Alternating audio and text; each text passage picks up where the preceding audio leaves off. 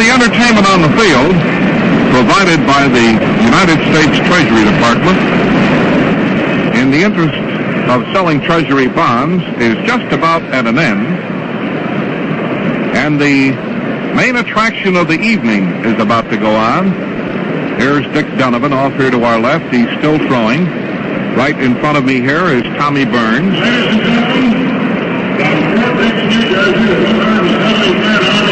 Here's the announcement bringing the Treasury show to a close. Listen to it now. Thank you very much, fellows, for coming. And ladies and gentlemen, let's give them a nice round of applause.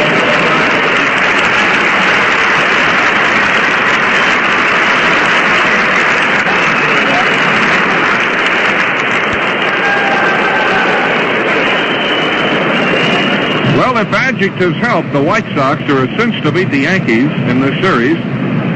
The Chicago City Council, in a resolution introduced by Mayor Daley, hailed the White Sox today for unusual enthusiasm, excellent ability, and unexcelled devotion, and assured the White Sox that the people of Chicago have unfailing support, unquenchable loyalty, and unreserved pride in them. The resolution did not mention the Yankees by name, but referred to them as, quote, cunning with measureless chicanery and sleepless tenacity. Mayor Daley, you know, is a great Sox fan as well as a 1,000-hitter. He's had 2 hits and 2 times at bat so far this summer in City Council softball games. Here are the umpires. Here are the lineups. I'll let you listen to them here at Yankee Stadium.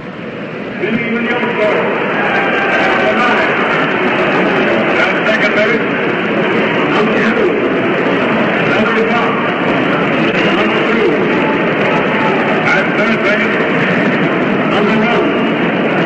George Carroll, number 1. At first base, number 8.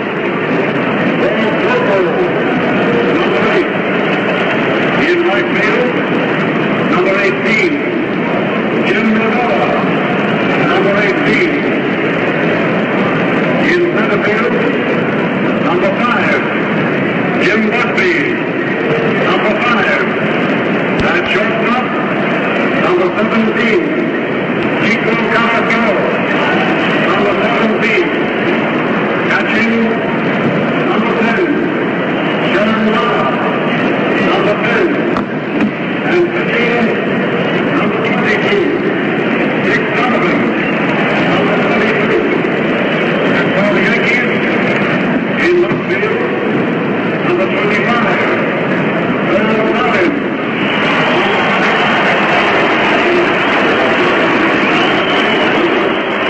Here are the Yankees going out onto the field. Andy Carey, Hunter, McDougal, and Skowron on the infield. Noren, Mantle, and Howard in the outfield. And the battery, Byrne and Berra. McKinley will be the umpire back of the plate. Beautiful night for baseball, and I hope you're going to be able to hang around for every play. And boy, this should be some game. Let's hope the White Sox get off on the right foot here tonight with Dick Donovan, a really great pitcher. Now, very shortly, after one more announcement, I imagine they'll give you the umpires. We'll hear our national anthem.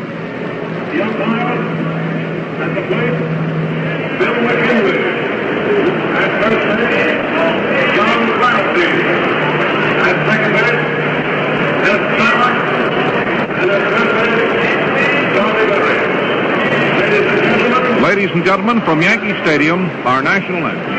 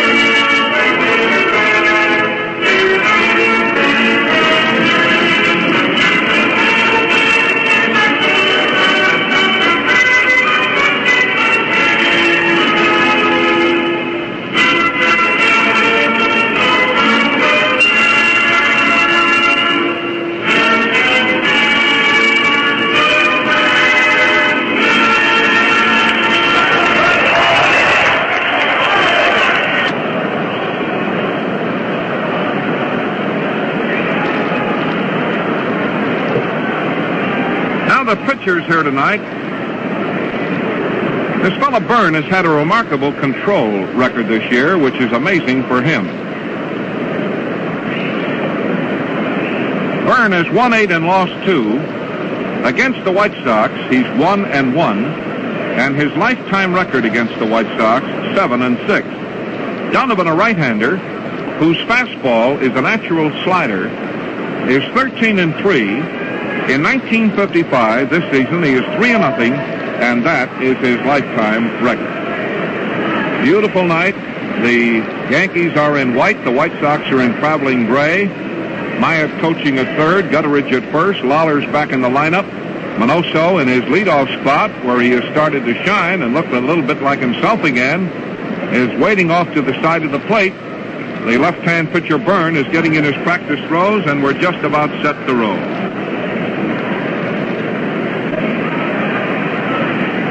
Tommy Byrne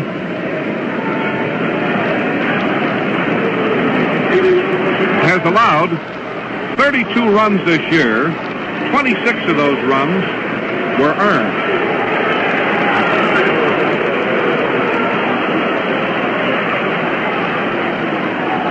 He's had 35 strikeouts, and he's walked 39 batters. Minoso, who's stepping up to lead off, is batting 260 and has 35 runs batted in. The first pitch of the game is a ball that's high.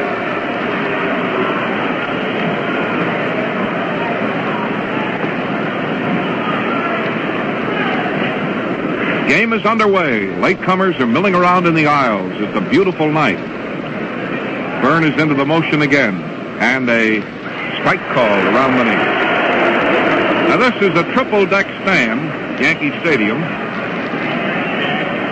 It extends out into left field and out into right field, and then there's a tremendous open-faced bleacher all the way across center field.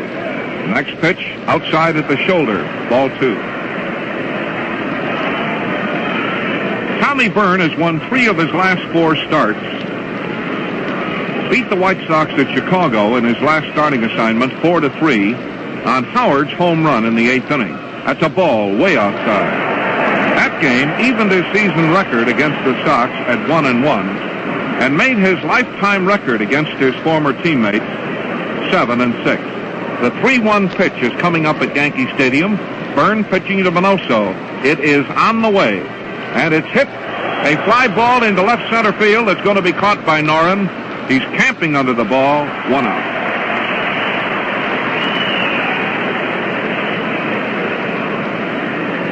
One out. That'll bring up Nelson Fox.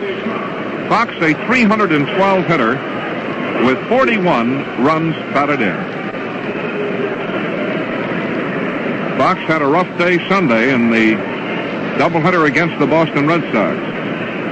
There are those that feel that Fox should hit left-handers very well. Here's a strike in across the knee. Fox is a tremendous bunter, as most of you know, but for some reason or other, he seldom bunts against left-handers, who, when they go through with their motion, are frequently off stride and would have a hard time fielding a bunt down the third base line. Here's a pop-up. Just up the third base line, about 20 feet. Yogi Berra goes up the line, catches that ball, 20 feet up the line, and about 1 foot foul, 2 out.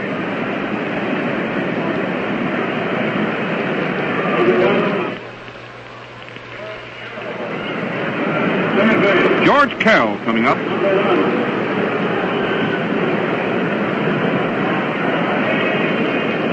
George Kell has hit safely in 21 of his last 25 games going into tonight's game. He's driven in 20 runs during that period, strike call, and has raised his season average from 263 to 311. His record during the streak, 37 hits for 91 times at bat, 9 doubles and 1 home run for a mark of 407.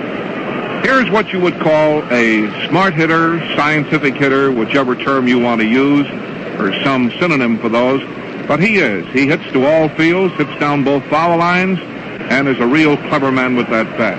There's a ball that's wide, 1-1. 2 out in the first inning. the pitcher Byrne. The White Sox pitcher will be Donovan.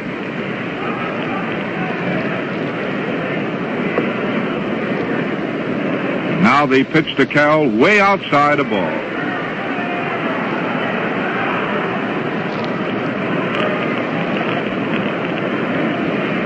George Kell, number 1 in the back of his gray traveling uniform. And a swing and a tip foul.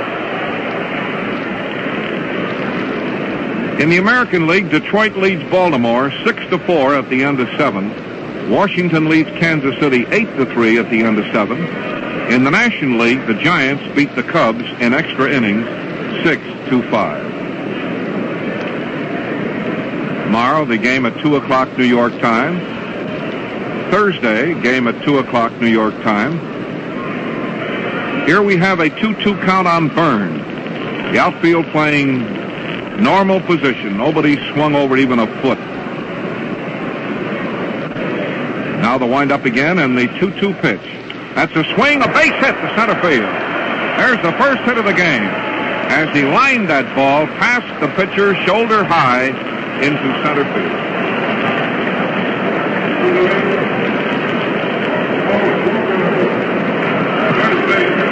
Since the All-Star game, Gropo has hit at a 373 clip with 19 hits and 51 times at bat.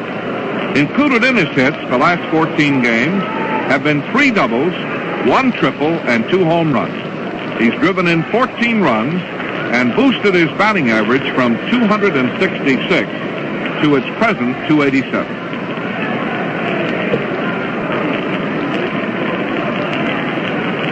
First pitch, a very high pop-up on the right side of the infield. McDougal right in the base path is waiting. Got it to retire the side. Now, Tommy Byrne, of late, and especially in Chicago, was coming in very, very frequently with a half-speed pitch, slow curve, up around the shoulders, and he throws it not too often so that when he does throw it, it's effective. And just as like that on that occasion, Gropo swung at that ball, it looked as big as a basketball, and he popped it up. No runs, 1 hit, and 1 man left. The score at the end of the first half of the first inning, White Sox, no runs, 1 hit. The Yankees are coming to bed.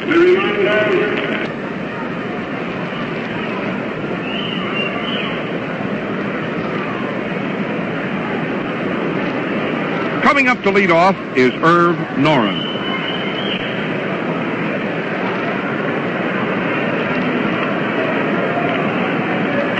Noren batting left-handed, .254 hitter with 54 runs batted in. Donovan. Here's a swing and a hit right over third. That ball over the third baseman's head. Minoso firing the ball into second base. He's going to try. He is out at second base. Out at second base.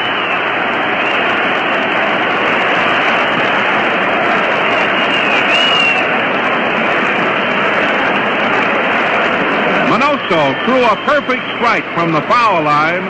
Fox handled the ball. Fox had the base blocked off. Noren slid right into the glove and the ball. He is out, and if you're keeping a scorecard on this big ball game, credit him with a base hit.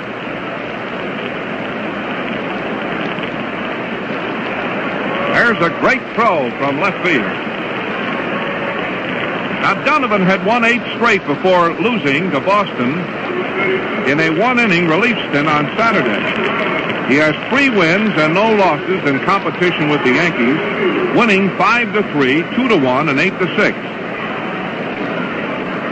He has pitched 4 shutouts and has an earned run average of 2.80.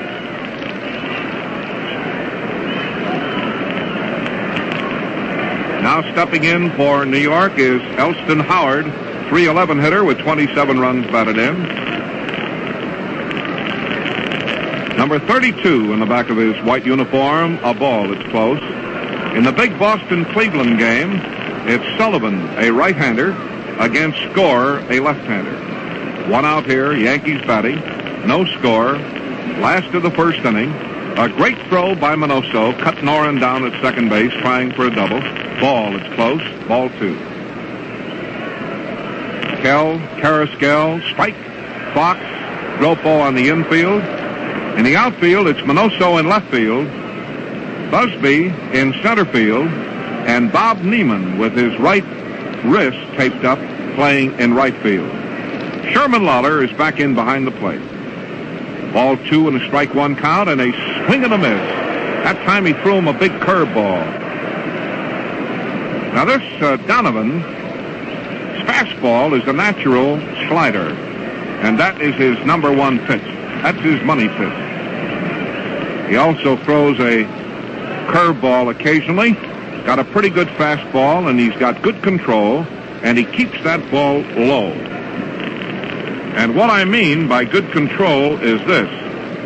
Donovan has pitched 132 innings and given 30 bases on balls. 132 innings, 30 bases on balls. Swing and a miss. Struck him out. He went for one a foot outside and low. For Donovan, that is his 63rd strikeout of the year.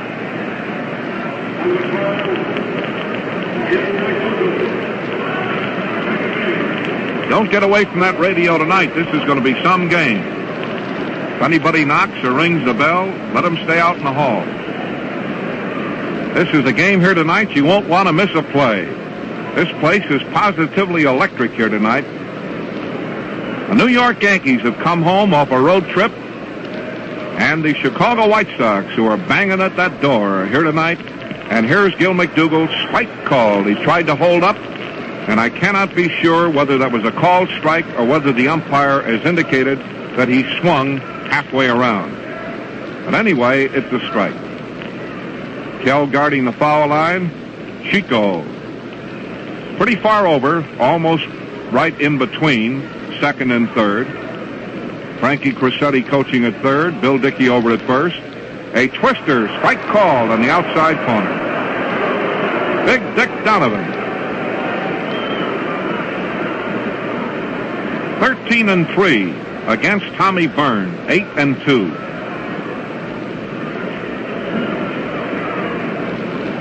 In this big ball game tonight at Yankee Stadium.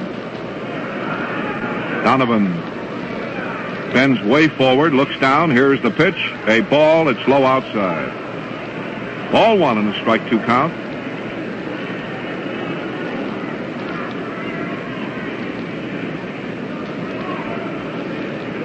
Latecomers are still coming in.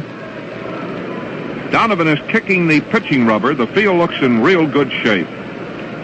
That grass is just as green as a golf course.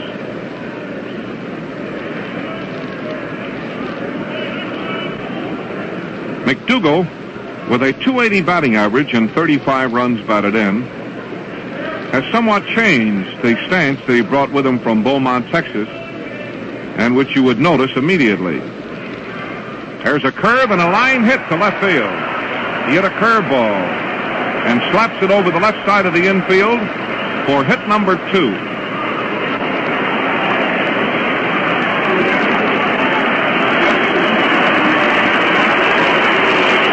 Here's Yogi Berra.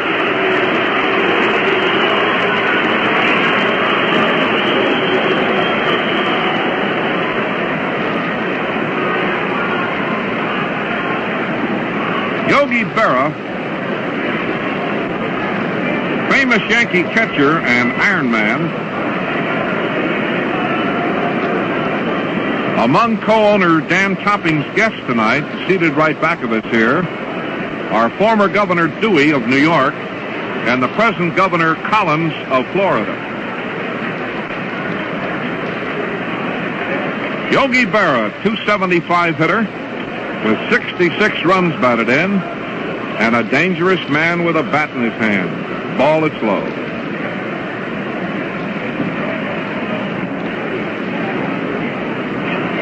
Norrin led off with a single, was out trying to get a double. Howard struck out. McDougall hit a half-speed curveball and lined it into left field for a hit. Yogi Berra, the batter, a fastball. It's too low, ball 2.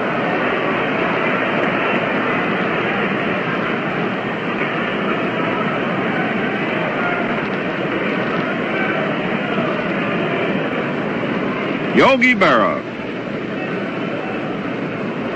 White Sox keep up a line of chatter out there in the infield. Cal, Carrasquel, Fox, Dropo. Fox is pulled way over toward first base. The right fielder Neiman is standing right in front of the fence. It's only 315 feet here in New York down the foul lines, but the stand arches out then abruptly.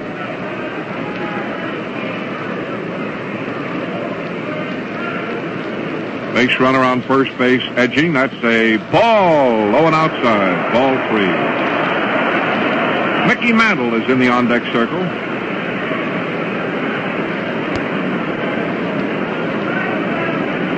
Yankee base runner on first base. Yogi Berra, the hitter. Donovan again picks up the rosin bag. The outfield is swung way to the right. That is a ball. He walked him. Let's pause here for station identification. This is the WCFL Chicago White Sox Baseball Network. This is WCFL, the voice of labor in Chicago. Mickey Mantle, a switch hitter, batting left-handed against the right-hand pitcher, has a batting average of 304 and has had 64 runs batted in. Ball, it's too low.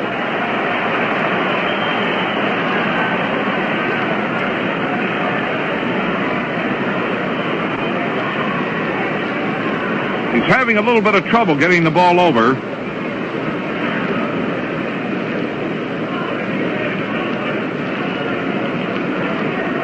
Now the second baseman, Nellie Fox, walks in. Nellie's got a big chew in his left cheek.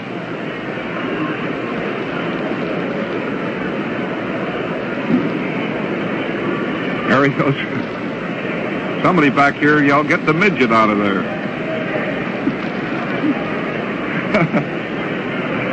Nellie Fox.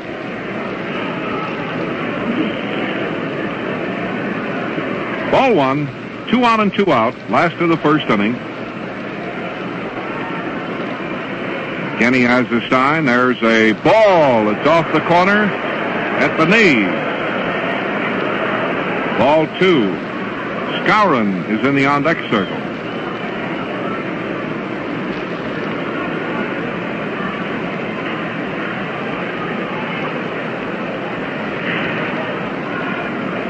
Donovan again takes his glove off and roughs the ball around in his hands. Takes a look at the base runners. McDougal out on second base. Yogi Berra over on first base. And a ball. It's outside again. That's 7 straight wide ones. Time is called, and manager Marty Marion is coming out to the mound.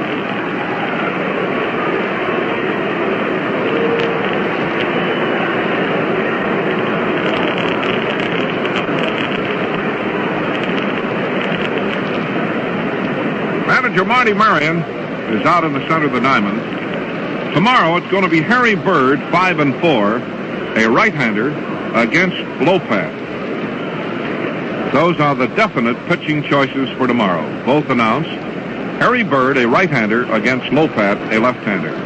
In the final game, it'll be Turley for New York, and I believe Trucks for the White Sox.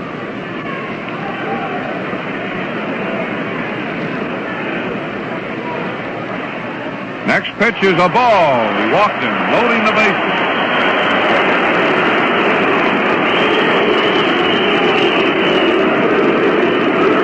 So the White Sox are faced with an alarming situation as early as the first inning here at Yankee Stadium. As after Noren singled and was out trying for 2, Howard struck out, McDougal singled, Berra and Mantle have walked on 8 straight pitches, and the bases are loaded with Yankees, and Skowron, a 346 hitter with 41 runs batted in, is up. This is a good time to get out any good luck piece that you have or 4-leaf clovers, because this is an alarming situation in the first inning. Skowron A boy from Weber High School, Chicago, who went to Purdue University, is a stocky right-hand hitter. Number 14 on the back of his white uniform. And the first pitch to him, a swing and a ground ball to Chico. Should get it. The play to second, and it's out. Got out of the jam. I didn't think he was going to get him. He threw the ball to second base, and Mantle is arguing about it. I thought they were going to miss him, but they got him, and he is out of the jam. Skowron slapped a ground ball to deep short that Carrasquel made a fine stop on, fired the ball to Fox, and Mickey Mantle is forced out at second base on a play that's so close, I hate to even think about it.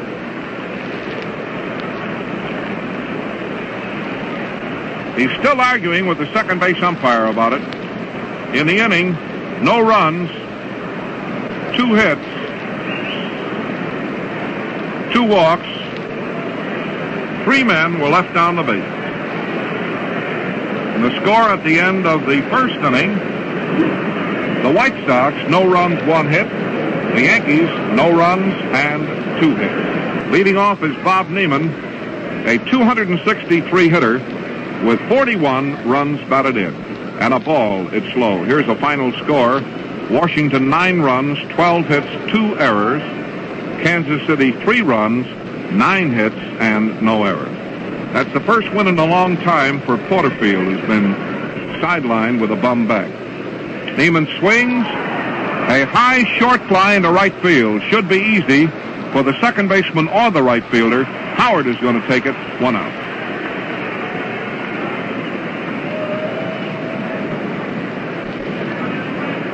Number 5, Jim Busby. Center fielder Jimmy Busby batting .241 with 31 runs batted in.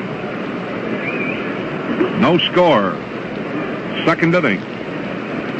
But the White Sox had a terrific scare in the first inning. Bases loaded and Skowron up. First pitch to Jim, a little bit too low. A ball 1. Tommy Byrne depends on slow balls, curves,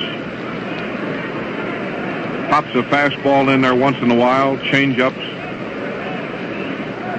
Here's a bunt down the third baseline, but it's going to go foul. Foul ball. In the National League, Brooklyn at Cincinnati, Philadelphia at Milwaukee, and Pittsburgh at St. Louis. Those are all night games. In the afternoon game, the New York Giants defeated the Cubs 6-5. This is the first game of a 3-game series with an afternoon game tomorrow, Wednesday, and an afternoon game on Thursday. 1 out in the second inning, and Busby the batter. Busby hit a high outside pitch on a line into right field. White Sox hit number 2. 2 hits apiece, no score.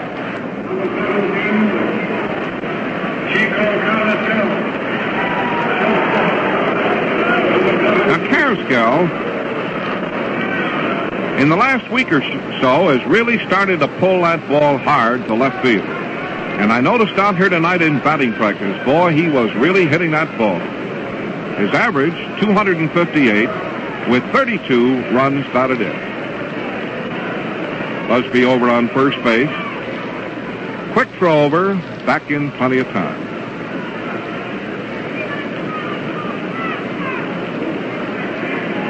Getting a sign again, and a strike gets around the knee.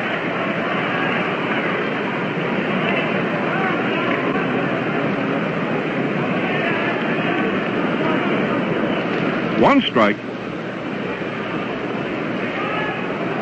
Lawler is in the on-deck circle. Next pitch is too low, a ball. Yogi Berra was ready to fire that ball down to second base. He thought the base runner was going to go, but Busby, after leaping off to try to upset the pitcher, stayed there.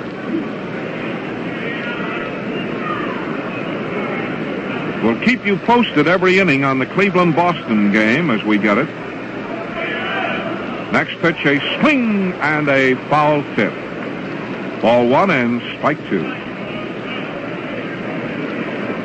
Andy Carey at third. Hunter at short. McDougal at second. Skowron at first.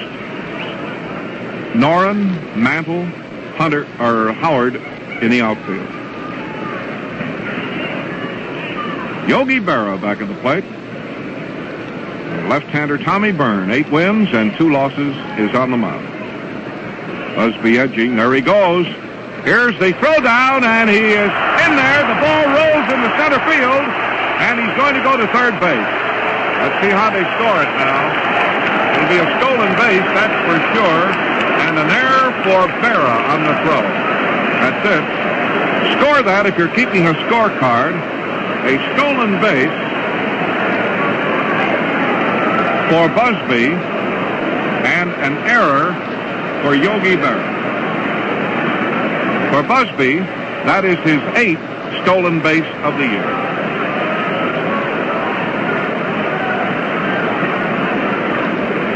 Covering second base on the play was McDougal. Berra threw the ball after McDougal had gotten to second base. He threw the ball over to the first base side of second. McDougal tried to double back and grab the ball, but he couldn't, and it went out into right center field, and Busby goes to third. Now we have a ball 2, strike 2 count, a swing and a miss.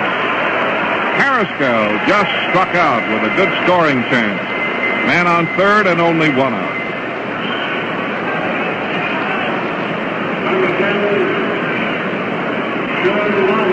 For Tommy Byrne, that is his 36th strikeout of the year.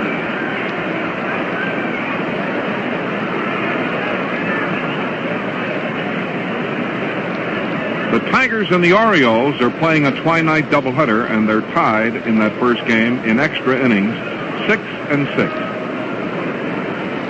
Now here is Sherman Lawler, a 270 hitter with 42 runs batted in. Man on third, a swing and a foul. It's going out of play off here to the right. 1 strike.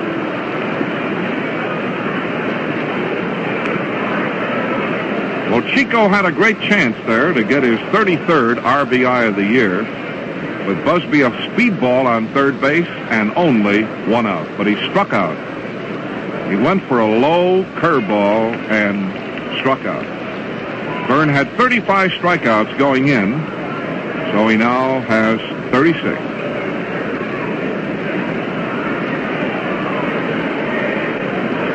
Andy Carey pulled over near the bag at third. Billy Hunter, hands on his hips, deep at short. Mantle right in line with center field. Left fielder is Noren. The right fielder is Howard. And Tommy Byrne looks at the base runner, Busby. Now he's ready. 2 out. The pitch, high, outside, a ball.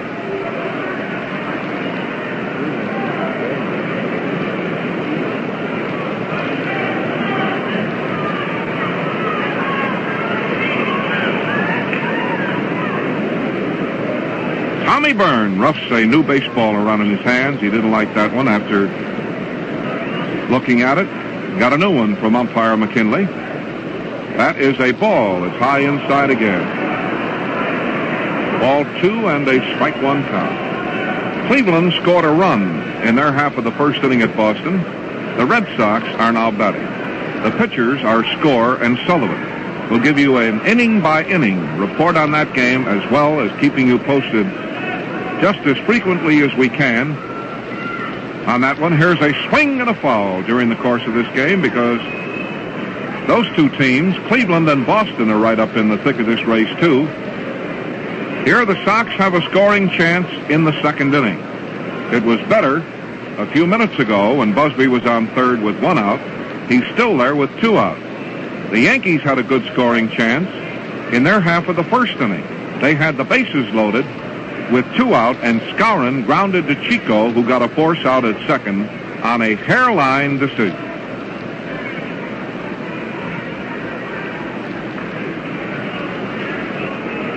Tommy Byrne fidgeting around, taking a lot of time. That's a swing and a very high infield fly. Here's the first baseman, Skowron, coming down the line, and he grabs that ball for the out. Skowron came down toward the plate about 2/3 of the way from first to the plate and about 3 feet foul to take that ball. On the way down, his cap blew off, and he was visibly staggering because he wasn't sure whether Berra was going to try to get it. He looked at him 2 or 3 times and ran around in a bit of a circle. He was afraid of a collision, but Yogi Berra jumped out of the way, and he caught the ball for the out. In that inning, no runs, 1 hit, and 1 man left on the base. The score at the end of the first half of the second inning, the White Sox, no runs, 2 hits. The Yankees, no runs, 2 hits.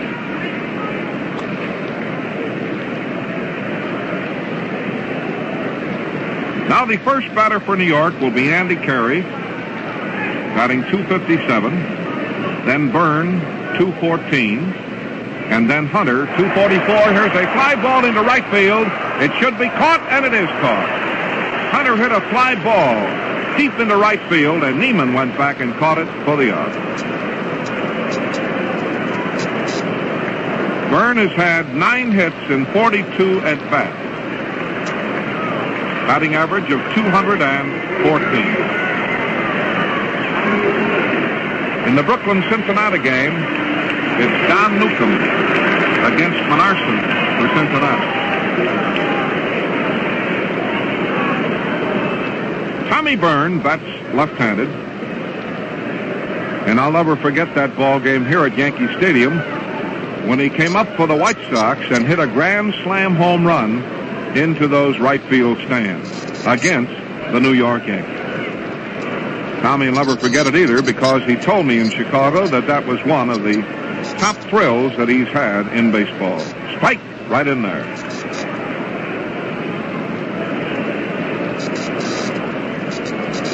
Kell, Carrasquel, Fox, Dropo. In the infield, the outfield, Minoso, Busby, and Neiman. The battery, Donovan and Lawler. And a swing and a tap on the ground. Tough chance. The pitcher going to get it and runs to the bag. He made the play himself. Here was a ground ball between first and the mound, but closer to first base.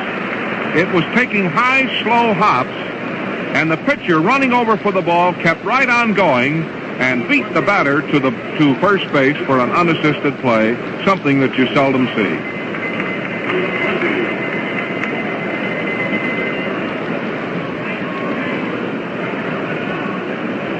Billy Hunter batting in the 9th spot.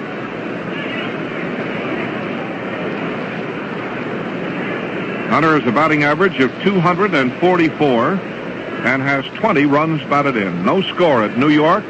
We're in the last of the second. Each team has threatened once.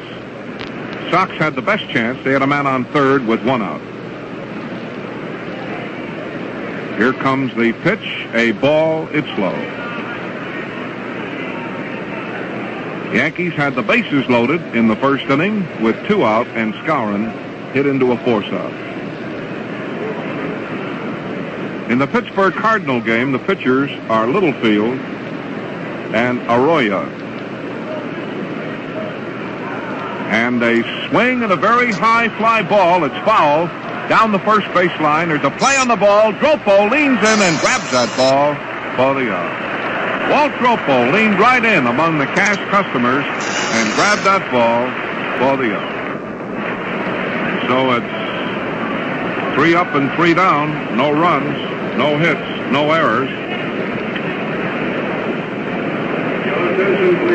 At the end of 2 full innings of play at Yankee Stadium in New York, White Sox, no runs, 2 hits, no errors. Yankees, no runs, 2 hits, and 1 error. In the Philadelphia-Washington second game, Shea against Kellner.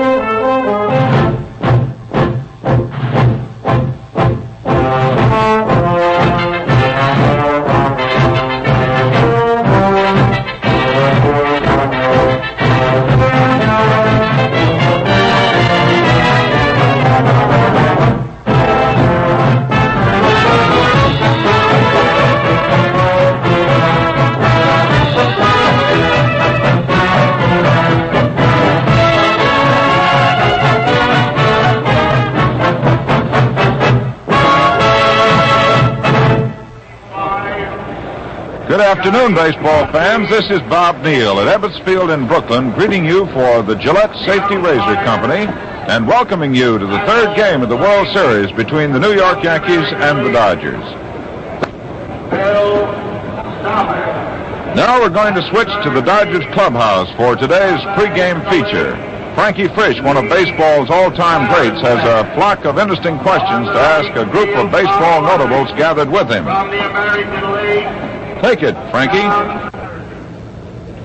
Good afternoon, fans. Well, it's really a pleasure to have the captain of the Brooklyn Dodgers, Mr. Pee Wee Reese, on our Gillette program. Thank you, Frank. And I want to brag about you a little bit before I go into asking a question. You won't mind that, will you? This fellow's been a great little shortstop for years. In fact, a number of years. A strong, heady player, courageous little guy, and playing good ball in this series. Pee Wee, how many years have you been with the Dodgers? This makes my 16th year, Uncle Frank. 16 years. Just a young fella. Hey, and you're not kidding. You look as if you're good for at least 5 more. Well, I hope you're right. I don't know. I still feel like I can play a couple more years. Oh, that's a cinch. My legs feel fine, and I'm not tired, and I played 145 ball games this year. Well, yesterday, Rizzuto gave you a little fine piece of advice. What was that conversation when Rizzuto slid headfirst and dirtied up that uniform? What happened? Oh, Phil was more or less kidding. He was a little unhappy because I didn't tell him not to slide when the ball was fouled, but I wasn't sure. And he said, why didn't you tell me not to slide? And I said, well, Phil, I've always wanted to be able to slide on my stomach like you do, and I just wanted to see your form coming into second base. Hey, that's pretty good. I got a kick out of Rizzuto sliding headfirst, too. Say, you're not the nervous type, are you? You go and play these ball games just like it's an everyday ball game, right? No, sir, I don't. I wish I could say that, but before every game, even during the season, I get a little butterflies in my stomach. In fact, I am right here sitting here now, just thinking about this game, thinking about Turley and that fastball and that big overhand curve he's going to throw. Well, I hope he can't get it over. You'll be all right, but you know the big question everybody around the country, and they ask me every 5 minutes, what's the matter with the Dodgers? Will they do better when they get back to their home ballpark? And you're the fellow who can answer the question. Well, to tell you the truth, we naturally think that we'll do better. We've always played better ball here in Brooklyn. We have fellows who can hit the ball out of any place in this ballpark, but also the Yankees have the same type of ball club. Now, Tommy Byrne and Whitey Ford that beat us over in the Yankee Stadium, we haven't seen too many left-handers, and we thought we'd at least beat one of those guys. But they're both very good pitchers. It goes to show you, I don't care if it's a right-handed hitting ball club or a left-handed hitting ball club. If it's a good left-hander, they can beat any type of hitting ball club. Say, Pee Wee, you know what I noticed in this series a lot? That the pitchers have been throwing a lot of sliders, curveballs, and change-up pitches. And they've been able to get the ball over the plate on the 3-2 and the 3-1 pitches. They've been throwing curveballs, right? Well, that's is what makes a pitcher a good pitcher, Uncle Frank. You know that yourself. If a pitcher can keep a batter off balance, keep him off stride. If you get a pitcher that gets behind a hitter 3-1 and 2-0, and the hitter knows that you're going to come in there with that fastball, he can get set. But a fellow like Tony Byrne and Whitey Ford, they don't give you that good ball to hit. They change up on you. Uncle Pee Wee, lots of luck to you, and I hope you continue to have a nice series. Thank you. How about one of these fine Gillette razors in that handsome case? Isn't that a dandy? Certainly is, Uncle Frank. Thank you very much. I have a couple of them, but I can always use another. I understand this is a real new one. Oh, that's a dandy. Thank you. I know you get some enjoyment out of it. Thanks kindly. And fans, we have a great guy coming to him here right now. A fellow named Tommy Byrne. Tommy, sit down. And I want to congratulate you on that swell job you did yesterday. This fellow's a courageous guy. And he's not alone a good pitcher, a good control pitcher with a good curveball to use it. But he's also a good hitter. What'd you hit to knock in those 2 runs yesterday? Was that a fastball or a curveball? It was a fastball, I believe, Frank. And they tell me Mr. Stengel has been using you at the 8th slot in the batting order at times. That must make you feel pretty good, does it, Tom? Yeah, I rather enjoy that. It's quite an experience, and to be pitching and hitting 8, so... Say, you know, this is a marvelous thing. I've been in baseball a long time. To see a fella come back the way you did, I mean, it's a great example for the young kids around the country to not give up and to stay with it and be determined the way you have been. Tell me something about you. Were a fastball pitcher and it lacked control, right? Yeah, that's the gist of it. What happened? Well, I got to a point, Frank, where it looked like I was beating myself by throwing so many fastballs. And as a matter of fact, with the years slipping by, it seemed like I lost a little of the elasticity out of that arm, and I had to resort to something else to stay here or to come back here. So I kind of set a new pattern for myself. I took a combination of what I used to be and low pat and tried to put them together, and I started throwing off-speed pitches like a slider and a slow curve and change up on the good curve and on the slider and the fastball. Well, and as a result, it's worked out pretty good. Tell me, there's a thing I forgot to say. It's a little you have something from the neck up. You know what I mean? Pitchers can have a fastball and a curveball, but you still have something from the neck up. Did you go to hitters with Casey? Well, we went over them as a team and collectively, not individually. And it seemed we had pretty good dope on them. I hope it continues to be so accurate. Well, now, what do you think about the series? Just a word from you, Tom. I'm going to say this. We should go play them one game at a time and let it go at that. Tommy, lots of luck to you. Thank you so much. And It's good to I see you. enjoyed watching you pitch yesterday, but, hey, my goodness, I can't forget that. Yeah, Gillette, isn't that a dandy? It's a wonderful razor. Enjoy it. Thank you so much. Okay, Appreciate it. it's a fine Gillette razor. Thank you so And much. that case is a dandy. Well, fans, the clock says it's time to go, and so we take you back to Gillette's broadcast booth. Thank you. The weather today is threatening as the heavy clouds overhead at Ebbets Field perhaps are equal to the fears that hang in the Brooklyn Hearts as the Dodgers come home after losing the first two games to the New York Yankees. The Yankees, with two victories in the first two games of the World Series today, will go with the right-hander, Bob Turley, and the Brooklyn Dodgers will counter with the left-hander. And the inviting right field wall certainly presents, let's say an optimistic target for both clubs. Yesterday's pitchers, Billy Lowe's and Tommy Byrne, both were born in the month of December. Today's two pitchers, Bob Turley for the Yankees and Johnny Padres, are both born in September. Turley on the 19th of September, Padres today. So, a 23-year-old goes against the fastball artist of the American League. The National League Dodgers are lined along the foul line between the plate and first base, and the Yankees are between third and first, and the umpires are grouped at home plate. And the Marine color guard is out in right center field. The wind is blowing in from right to left. The crowd is on hand. The Dodgers are hopeful. The New York Yankee manager, Casey Stengel, has given most of the men up here in the press box today a little bit of excitement because he changed his lineup about 5 minutes ago. Bob Cerv now will lead off for New York and play left field. Gil McDougall will bat second and play third base. Yogi Berra will catch and bat third. And Mickey Mantle will make his first appearance in the World Series of 1955. He went to Casey about 8 minutes ago and said to him, "Skipper, I want to play today." So Casey said, "All right, Mickey, you're in center field." He'll bat fourth. Bill Skowron will be at first base, making his first World Series appearance in the lineup today for the New York Yankees. Elston Howard will be in right field. Batting seventh and playing second base is Billy Martin. Phil Rizzuto will start at shortstop and bat eighth. And Bob Turley, the right-hander, the bullet thrower, goes to the mound for New York. Turley is making his first series appearance. He led the American League in walks with 177 this year. He finished second in strikeouts with 210. And his one-loss record for New York was 17-13. For the Brooklyn Dodgers, Junior Gilliam has been moved to second base. And the switch hitter, of course, can swing from the left side against the right-hander, Bob Turley. He will lead off, play second base. Pee Wee Reese, the Dodger captain, will play shortstop and bat second.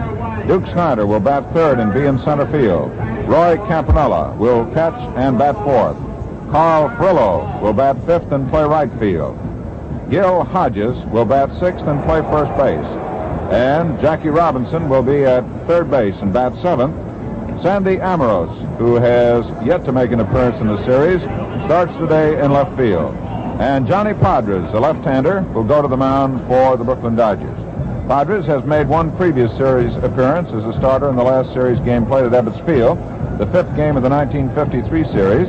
He pitched 2 2/3 innings, allowed 1 hit, a leadoff home run by Gene Woodling, 5 runs, 1 of those earned. He was the loser. The Yankees won 11-7, and Padres singled in his only time at bat in the season. Padres had a 10-10 record, but that's been changed by the National League office. He was originally given a victory on September the 25th in Pittsburgh. It's been awarded to Russ Meyer, and his record is now 9-10. The Dodgers have taken their positions in the field. The color guard is moving off. The heavy clouds overhead present a strange contrast to the sadness that's felt by some hearts here in Brooklyn. The Dodgers, with their backs to the wall, are home, and they're hoping that they can pick up a victory. And as we're just about ready to start the 3rd game of the World Series, here is my running mate, a man who saw all of the games of the Dodgers this year, Al Helford. Well, thank you very much, Bob Neal, and hi, everybody. We're just about ready to start this one with Big Bob Cerv stepping up to the plate. Jim Honachek, the plate umpire, will be calling for that man in just a moment, and the cry of play ball will sound through Ebbets Field. But before it does, let's pause briefly for station identification. This is Mutual, the radio network for all America. Jim Honachek brushes off home plate. Roy Capanella is behind that plate, and out on the mound is left-hander Johnny Podres from Weatherby, New York. Stepping up to the plate, the big guy with the piano legs, Bob Cerv, leading off. He's 0 for 3 in series play as a batsman. Let's set the Brooklyn Dodgers for you defensively now. Johnny Podres on the mound. As Bob told you, a 9-10 record for the year. Catching the left-hander this afternoon, Roy Campanella. At first is Gil Hodges. At second, Jim Gilliam. The shortstop, Reese. At third is Robinson. Here's the first pitch. Fastball. The bunt is bluffed and taken. It's in there for a strike. Out in left field is Sandy Amoros. The center fielder is Duke Snyder, and in right field is Carl Furillo. Johnny Podres is ready. Comes down 0-1. The fastball is ripped through there for a strike. We have a stiff wind blowing in from behind right field, blowing over Bedford Avenue and coming in over the ballpark, going out from behind left. So it's going to help the fly balls hit into the left field sector, which is 348 feet down the left field line, 393 feet to center field. Pitch swung on and fouled right up over our microphones. So the count on Bob Cerv, the big right-hand hitter. No balls and 2 strikes. The outfield for Cerv is fanned slightly around the left and playing him very deep. He has a lot of space out in right field. Curveball swung on, tapped back to the mound. Podres has fielded it, throws to first base, and that's all for Cerv. 1 up, 1 down. Top half of the 1st inning in the 3rd game of the World Series. Gil McDougall, who is batting at .250 in series play with 2 base hits on 8 times up, is coming up to the bat now for the Yankees. The sports fraternity has been saying ever since last night that this is the game the Dodgers must win. Johnny Podres takes his sign. Slender left-hander delivers a high curveball outside for ball 1. Gil McDougall stands about as deep in batter's box as the law will allow, feet wide, spread apart. Right-hand hitter with an overly closed stance. The coaches for the Yankees, as usual, Bill Dickey at first base, and at third is Frankie Crosetti. Podres throws a big slow curve in there, and it's over for a strike.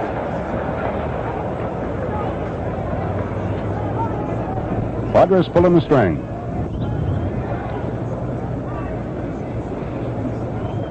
Everyone just seems to be sitting around the ballpark this afternoon in anticipation.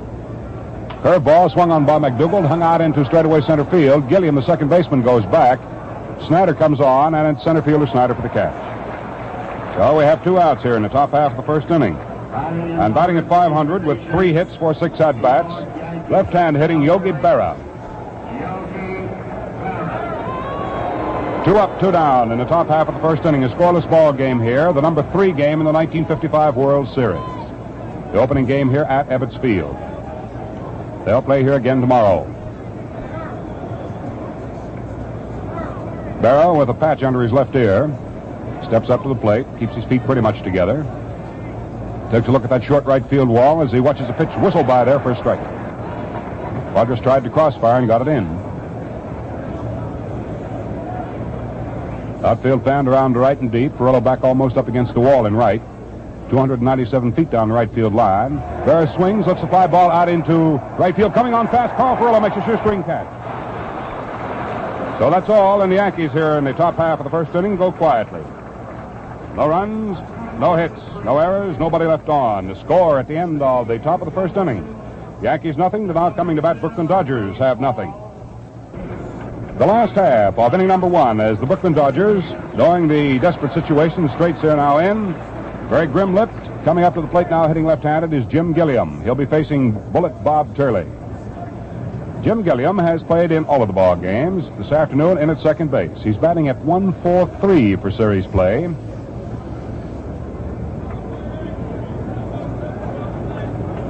Where base hits, Gilliam has one. He has been up 7 times. Gilliam will be followed by Reese and then by Duke Snyder. 0-0 ball game. Now let's set the Yankees for you defensively. Bob Turley is on the mound. Behind the plate, Yogi Berra. At first, Big Bill Moose Skowron.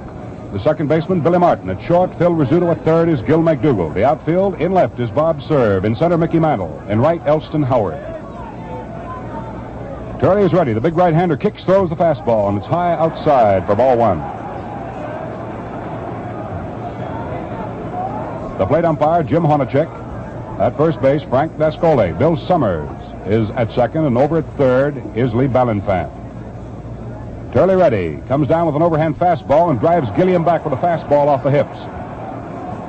2 balls and no strikes. Swings, does Gilliam, hits a high fly ball to deep center field. Mantle has gone back under it and makes the catch easily. So we have the first out here in the last half of the first inning. Captain Reese becomes the batsman.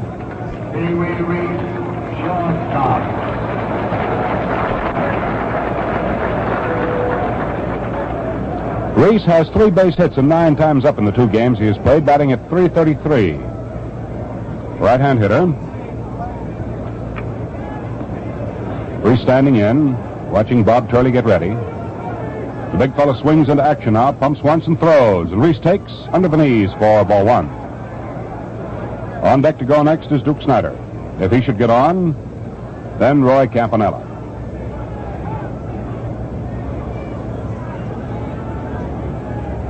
Turley ready, delivers, and it's outside and low. 2 balls, no strikes.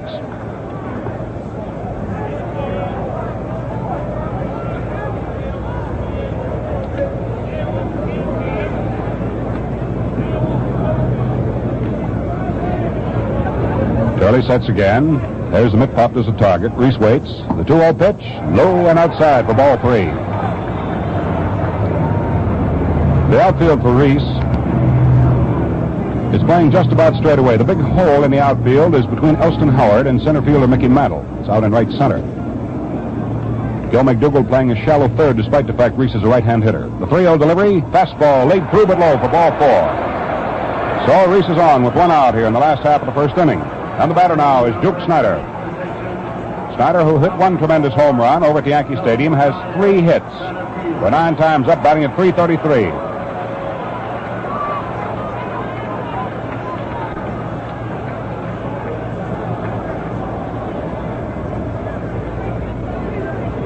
Down the right field wall here to the high fence.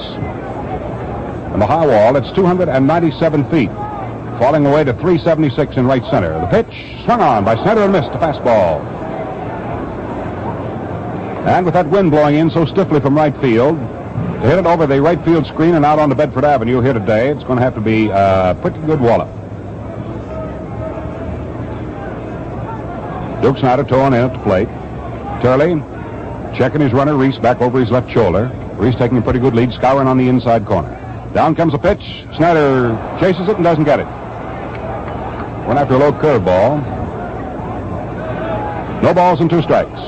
Jake Fittler, coaching behind first for the Brooklyn Dodgers, claps his hands together and shouts words of encouragement to Snyder.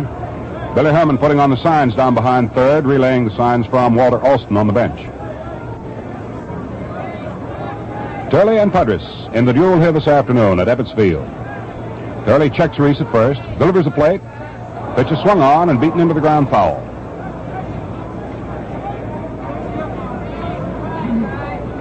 Snyder kicking the mud out of his spikes.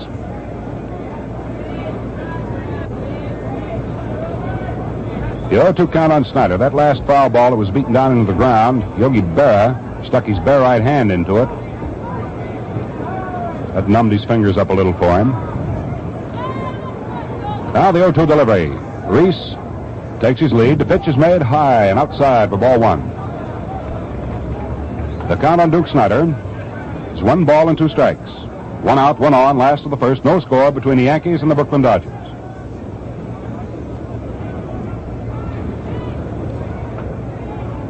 Outfield around to right and deep. Elston Howard playing very deep in right field, pulled pretty close to the line. The big hole in the outfield is down the left field line.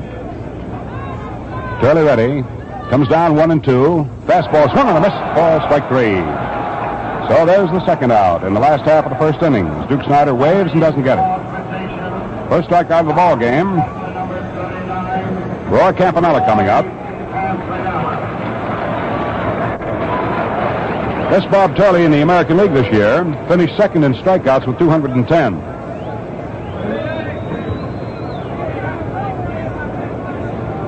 So he can get him out by this method.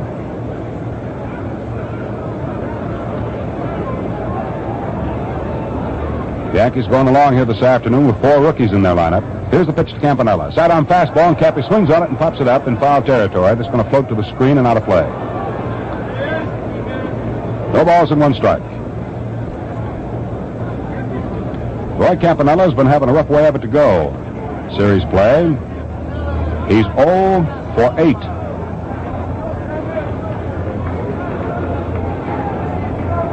He really has been swinging.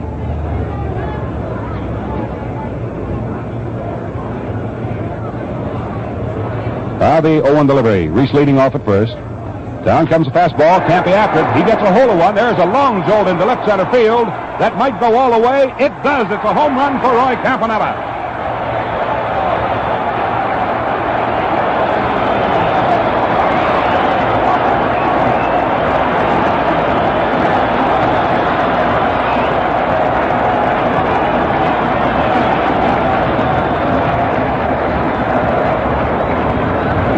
Everyone standing up, and Roy Campanella being congratulated by his teammates as he comes into the bench. He really came out of his batting slump. He's now 1 for 9, but what a wallop. Into the left center field stands for a 2-run home run to put the Brooks out in front, 2-0. Turley threw in the fastball. It looked like a fastball, and Campy got a hold of it. So I'll give him 2 runs batted in. That's 1 hit for the Dodgers. Carl Furillo up there now takes a curve in for a strike.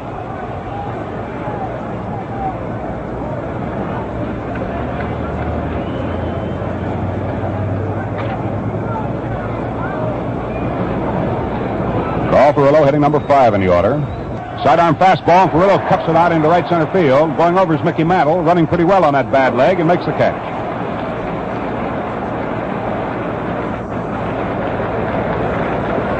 Mickey, if he had been at himself completely, could have put that in his hip pocket very easily, but it was a chore for him. You could see that by the way he ran. In the last half of the first inning, 2 runs on 1 hit for the Brooklyn Dodgers. There were no errors. Nobody was left on. And talk about power, that Campanella really poured the power into that ball when he hit it from left center field. You know something? If the White Sox, Marty Marion, had a consistent power hitter or 2 like Campy, it might have been a different American League team in this series. Campanella, coming out of his batting slump, has helped the Brooks here considerably as we go into the top half of the second inning. Mickey Mantle, a switch hitter batting right-handed against Johnny Podres, will be making his first World Series appearance this year. 2 runs on 1 hit for Brooklyn, no runs, no hits for the New York Yankees. We're expecting and anticipating a bitterly fought contest here this afternoon. Mantle, after the first pitch, rips a hot foul down the third base line. No balls, 1 strike. Mantle stands deep in batter's box as a right-hand hitter, holds the bat way down by the knob, has a closed stance. Podres works 0-1 with a soft curveball, and Mantle's out ahead of it and doesn't get it. Podres fed him the fast one, then gave him the big changeup.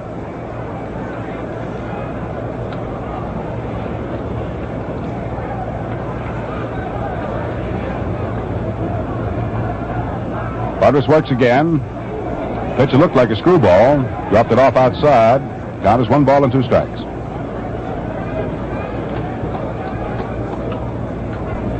2-0 Brooklyn. As we move along here in the top half of inning number 2, Mickey Mantle, the batter. Padres fastball swung on by Mantle. There's a high drive deep into straightaway center field, and there it goes into the center field stands for a home run for Mickey Mantle.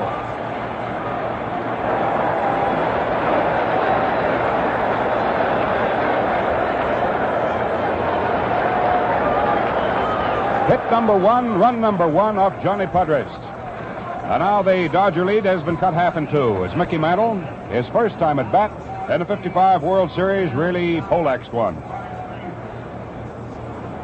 That's the 4th Yankee home run. The Dodgers have 3 of them. As the sun breaks out here, Bill Skowron, big right-hand hitting first baseman, comes up to the plate. Podres tries the fastball and drives him back. Fired right in off the hips for ball 1.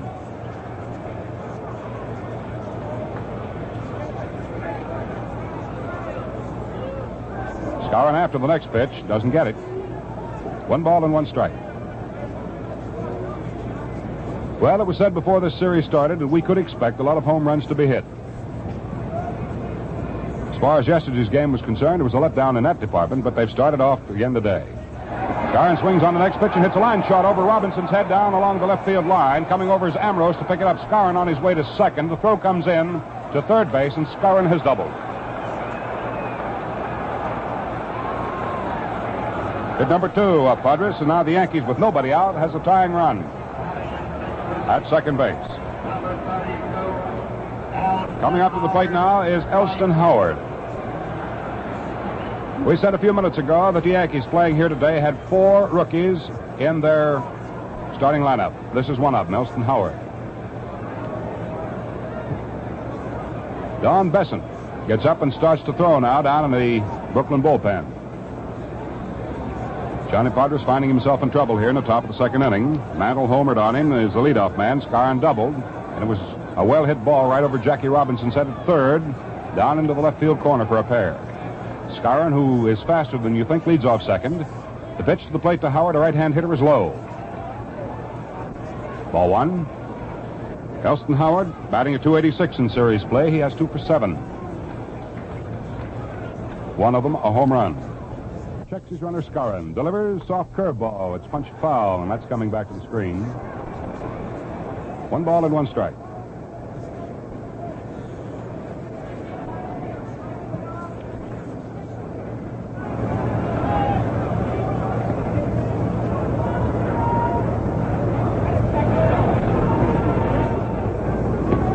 Podres getting the sign now from Campanella.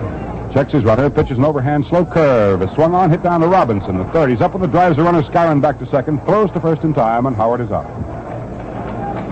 Well, we have the first out here in the second inning, and the tying run remains at second base. The batter is pesky Billy Martin. Old competition down there, batting at .500. 3 hits for 6 times up in the series. His help has been invaluable to Casey Stengel and the Yankees since his return from service.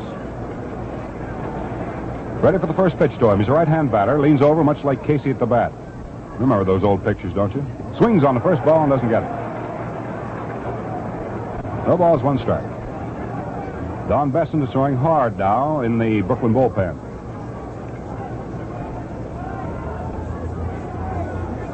Mo Skowron leading off at second. Martin is set.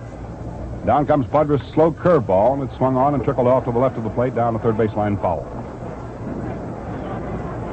No balls, 2 strikes. Count on Martin. In the ball game, the score stands Brooklyn 2 and the Yankees 1. Home runs have accounted for everything so far in the game. Roy Campanella hit one in the last half of the first inning for Brooklyn. But a made aboard had Reese on. Pitch is swung on by Martin and drilled back to the screen foul. Count holds on Billy the Kid at 0-2. Then Mantle leading off here in the second inning, drilled one high and deep into the center field sector, going just about over the 393-foot sign. And then Skowron doubled down the left field line. He's at second right now. Podres delivers. Martin swings on a slow curve and doesn't get it. Strike 3. Scarron still holds at second base. So that's the first Padres strikeout today. Phil Rizzuto has one base hit for the Yankees in the current series. For 3 times up officially, he's batting at .333. Hitting number 8 in the order. And with 2 down and Scarron on at second, Walter Alston comes out to talk to Johnny Padres. Campanella, Captain Reese, Johnny Padres, and Walter Alston having a chat. Now Campanella comes stomping back behind the plate. Reese breaks, goes back to shortstop. Walter Alston still talking to Padres. Down in the bullpen, Don Besant, who used to be in the Yankee chain, in the bullpen for Brooklyn.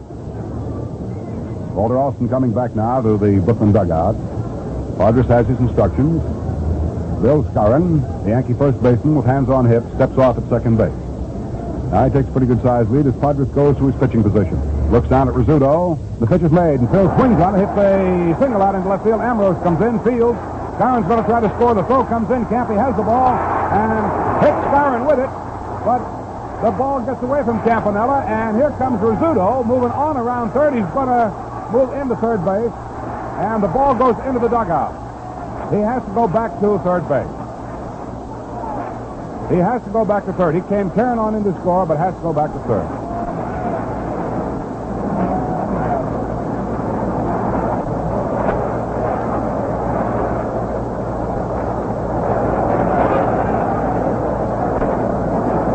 Bill Rizzuto ripping a single into left field. They're going to have to give him a run batted in. Third hit off Padres, run number 2, and the ball game's all tied up. And the lead run is on its third base right now. Roy Campanella had that ball from Sandy Ambrose and had the tag put on Scarron, and it got away.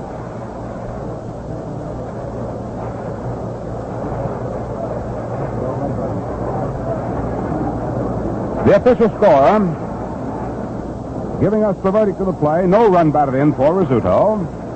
It's going to be an error on Campanella, allowing the runner to come in to score. So moves Scarron down to third base on the single in the left field, having score on Campanella's error. And Rizzuto moving around to third on that same miscue. The batter will be Bob Turley.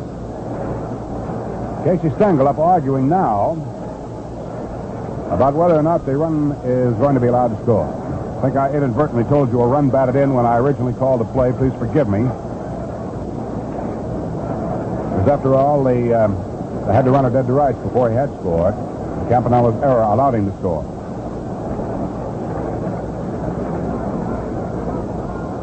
So it's all locked up. Turley, after the first pitch, hits a bounding ball to third. Up with it is Robinson, throws to first, and that's all for Turley. That retires the side. So here in the second inning, the Yankees come roaring back, picking up a pair of runs on 3 base hits. There was 1 error, and 1 man was left on. So the score at the end of 1.5 innings of play. The New York Yankees have 2, and the homestanding Brooklyn Dodgers have 2.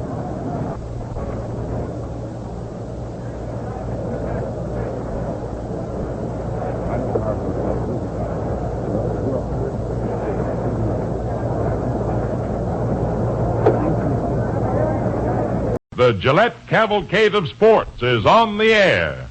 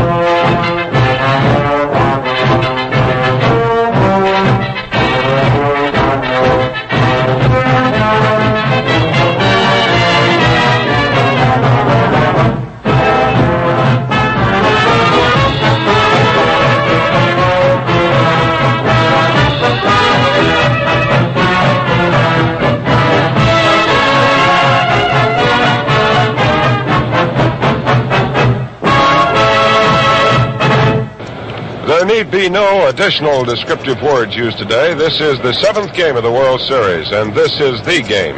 Both clubs have won 3, and today we find the winner taking the jewels, taking the title, and being the champion of all baseball as far as the American and National League is concerned.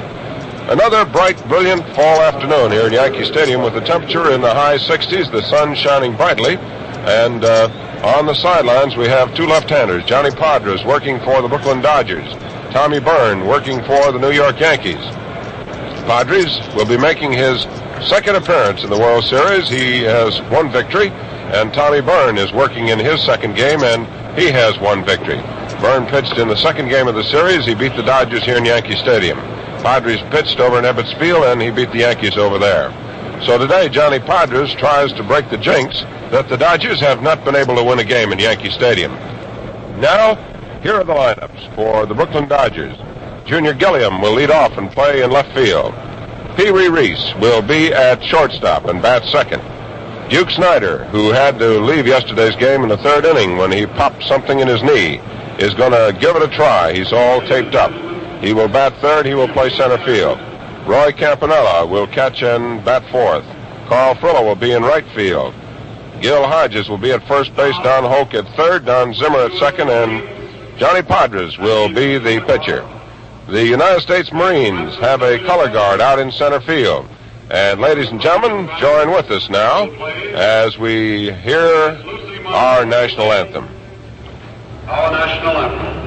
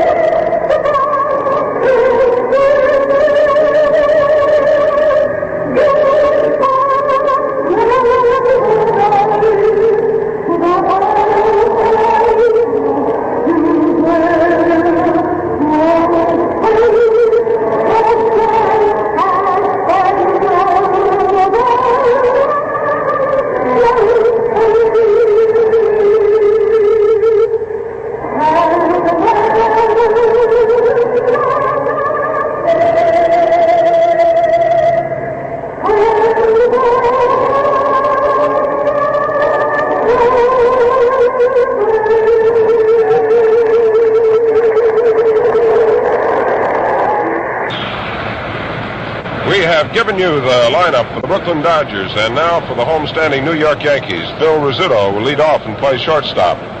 Billy Martin will play second base and bat second. Gil McDougall will bat 3rd and, of course, play 3rd base. Yogi Berra will bat 4th and catch. And Yogi Berra, by the way, is the only member of either lineup who has hit safely in all games. Hank Bauer will play right field, and he will bat 5th. Batting 6th is Bill Skowron, the big, strong right-hand batter who yesterday hit a home run to the opposite field. Bob Cerv will be in center field. Elston Howard will be in left field, and Tommy Byrne, the left-hander, the veteran, will go against the youngster, Johnny Podres, the left-hander. So today will be a Southpaw's holiday, and the Brooklyn Dodgers will try to prove that, they can win this World Series. Podres now has concluded his warm-up tosses, and Tommy Byrne wants to get in a few more licks to make sure that that arm is just right. The wind is blowing in the direction of left field, and it's a slight breeze high up, not too much wind down below on the playing field. The center field flag not flaring out too much, but the flags up on top of the roof where the wind can get to them are full out, which would signify that the velocity is about 10 miles per hour. The day is slightly hazy, although the sun is shining brightly, and there's a slight shade of gray cloud way off to the left, but over to the right, it's nice and clear. The umpires for today's game, the final game of the 1955 World Series. Jim Honachek will call the balls and strikes. Umpire Lee Balafant of the National League will be at third base. Bill Summers of the American League will be at second base. Frank Toscoli of the National League will be at first base. Down the left field line is John Flaherty of the American League, and down the right field line is Augie Donatelli of the National League. The New York Yankees come busting out of their dugout, and the song symbolic of baseball, Take Me Out to the Ball Game, gives them a serenade as they trot to their positions. The Brooklyn Dodgers send out Junior Gilliam, and now ready to take us along in the first 4.5 innings of this, the big game in the World Series, is Al Helfer. Bob, awful sorry to see that you have such a heavy chest cold, fella. Hi, everybody. Yes, we're ready for the final game of the World Series, 1955. And for the past 24 hours, it has been said over and over across this great land of ours, this is it. But the phrase bears repeating. And it is it here at the Yankee Stadium this afternoon. We'll know, ere a couple of hours, who the world champions are going to be. And before we get this one started with the Wake Forest Deacon going out to take the mound now for the New York Yankees, let's pause 10 seconds for station identification. This is Mutual, the radio network for all America.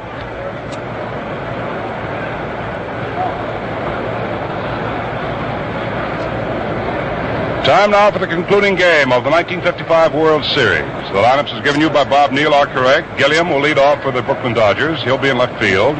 Reese at shortstop. Hitting third despite a bad knee, and it's heavily taped, is Duke Snyder. He'll be in center. Roy Campanella, the catcher. Carl Furillo in right. Hodges will be the first baseman, hitting sixth. Hitting seventh, Don Hoke, taking the place of Jackie Robinson at third base. Then will come Don Zimmer at second base, hitting eighth, and the number 9 hitter for the Brooklyn Dodgers, the pitcher from Weatherby, New York, left-hander Johnny Podres.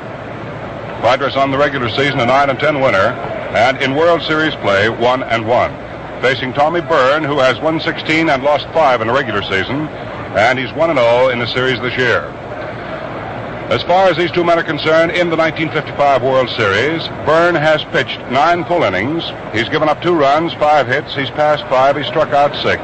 He's pitched no times. For Johnny Podres, his record is equally impressive. He's pitched 9 innings, given up 3 runs, 7 hits, passed 2, struck out 6. He's wild pitched no times. So we're expecting a humdinger of a ball game here this afternoon at the Yankee Stadium. As Bob told you, the wind blowing out toward left field. It's not much of a wind and will not help or hinder fly balls hit into that sector to any great degree. Bright, brilliant, sunshiny autumn day here in New York City, and many of the folks sitting out in the center field sector and in the left field bleachers are sitting out there without their coats in this warm sunshine. Back under the protective overhang of the stadium, of course, the folks have draped themselves in at least suit coats. Umpire Jim Honachek behind the plate here for the final game has called for the first batter, and Jim Gilliam, a switch hitter, steps up. Jim batting right-handed against left-hander Tommy Byrne. Gilliam has 6 base hits for 20 trips to the plate in the series, and he's batting at an even 300. So the bat will be on the fire now as Tommy Byrne takes his sign from Yogi Berra to get the 7th and concluding game of the 1955 World Series underway. Byrne tugs at the peak of his cap, gets himself set, checks his infield and outfield. Looks over at Skowron at first base, checks Martin at second, looks at Rizzuto at short. Down at third, McDougal playing a shallow third. The outfield, Elston Howard in left, Bob Cerv in center, and Hank Bauer in right. The battery for the Yankees, Tommy Byrne on the mound. Behind the plate is Yogi Berra. Now we're ready to go. Byrne pumps once, delivers a fastball. It's in there for a strike. So the history books have the pages laid open. The record books are ready to receive whatever's to be written in them within the next 3 hours. The umpire at first base is Dascoli. At second is Bill Summers. Down at third is Lee Ballanfant. Along the left field line, it's Red Flaherty. Down the right field line, Augie Donatelli. The pitch, a curveball, slammed back over the mound. Rizzuto coming in fast and short, picks up, throws to first base in time, and Gilliam is out. High chopper hit back in the mound. Rizzuto handled it very neatly. That'll bring on Reese. The Dodger captain and shortstop has 7 base hits for 23 attempts in the World Series this year and batting at .304. 1 out, the base is empty, top of the first inning, no score. Just getting underway here at the Yankee Stadium. Tommy Byrne with his assortment of slow stuff and a clever slider. Veteran gets ready. Delivers to Reese. There's that slider over for a strike.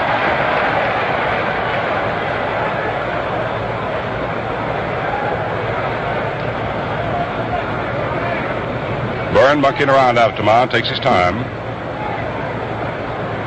Yogi Berra stays down in the crouch, pumping a sign. The outfield for Reese plays him slightly shaded around to right. They figure he might poke into right field, and he usually does. He'll reach for that outside pitch. The 0-1 delivery to him. Curveball swung on by Reese, hung out into center field. Bob Cerv coming on to get the range. Whacks the mitt, reaches up and takes it for out number 2. 2 down, top half of inning number 1. No base runners, and the batter is Duke Snider. Duke kind of limping up to the plate. Gets a round of applause here from the thousands that I've watched him thrill the crowd in the previous games of this World Series. Duke has 8 hits for 22 attempts in the series, batting at .364. He's hit 4 home runs and has driven in 7 runs. Stands there, waggles that bat, and Tommy Byrne comes in with the first pitch, a fastball. It's on the outside for ball 1. 2 down, nobody on here in the top of the first inning. Series all locked at 3 games apiece. This is the deciding one. Byrne is set now. 35-year-old left-hander pumps twice. Delivers, fastball, and Snider rips it down to the right side. Martin off to his left, picks up, throws to first, and Snider is out. So the Brooklyn Dodgers go down here in the first inning with nothing across. No runs, no hits. There were no Yankee errors. Nobody was left on. The score at the end of the top of the first inning is Brooklyn nothing, the now coming to bat New York Yankees nothing. Now the Yankees to come up for their whacks in the last half of the first inning. Scoreless ball game, and the Yankees will send up as their first man leadoffer shortstop Phil Rizzuto. He'll be followed by Martin and then by McDougal. If anybody gets on, Yogi Berra, hitting in the number 4 position, will be coming up. Phil Rizzuto today playing in his 52nd World Series game. In his 9th series, breaking Joe DiMaggio's record for the most games played. Johnny Podres comes down with his first pitch and lays it in there high for ball 1.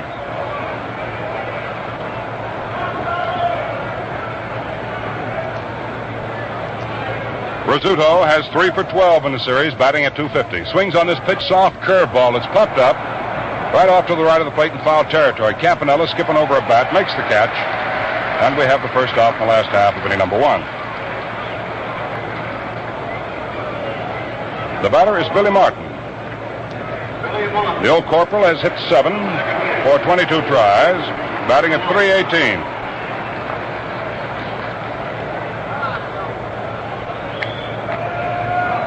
Right-hand hitter stands about 3/4 deep with a straightaway stance, lays the bat back on his right shoulder. Takes a curveball, it's high up for the face. 1 ball, no strikes.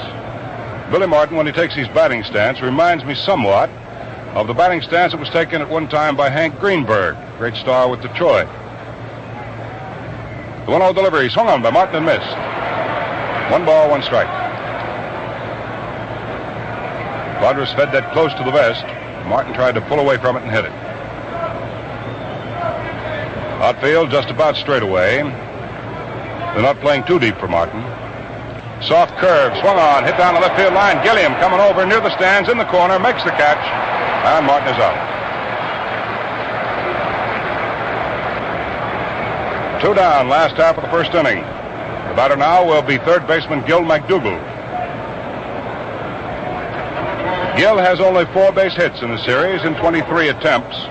He's batting at .174. He has hit 1 home run and has driven in 1 of the 25 runs batted in the Yankees now possess. 2 down, the base is empty, last half of the first inning. Gil McDougal hitting right-handed. Left foot forward to the plate, crouches. Takes a curveball downstairs inside off the shoe tops. 1 ball, no strikes. Podres apparently tried his slider on that one. The 1-0 delivery, an overhand curveball, and Gil starts for it and checks up in time to take it low for ball 2.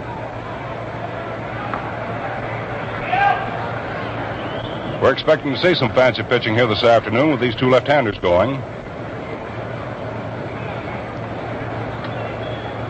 Padres working now. It's 2-0 count. Delivers and fires it across for a strike. An overhand fastball. Johnny delivers the biggest end of his pitches from the overhand position. He'll come in 3/4 overhand with some of them, particularly when he throws his slider. 2-1 delivery by Johnny Padres. Let up curveball, an overhand delivery is low, and the count now is 3-1 on Gil McDougald. 2 down, last half of the first, no base runners, and no score between the Yankees and the Dodgers in the 7th and concluding game of the 55 series. All the action coming to you from the Yankee Stadium this afternoon. Padres delivers an overhand fastball, swung on a miss, for strike 2. Now a full count to Gil McDougald, 3 balls and 2 strikes.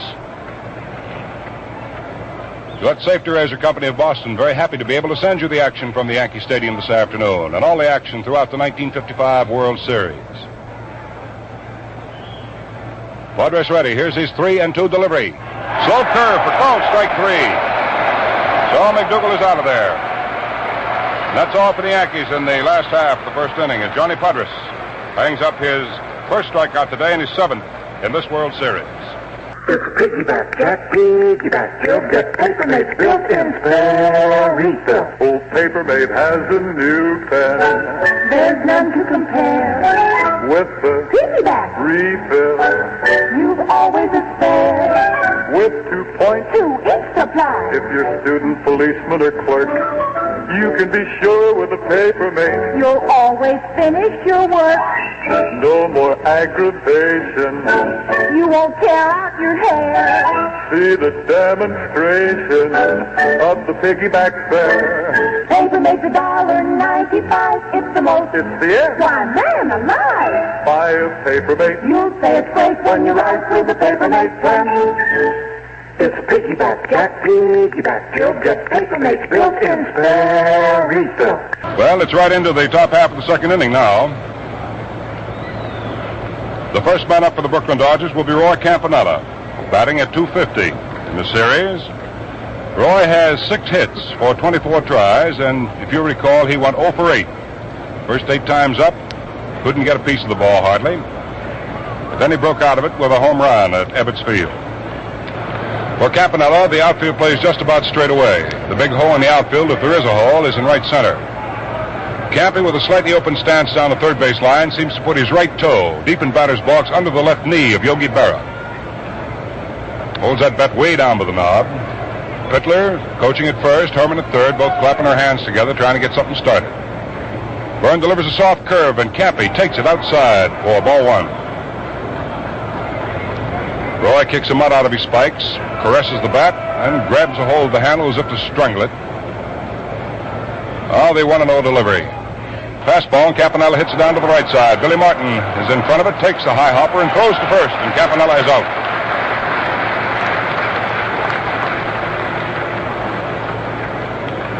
One away in the top of the second inning. The batter is Carl Furillo. Carl Furillo in this series owns 1 home run here at the Yankee Stadium. He hit it in the first ball game when he went 3 for 4, and a home run and 2 singles. Of the 24 times Carl has been at bat, he has 8 base hits. His percentage stands at .333. 3 runs batted in the series. Right-hand batter hugs up pretty tight against the plate with a straightaway stance. Tommy Byrne, who throws all that soft, easy stuff at you, comes in with one, and Carl Furillo's after it, lifts it out to left field. Going off to his left and back is Elston Howard, and makes a nice catch going away.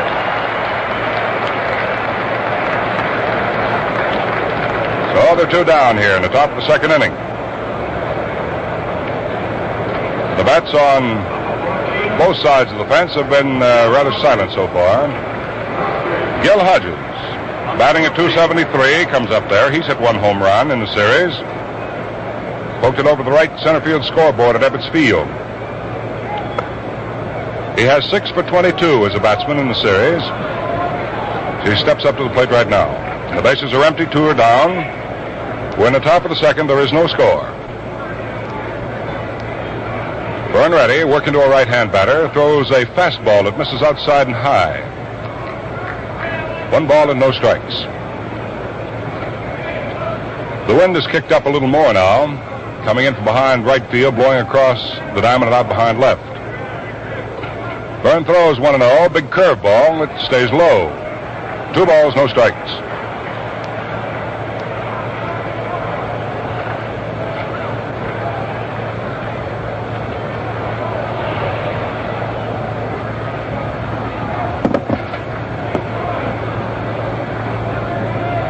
Berra has signed for the pitch and Byrne's about to throw it. It's 2-0 affair, and it's a curveball that stays outside, missing by a shade for ball 3. 3-0 on Hodges. Bases empty, 2 down, top of the second.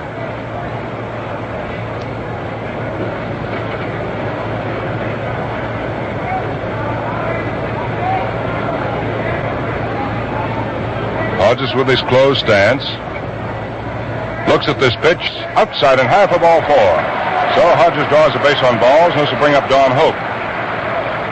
That's the first base on balls issued by either pitcher, the first for Byrne today, and the 5th to make it the 6th in the series for him.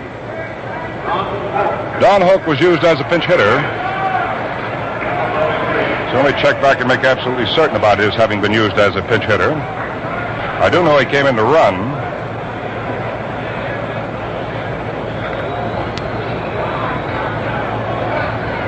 Yep, he walked when he was used as a pinch batter before here at the Yankee Stadium.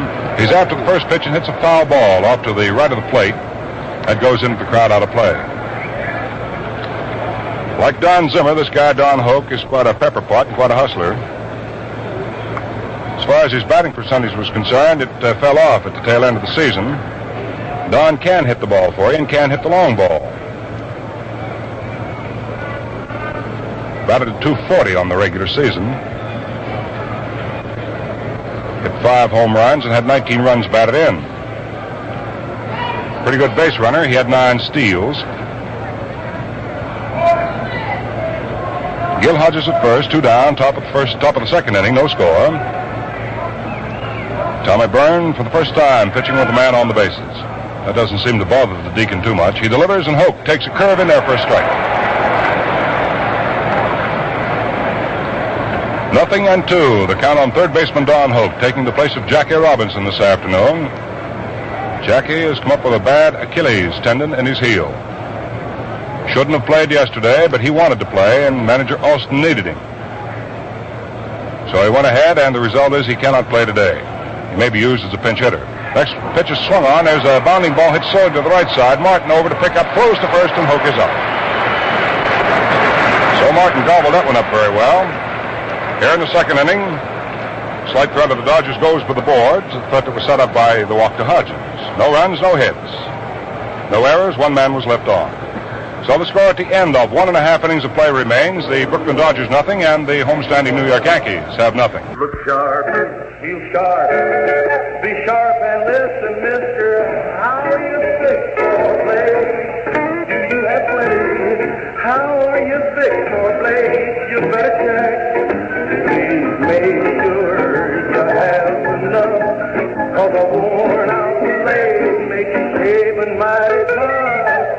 How are you fixed for play? Better look. Gillette Blue Blade, In the last half of the second inning, the first batsman up for the Yankees will be their number 4 hitter in the order, Yogi Berra, hitting at .450. Padres tries a fastball on him and whistles it in there for a strike. Berra has 9 base hits for 20 at-bats and has hit 1 home run. Left-hand batter standing deep. Padres tries the curve on him and swung on, hit out to center field. Duke Snider limping over under it and makes the catch. So Berra lines out to Duke Snider in center.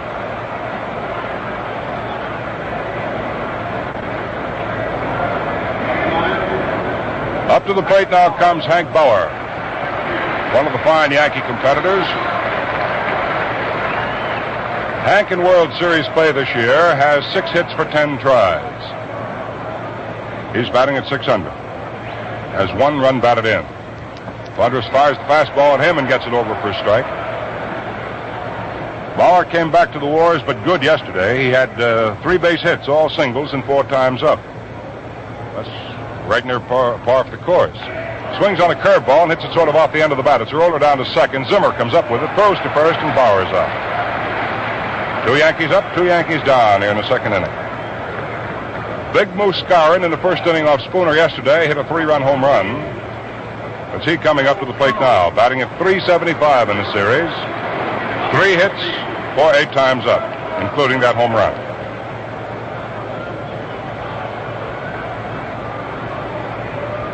Skowron's a pretty good sized guy, pretty strong. Right-hand hitter. Takes a slow curve pumped in there, and it's low for ball 1. Skowron is sort of nervous and fidgety at the plate, always on the move, leans over and holds the bat high off his shoulder. Fastball swung on by Skowron, drilled out along the right field line. It bounces and up into the crowd for an automatic 2-bagger. Ground rules double for Moose Skowron. Hit an outside pitch to right, and on one hop, carried up into the stands. There's the first hit in the ball game, given up by Padres. That's his 8th in the series. And Bob Serve is coming up to the plate.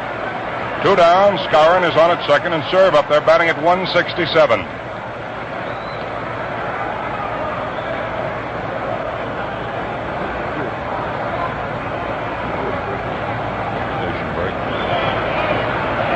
Padres checks his runner, Skowron at second. Delivers to Bob Serve. A fastball swung and a miss for a strike. Served it in there right around the letters.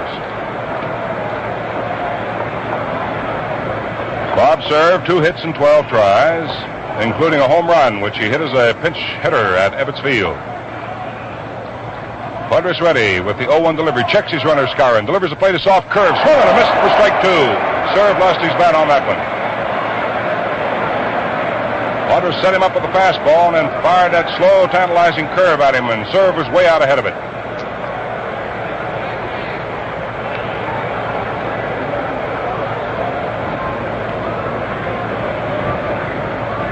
Padres meeting with Roy Campanella. Now the conference is broken up. Campy comes stomping back behind the plate. Padres goes back to the mound. Skowron, who doubled here in the second with 2 down, is the base runner at second, making the lead. Outfield fanned around to left and playing deep. This Serve can clout that ball if he gets a hold of it. Padres peers down, takes the 0-2 sign. Checks his runner, fires away at the plate. A curveball swung on, hit down to shortstop. Reese up with it, throws to first in time, and that's all in the second inning. Serve goes down. So in the second, no runs, 1 base hit, a double by Skowron. 1 man was left on, there were no errors. Score at the end of 2 innings of play now. It's Yankees nothing and Brooklyn nothing. Tommy Byrne comes to the mound now to start the 3rd inning. He'll pitch to Zimmer, Padres, and Gilliam in that order. But before we get started, let's quickly pause for station identification. This is Mutual, the radio network for all America. Number 23, Don Zimmer. Second baseman Don Zimmer coming up to the plate for his first at-bat of the afternoon, hitting number 8 in the Brooklyn order. He's had 2 base hits and 7 tries in the series. Has driven in 2 runs, and he's batting at .286. Little right-hand hitter who holds a heavy bat way down to the end. He'll be followed by Johnny Padres, the pitcher, and then we'll go to the top of the batting order for Jim Gilliam. A scoreless duel here. We've had only 1 base hit in the entire game. The Yankees picked it up on Moose Skowron's double in the second. So Tommy Byrne gets ready now to begin inning number 3.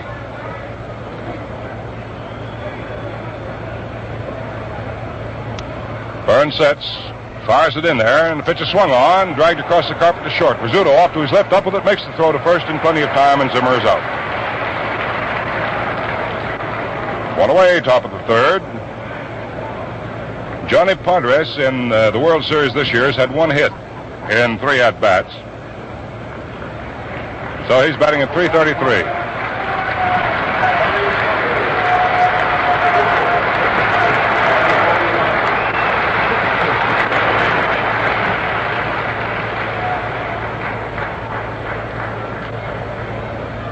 Johnny Padres getting the round of applause he richly deserves.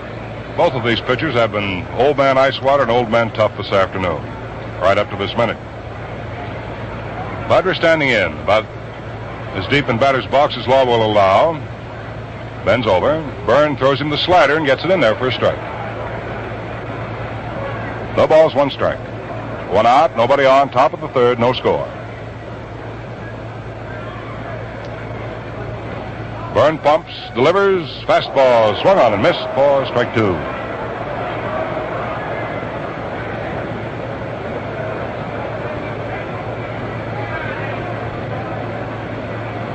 Byrne working right back to Padres on the 0-2 count. Throws a curveball. It's popped right back here by our cameras. Right off to the left of us. Somebody almost got that one.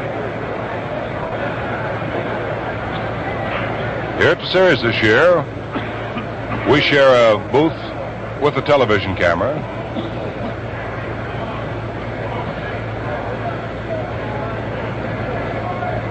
We've been talking to it right along, but the thing never answers us back. The 0-2 delivery now to Johnny Padres. Byrne is ready. So is Yogi Berra. One out, nobody on, top of the third. Overhand curveball, slammed down to the right side on two big hops. Billy Martin makes the play on it, throws to first, and that's all for Padres. 2 men up, 2 men quietly down in the third inning. Jim Gilliam rolled out to shortstop to begin things for the Dodgers in the first inning, so he's making his second appearance. 6 for 21 in the series. Against the left-hand offerings of Tommy Byrne, of course, Gilliam is batting right-handed.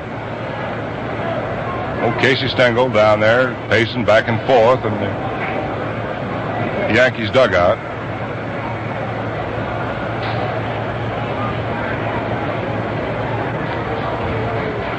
Byrne delivers a soft curveball that Gilliam takes low for ball one. Some of the pictures that have been taken and printed of Casey Stengel's meanderings in the dugout have been something. Fastball, stride on Gilliam, and the shoulder high outside for ball two. You ought to hear old Case lecture to his boys, too. Oh, me.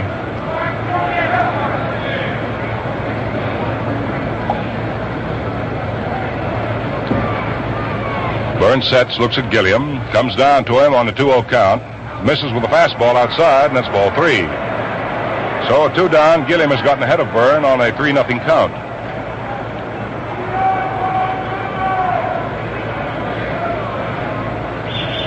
No score in this one so far. Byrne delivers 3-0. His pitch is low outside for ball four. That's the second walk, given up with the Deacon. So the Dodgers find themselves with their second base runner. Byrne did the same thing after getting Campanella and Ferrillo. He walked Hodges, then Hope rolled out behind Hodges to retire the side. About an hour is Pee Wee Reese. Reese flied to center field in the first inning to Bob Serve. So Pee Wee's 0 for 1.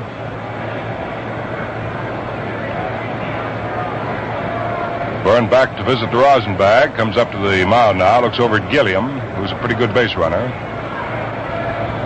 Skowron, the first baseman, holds the inside corner on Jim. Dascoli's the umpire there to call the play. Pitch to the plate is taken outside by Reese for ball one.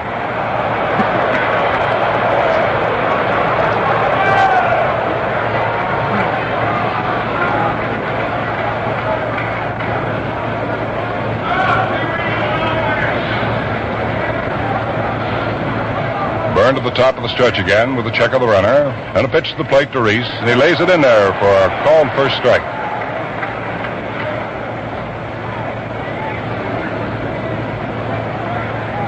Reese takes a check at third. See what Billy Herman has on the way of signs. This is the Dodgers' outstanding hit and run combination. Get him on and Reese up the plate. 1-1 count. There's the pitch. Over to Reese for strike two.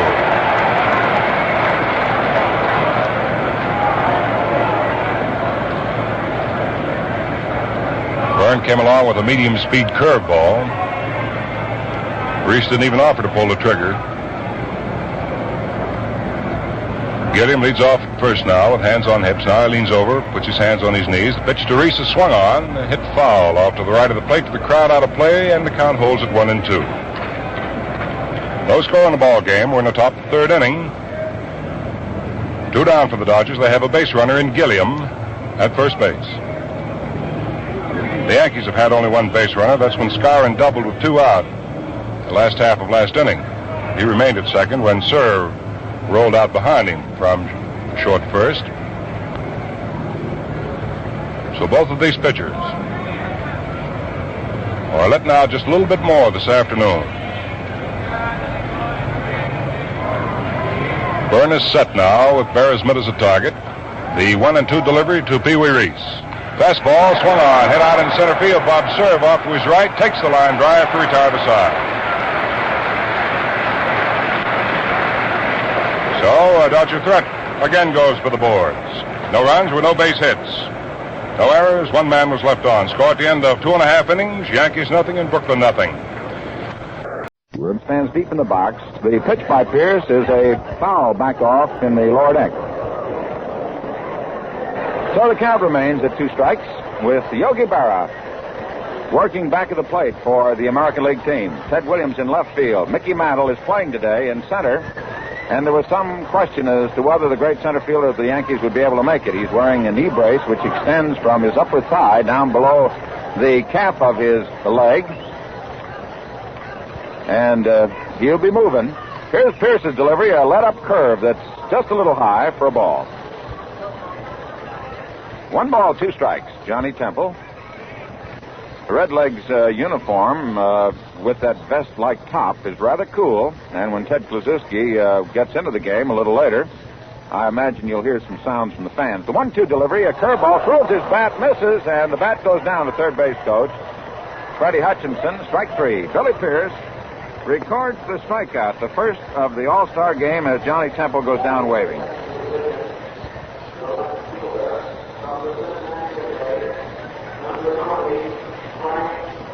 Frank Robinson batting in the number 2 spot for the Redlegs, hitting .313, has 18 home runs on the National League season. He made quite a jump from the low minors to the Cincinnati Redlegs and has really been powdering that ball. Open stance, stands up in the front part of the box, takes a swing, and he cuts back on a foul. Frank wears number 20, tall, slender youngster, born August the 31st, 1935. He was just a baby when many of these fellas, who will be seeing action today, were playing. Billy Pierce into his windup, the pitch on the way, a curveball, he swings on it, he misses, strike 2. So the left-hander, Billy Pierce, being used by manager Casey Stengel to start off this All-Star Classic, continues to handcuff the first 2 men to face him. George Kell backs up at third, about 3 steps off the line. Keene halfway between second and third at short. The outfield pulled to left, the wind blowing out towards right center field. 350 feet down the left field line, 320 down the right field line, and Pierce is ready. Here's the 2-strike pitch. A swing and a miss, strike 3. So Billy Pierce faces 2 men, strikes 2 out, and there's 2 out in the top half of the first inning. The National League now sends up Stan the Man Musial. And Mr. Musial, stepping in there now, is appearing in his 13th All-Star game, a new record. And he'll get quite a hand.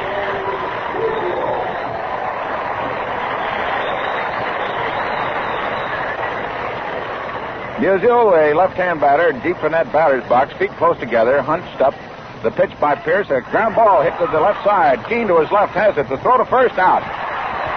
So Stan Musial bounces out short to first. Harvey Keene to Mickey Vernon.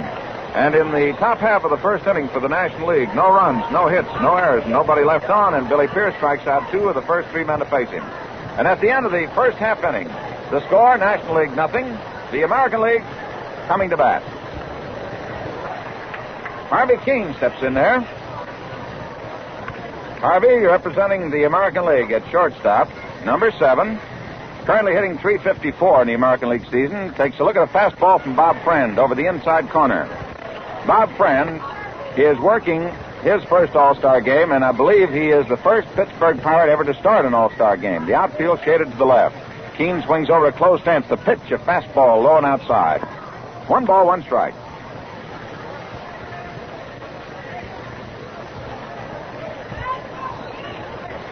Friend looks in. Ed Bailey from the Cincinnati Redlegs doing the catching. Ken Boyer backed up at third. The pitch to Keene. A curveball. There's a line drive. Speared by Ken Boyer. Boyer goes to his left. Speared that ball. And Harvey Keene goes back to the American League dugout talking about the great play of this youngster. So Keene lines out to Ken Boyer at third. Fine play by the youngster who moved to his left and dove for the ball and came up with it. The batter now is the left-hand batting Nellie Fox. Stands deep in the box. Swings over a close stance. The pitch by Friend. He swings on this one, pops one foul going over near the stands, and over is Boyer. He can't get to it. It's out of play. 1 strike. We're in the last half of the first inning. The All-Star game in Washington. The American League batting with 1 out. Nellie Fox the batter. No score. Friend is ready to pitch on the way. To Nellie Fox takes a swing on a fastball outside, strike 2. Friend has an unusual delivery in that he starts in his windup one time, then swings his arm out to the right and around.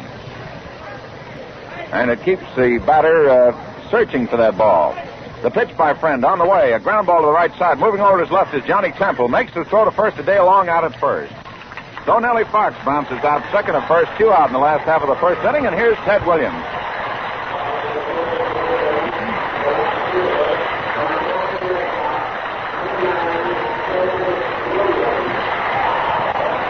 Ted Williams steps in there now for the American League. Ted is appearing in his 12th All-Star game. Looks at a fastball on inside for ball 1. Ted stands up there, 6'4", 198-pounder. Birth date August 30th, 1918 in San Diego. In 32 times at bat in the All-Star game, has 12 hits. Bob Friend's ready to work. The 1-ball pitch to Williams. He looks at a curve that gets the inside corner for a strike. 1-1. Friend has a good fastball that moves around. He throws a slider, and he has a good curve. 2 out, nobody on. Last the first, no score. The right side of the infield backed up with the infield shift on. The shortstop, McMillan, to the right side of second base. There's a let-up curve outside. 2 balls, 1 strike. Ken Boyer, the third baseman, playing halfway between second and third, about 2 steps off the line. The shortstop, McMillan, is over about 5 steps to the right of second. Johnny Temple, the second baseman, halfway between second and first, and long deep at first. The pitch to Williams, a swing and a miss on a fastball. And it's now 2 balls, 2 strikes, 2 out. No score, nobody on. The outfield has Stan Musial deep in the shadow of the big fence in right field. Here's the 2-2 delivery to Williams. Looks at a fastball just outside ball 3. Billy Pierce faced only 3 men in the top half of the first. Bob Friend has faced 2 men so far with 2 out. Williams with a 3-2 count. Friend's into his windup. Here's the payoff pitch to Williams. He swings, he misses, strike 3. So, in the last half of the first inning, no runs, no hits, no errors, and nobody left on. 1 strikeout for Bob Friend, and the score at the end of the first inning is the National League nothing, the American League nothing.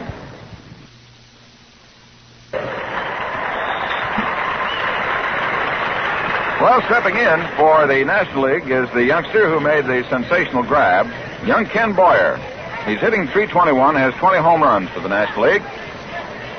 And he swings from an open stance, holds the bat down and away, close to his belt. Swings, there's a drive going out over second base. It's in there for a base hit. Mantle moves to his left, throws into second to Nellie Fox. And Ken Boyer gets the first hit of the All-Star game of 1956. A single into center field. That's the first hit off Billy Pierce. And up now for the National League All-Stars, Gus Bell, the center fielder from the Cincinnati Redlegs. Gus, hitting .289, has 15 home runs. Gus swings from almost an open stance. His right foot is pulled back about an inch further from the plate than his left foot. The outfield straight away. The pitch by Pierce, a fastball poured through there, swung on and missed. Strike 1. George Kell protecting against the left-hand batter at third base, about 2 steps off the edge of the infield grass. Nellie Fox deep at second. Mickey Vernon holds against the runner at first. Boyer, he leads away about 3 steps. Pierce has a very deceptive pickoff delivery, and the pitch is swung on and missed, strike 2. Billy Pierce keeping that pitch high and inside to Gus Bell, the center fielder from the Cincinnati Redlegs. Ted Williams out in left field. Straight away in center is Mickey Mantle. Deep in right is Al Kaline of the Detroit Tigers. Again, Ken Boyer leads away from first. Vernon holds against him, 2-3 steps away. Billy Pierce reads his sign from Yogi Berra, checks the runner at first. The pitch is swung on and missed, strike 3. So Billy Pierce strikes out Gus Bell. That's his 3rd strikeout. 1 out for the National League in the top of the 2nd inning. No score, and Ken Boyer on at first, and the batter now is Dale Long. Dale has 17 home runs. He's currently hitting at even .300. So Dale Long, number 3 from the Pittsburgh Pirates. Born February 6, 1926. Stands deep in the box. Pierce looks to Boyer at first. The pitch is a little inside for a ball. Fastball that sort of popped inside. Outfield straight away. Overcast skies with the sun being blocked out. Dale is from Springfield, Missouri. Billy Pierce out there in the mound. Looks to Boyer at first. The pitch to Long. A swing and a foul back just below us, and it's 2 strikes.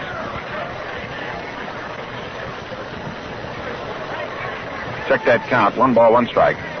1 out, 1 on.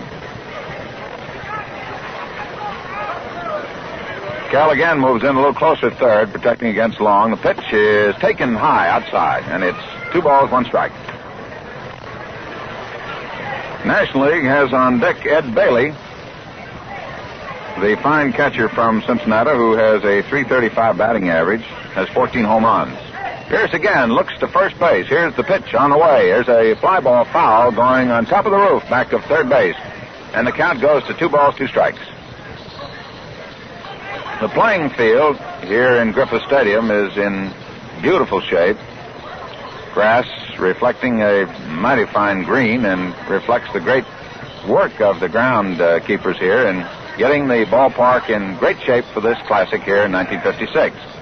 2 balls, 2 strikes. A runner on at first is Ken Boyer. We are in the top of the 2nd. The pitch by Pierce to Dale Long. A fastball, strike 3 call.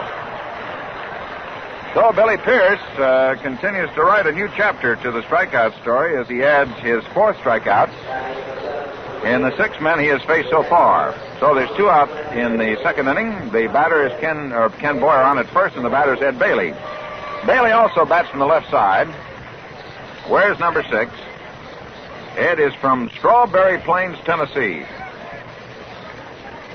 And he's having a mighty fine year. Stands deep in that left-hand batter's box, holds the bat right on the end, crouches just a little, holds the bat back like a whip, and looks at a curve outside for ball 1. Billy Pierce, the strong left-hander for the Chicago White Sox, again demonstrating his great ability to get that ball over the plate. Boyer leads away, throw over back safely, and Pierce sidearmed him over to first base.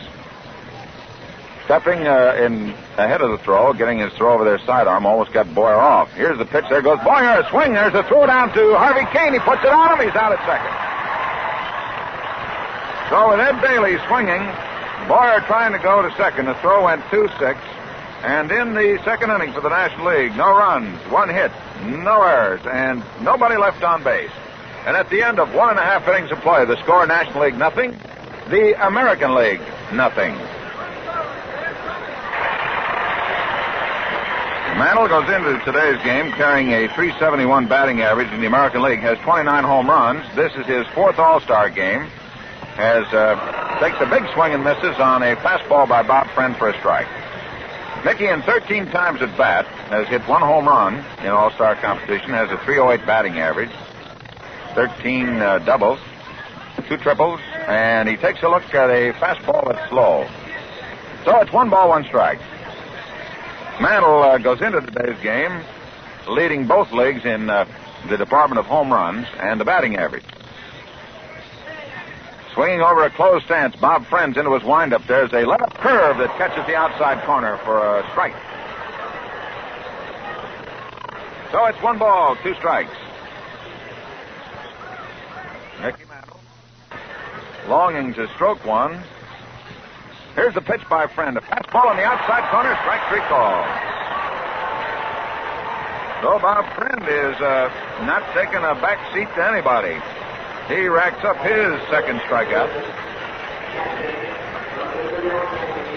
And the batter now for the American League is Yogi Berra. We are in the last half of the second inning.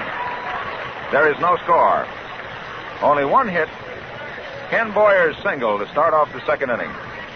Yogi Berra, hitting .281 in the regular season, takes a swing, and there's a ground ball out into left field for a base hit.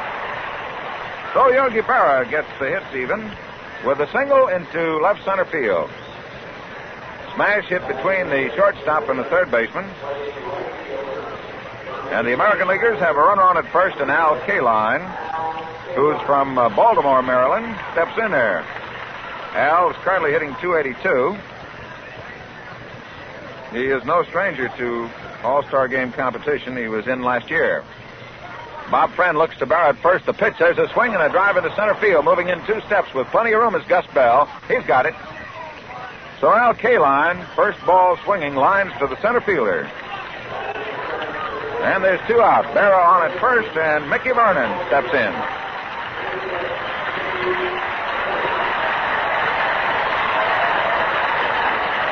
Mickey, a great favorite here in Washington, where he played for so many years. Having a great season with the Boston Red Sox, hitting .324, has 7 home runs. Left-hand batter, Berra leads away. The outfield straight away, the pitch by Friend, a fastball high and inside. Ball 1. Scoreless ball game. We're in the last half of the second inning. The American League at bat. Berra on at first. Long holes against him. Here's the pitch to Vernon. He swings and misses for a strike. 1-1.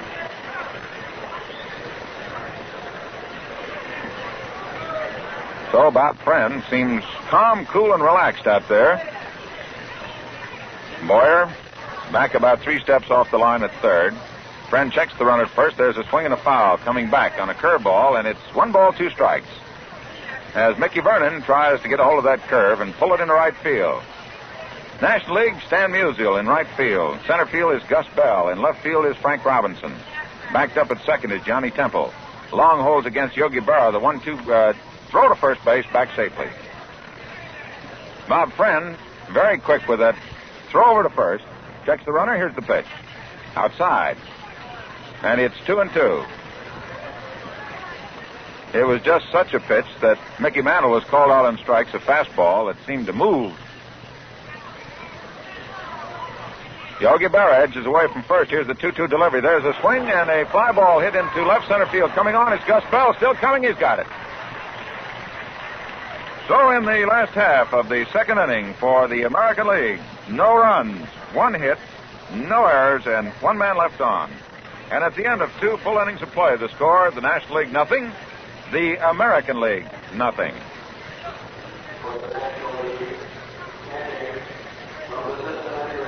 Ed Bailey, who was up to bat in the second inning when Ken Boyer was sent down to second base and thrown out by Yogi Berra, is back in there. Bailey, with a .335 batting average in the regular National League season, which is now underway, is in there, and Billy Pierce is ready to work. Here's the left-hander's delivery. It's a curve blown outside for ball 1. George Bertie Tebbetts, who competed in 3 All-Star games, is coaching at first base. Freddie Hutchinson of the National League, St. Louis Cardinals at third. The pitch is a fastball down through the middle for a strike. 1-1. Manager Walter Alston of the Brooklyn Dodgers, getting 2 former American Leaguers to be his coaches today. Here's the delivery by Pierce, a swing and a miss on a fastball, and it's 1 ball, 2 strikes. Freddie Hudson having been with the Tigers, and of course Bertie Tebbetts having been with the Tigers in Cleveland and Boston. The outfield backed up. Infield on the right side, deep, with Vernon 2 steps off the edge of the outfield grass. Fox 1 step off the edge at second base. There's a curve outside. Just missed. 2 balls, 2 strikes. Ed Bailey leading off for the National League in the third inning. Scoreless ball game. Each team with 1 hit. Billy Pierce has struck out 4 of the 6 men to face him. The pitch to Bailey. Takes a look at a curve outside for ball 3. 3 balls, 2 strikes.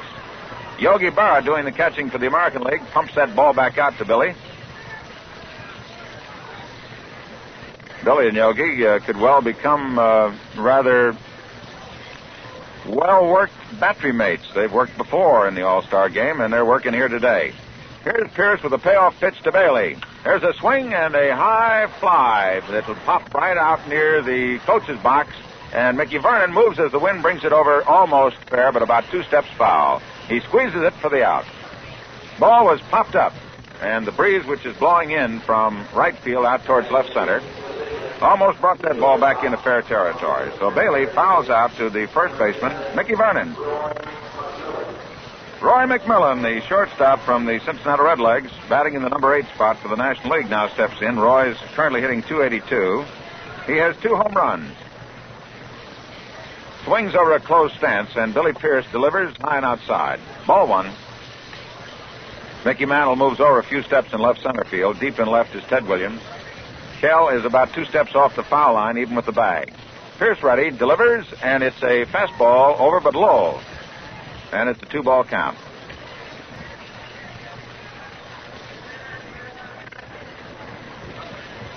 Roy McMillan wears glasses, steps back in there. Pierce is ready with a 2-ball delivery. Outside, ball 3. So this is the first batter that Billy Pierce has faced in which he has run the count to the wrong side of the ball and strike indicator. There is a left-hander working in the American League bullpen, and it looks like Whitey Ford. Here's the pitch by Billy Pierce, a fastball strike. 3 balls, 1 strike. So Casey Stengel may well go with his promise of using 3 left-handers in a row against the power-laden National Leaguers. The 3-1 pitch. Swung on, foul back, and the count runs to 3-2. Hitting off the facing up above the press box. While we wait for a new ball, let's pause 10 seconds for station identification. This is Mutual, the radio network for all America. WGN Radio, Chicago, serving the Middle West.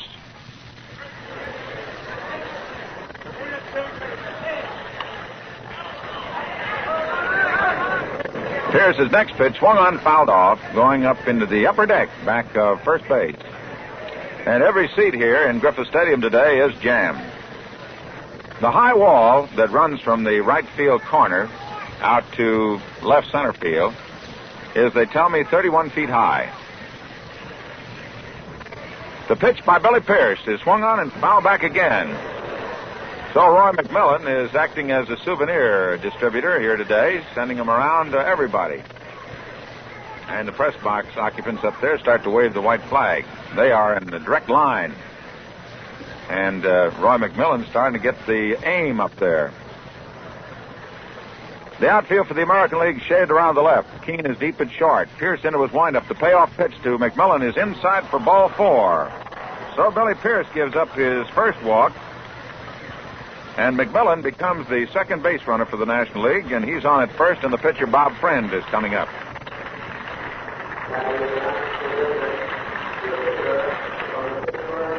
So here comes Bob Friend, stepping up there to see what he can do against Billy Pierce. Bob is well thought of as a hitter by his manager, Bobby Bragan, over at Pittsburgh. He bats from the right side, wears number 19. Pierce now will pitch from the stretch with McMillan on at first. Vernon holds against McMillan. He leads away. The pitch coming. There's a attempted bunt foul. So Friend apparently displays the strategy of manager Walt Alston to move the runner to second as he tries to bunt it. George Kell now moves in a few steps closer at third base, about 1 or 2 steps off the edge of the infield grass. The outfield straight away.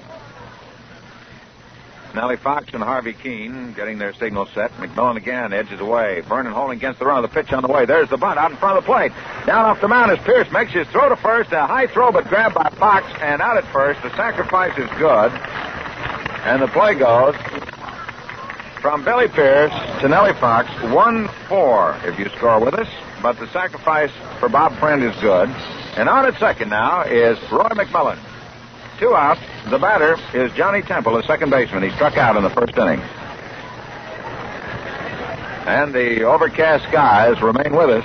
A heavy layer of cumulus clouds overhead. But the weather prediction is that it may be cloudy, but no rain. We are in the top of the third. There's no score. The National League has a runner on at second base. 2 out. And the batter's Johnny Temple. Right-hand batter. Pierce ready. Looks, throws, and a fastball over the outside corner for a strike. Bertie Tebbets down at first base, chirping it up for his second baseman, Johnny Temple. All right, Pierce is ready. Looks back to McMillan. The pitch on the way is a foul as Temple tried to pull away from a curveball. It struck his bat, bounced off for a foul. 2 strikes.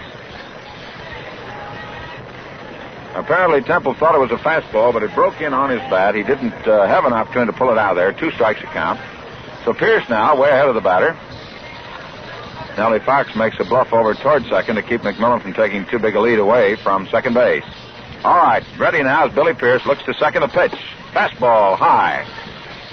And it's 1 ball, 2 strikes.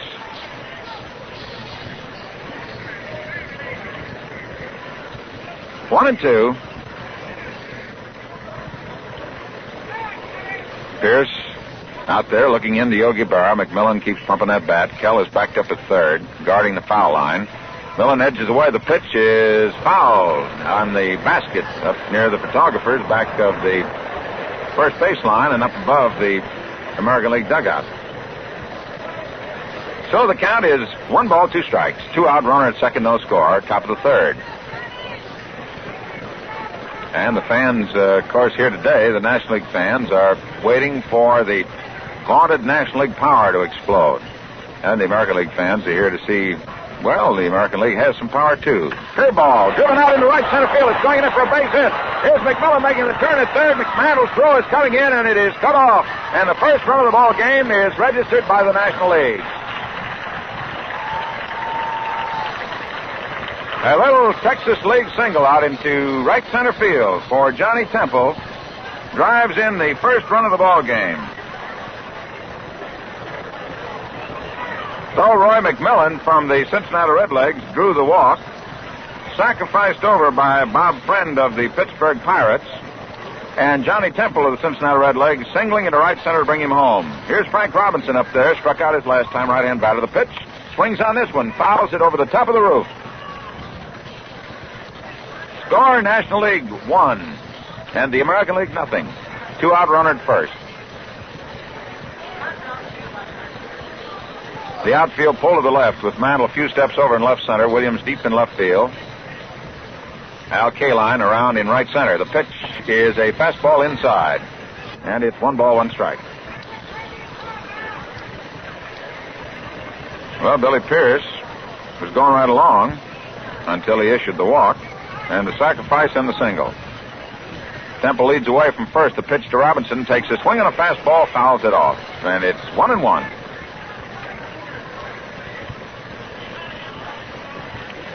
Well, the way these 2-ball clubs are built, and with the great managers they both have in Walt Alston of the National League and Casey Stengel of the American League, it is reasonable to assume that today's game may certainly go as long as last year's battle up in Milwaukee, which was won in the 12th inning by Stan the Man with the big swing. So it's 1 ball, 2 strikes. The runner at first leads away. There's a swing and a miss for strike 3. That's all for Frank Robinson and the National League. In the third inning, they pick up 1 run from 1 hit, no errors, and 1 man left on. So at the end of 2.5 innings of play, the score is the National League 1, the American League nothing. Say, if you think firemen are the fastest dressers in the world, you ought to see these ball players after a game. Boy, they're in and out of that locker room in nothing flat, especially when they've got a tight schedule. That's one reason most of them use the Gillette Super Speed Razor, and why so many have switched to those instant lather shaving creams. They tell me that 1 out of 4 men who use shaving cream go for instant lathers, and I believe the percentage is higher among ball players. Instant lathers have it for men in a hurry, and you can say that again for Gillette Foamy. Touch the nozzle, there's your cream. Rich, full of moisture. Just spread it on your face and shave. There's speed for you, and you can't beat it for convenience. A lot of men say there's just nothing like Gillette Foamy for comfort, too, and with it you get an important extra. That's K34, an exclusive antiseptic that destroys harmful bacteria on your face. If you're an instant lather man, this is for you. And if you haven't used instant lather, Foamy is sure worth a trial. 79 cents gets you a 3-month supply. How can you lose? Moving into the last half of the third inning, for the American League, George Kell. The 5 strikeouts by Billy Pierce misses by 1 the record of 6 in an all-star game held by Carl Hubble, Vandermeer, and Jensen. So I thought we might pass that along to you folks. George Kell is in there. The first pitch from Bob Friend is low and outside for a ball. Kell swings over a close stance, wearing the Baltimore uniform, which has orange and black socks. Friend with a big kick and the fastball. It's a little outside. Ball 2. And we're going to have our first pinch hitter of the ball game since Billy Pierce worked his 3 innings. We will have a pinch hitter for Pierce, and it looks like Harry Simpson of the Kansas City A's. There's a swing and a drive deep in the left field. Going back is Frank Robinson near the fence, reaches up and he grabs it. Line drive off the bat of George Kell. Frank Robinson backed up about 360 feet away, reached up over the top of the 6.5-foot fence and snared it.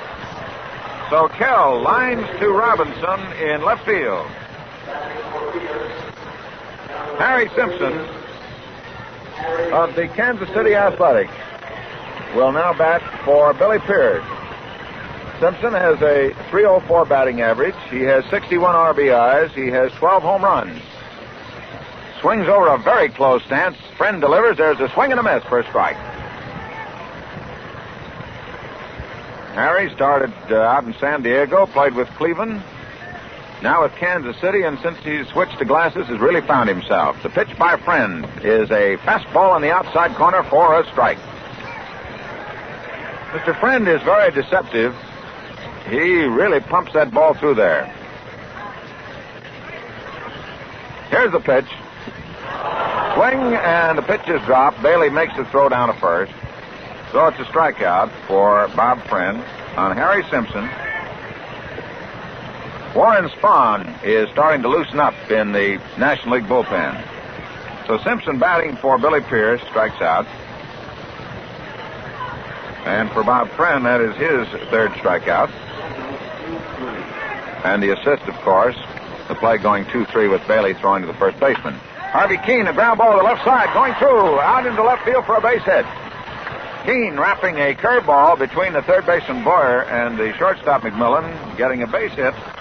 That's the 2nd hit of the game for the American League. And the batter now is Nellie Fox.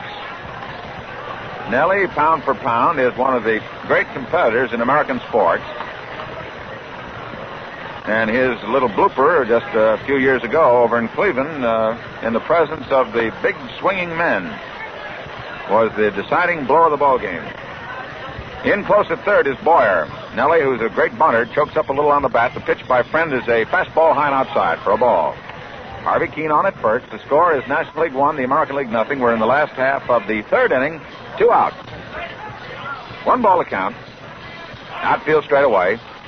Keene leads away. The pitch, there's a swing and a slashed foul going up into the upper deck, back of third.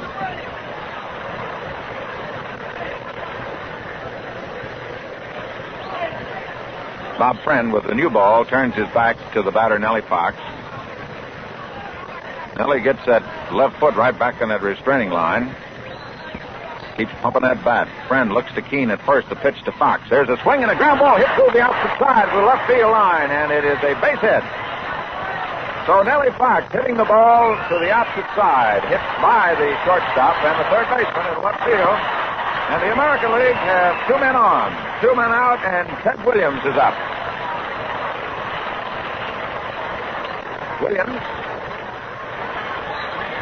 is certainly enjoying a great year and has always been one of the fine examples to the youngsters of America, and it is only apropos that Ted should have been chosen and accepted to be the leader of the Jimmy Fund in Boston this year. The outfield pull to the right side of the infield deep, and the infield shift is on for Williams. A curveball for a strike. The shortstop is on the right side of second base. The second baseman halfway between second and first, and Long is about 4 steps off the foul line, deep at first. Keene on at second. Nellie Fox on at first. The batter's Ted Williams. 1 strike to pitch. A curveball. Let up curve is way outside, 1-1. Williams in batting practice stroked a couple over that high fence out in right center field. Wears the shin guard, a short job about 10 inches on his right leg to keep from fouling the ball off his foot. All right, Boyer is over near third, a fastball outside. So it's 2 balls, 1 strike. The batter, Ted Williams. The National League, with the infield shift on, vacates practically the entire area that the shortstop covers from halfway between second and third towards second base, with Boyer shaded over near the hole at short. Here's a swing and a foul by Williams, and it's now 2-2.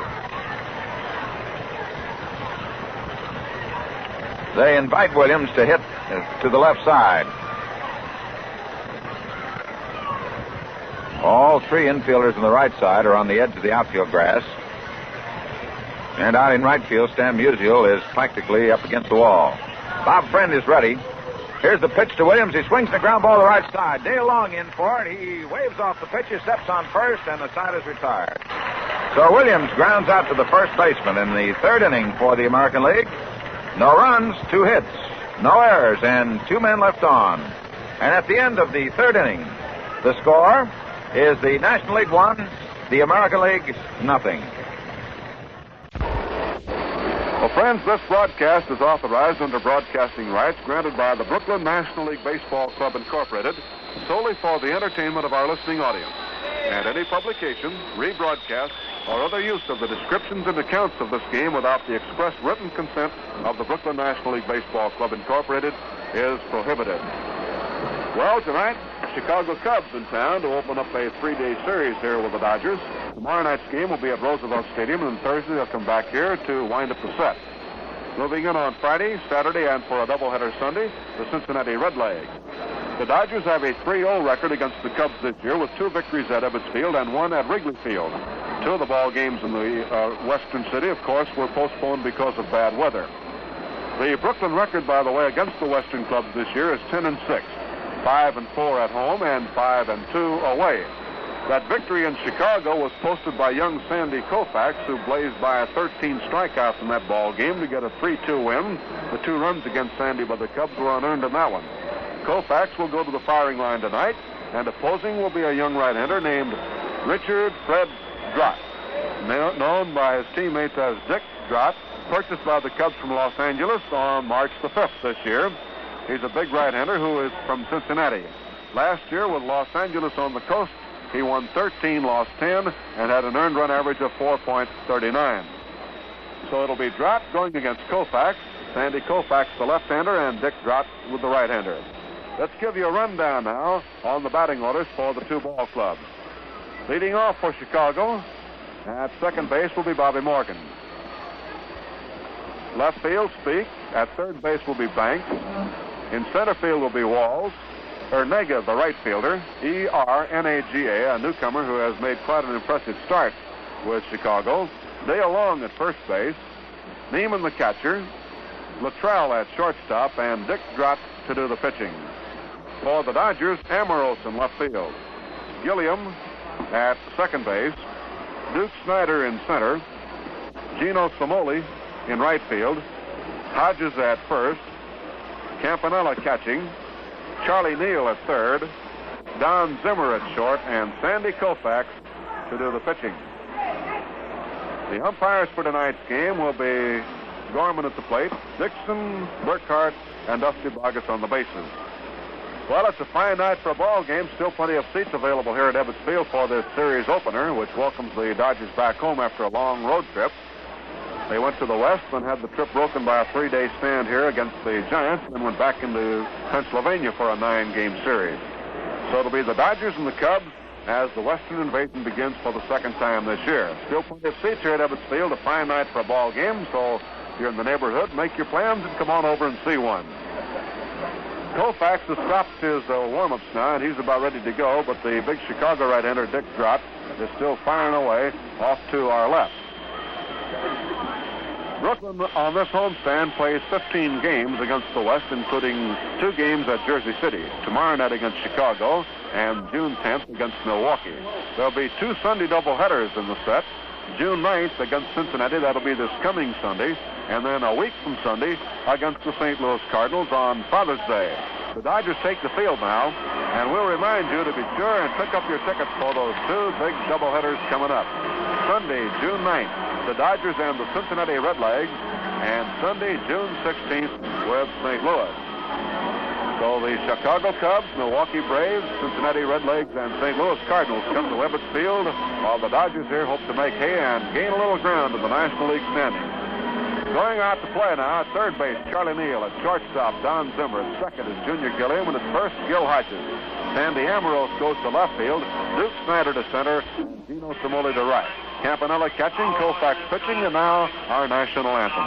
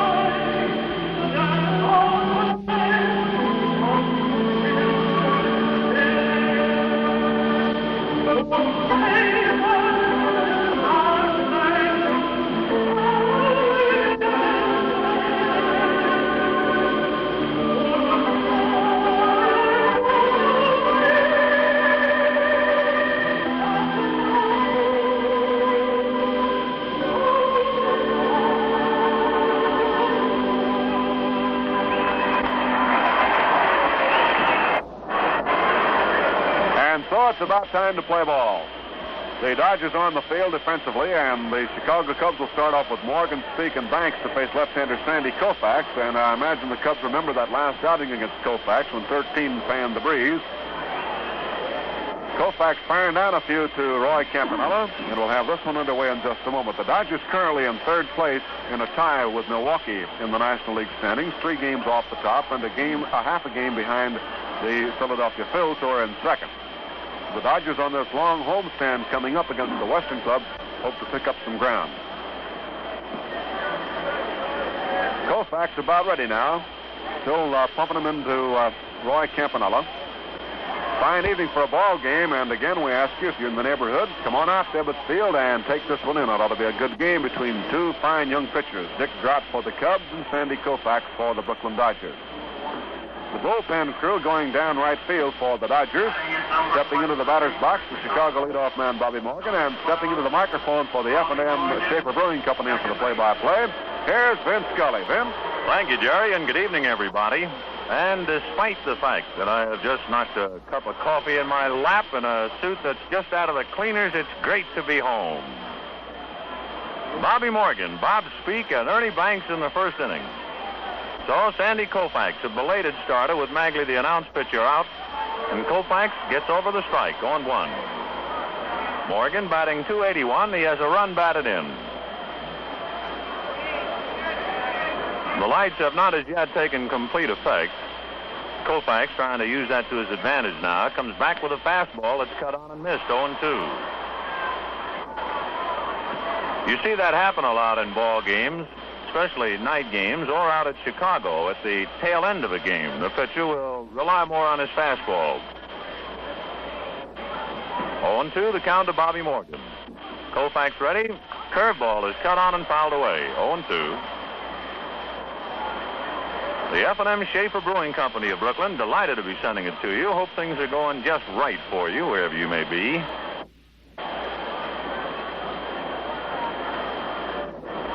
Had a pretty good breeze blowing from the right field corner, slanting over to the left field corner. Strike 2 pitch. Slow curve, got him swinging.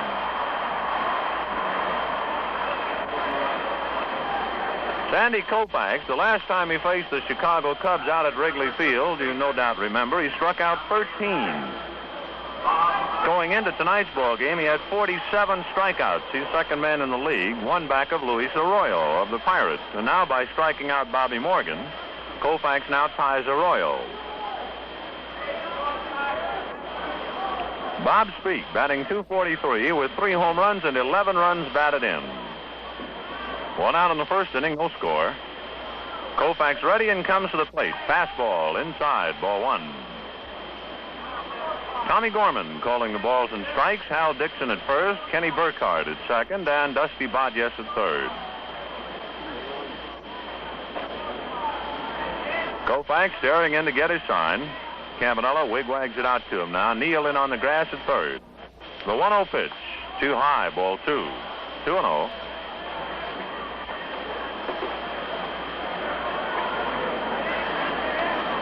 Dodgers and the Chicago Cubs opening up a big stand here at Ebbets Field tonight and over at Jersey City tomorrow night. Don Drysdale will do the pitching for Brooklyn tomorrow evening. 2 balls, no strikes to Bob Speak. 1 out in the first inning, no score. Koufax right back, and the fastball is inside, ball 3. 3-0. Koufax at this moment, and of course it's only the second batter, is not nearly as fast as he was in Chicago. However, he's trying to loosen up, and right now he bent over and tried to touch his toes. 3-0 the count. Sandy ready and delivers. Fastball low, ball 4. So Bob Speak draws a walk with 1 out in the first inning. Ernie Banks batting .231. He has 5 home runs, 15 runs batted in. Out on deck, Lee Walls.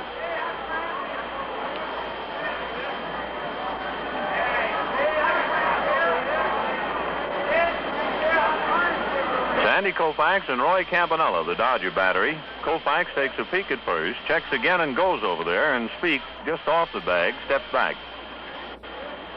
Hodges, Gilliam, Zimmer, and Neal, the outfield of Amaro, Snyder, and Simoli.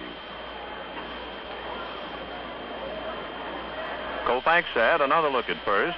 Now the fastball is bunted up along the third base line and goes foul. 0-1 to Ernie Banks. Well, what have you been doing while we were away on the road through the state of Pennsylvania? You have a nice Memorial Day weekend and a big holiday? Hope you did. And I certainly hope you'll be making your plans to pay us a visit. Come on out to the ballpark. Be home for a while now, and the entire West will come storming in. And the highlight invasions, of course, by Cincinnati and Milwaukee. So we'll be looking forward to seeing you out here at the ballpark. Banks waiting, 0-1 the count. Koufax bends a curve, and it's cut on and missed, strike 2. Sandy took a little off that, and Banks out in front. We have confirmation of the Chicago Cub pitcher for tomorrow night, Don Kaiser. So it'll be Don Kaiser and Don Drysdale tomorrow night at Roosevelt Stadium in Jersey City. Banks waiting, 0-2 the count. Koufax goes to a stretch and pulls it down. Now the strike 2 pitch, fastball high, ball 1. 1-2.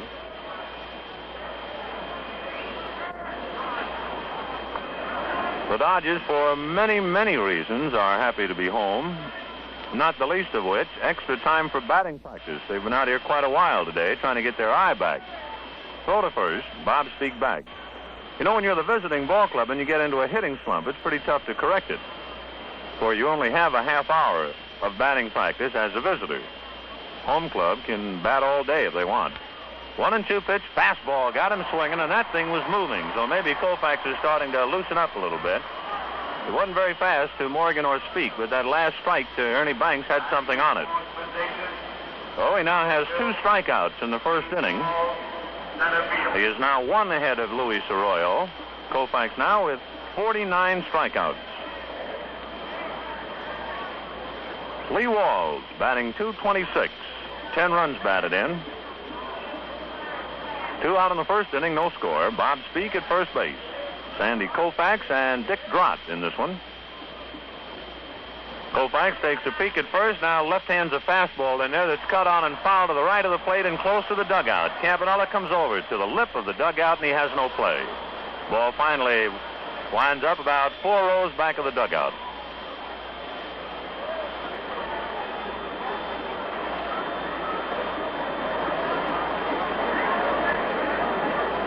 On the count. Young G.I. with his gal got that foul ball, proudly presented it to her.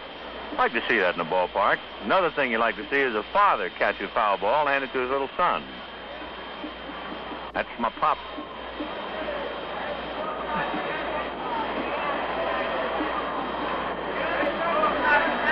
Wall's waiting, 0-1 the count. Koufax now ready and decides to go to first again and speak right back to the bag. Just the start of things, so pull up a comfortable chair. If you want to take your shoes off, go ahead. Wiggle your toes, and we hope you'll have a cold shave or two throughout the evening. Dodgers and Cubs opening up the homestand. Koufax set. Now the strike one pitch. Slow curve, a little high, just off the target, where Tom Gorman started to bring his right hand up and then quickly snapped it back to his side. 1 ball, 1 strike.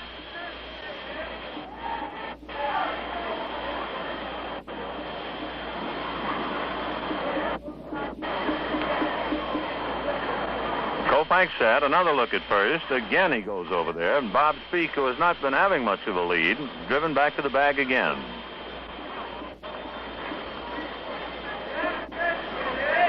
Lee Wall's waiting. Koufax ready. Now the 1-1 pitch. Fastball cut on and missed, and that was moving.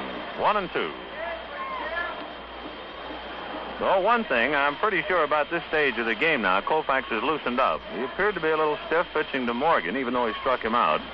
Pinwheeled his arms around, did a couple of knee bends. Now he's starting to pitch with a loose motion. 1-2, the count to Lee Walls. 2 out in the first inning, no score. Koufax set, takes a peek at Speak, comes to the plate with a curve and misses high. 2-2.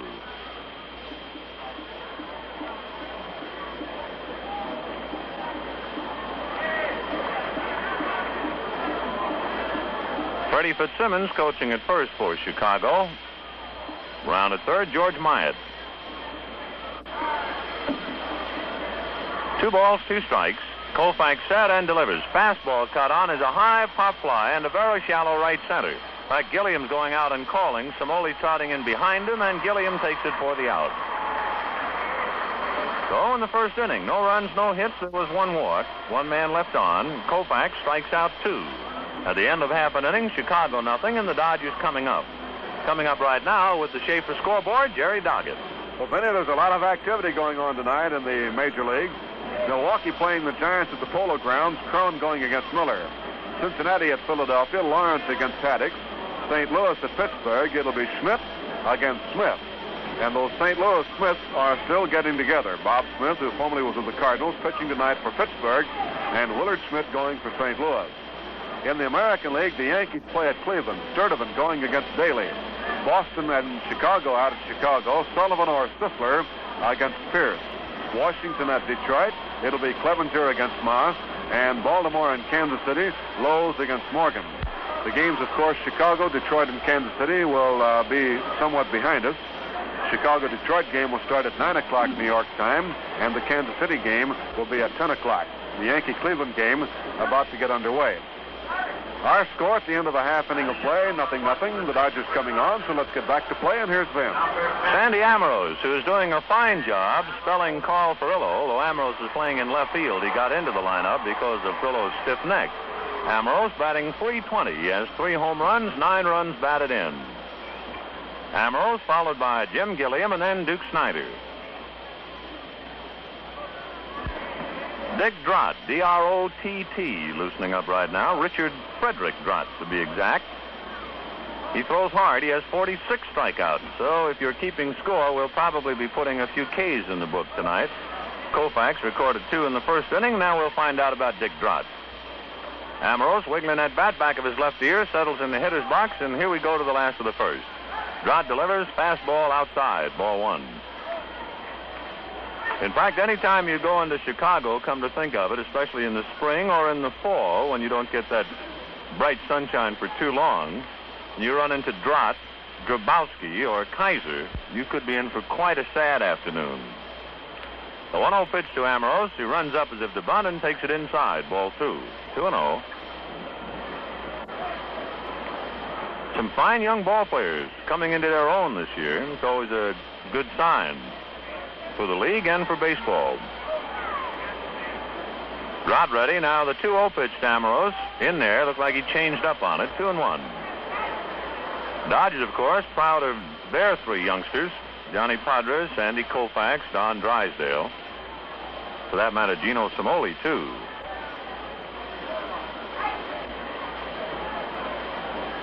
Drott gets a sign now. Dick ready, and the 2-1 pitch to Amorose. Fastball uppercutted, and a high pop fly. Ernie Banks calling, waiting.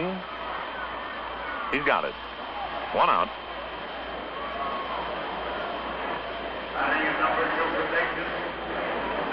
Jim Gilliam, who must be very happy to be back here in Brooklyn. He's had trouble, needs extra batting practice. He's hitting .251, 10 runs batted in. On deck, Duke Snider. Ernie Banks wide of the bag at third, but on the edge of the infield grass. Dick Drott goes to work now. The right-hander comes with a fastball and gets it over for the strike. Going 1. Jake Butler coaching at first. Around at third, Billy Herman.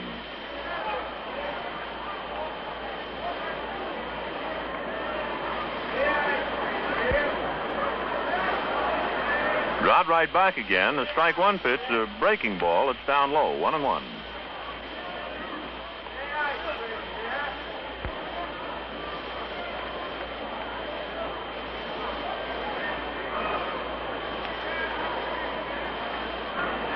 One ball, 1 strike. Drott delivers 1-1. The curveball breaks low and inside. Ball 2. 2-1. It might be a slider. It's not that sharp curveball. Just seems to break in a little bit and drop. 2 balls, 1 strike to Jim Gilliam. 1 out, bottom of the first inning, no score. Drott ready, and the 2-1 pitch. Fastball just outside. Ball 3. 3-1.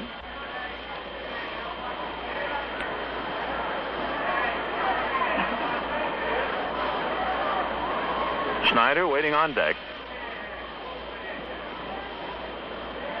Drott ready, and the 3-1 pitch to Gilliam. Fastball high, and Junior's on. So with 1 out, Gilliam draws the walk, and it brings up the Duke. And a trouble Duke he is, with a .245 batting average. He's still hitting the long ball. He has 9 home runs to lead the club, and 20 runs batted in. Out on deck, Gino Cimoli. 1 out, bottom of the first inning, no score. Gilliam at first base. Snider waiting at the plate now. Drott for the first time having to work from a stretch position. Dick comes set, a peek at first. Now he works the plate. Sharp curve outside. Ball 1. 1-0.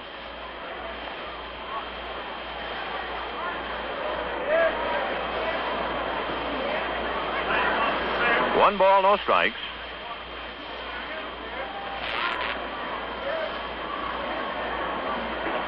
Drott ready. Now the 1-0 pitch. Snider looks at a fastball. It's down low. Ball 2. 2-0. Dick Drott, as we said, a strikeout man. He has struck out 46 thus far this year. And the high for him, which is also a league high, Dick Drott struck out 15 in 1 ball game. The other 2 close to that, Koufax and Roberts, have each struck out 13.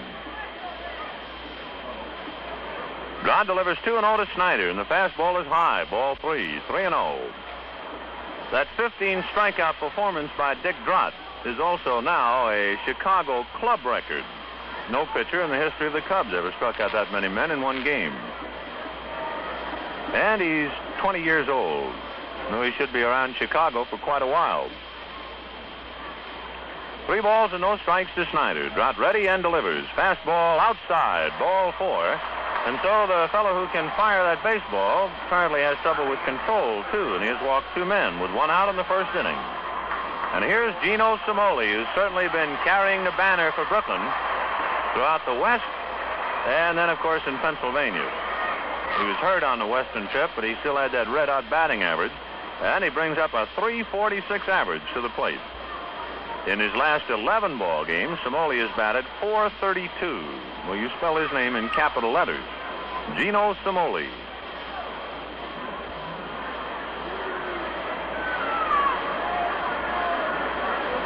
Gilliam coming away from second, Snyder from first. One out, bottom of the first inning, no score. From Ebbets Field in Brooklyn. Dick Drott ready, checks his runners and delivers. Fastball inside, ball one. Cimoli continues to look around at Billy Herman in case there might be something up in the air. A good batter will always check with his third base coach, not just on a 2-0 and 3-0 count. 1 ball, no strikes. Dick Drott ready, another look to his base runners and comes to the plate and misses again, down low, ball 2, 2-0. Now Dale Long comes over from first to have a few words, and Bob Sheffing going out to the mound to see just what's wrong with Dick Drott.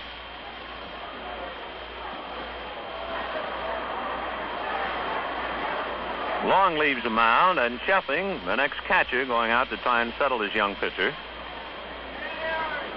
Dick Drott and Cal Neiman, the battery. Dale Long, Bobby Morgan, Jack Luttrell, Ernie Banks in the infield. The outfield, Bob Speak, Lee Walls, and the right fielder, Frank Ornega.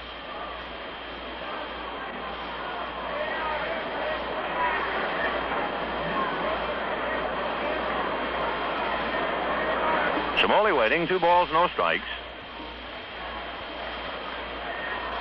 Dick Drott comes set now, checks his runners, and the 2-0 pitch is Cimoli. Down low, ball 3. Drott, as far as his record is concerned, with 46 strikeouts, he had walked 28 men.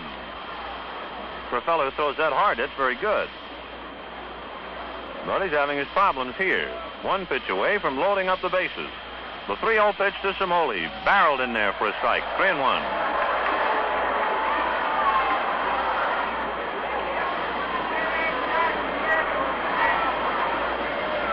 Gilliam, hands on his hips, a short lead off second. Snyder inching away off first. 1 out in the first inning in case you might have just dropped by. No score. Drott set, checks his man. Now the 3-1 pitch. Fastball is in there again. Strike 2. Oh, Dick Drott has gone to a full count. And now with 1 out, Cimoli and Messrs. Gilliam and Snyder on the base paths take a look over at third base coach Billy Herman. See if they play a little run and hit or not.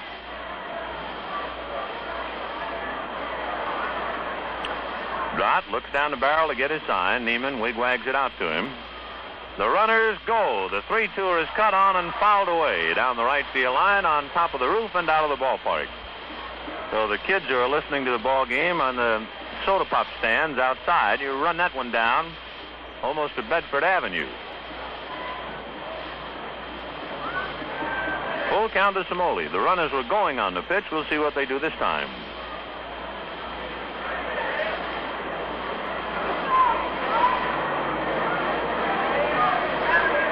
Dick Drott shaking no. Now he's ready. Checks his runners. They go. The 3-2 are cut on, foul tipped and held by Neiman, and his throw goes into left field. Gilliam is up, comes to the plate, and Snyder goes to third. So Cimoli strikes out. What happened was he foul tipped the ball right into the webbing of Neiman's glove, and the young catcher, in such a hurry to get his man at third, threw the ball into left field. So Cimoli strikes out.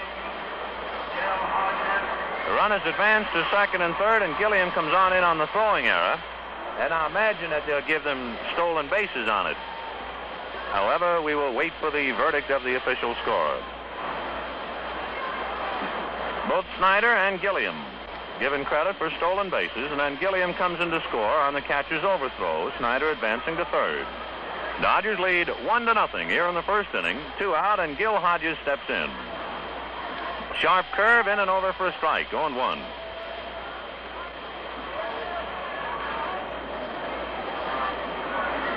Brooklyn 1, Cubs 0. Bottom of the first inning. Duke Snyder coming down off third with 2 out. Hodges batting .344.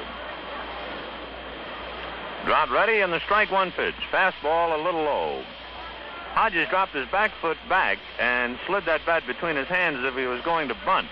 Snyder started to come down the line, then retreated. 1 ball, 1 strike. Gil's been red hot in his last 16 ball games. He's hit at a .403 clip. Drott to his windup now. The 1-1 pitch to Gill. Fastball low. Ball 2. 2-1.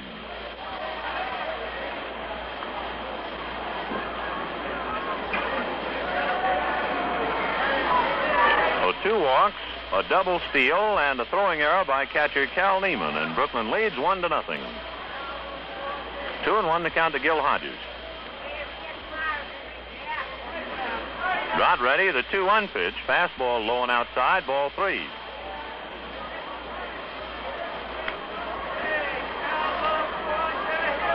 On deck, Roy Campanella. Still no action in the Chicago bullpen early in the ball game, and they'll go with a fellow who can throw as well as Drott. 3-1 pitch to Hodges. Slow curve, missed inside, ball 4. So Hodges walks, the 3rd walk given up by Dick Drott. Runners at first and third with 2 out, and it brings up Roy Campanella. Campanella, batting .239, has 7 home runs, 22 runs batted in.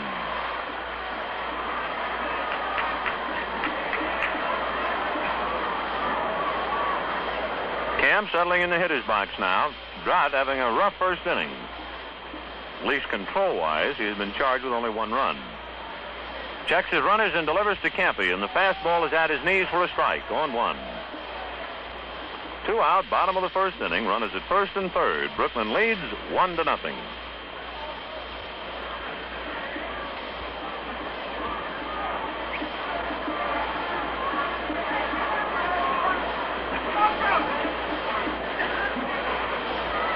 Campy just waiting. Drott staring in. Now the right-hander ready, and the strike 1 pitch. Curveball that backs Campanella out of there. 1 ball, 1 strike. We're happy to salute our Schaefer Award winners for the week, Johnny Padres and Gino Simoli. Simoli's been a big winner. He'll probably end up with half the brewery at the rate he's going.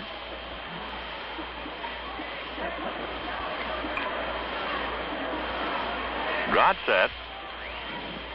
And the 1-1 pitch to Campy. Curve outside. Ball 2. 2-1. Have some wonderful gifts, you know, Schaefer Awards. All kinds of home appliances and radios. Wearing blenders and mixers and things like that. Luggage.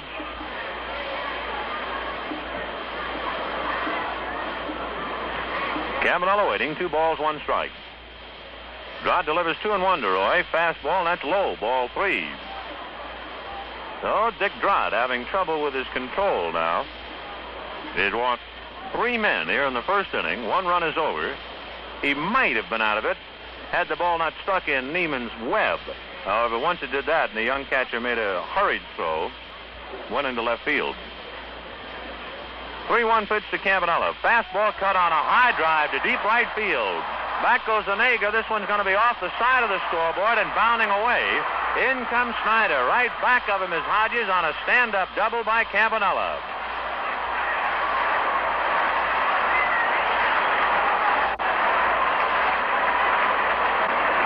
Frank Onega, E-R-N-A-G-A, 26-year-old right fielder. This is the first time he has ever played at Ebbets Field. And many a right fielder has spent a sleepless night thinking about that concave wall and the many-sided scoreboard. And that thing took the wrong carom as far as Onega was concerned. Bounced all the way over near the foul line. So Campanella doubles high off the Schaefer scoreboard. To right, drives in 2 more. And the Dodgers now lead 3-0 in the first inning.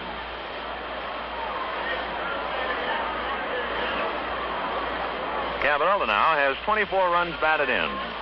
Roy at second, Charlie Neal the batter with 2 out, and the fastball comes low, ball 1. Bob Sheffing, going along with his young pitcher, finally stands up in front of his dugout and motions with his right hand to get somebody loose down there in the bullpen. They didn't see him, and he now finds out about the telephone, so he'll ring. Curve to Charlie Neal, in for the strike, 1-1. So they are moving around now in the Chicago bullpen. Brooklyn 3 runs on 1 hit. Throwing error by catcher Neiman, got 1 run over, and Campanella has just doubled in 2. The 1-1 pitch now to Neal, cut on and missed, 1-2.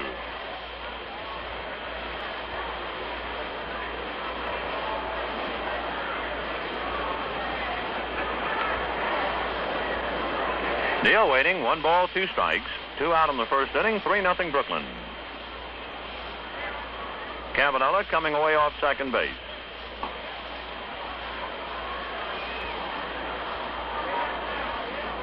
Now the 1-2 pitch to Neal is cut on and missed, strike 3.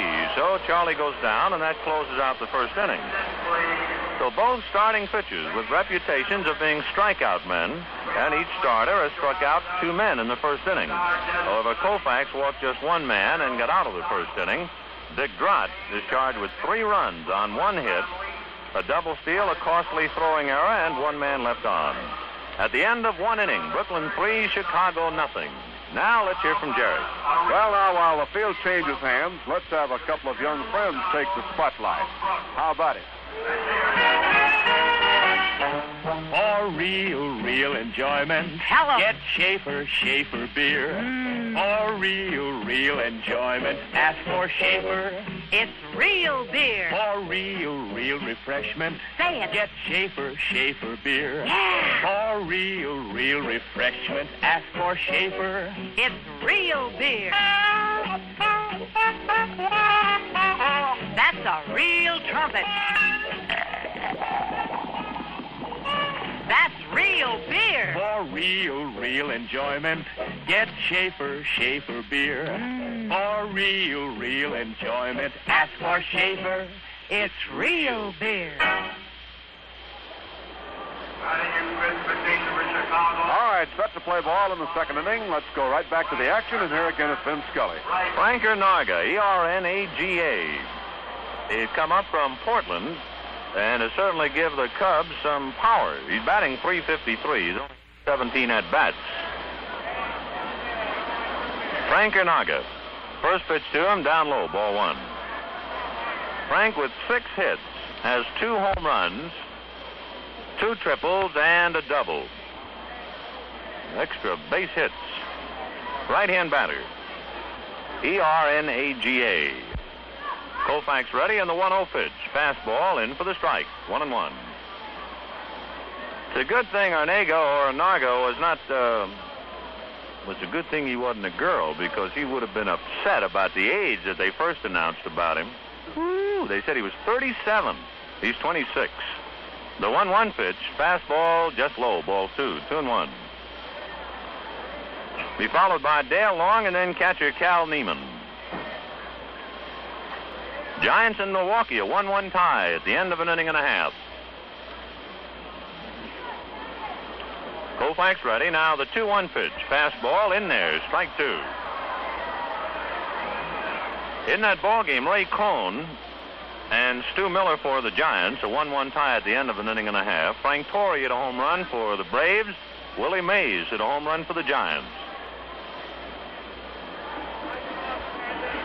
Arnago waiting now. The 2-2 pitch. Fastball got him swinging.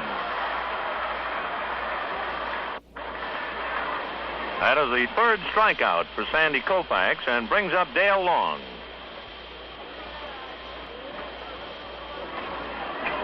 Long batting .243, has 5 home runs, 16 runs batted in.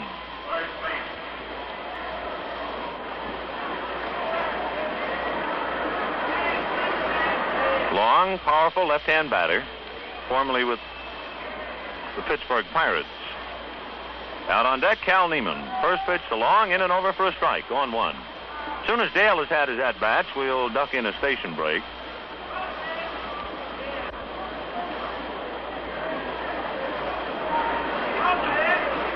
Koufax right back again, and the slow curve is just outside. 1 ball, 1 strike. We're in the second inning, 1 out, bases empty. Brooklyn 3 and Chicago nothing.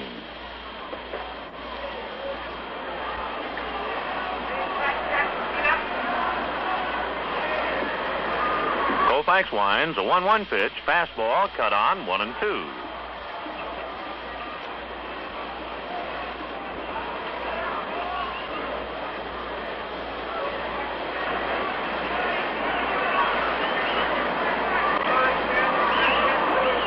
Koufax bends at the waist to get his sign from Campanella. Now he's ready. 1-2 pitch, slow curve down low, 2-2.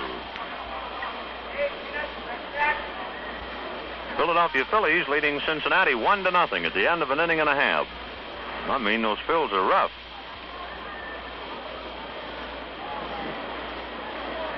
Long waiting, 2 balls, 2 strikes. Koufax delivers, fastball inside, right at the knuckles, ball 3.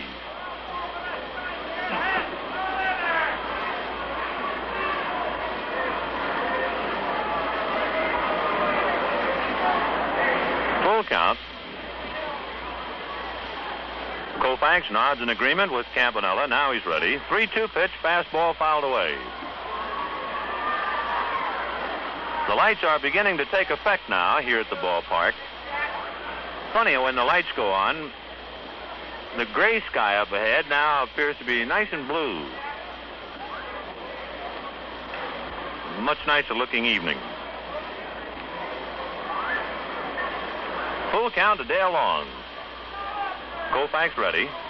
Sandy winds in the 3-2. Fastball on the corner. Called strike 3, and Dale Long is caught looking.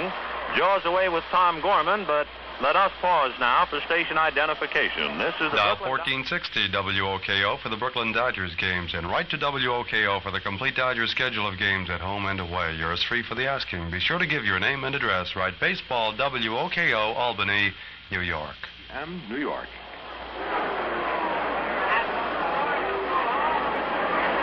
All right, back at Ebbets Field. 2 out in the second inning. Cal Neiman, the batter, and the first pitch in for the strike. 0-1. Was a very troubled and bitter Dale Long who left the plate. He took his helmet off and fired it about 25 feet along the box seats. The bat boy had to run down the line to get it. Koufax has now struck out 4 men in an inning and 2/3. Sandy right back. And it looked like he changed up and ballooned it too high. 1-1. Cal Neiman batting .267. He has 6 home runs, 15 runs batted in.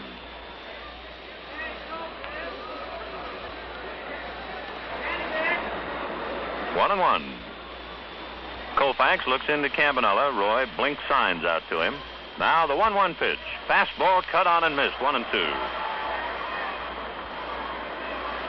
Sandy Koufax now has 51 strikeouts to be the leader. He has passed Arroyo.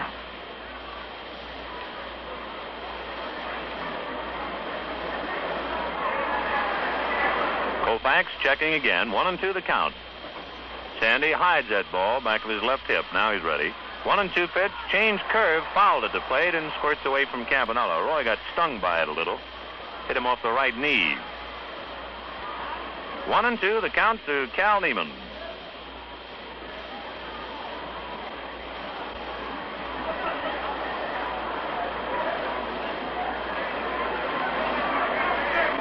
Remember tomorrow night at Roosevelt Stadium in Jersey City, Don Kaiser and Don Drysdale.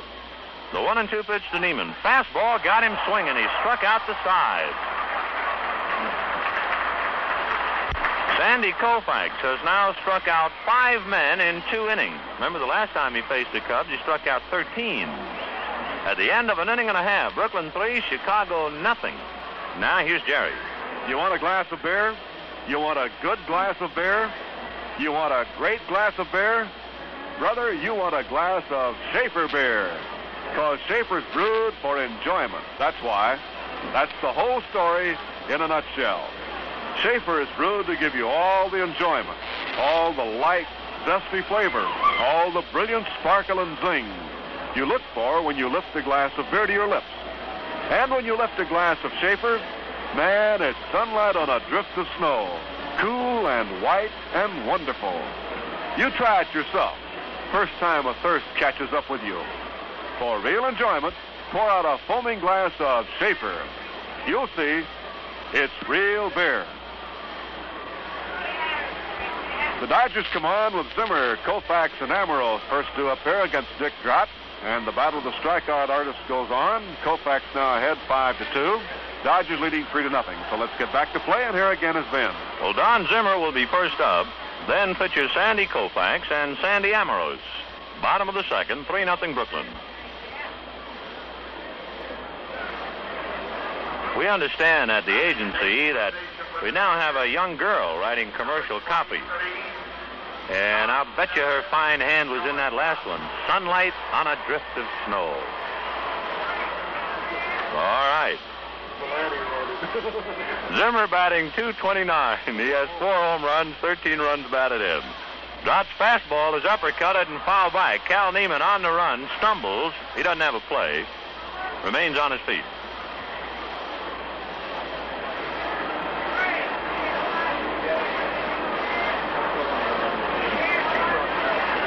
The count to Zimmer. Last of the second inning, 3-0 Brooklyn. Bottom of the second.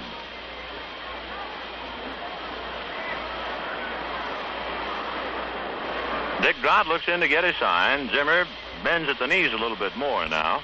And the strike one pitch. Fastball cut on is a high foul to the right of the plate. Neiman coming back right to the lip of the Dodger dugout and can't make it. The ball lands on the roof. And somebody makes a great catch by the name of Barney Stein. Barney, who takes great sports photos for the New York Post, he is also the Brooklyn Dodgers official photographer. And that thing kangarooed from the dugout roof right up into the camera booth. And there was Barney to grab it.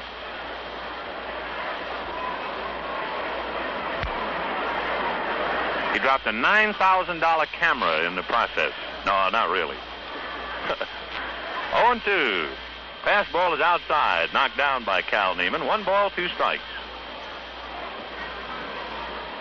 We're in the last of the second. Brooklyn 3, Chicago nothing. Everybody a little extra chipper tonight now that we're home. Drott to his windup and delivers. Curveball in there. Called strike 3. Zimmer knew it and walked away. That's the 3rd strikeout for Dick Drott, the 8th strikeout in the game, and we have 1 out in the bottom of the second. Now, the last time anything like this began was out at Wrigley Field in Chicago. Mo Drabowski struck out 8 men. Koufax struck out 13. The record, the total for a ball game, 24. The National is 23. So we'll keep an eye on it. Pitch to Koufax in for the strike, 0-1. On that particular day, the total of strikeouts tied the National League record, 23. And we're starting to build up to something like that again tonight. Strike 1 pitch to Koufax. Up high, 1-1.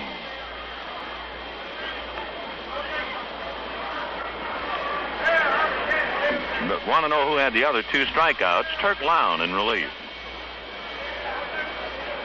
1-1 to Sandy Koufax. Drott ready and delivers. Fastball cut on late and missed. 1-2. Koufax is 0 for 10, but he has shown progress. The last few times up, he's hit the ball, and once or twice fairly well. Drott getting his sign. Koufax waiting. Now the 1-2 pitch to Sandy. Fastball got him, so down he goes. 4 strikeouts for Dick Drott.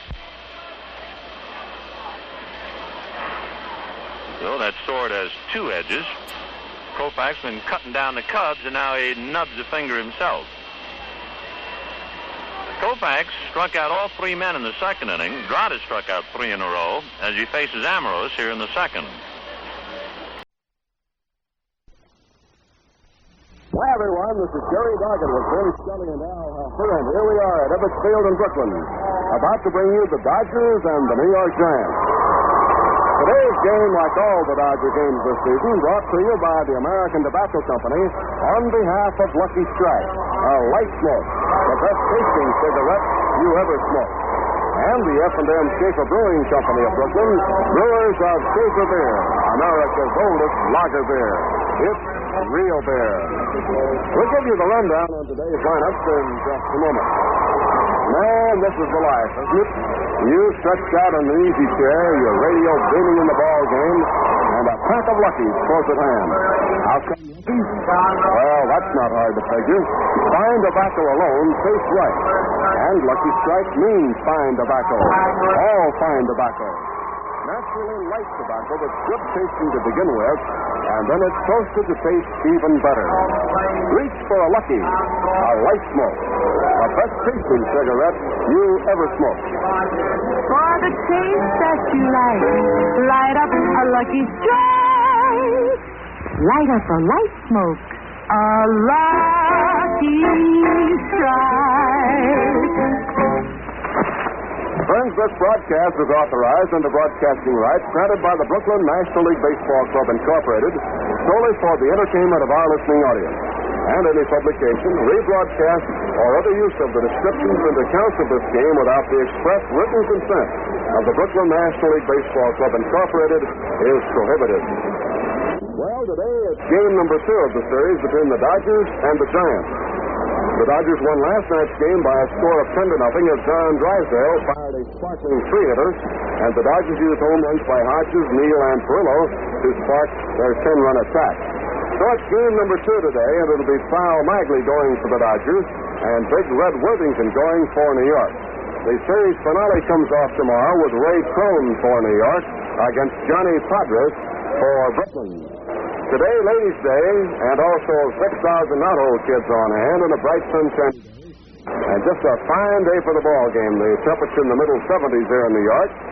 If you folks lolling around the house in the neighborhood of Ebbets Field want something to really give you a good afternoon's entertainment, we might invite you right out here to Ebbets Field and see the ball game between the Giants and the Dodgers. Plenty of good seats available here, so why don't you come on out and take in a ball game. Let's give you a rundown now on the batting orders for this afternoon's game. For New York, it will be Danny O'Connell leading off, playing second base. Don Mueller in right field. Willie Mays in center field. Ray Jablonski at third. Hank Sauer in left. Darrell Spencer at short. And right now, let's have our national anthem. We'll have the rest of the lineup in just a moment.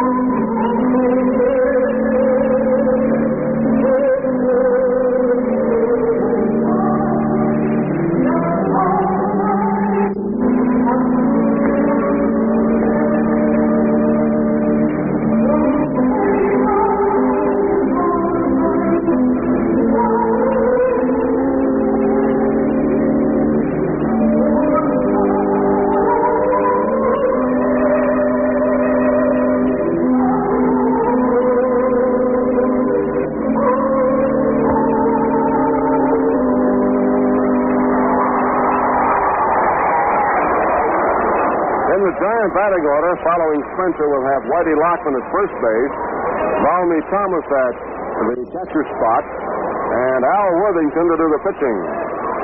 For the Dodgers, Jim Gilliam at second base, Gino Samoli in left field, Luke Snyder in center, Gil Hodges at first, Carl Cirillo in right field, Charlie Neal at shortstop, Pee Wee Reese at third, Johnny Roseborough catching, and Sal Magley to do the pitching. The bullpen brigades for both clubs now making their way down the lines.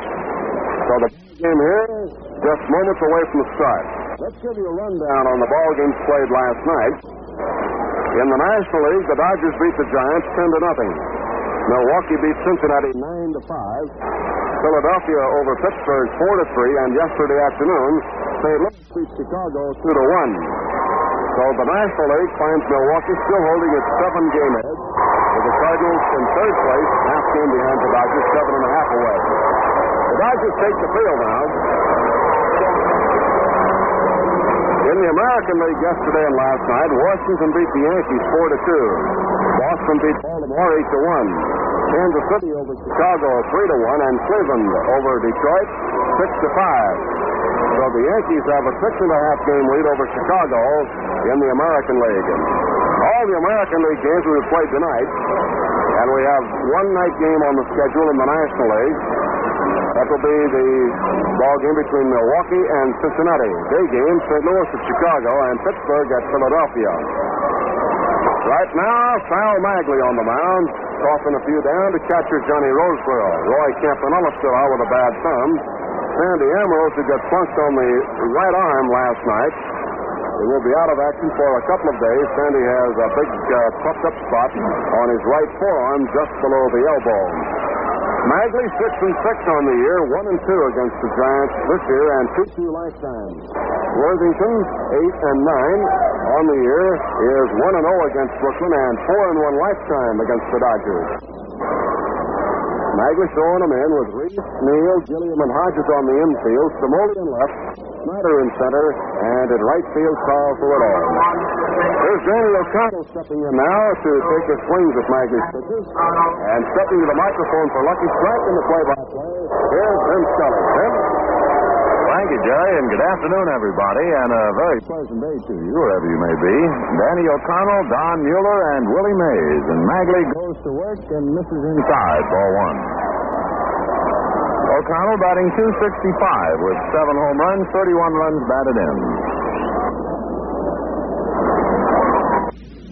Magley checks his sign, back he comes, and his curve drops too low, ball two. Fine crowd on hand. We have over 6,000 knot-hole youngsters here today, and we're delighted to see the youngsters in the ballpark.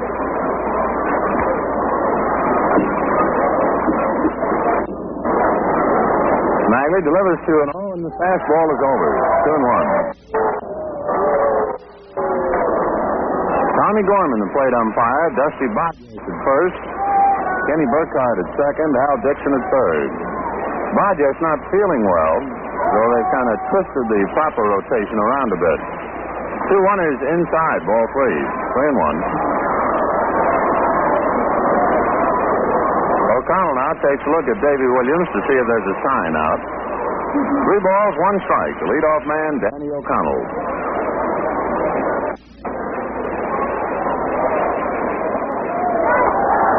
3-1 pitch is in there, strike 2. Full count to Danny.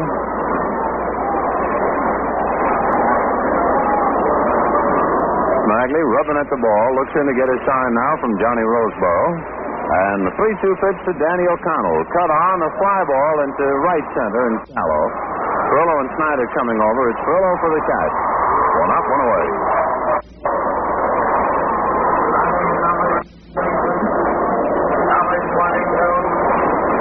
Don Mueller being announced. Don hitting .263 with 6 home runs, 36 runs batted in. 1 out, first inning, no score. Just the start of things.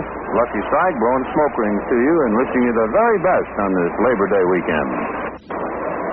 Fastball to Mueller, in for the strike, 0-1. Don comes out. They have a mild discussion about the pitch with plate umpire Tommy Gorman.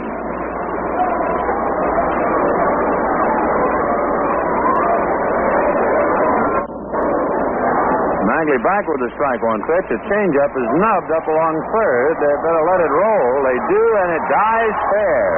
So it'll be a base hit for Don Mueller. Neither Reese, Roseboro, nor Magley had a chance. Mueller was actually fooled on the changeup and hit it right off the end of his bat. Squared it up along third, and he beat it out. So Mueller gets an infield single.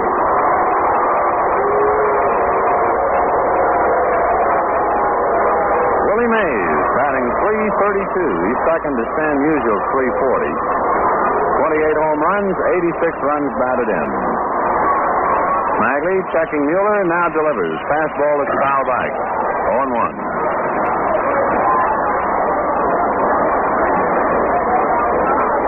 1 out, first inning, no score. Giants and the Dodgers in the second game of this 3-game series. They'll close things out tomorrow. Johnny Padres and Ray Crone. Kurt Barkley has a very tender and somewhat stiff right shoulder. The strike 1 pitch, curve, cut on and foul back, 0-2. Mays had that right off the hands, and it hurt a little bit. Really wringing his right hand a moment, now gets back in.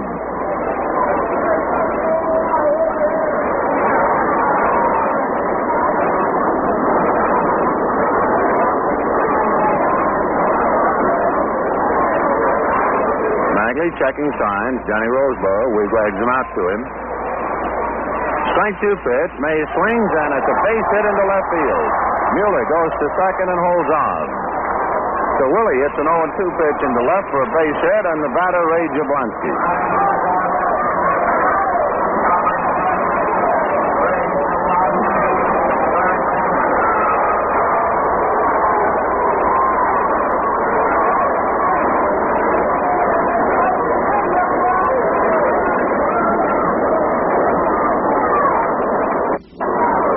Jablonski batting .299, 7 home runs, 41 runs batted in. Don Mueller at second, Willie Mays at first. 1 out, first inning, no score.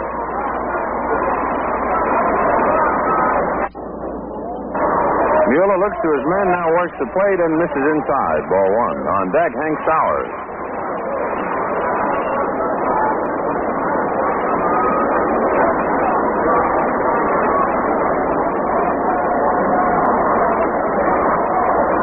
In a first-inning jam. Sal turns on the rubber, now set. The 1-0 pitch. Slow curve in for the strike. 1-1.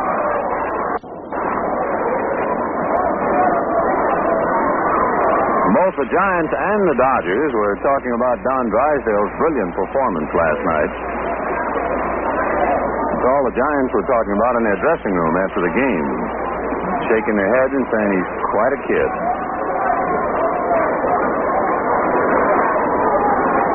Magley decides to back off the rubber now, just staring in. 1 ball, 1 strike to Ray Jablonski. Magley looks to his runners and delivers 1-1, and a sharp curve is put down and missed. 1-2.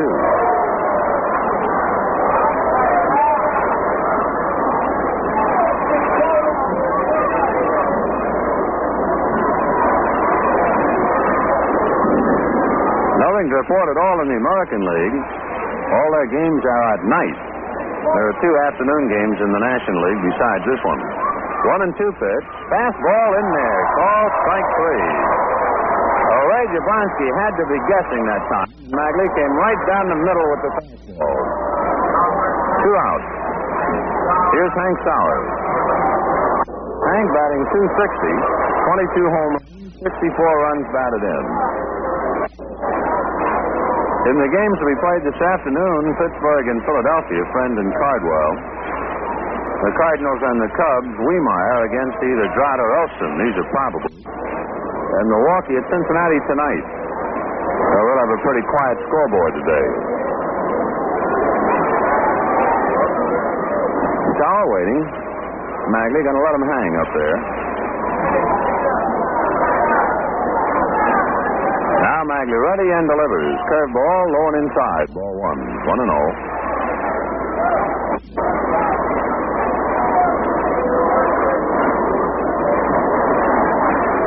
Not only do we have the 6,000 not-all youngsters, ladies stay here, and we have quite a representation. I don't think we're going to have our over 4,000 ladies that we had a week ago.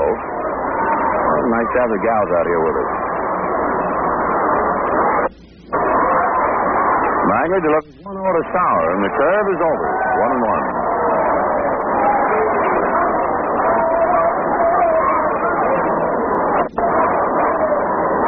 Don Mueller nubbed one up along third for a base hit. Mays single to left. Jablonski is struck out. So with 2 down, the count to Hank Sauer. 1 ball, 1 strike.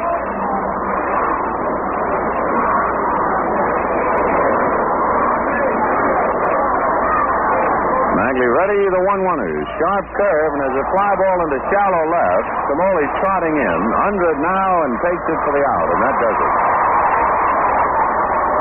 Well, the Giants in the first inning, no runs, 2 hits. They leave 2 men. At the end of half an inning, the Giants nothing and the Dodgers coming up. Jim Gilliam batting .253 with a home run and 31 runs batted in. Gilliam, Samoli, and Snyder in the bottom of the first inning, no score.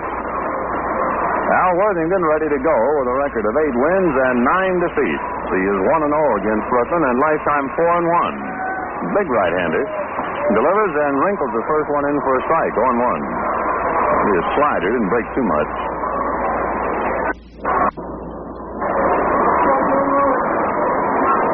Jablonski about even with the bag at third. Worthington ready to work, and the strike 1 pitch. Gilliam runs up as if to bunt and takes it low. 1 ball, 1 strike.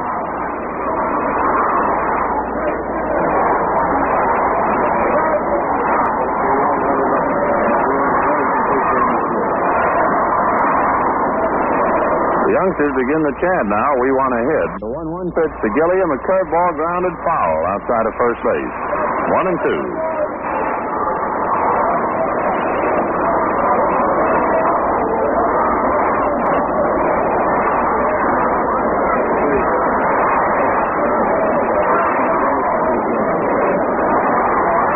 Worthington checking signs.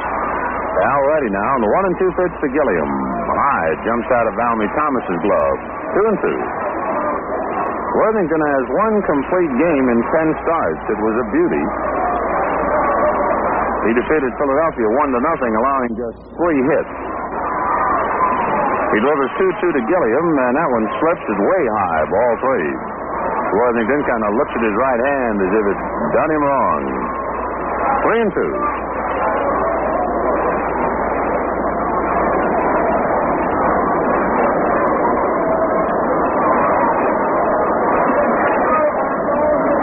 Worthington delivers 3-2 to Gilliam, and the pitch is bounced to the right of O'Connell, who's up with it, turns and flips back to first in time for the out. 1 up, 1 away.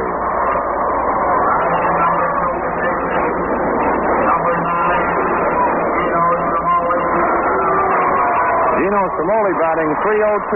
He has 10 home runs, 52 runs batted in.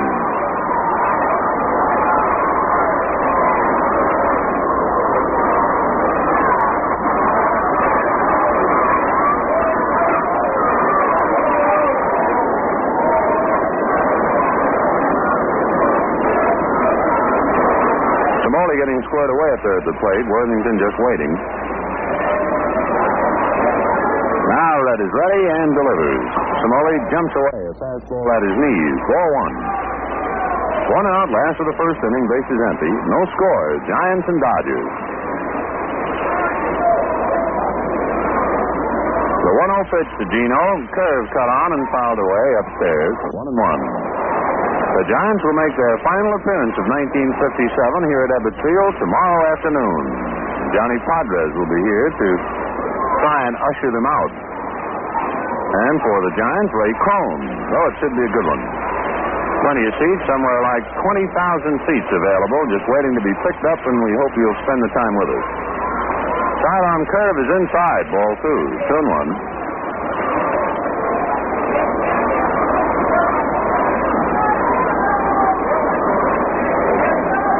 Worthington back to the plate, and the curveball is high. Ball 3.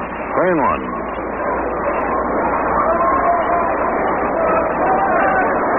Darrell Spencer comes in from short, hollers something to Worthington.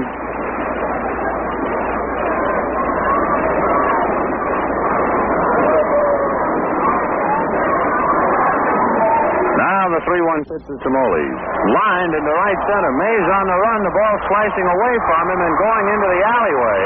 Cimoli on his way for second and makes a turn. He cut off by O'Connell. Cimoli's going to be hung up. Now goes diving back to second and makes it. Willie Mays made a tremendous play in the alleyway, and Cimoli made one basic mistake. He took something for granted. He's lucky, however, he got back to second safely. Well, when Cimoli saw the ball go by Mays heading for the alleyway, it must have flashed in Gino's mind, well, I'll take 3. Mays grabbed the ball on a bounce with his back to home plate, made an awkward twisting throw back towards Danny O'Connell, but the point was he got rid of the ball. And as Cimoli was just running around second base, Danny O'Connell had the ball. O'Connell was slightly bewildered and surprised and threw to third. And Cimoli put on the brakes and just did get back to second. And Mays started it off with a fine cutoff in the alleyway. Here's Snyder. Worthington delivers and it's cut on and missed. Gino Cimoli doubles into right center, and boy, he almost jumped out of his uniform when he saw O'Connell with the ball. No score, first inning. Snyder hitting .286. Worthington checking Cimoli. checks again, now delivers. And Snyder takes low. 1 ball, 1 strike. Duke has 34 home runs, 78 runs batted in.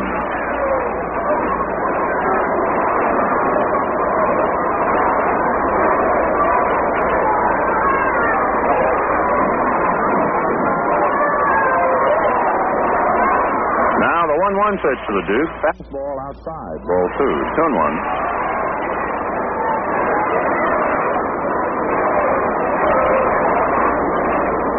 Giants, no runs, 2 hits. Dodgers, no runs on 1 hit. Samoli has just doubled. Quite a play by Mays. Robbed Samoli of the other base. The 2-1 pitch. Slow curve, fouled away. 2-2.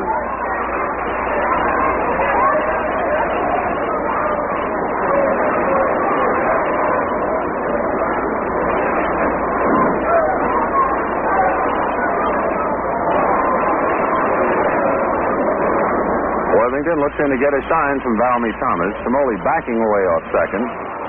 Darrell Spencer right back of him. O'Connell presents no problem. He's in the hole out on the grass. The 2-2 pitch. Little high to Snyder. Ball 3.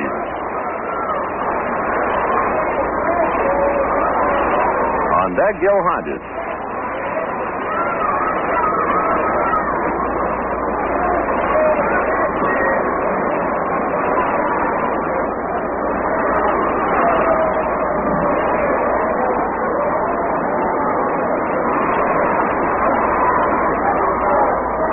Pitch to the Duke. Down low, ball 4. Well, with 1 out. Samoli doubles. Snyder walks, and it brings up Hodges.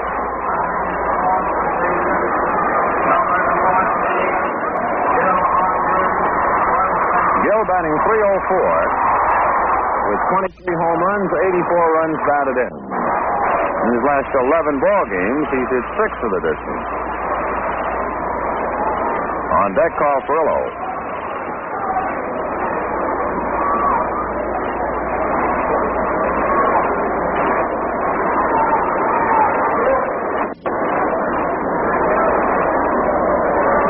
Worthington pounding the ball in the mid of his glove, waiting for Hodges to get dug in up there.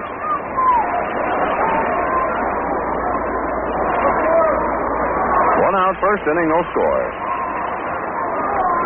Worthington ready and delivers, and Hodges backs away from a pitch that stays inside. Ball 1, 1-0.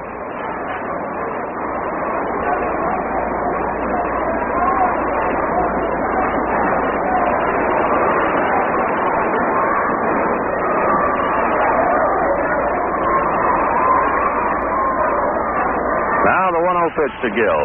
In for the strike. 1-1.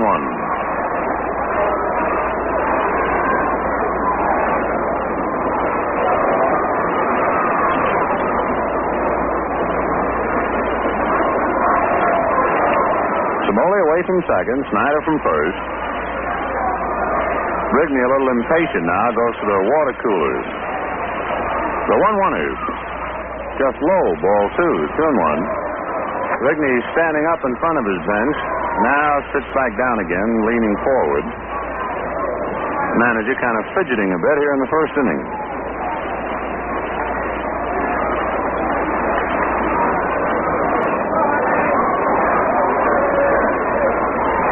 Worthington delivers 2-1 to Hodges, and it's cut on and missed. Gill going all the way around. 2-2.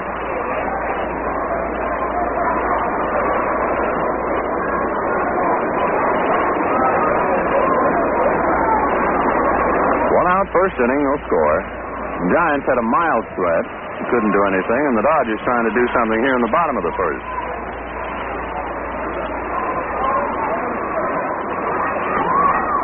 Worthington checks his men. Now delivers. And the pitch in there. Call strike 3. Oh, Hodges caught looking. Down he goes. 2 out. Here's Carl Furillo. Furillo has been blazing hot, so much so that his average is now up to .290. He has 10 home runs, 54 runs batted in. Furillo is one of the really great closing hitters during a year. After the All-Star game, he follows a usual pattern. And in the month of August, he's hit .441.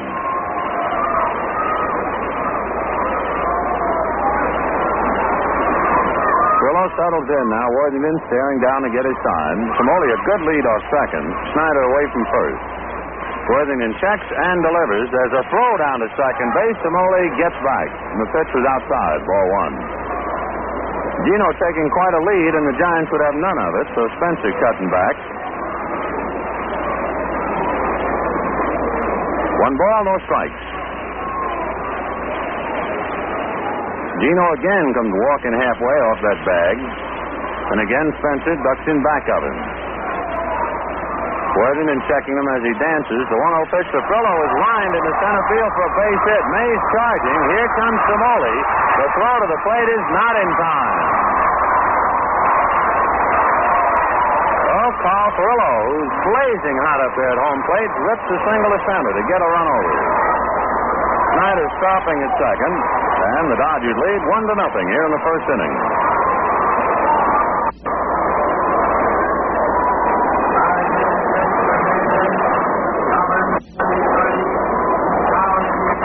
Charlie Neal, the batter, hitting .268. 10 home runs, 47 runs batted in.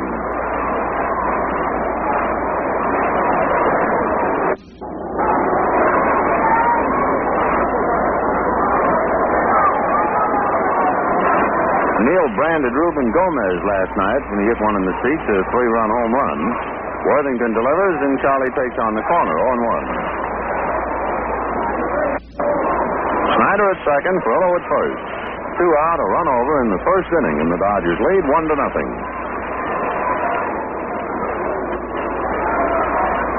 Worthington back with a strike one curve, and that's fouled away. 0-2.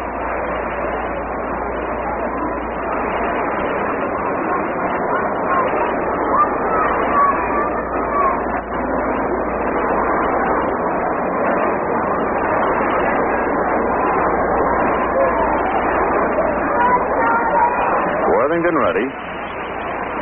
Strike 2 pitch to Charlie Neal, foul back.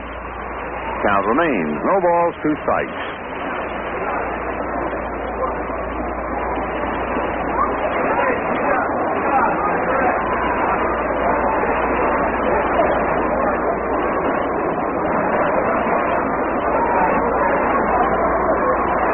Worthington trying to work his way out of a first inning jam.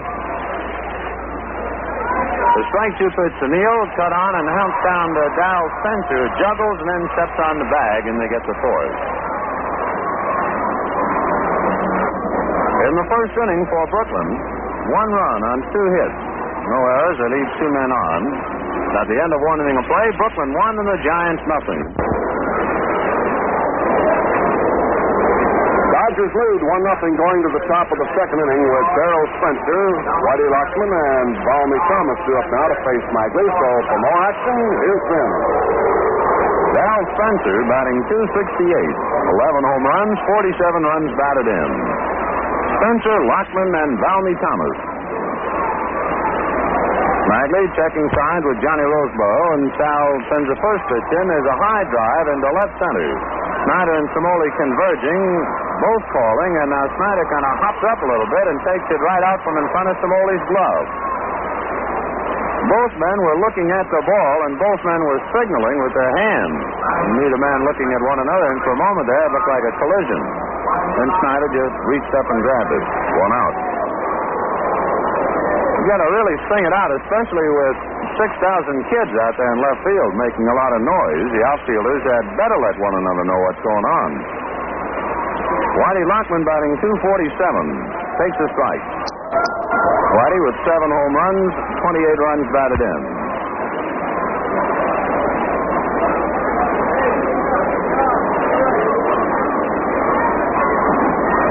Magley back with the strike 1 pitch. A drag bunt up towards first. It'll be a tough one, and the play to Magley is just in time. Tremendous speed by Hodges.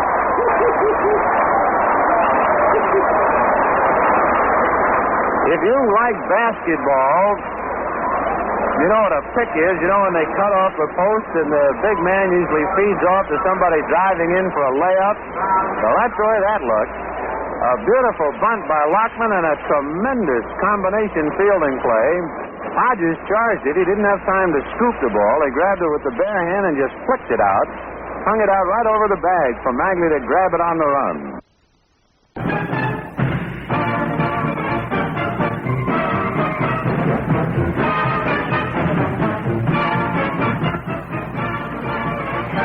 The Professional Football Championship game between the Cleveland Browns and the Detroit Lions, brought to you by America's most widely acclaimed new car, the bold new Pontiac, and your authorized Pontiac dealer. Good afternoon, football fans. This is Bill McColgan speaking to you from Briggs Stadium in Detroit, Michigan, where this afternoon the Browns and the Lions battle it out for the world supremacy of professional football. Both the Lions and the Browns are seeking to add luster to already glorious comebacks this year. The Lions, after winning the Western Division title in 1954, dropped all the way to the cellar in 55. A gallant effort to return to the top fell one game short just a year ago when they lost the division crown to the Chicago Bears.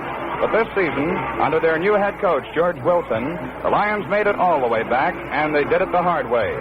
In their last 4 games, they had to come up with victories over the Green Bay Packers, the Browns, the Chicago Bears, and the San Francisco 49ers. The Lions have definitely been a second-half football team over that span. In the second half of those 4 games, they have allowed a total of only 13 points while scoring 76 themselves. Last week's comeback at San Francisco was truly one of the most courageous chapters in pro football history. Trailing 27-7 early in the third period, the Lions refused to give up. They kept fighting back and finally won it by a score of 31-27. And that's the reason they're here in Briggs Stadium this afternoon meeting the Browns. The Browns' comeback was of a different type. They won the championship in 1955, but fell to 4th place in the Eastern Division last year with a record of 5-7. Some experts said it would be at least 5 years before the Browns would be back in the title picture. Few gave them a chance of making it this year. But the squad, which includes 12 rookies and 5 second-year men, had other ideas. They beat the defending champion New York Giants 6-3 in the regular season opener, and that was the psychological lift they needed. Having beaten the champs, they felt they could go all the way. They did, but it wasn't easy. They had to come from behind to beat Los Angeles in a real pressure game at Cleveland, and also to tie the Redskins in another one at Washington. They were led by Tommy O'Connell, a quarterback who many said was too small to make the grade in the professional ranks. It was said that O'Connell didn't have the speed nor the maneuverability to cope with the present-day defenses in pro football. Well, Tommy answered those critics by leading the National Football League in passing as he sparked the Browns to the Eastern Division crown. Speaking of O'Connell, he suffered a severe ankle sprain in one of the final games of the year, this one against the Chicago Cardinals, when he was tackled from behind by Leo Sugar. O'Connell has not seen action since then, but he, of course, has been working out with the Browns for the past couple of weeks, and he has been nominated by head coach Paul Brown to start in this big football game this afternoon. Tommy, of course, during his collegiate days at the University of Illinois, was the Big Ten's top passer. The Browns and the Lions are no newcomers to the championship game. They have met no fewer than 3 times in the past 6 years. They battled it out at Municipal Stadium in Cleveland in 1952, Detroit winning that one by a score of 17-7. Doak Walker, now retired, came up with a big play in that football game, a 67-yard touchdown run. The next year, the scene changed to here at Briggs Stadium in Detroit. That was 1953, when the Lions again defeated the Browns 17-16. Lou Groza of the Browns kicked 3 field goals, and Chick Jagady scored a touchdown for Cleveland, but the Lions won it in the final minutes on a 33-yard pass play from Bobby Lane to Jim Doran. Back in Cleveland in 1954, Otto Graham was the big gun, running for 3 touchdowns, passing for the same number as the Browns defeated the Lions 56-10. And here again this afternoon, it's the Browns and the Detroit Lions battling it out for the World Football Championship. A crowd of more than 56,000 expected here at Briggs Stadium this afternoon. Standing room has been allowed by Commissioner Burt Bell, so that puts the crowd up over 56,000. It, however, is not the largest crowd in Briggs Stadium history for a football game, as some 58,000 came here to see the San Francisco 49ers meet the Lions back in a regular season game in 1954. It's a good day for football. The sun is shining here in Detroit. The temperature is 32 degrees, and the wind 18 miles an hour from the west-southwest. The Cleveland Browns, in the toss about 15 minutes ago, won it, as Mike McCormick, their offensive captain, called it, and they'll receive the opening kickoff. They'll defend the north goal. Detroit will kick and will defend the south goal. The Detroit Lions come into the game with a record of 9-4. The Browns have won 9, lost 2, and tied 1. We'll return with the starting lineups in just a moment. Right now, your Pontiac dealer has the answer for those of you who are looking for a low-priced car. Got those small car blues? Then here's good news. The Pontiac Chieftain beats the best of the low-price 3, and for less money. It's bigger. The Pontiac beats them in size with a whopping 122-inch wheelbase. It's more powerful. Pontiac beats them in power with dual action Tempest 395 performance. It's more advanced. Pontiac beats them with the boldest engineering advances in 50 years and luxury. Matching interiors, even wall-to-wall carpeting. Let your Pontiac dealer show you why. The Pontiac Chieftain beats the best of the low-price 3 for less money. See your Pontiac dealer soon.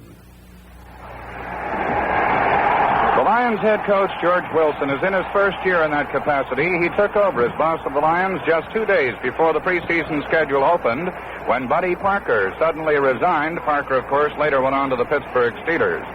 The job that Wilson turned in with the Detroit team definitely must be considered as one of the top coaching jobs of the year. Wilson played professional football with the Chicago Bears, but he has been in the Detroit organization for the last 9 seasons. Of course, most football fans the nation over are familiar with the record of Paul Brown. His coaching record covers service at Severn Prep down in Maryland, where one of his A-stars was Slade Cutter. Then he returned to his native Massillon, Ohio. From there, he moved on to Ohio State, then to the Great Lakes Naval Training Station during World War II, and he has been head coach of the Cleveland team since 1946, when the club was organized as a member of the now-defunct All-America Conference. In that time, the Browns have been out of a title game just once. During their 4 years in the All-America Conference, they won the conference championship on all 4 occasions. They entered the National Football League in 1950, and since then have been in the title game in all seasons except last year, when they finished with a 5-7 record and finished 4th place in the Eastern Division. That record, incidentally, marked the first time that a Paul Brown coached team lost more games than it won. We spoke a while ago about Tommy O'Connell, the Browns quarterback, and of course the big boy in the Detroit attack this afternoon will be Tobin Rote, who has succeeded Bobby Lane as quarterback of the Detroit Lions. And now our national anthem. Shortly with this ball game here at Great Stadium. Now, ladies and gentlemen, from the fine high school band, we have to play our national anthem.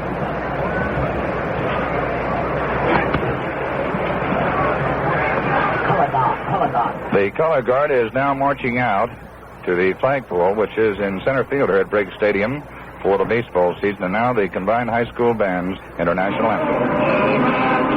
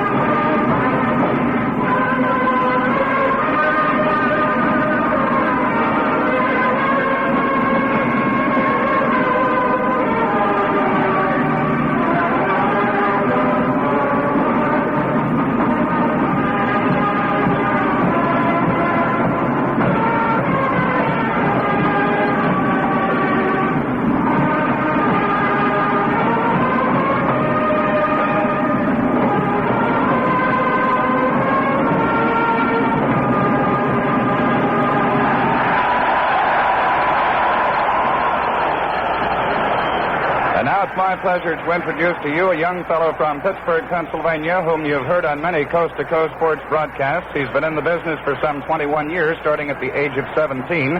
For the past 2 years, he has been handling the telecast of the Green Bay Packers. It's my pleasure to introduce for the play-by-play in the first period and the starting lineups, Ray Scott. Thank you very much, Bill McColgan, and good afternoon, ladies and gentlemen, wherever you are. And welcome, by way of NBC Radio, to this Professional World's Championship game. Let's waste no further time. Let's tell you about the probable starting lineups. When the visiting Cleveland Browns have the ball, Art Hunter of Notre Dame will be the center. At the guard positions will be Jim Ray Smith from Baylor. At the left guard, And at the right guard, we expect to see Herschel Forrester, but they may change around. Herschel from Southern Methodist. At the tackles, the veteran and great Lou Groza. At left tackle, Lou from Ohio State. At right tackle, Mike McCormick from the University of Kansas.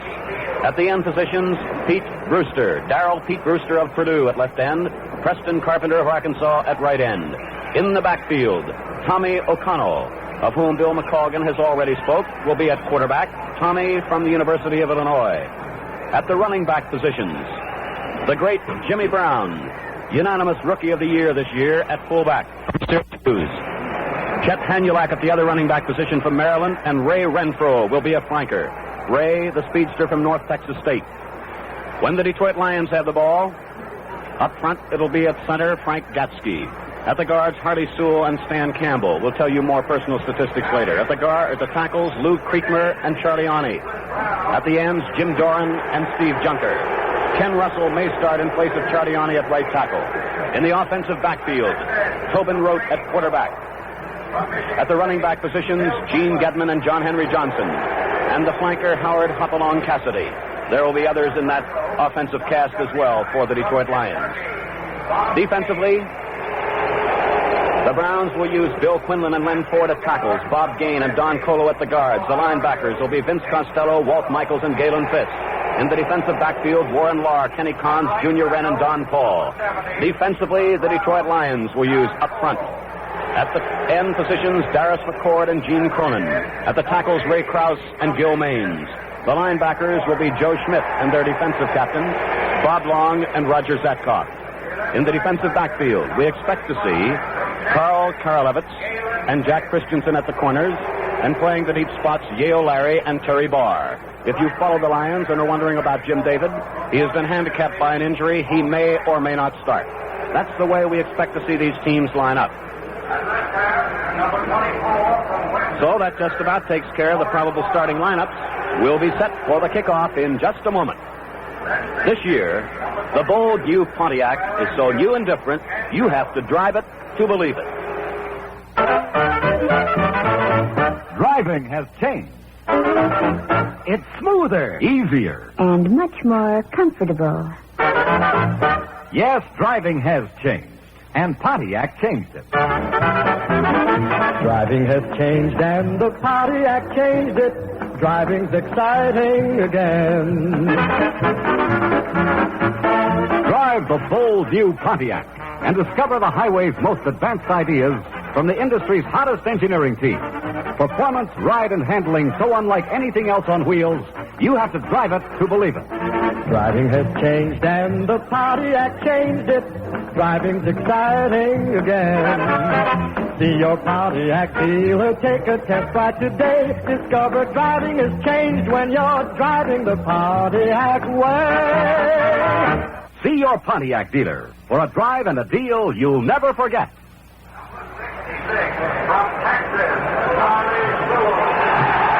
We come back on the air here, direct from Briggs Stadium, with the roar in the background of this crowd of over 56,000 as their hometown heroes, announced and described over the public address system a moment ago as the Gas House Gang. Let us tell you now of the officials for today's championship game. The referee will be Ron Gibbs of St. Thomas. The umpire will be Joe Connell of the University of Pittsburgh. The head linesman will be Dan Tehan of Xavier. The back judge, Cleo Deal of Northwestern. And the field judge, Don Looney of TCU. Just about every probability is taken care of for a game of this importance. And so we tell you of the alternate team of officials standing by in case they are needed. The alternates are George Renix of Minnesota, Jim Beersdorfer, who did not play in college, the veteran Charlie Berry of Lafayette, and Chuck Sweeney of Notre Dame. Those are the officials for today's game. This meeting between the Lions and the Browns today for the professional championship holds more than a little drama. The teams have met already once in the regular season. The Detroit Lions won by a score of 20-7. Followers of the Lions, of course, will be missing someone by the name of Bobby Lane. The great Bobby Lane suffered a fractured ankle against the Cleveland Browns earlier this season. Tobin Rote has carried on nobly since that time. This will be their fourth meeting this year as they played 2 preseason games and divided honors. The Browns, and it's hard to mention the Browns in speaking of them in a negative sense, but we must report correctly that the Browns have never won at Briggs Stadium. Only a preseason game back in 1950. In championship games between these two teams, in 1952, the Detroit Lions won by a score of 17-7 over Cleveland. In 1953, in one of the great thrillers of professional championship history, the Lions won it in the last moments by a score of 17-16. And then a victory that I am sure Coach Paul Brown of the Browns marks down in his little book as one of the sweetest of his long and colorful coaching career, the 1954 championship game, when the Cleveland Browns won it by a score of 56-10. Now, the Browns, since 1950, have appeared in 7 championship games. They have been the world champions of professional football 3 times. In fact, they have missed playing in only 1 championship game since coming to the National Football League, and that was last year. The Lions, since 1950, have appeared in 4 championship games. 2 of them they have won. But they have also been world champions on 3 occasions because they were the champs way back in 1935. These teams are well scouted. In addition to the games that they have played against each other when they have had, of course, their personal observations to fall back on, they have exchanged film just for the purpose of getting ready for today's game. The Browns requested to see the film of the game between the Lions and the 49ers, the playoff game, won by Detroit just a week ago, 31-27.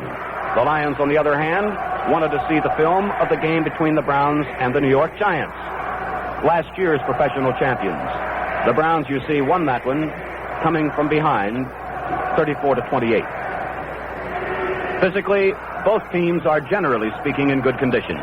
We have already told you that Bobby Lane, of course, will not play. Jim David may possibly see some action. Chardiani has been hampered as well.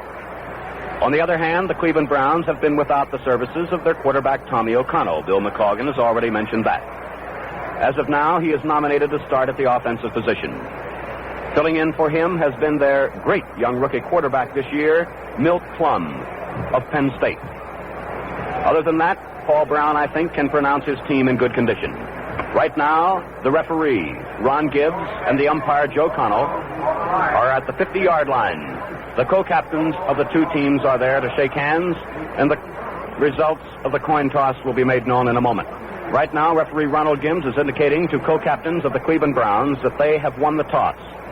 Their co-captains for Cleveland, Don Colo, defensive right tackle, and Mike McCormick, the offensive right tackle. For Detroit, middle linebacker Joe Schmidt, offensive quarterback Tobin Rote. The Browns have won the toss and have elected to defend the goal to our left, the north goal. The Detroit Lions will probably use Jim Martin to kick off. Number 47, Jim from Notre Dame, 6'2", 223. This is his 8th year in professional football, makes his home in Anaheim, California. And so from across the field, the blue jersey-clad Detroit Lions break their huddle. Jim Martin is walking to the ball. The Cleveland Browns, in the uniform of the visiting team, white with dark numerals, orange helmets, are taking their position preparing for this opening kickoff. From Briggs Stadium in Detroit, the championship of professional football will be decided this very beautiful afternoon. Considering that it is December, the sun is shining. The field is in pretty good condition considering the rain of the last week. In deep receiving position to the goal line to our left, as we are high on the west side of Briggs Stadium, will be Jimmy Brown and Milt Campbell. Kicking off, Jim Martin. The roar of the crowd is now subdued. They're waiting.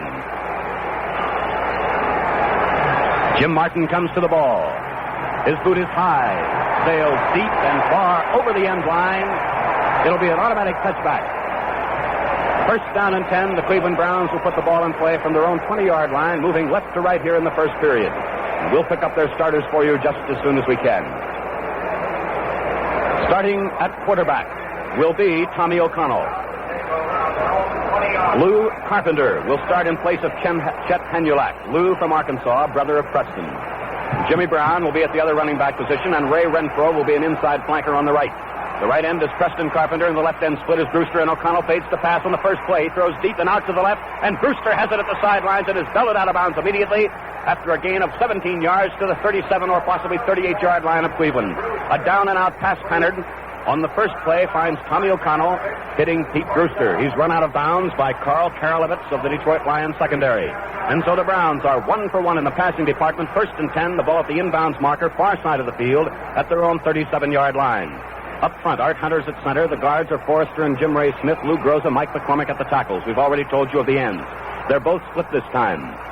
O'Connell under center. The snap, pitch going to the left side and swinging outside of end and belted out of bounds at the 43-yard line is Jimmy Brown. Carl Karalevitz again in on the defensive play. The gain is beyond the 40 to the 43-yard line. Out of bounds on the far side of the field. It is a gain from the 37 to the 43 of 6. 2nd down 4. Calling the defensive signals for the Detroit Lions is Joe Schmidt. McCord is playing at the one-hand position. At the other end is Gil Maines. 2nd down 4, O'Connell under center. The snap, pitch out to the right. Coming outside is Carpenter. He is belted and spun down at the 44.5-yard line. Lou Carpenter. Coming up from the secondary is Yale Larry with help from Joe Schmidt, who came over from his middle linebacker position. Paul Brown will be alternating his guards as per usual, sending in instructions prior to every play.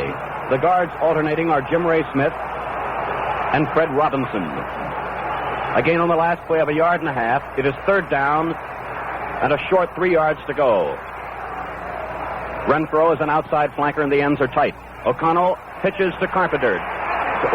Trying to go outside to the left. He gets up to about the 42-yard line. He'll be very close to a first down. Jimmy Brown. Out to the left side. The ball has not been moved as it is near the out of bounds on the far side of the field because it is that close to a first down. No indication as yet from the officials that they'll have a measurement. The ball is now brought in to the inbounds marker. It is 4th down and about a half yard short of a first down. And the Browns send in their punting formation. After taking the opening kickoff, Cleveland moved to a first down on the first play of the game when quarterback Tommy O'Connell hit left end Pete Brewster on a down and out pass to the left for 17 yards. Dropping back in twin safety for Detroit, Yale Larry and Terry Barr. Now the Browns will line up first as if they're in a T and then immediately go back to a punt formation. It'll find Kenny Cons punting from the Cleveland 31. The pass from center is true. The kick is a wobbly one off to the right. Barr watches it land at the 25, rolls back to the 20. He picks it up and is downed immediately at the 10-yard line. He was driven back from the 11, is where the ball will be placed, as Terry Barr elected to handle that punt with 3 Browns standing by, led by Paul Wiggin, their defensive left end. A 41-yard punt. 1st and 10. Detroit has the ball for the first time in this game from their own 11-yard line. We're early in the first period. There is no score. The championship of professional football at stake at Briggs Stadium in Detroit. The Lions 1st and 10 from their own 11-yard line. The ball at the inbounds marker near side of the field. Quarterback Tobin Rote immediately splits both ends and flanks Cassidy out to the right side. The snap to Rote over left tackle, swinging now wide to the left and being caught for a loss of 1 is Gene Gedman. Walt Michaels is the first man of Cleveland to hit him. It is a loss of a half yard back, let's call it the 10-yard line, a loss of 1, 2nd down 11. Calling the defensive signals is Walt Michaels for Cleveland. 2nd down 11. After 2.5 minutes of play in the first period, there is no score. The Lions have the ball. Coming up now, their second play from scrimmage from their own 10-yard line. Split out to the left is Jim Doran. Again, it is Gedman off left tackle. He finds a big hole, comes to the 15, to the 20, and spins to the 20.5. Don Paul in on the defensive play for Cleveland. Gene Gedman from the University of Indiana makes his home now in Detroit, Michigan. Native of Duquesne, Pennsylvania. Shy of a first down by a half yard. The ball is placed right on the 20-yard line. Inbounds marker near side of the field. It is 3rd down and less than a yard for Detroit. The Browns have the only first down of the game. We're forced to punt. Detroit now has it on 3rd down. Doran again splits left. Cassidy is an outside flanker to the right side. Gedman over left guard, spins away from one tackler. He may or may not have the first down. It's that close. Walt Michaels came booming in there to bring him down. And so players now, along with officials, surround the ball. We will now have an official timeout for a measurement. The chains come in from the near side of the field. First down by inches at the 21-yard line. So the gain was just a half yard, but enough for Detroit to even up the first down department. They have their first one. Tobin wrote at quarterback. Gedman, John Henry Johnson at the running backs. Cassidy this time comes out of the huddle and flanks to the right side. The right end is Steve Junker. He's split about a yard. Doran split left about 10 yards. The snap. John Henry Johnson over right guard to the 25 to the 30. Swings to the left. 35. 40-yard line. John Henry Johnson broke over a big hole on the right side of the Browns line. Swung out to the left. He's finally brought down by Don Paul of the secondary and Galen Fisk, the linebacker. John Henry Johnson carries for a Cleveland first down, just shy of the Lion 40 by a half yard. And again, it's Walt Michaels setting up the defense for Cleveland. A 19-yard run for John Henry Johnson. Again, Cassidy will be a flanker to the right. Junker and Doran are split at ends a couple of yards. The snap, and Rote fades to pass. He looks, he throws over the middle, and it is complete at the Browns' 40-yard line to right end Steve Junker, who cut across the middle and made a tremendous catch right in front of Kenny Carnes, who made the tackle. So Rote is 1 for 1 in the passing department, and the Lions are in Cleveland Brown territory at the 40-yard line. First down and 10, Detroit. There is no score after 5 minutes of play in the first period. This is the first time that either team has been able to penetrate beyond the 50. The Lions, first down and 10 at Cleveland's 40-yard line. Jim Doran splits to the right. Cassidy will flank outside Steve Junker now, who is lined up at left end. The ends have switched. Tobin Rote under center. A four-man Cleveland line, 3 linebackers tight, and coming to the outside is Gedman.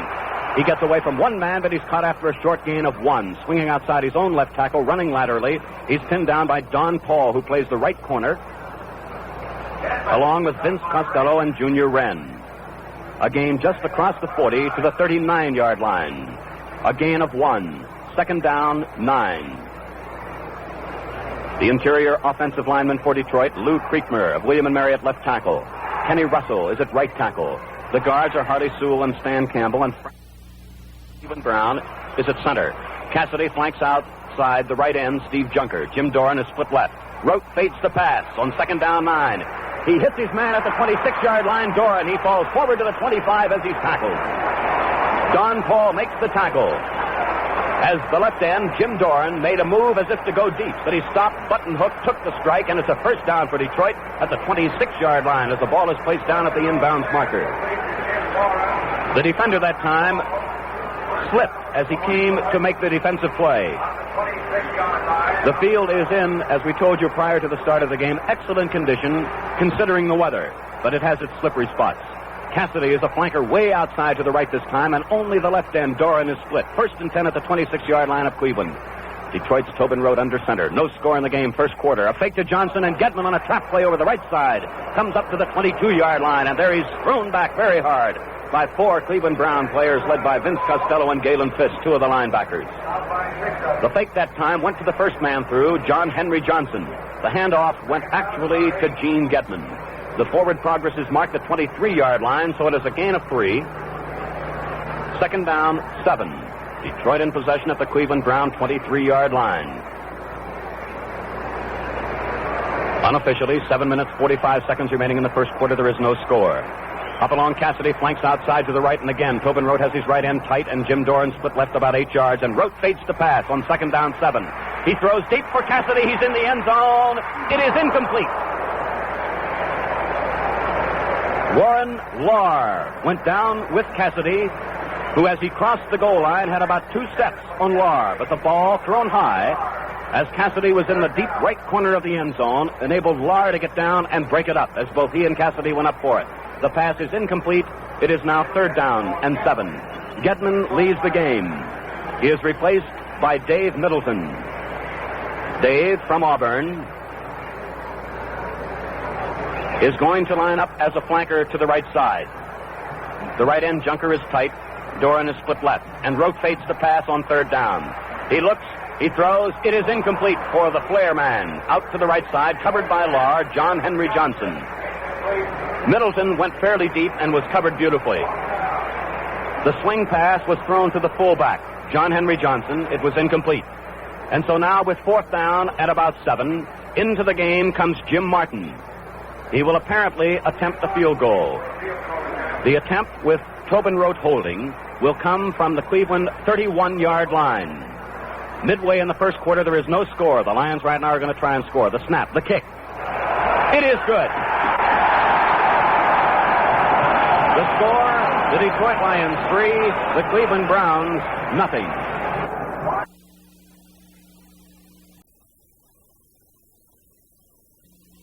In the 9 past championship games, the Giants have won 3 and lost 6. Baltimore is sparked by the remarkably fine quarterbacking and passing of the Cinderella Kid of pro football, Johnny Unitas, who came off a sandlot near Pittsburgh to make the grade with Baltimore. A University of Louisville alumnus, Unitas cost the Colts only a telephone call to sign, and this year he's been the mainspring of their versatile attack, which has brought the Colts their first conference title. He's thrown at least 1 touchdown pass in his last 25 consecutive games. That's a National Football League record. With Unitas are such fine performers as speedster L.G. Dupre, other speedsters in Lenny Lyles, Lenny Moore, and Johnny Call, flanking the power men of the Colts attack, Alan Amici and Billy Pricer. Up front are a pair of splendid pass catchers in Raven Berry and Jim Mutchler at ends, with an interior line that's big, mobile, and tough. Parker and Priest at tackles, Spinney and Sandusky at guards, and Buzz Nutter at center. The defensive platoon of the Colts is anchored by a huge, tough 4-man wall of Gino Marchetti, Art Donovan, Gene Lipscomb, and Don Joyce. They average 262 pounds. And it's a defensive unit that had played an impressive role in Baltimore's march to the Western title this season. Their secondary, for instance, has grabbed off some 35 enemy passes this season. That's an average of 3 interceptions a game. The Giants of New York have an equally impressive defensive unit. So rugged have these New York Warriors been, particularly these past 2 weeks, that they've been accorded ovations when the defensive platoon left the field, particularly last Sunday, when they limited the Cleveland Browns to a 64-yard total gain and blanked the Browns 10-0, and that, as anyone in the National Football League will tell you, is no small trick. Offensively, the Giants move a 38-year-old quarterback, Charlie Connolly, the most venerable of the National Football League pilots, in command. He has 88 completions and 184 attempts for 1,199 yards and 10 touchdowns. And Connolly has a veteran and a fine first-year backfield, too. A pair of backlines to work with in the veteran backfield. He has Frank Gifford, an all-league choice. Alex Webster, a power runner. The hard-charging Mel Triplett at fullback, and they've got a splendid line in front of them. So, with all the spirit, drive, and enthusiasm of the men who love to play this game and who play to win, we'll see the finest teams in the National Football League today. And as added incentive, they'll be fighting for the winner's end of the players' pool. And that's extra cash for everybody at holiday time. Now, one unusual feature prevails today. The application of the National Football League sudden death rule will be made in the event of the regulation game ends in a tie score. Under the terms of the sudden death regulations, the toss of a coin with the choice made by the visiting team captain decides which team will kick off or receive to start the extra period or periods. Then the teams continue to play until one or the other scores, field goal, safety, or touchdown, whereupon that team is declared the winner and the game ends. But sudden death has never been invoked in previous world title games. Whether or not it will today, we don't know. However, to tell you about it and to bring you the starting lineups, here is my colleague on today's broadcast, a fine sports reporter, in Bill McColgan. Bill? Thank you very much, Joe, and good afternoon, football fans from Yankee Stadium. It's the Colts against the New York Giants for the National Football League Championship. In just a moment, we're going to have our national anthem, so we'll delay our running down the starting lineups of today's game. The referee this afternoon is Ron Gibbs of the College of St. Thomas, the umpire Lou Palazzi of Penn State, the head linesman Charlie Berry of Lafayette, the back judge is Cleo Deal of Northwestern, the field judge is Charlie Sweeney of Notre Dame. Out on the field right now, the combined bands, the Baltimore Colts Cowboy Band and Wayne High School Band of New Jersey. The crowd expected to reach 70,000 to witness this championship tilt here this afternoon. The New York Giants last were in the championship game 2 years ago in 1956 when they walloped the Chicago Bears. Our national anthem.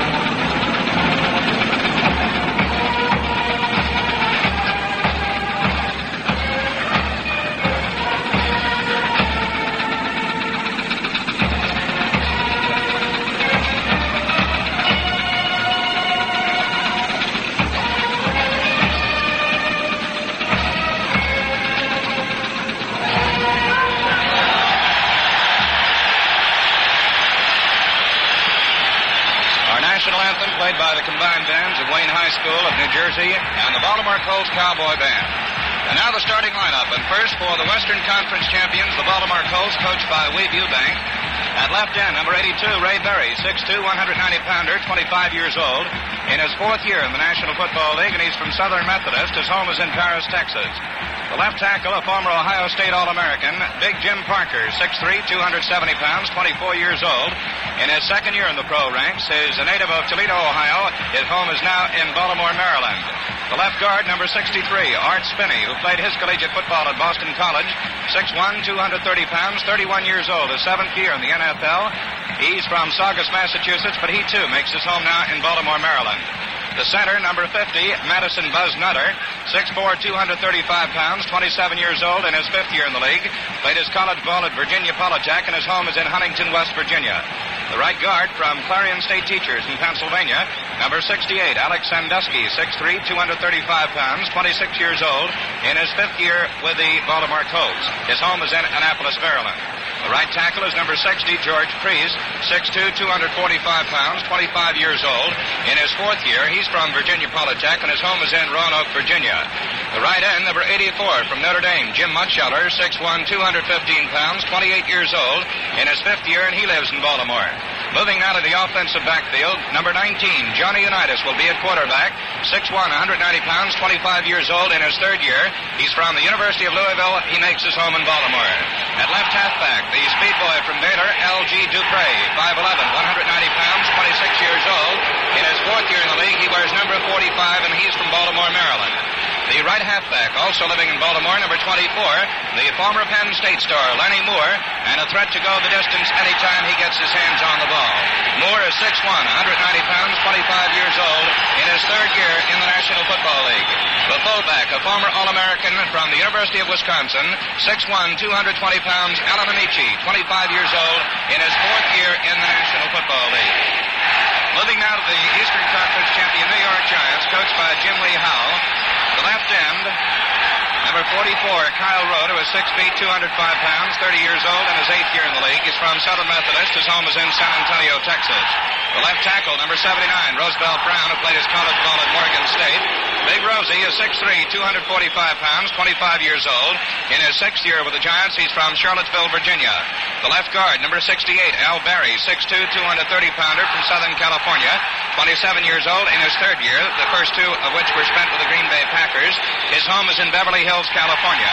At center, a former Northwestern star, number 55, Ray Waiteka, 6'1", 225 pounds, 29 years old. In his sixth year, he's from East Chicago, Indiana.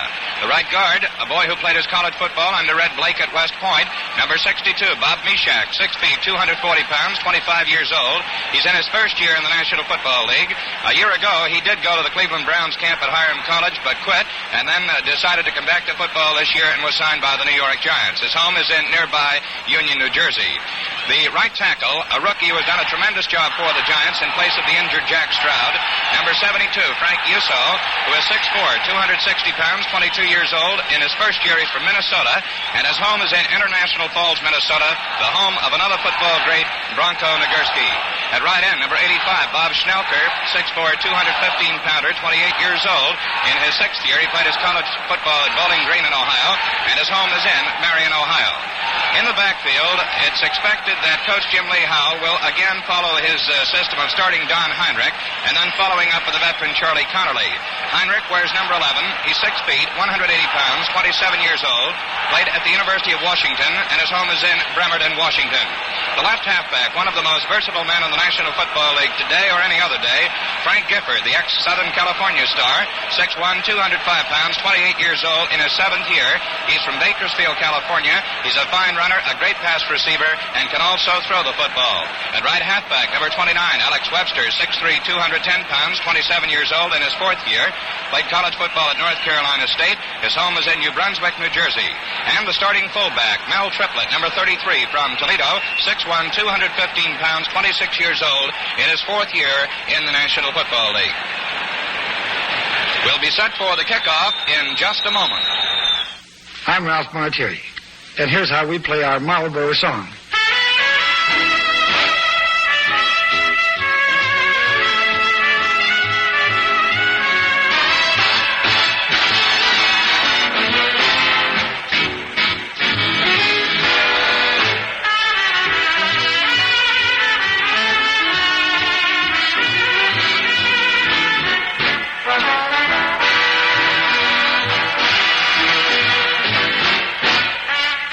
get better makings in a Marlboro. More flavor, more filter, more cigarette. Look for the new Gold Crest on the pack and box. For better makings, make it Marlboro. You get a lot to like with a Marlboro. Filter, savor, set-top box.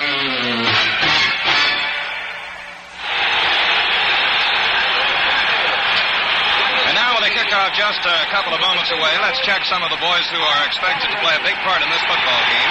At quarterback for the Baltimore Colts, Johnny Unitas, the most valuable player in the National Football League a year ago, so voted by the players of the league. He was drafted 9th by the Pittsburgh Steelers back in 1955. This year, he ranked 5th in passing with an average of 7.63 yards per throw. He led the league in touchdown passes with 19, and he has passed for touchdowns in 25 consecutive games, a league record. The players are now being introduced individually, the Baltimore Colts being introduced first, and then the New York Giants will be introduced to this huge crowd here at Yankee Stadium this afternoon. Also in the Baltimore backfield today, Lenny Moore, we mentioned him briefly in introducing the Baltimore Colts.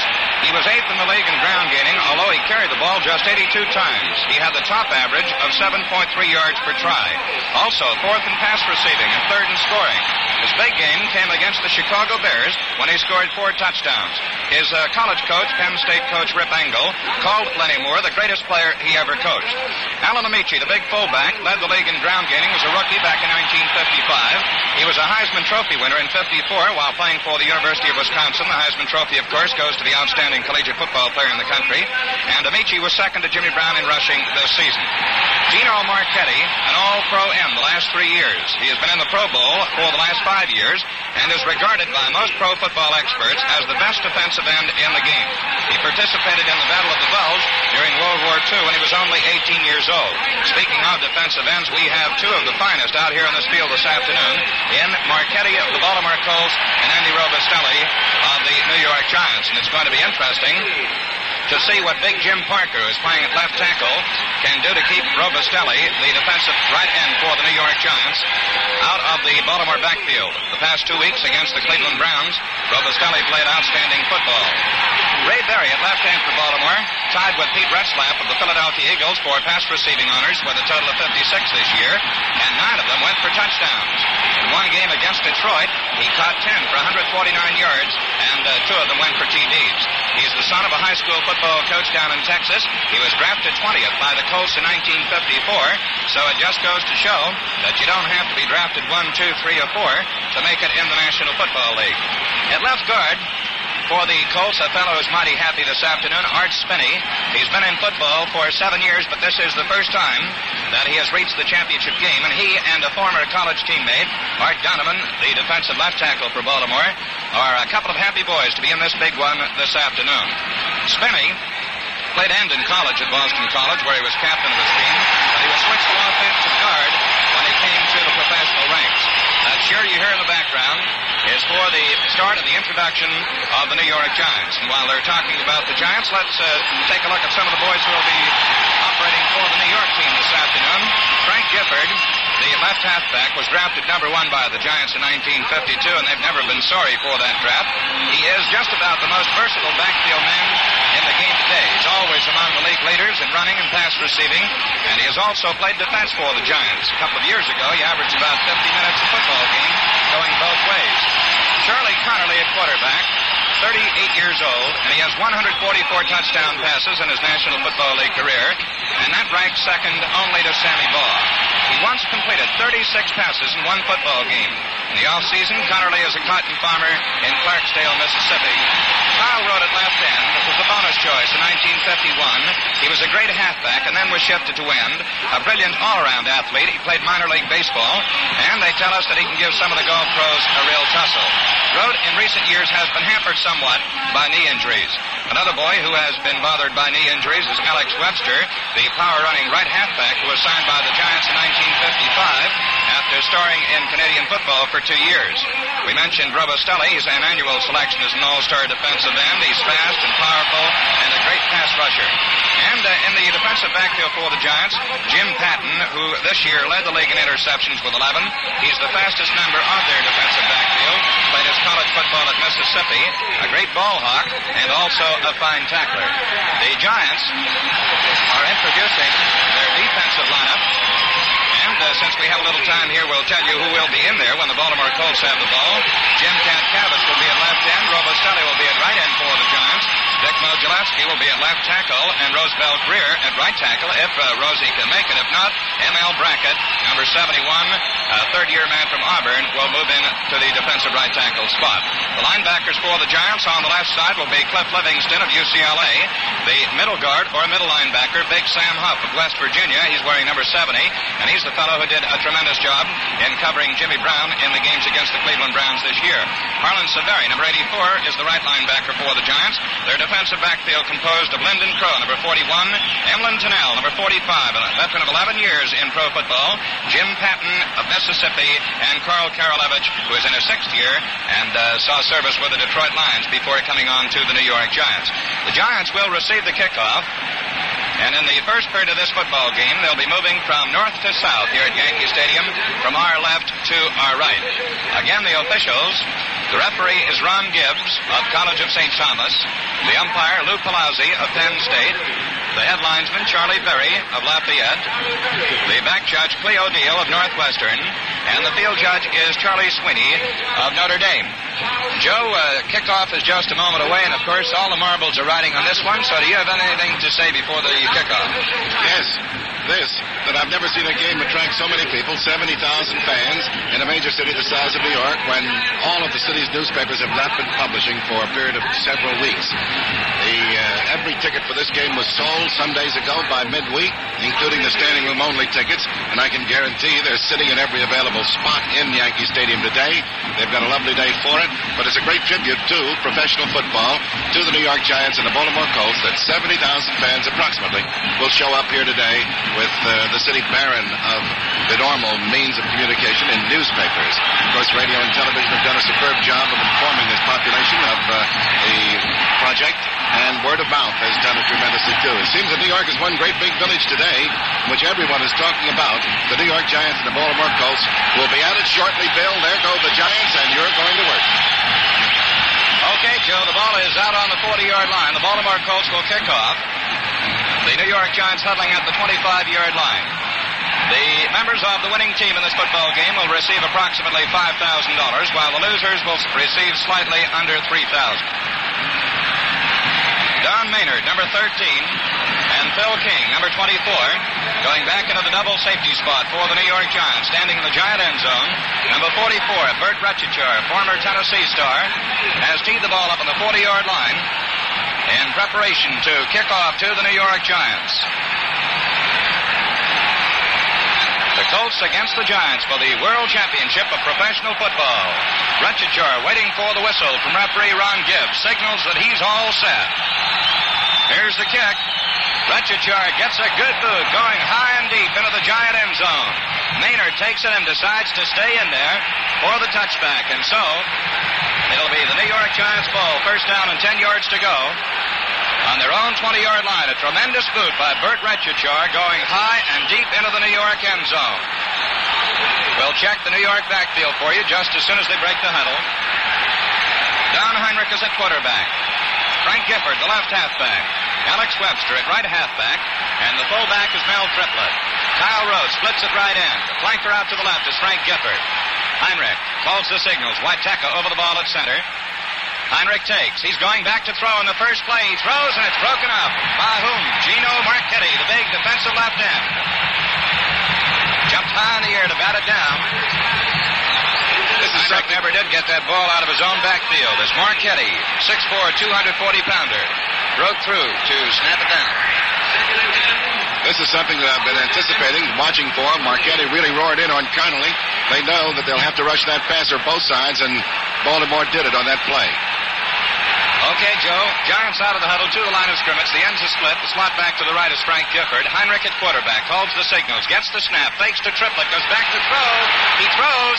It is good to Webster at the 20, 25-yard line. Across the 25 to about the 27. Again, Marchetti broke through. It was Don Shinnick who made the tackle. Marchetti was just about to get his hands on Heinrich when he got the ball away. Out to the left to Alex Webster. And Webster carried to the 27-yard line. A gain of 7 yards. It's third down and 3 yards to go. Where the Baltimore Colts taking time out. The score, the Giants nothing, the Colts nothing. Next time you go out for cigarettes, here's something to remember. You get Better Makins in a Marlboro. Better Makins, two little words that mean more flavor, more filter, more cigarette. The secret's in the Marlboro recipe, a special recipe created in Richmond, Virginia, from fine, mild tobaccos, specially blended, then carefully processed for filter smoking. This recipe teams up with Marlboro's improved filter to give you a generous helping of flavor in a smoke of surprising mildness. Flavor and mildness. That's the combination you want. That's the combination you get with Marlboro. Because you get Better Makins in a Marlboro. Pick up a carton next time you shop. You can tell today's Marlboro by the new gold crest on the pack and box. So just remember, whenever you buy cigarettes, for more flavor, more filter, more cigarette, for Better Makins, make it Marlboro. Well, on the first two plays from scrimmage this afternoon, the Giants took to the air. The first one batted down by Gino Marchetti, the big defensive left end of the Baltimore Colts. The second one, Heinrich got away just as Marchetti was about to slap him down. And Alex Webster hauled it in. It was a short pass taken at the line of scrimmage as Webster moved out to the left. And then he carried up across the 25 to the 27 before Shinnick made the tackle for the Colts. So it's third down, and 3 yards to go for the Giants on their own 27 as they move out of the huddle. Right end, Kyle Rote is split. Left end, Schnaufler just by a couple of steps, and Gifford is a flanker out to the left. Heinrich back to throw. Throws. It's good to Rote. He couldn't hold on to it. Had his hands on the ball. He was hit by Carl Tassif just as he was about to grab it. There's a marker on the field, however. The New York Giants were offside on the play. Kyle Rote, with his back to the defender, Carl Tassif, jumped high in the air, had his hands on it, was hit by Tassif, and dropped it at about the 33-yard line. The Giants were offside on the play. The penalty was declined by the Baltimore Colts as it's now fourth down. And 3 yards to go for the Giants on their own 27-yard line. And Don Chandler, who was second in the league this year in punting, comes in the football game to do the kicking. Down deep, Tassif and Lenny Moore for the Baltimore Colts. Moore on the near side, Tassif on the far side. Tassif signals for a fair catch, and he takes it at the Baltimore 30-yard line. So the Baltimore Colts will take over on Tassif's fair catch. It'll be first down for the Colts. 10 yards to go on their own 30. 43-yard punt for Don Chandler. Ball is spotted right at the 30. And so now the Colts have the ball for the first time this afternoon. Unitas, Dupre, Moore, and Amici. Hand off to Moore. Wide to the left. Cuts back in, and he is nailed back to the line of scrimmage. Number 21, Carl Karalevich, makes the tackle. These boys came out there like gangbusters, that offensive unit. They went into an unbalanced line on the first play and sprung them right to the left that time. Looks like both teams are cooking up surprises. New York has tossed 3 straight forward passes. Now Baltimore is on the attack, and they're ready to roll. And it's second down and 12 yards to go for the Colts. They move up to the line of scrimmage. Unitas asks the crowd to quiet down. Lenny Moore is a flanker out to the right this time. With Unitas in the backfield, it's Amici and Dupre. The handoff goes to Amici straight ahead, and he bowls his way up to about the 34-yard line. Alan the Horse Amici carrying up the middle. Karalevich in there to make the tackle, along with Andy Robustelli and Sam Huff. So Amici picks up 6 yards from his own 28-yard line to the 34-yard line, and it is third down coming up and 6 yards to go. The Colts huddle back at the 25-yard line. Out they come. Ray Berry, the left end, splits by about 8 yards. Lenny Moore, a flanker, way out on the right side, about 7 or 8 yards in from the far sideline. Unitas at quarterback calls the signals. Colts line goes down. Unitas starts to carry on a quarterback draw, gets away from one man, gets just about a yard, and there's a fumble, and the Giants recover.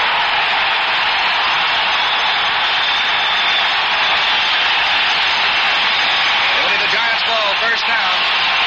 Jim Patton came up with it. big break of the football game as the Giants take over 1st and 10 on the Baltimore 37-yard line. Unitas coming up the middle on the quarterback draw was hit after he got a couple of yards. So it's the Giants' ball, 1st and 10. Snelker splits at right end. Rote does the same on the left side. Slot back to the right is Frank Gifford. Heinrich still at quarterback for New York. Calls the signals. Gets the snap back from Waiteka. Hands to Webster. Wide to the left, but he goes nowhere. Alex Webster pulled down by Don Shinnick on a shoestring tackle. Then along came Art Donovan to help out, but it was Shinnick who made the stop. A loss on the play of a couple of yards back to the 39-yard line. Alex Webster trying to swing around his own left end, but he couldn't make it as Shinnick, the middle guard, came driving through to make the stop. Giants huddle outside the 45-yard line. They have the ball on the Baltimore 39. 2nd down, about 12 yards to go. Webster, a flanker out to the right. Giant, fumble, Triplett, couldn't hold on to it, and I believe the Colts have come up with it this time. It's the Baltimore Colts ball. It was bobbled originally by Heinrich, and then in handing it off to Triplett lost it, and Gino Marchetti came up with it. And so it's Baltimore's ball, 1st and 10 on the 45-yard line. Gino Marchetti coming up with the ball. Colts 1st and 10. Unitas calls the signals. He's going back to throw. He gets good protection. The little flare pass out to the left. Dupre has it. He gets to the 49-yard line. Tackled at the 49 by number 21, Carl Karolevich. Number 84, Harlan Severi, helping out. Unitas got terrific protection that time. A gain of 4 yards. It'll be 2nd down and 6 yards to go. And that's the first time that Unitas has thrown this afternoon. The little flare pass to L.G. Dupre as Dupre moved out to the left. Ball on the 49-yard line. 2nd down and 6 to go. Lenny Moore is a flanker out to the right. Unitas calls the signals. Long count this time. The line goes down. The snap back to Unitas. The handoff goes to Dupre, and he is really nailed as he gets just a yard to the 50-yard line. Hitting in behind his left guard. He was really dropped by number 84, Harlan Severi, the linebacker on the right side for the New York Giants. So Dupre gets 1 yard. It's 3rd down and 5 yards to go. Baltimore backfield, Unitas at quarterback, Dupre, the running halfback at left half. Lenny Moore is normally the flanker. Once in a while, he does stay in the backfield as a runner. Amici is the fullback. It's Moore, flanked out to the right. The left end, Ray Berry, is split, and the right end, Mutchler, is tight.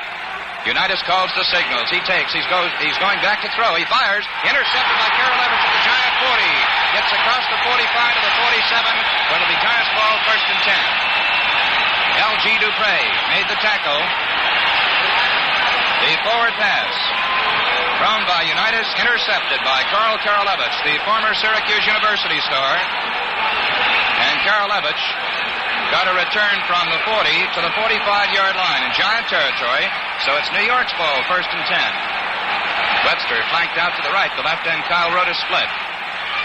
Flip out to Gifford, wide to the left, and he goes nowhere. Ray Brown comes up from the Baltimore secondary to make the stop. Heinrich flipping out to Frank Gifford. Gifford trying to get around the corner, but he got nowhere. Actually lost a yard on the play. Back to the 44-yard line. And at least in the early moments of this football game, these defenses are really tough. Ball on the 44 in Giant territory. 2nd down, 11. Webster flanked to the right. Kyle Rote split at left end. Heinrich takes. Gives to Triplett. Triplett stops at just about the line of scrimmage. He started to go wide to the left, stopped short, and then tried to cut, but he was hit just as he did by number 76, Big Daddy, Gene Lipscomb. So there's no gain on the play. Triplett got to just about the line of scrimmage. The veteran Charlie Connerly starts to loosen up in back of the Giant bench, right down in front of our broadcasting booth. It's 3rd down and 11 yards to go. Giants have it on their own 44-yard line. They huddle back at the 35. Now they move out of there. Kyle Rote splits at right end. Frank Gifford is a flanker out to the left. Waiteka over the ball at center as Heinrich calls the signals. Takes. Goes back to throw. He throws to Triplett. He's at the 45. And he fights his way to the 50-yard line. Triplett takes the flare pass. And again, Gino Marchetti was putting pressure on. It was Pellington and Leo Sanford, or Don Shinnick, who made the tackle. All of the passes thrown so far have been of the flare variety, the short ones, out to either the right or the left. That one went for a gain of 6 yards, just crossing the 50-yard line, and now Chandler goes in to do the punting. 4th down, about 5 yards to go. Kicking from about his own 40-yard line. He gets the kick away. It's a good high one. Tassup waits for it at the Baltimore 9, to the 10, and he goes out of bounds at about the 14-yard line. Chandler's punt. Going down to the Baltimore 9-yard line. Carl Tassup, the veteran defensive back, moves it back. 41-yard punt, a 6-yard return. Ball is being spotted now at the 15-yard line. Driven out by Ed Hughes. And so the Colts have it 1st and 10 deep in their own territory at the 15-yard line. No score in the football game. 8 minutes left to play in the first quarter. Baltimore out of the huddle. Lenny Moore flanked out to the right. Unitas calls the signals. The left end, Ray Berry, splits by about 5 yards. Unitas back to throw. Gets good protection. Throws a long one. It is good to Moore. He has it at the Giant 40, down to the 30, down to the 25-yard line. Lenny Moore hauled it in. He was tackled by Jim Patton. Lyndon Crow was defending on the play, but Moore made a great catch. A 55-yard pass play from quarterback John Unitas to the speedy halfback Lenny Moore. And the Colts come up with the first big play of the afternoon. Well, hope you're all set now for the ball game with plenty of the crisp refresher Valentine beer. See for yourself why over 5 million glasses of Valentine beer are enjoyed every day. We're all set now for the Yankee baseball game, so let's go down and pick up the starting lineup. Gary Geiger, center field. Carl Yastrzemski, left field. Frank Malzone, third base. Lou Clinton, right field. Pete Reynolds, first base. Russ Nixon, catching. Pumpsy Green, shortstop.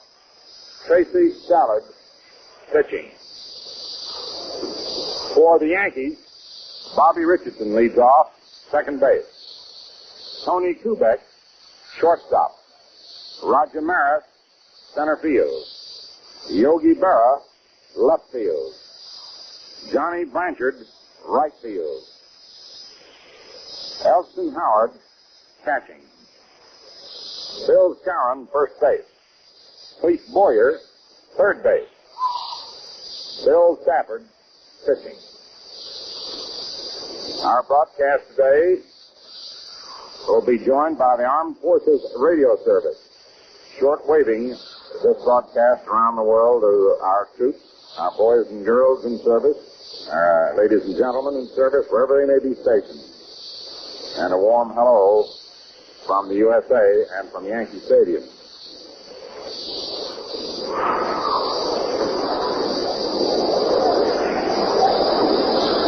This final game of the season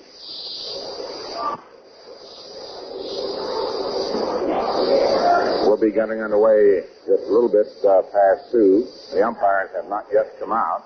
They're in the dugout. Now they're starting out. Bill Kinnaman will be at home plate.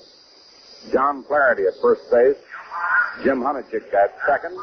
And Al Salerno at third base. And as they go over the ground rules, I should like to take a moment to extend thanks to many folks, to all of you people who have tuned in this season and have been so kind, and those who have taken the trouble to write us and give us constructive criticism, as well as letters of appreciation. It has always been the philosophy of all of us here that on any given day we may say something or do something that may not be just exactly the liking of someone listening in. But it is also our philosophy not to deliberately do any such thing. Right now, our national anthem.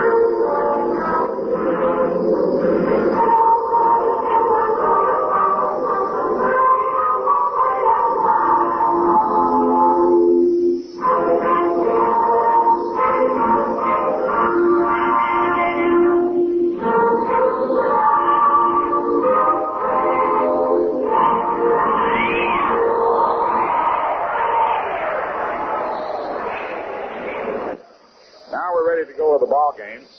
And other people we'll be thanking in a little while. Chuck Schilling takes the pitch low outside for a ball. 1 ball, no strikes. Schilling hitting .259. Some of the Reds are here today. Pitching coach Jim Turner, former Yankee coach, along with Joey J. and former Yankee catcher Darrell Johnson. Next pitch inside. Ball 2. 2 balls, no strikes.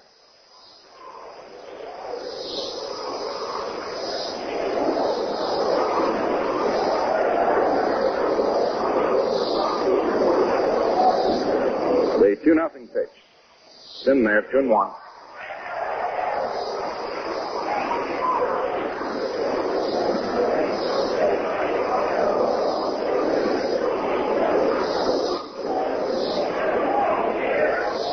The 2-1 pitch to the right-hand batter, curve over, strike 2, 2-2. 2 balls, 2 strikes.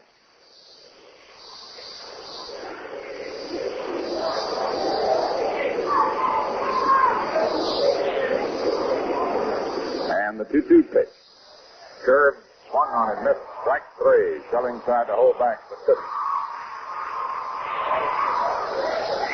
And now up comes Gary Geiger, batting .234. Carl Yastrzemski to follow.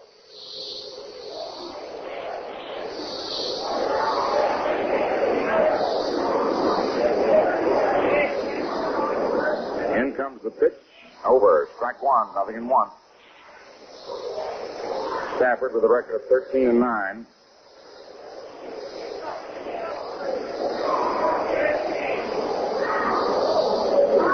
Into the windup. The pitch to the left-hand batter is low and inside. Stafford 1-0 against Boston.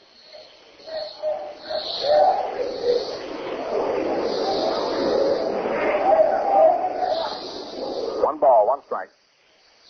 Four-year station, close at third. And the pitch. Curve inside. Ball 2, 2-1.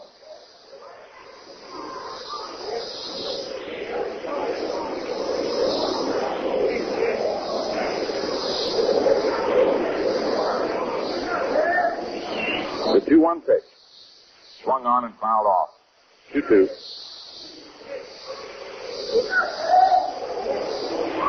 Two balls, 2 strikes.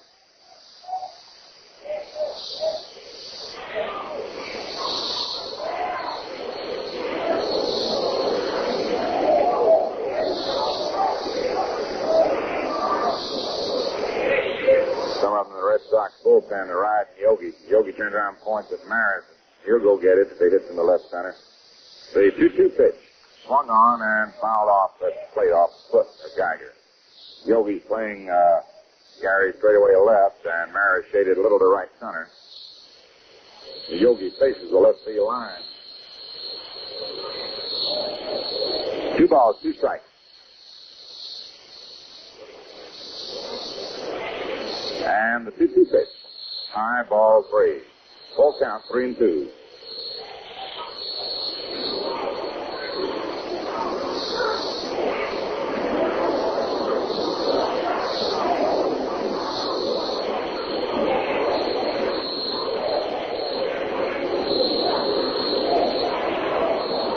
The 3-2 delivery is in there. Called strike 3. Came in with a pitch that looks as if it's going to be high, and it threw him a high sinker, actually. He dropped in for the third called strike. Now Carl Yastrzemski batting .266.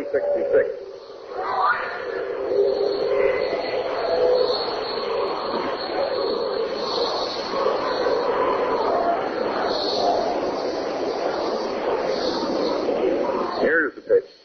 It's in there, strike 1, 0-1.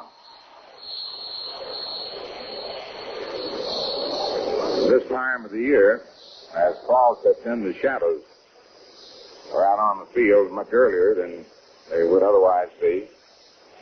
The sun's in a different position. The 1-strike pitch is high and away. Already shadows cast the catcher and batter in shadow. Skowron and the right fielder in shadow. A 1-1 count. And the pitch. Outside. Ball 2, 2-1.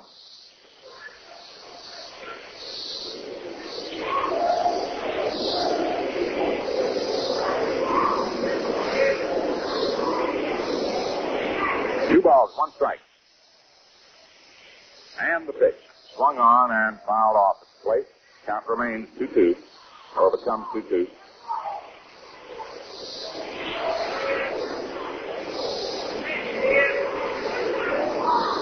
A 2-2 count on Carl Yastrzemski.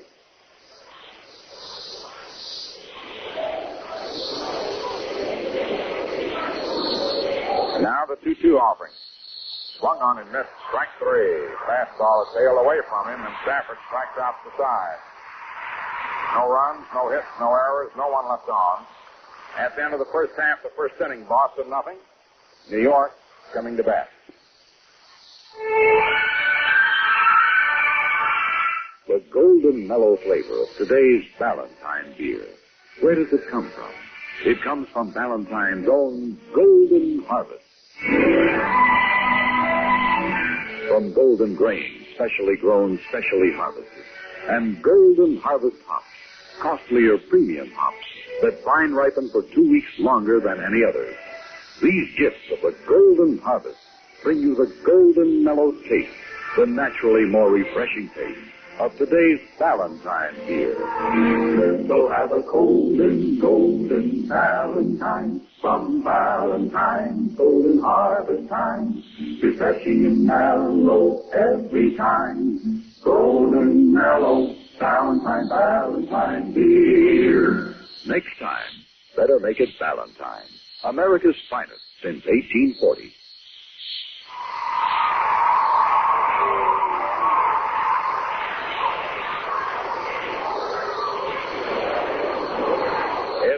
Half the first inning. Bobby Richardson leads off. Tony Kubek's on deck, and Roger Maris follows.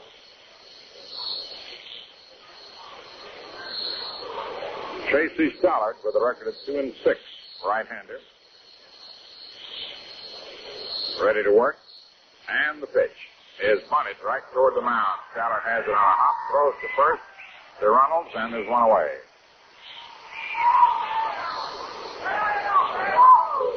Bobby's been bunting a lot lately, getting in some bunting practice. Now Tony Kubek comes up, batting .274.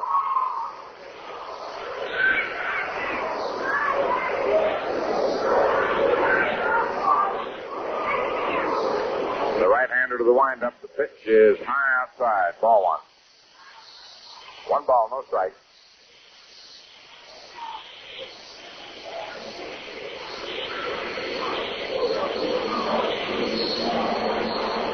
And the 1-0 pitch. It's in there. Strike 1. 1-1.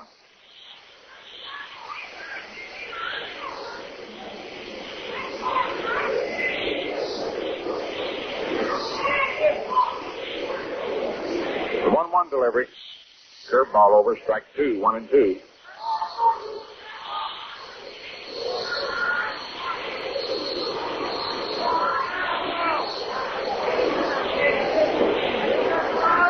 Ball, 2 strikes. And the 1-2 pitch. Inside, gets away from the catcher, Russ Nixon. 2 balls, 2 strikes on Kubek.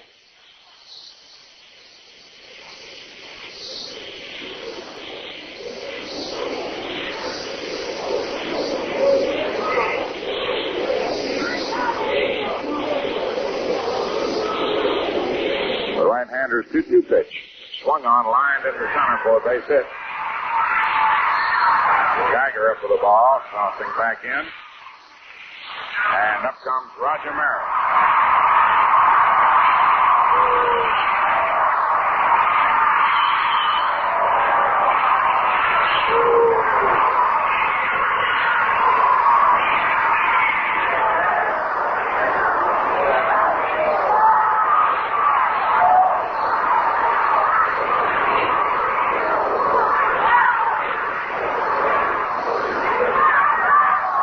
Here's the pitch to Maris. It's swung on to left field. Going back is Yastrzemski, and he makes a one-handed catch in deep left. 2 away.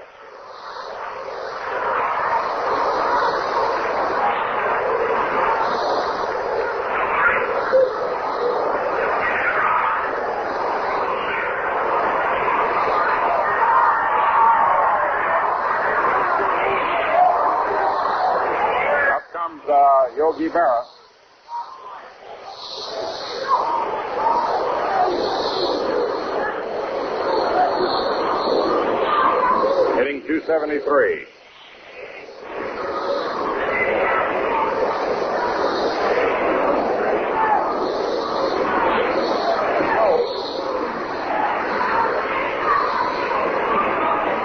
Here's the pitch to Yogi, and it's low. Ball one. One ball, no strikes.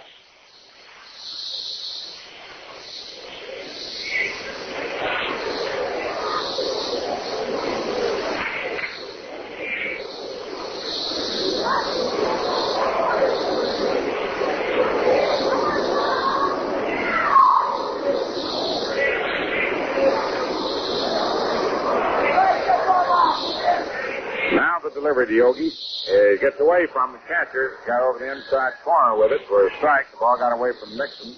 And down to second goes Kubek.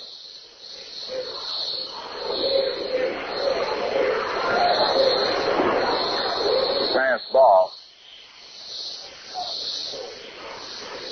One ball, one strike.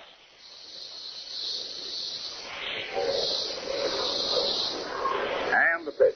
Swung on to high pop toward second. Schilling is under it, waiting, and makes the catch. Sides retired. No runs, one hit, no errors, and one gone. End of the first inning, Boston nothing, New York nothing. Nothing to report elsewhere in the American League as yet. While in the National League, St. Louis at Philadelphia, scoreless end of 2 innings, Gibson and Ferretti. Cincinnati nothing, Pittsburgh batting in the first inning, Berkey and Gibbons. San Francisco, Milwaukee, Los Angeles, Chicago later. It would appear that Cincinnati may work 0-2 in the opener here and possibly follow with Jay. Jay is here today. With Berkey working today, it would appear that he might be the man to open the first game in Cincinnati. In the Boston second inning, Frank Malzone grounded out to shortstop. Lou Clinton struck out, and Pete Runnels grounded out to short. In the Yankees second, Johnny Blanchard flied to Clinton. Elston Howard flied to Gary Geiger in center field, and Bill Skowron fanned.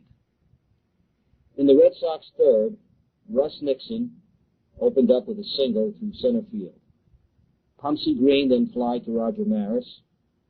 Tracy Stallard sacrificed Nixon to second, and Frank Schilling popped to Clete Boyer. In the Yankee third, Clete Boyer flied to Clinton. Stafford grounded to Pumpsy Green, and Richardson grounded out to Schilling. We continue the action in the top of the fourth inning, the Red Sox batting, and the score stands 0-0. Of course, I'd like to extend my own further thanks to fellows like the old Redhead and Phil Rizzuto. Great guys to work with, and I hope you enjoy them very much. By the way, a special World Series column written by Roger Maris and Mickey Mantle will appear in the New York Journal-American, Hearst, and other newspapers across the country starting October 1st. In the column, Rog and Nick will discuss the happenings and highlights of each game. Thanks a million to all you lovely people. We'll be going over to TV to finish up today. And again, my sincere thanks to the Scooter and the old Redhead. Thank you, Mel. It certainly has. It's been a pleasure. And the Yankees made it so easy by having an exciting season. Here's Gary Geiger, who was called out on strikes in the first inning. He swings and misses a curveball, strike one.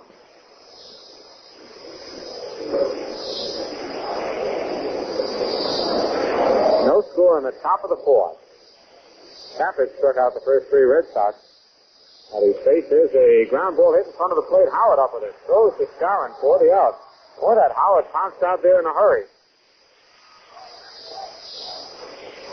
One away, and Carl Yastrzemski, who struck out swinging in the first inning.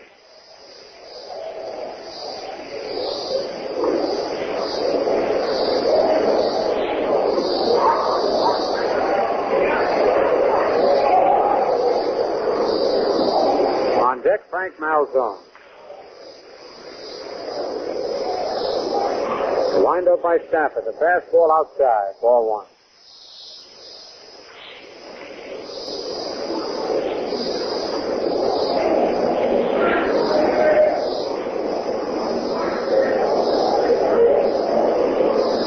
Nothing curve is in there. Strike one, 1-1.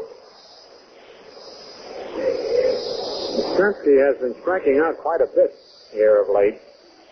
It looks like he's changed his stance. At the beginning of the year, he used to hit everything to left field, and left center, and center. He's pulling more now, but also missing more pitches.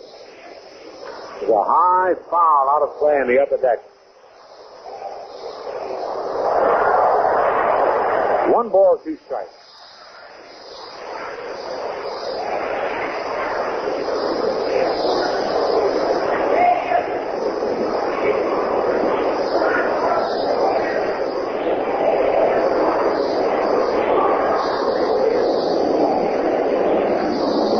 Ready. Fastball is outside. 2-2.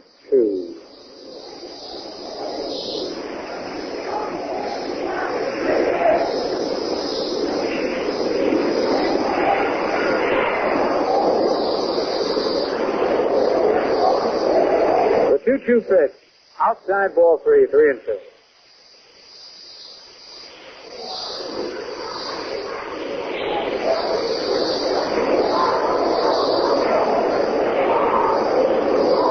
Count now on Yastrzemski.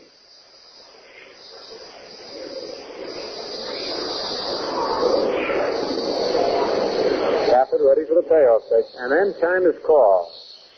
Plate umpire, Bill Kinnaman. Calling time, waiting for Yastrzemski to get set.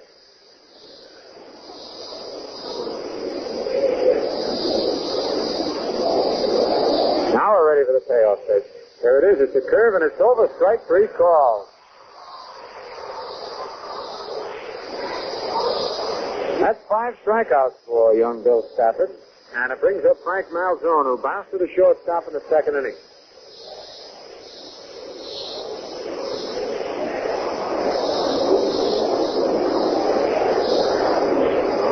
On deck, Lou Clinton.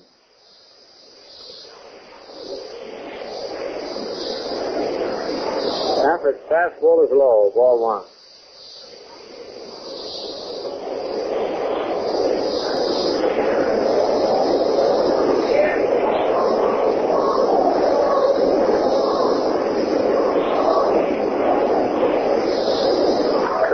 Pops Richardson at second base under it, and Bobby takes it for the out. It was right off the end of the bat. The Red Sox go down in order in the top of the 4th, nothing across. At the end of 3 1/2, it's Boston nothing and the Yankees nothing.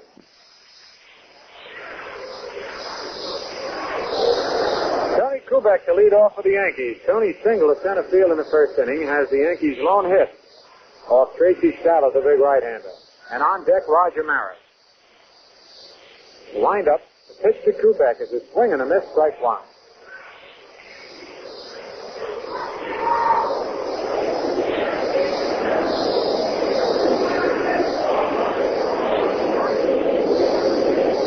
Stallo comes back with a curve, swung and a miss, strike 2. 0-2 to Tony. They were both low-breaking curveballs, down and in, below the knees.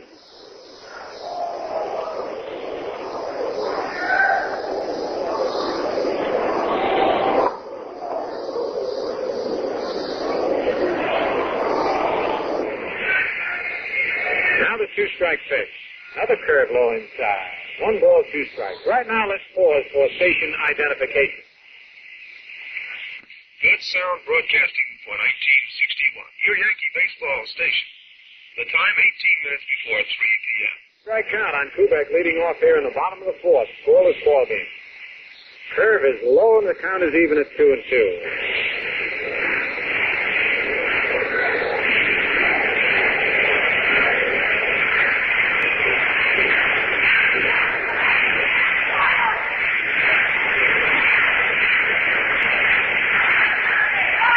Pitch. Strike 3 call. The curveball caught the outside part of the plate. Second strikeout to Stalin, and here comes Roger Maris. Last time up, Roger hit one deep to left field. It crossed everybody up, including Yastrzemski, who made a fine catch. He was so surprised, Maris hitting the ball to left. Then you got a handful of people sitting out in left field, but in right field, man, it is mobbed out there. And they're standing up, waiting to see if Maris is going to hit number 61. Here's the windup. The pitch to Roger, way outside ball one. And the fans are starting to boo. Maris only has, including this time, 3 times at bat. And unless the Yankees get a rally, that's all he'll have to try and get number 61 on the year. The windup, the pitch, low, balls 2. That one was in the dirt. And the boos get louder. 2 balls, no strikes on Roger Maris.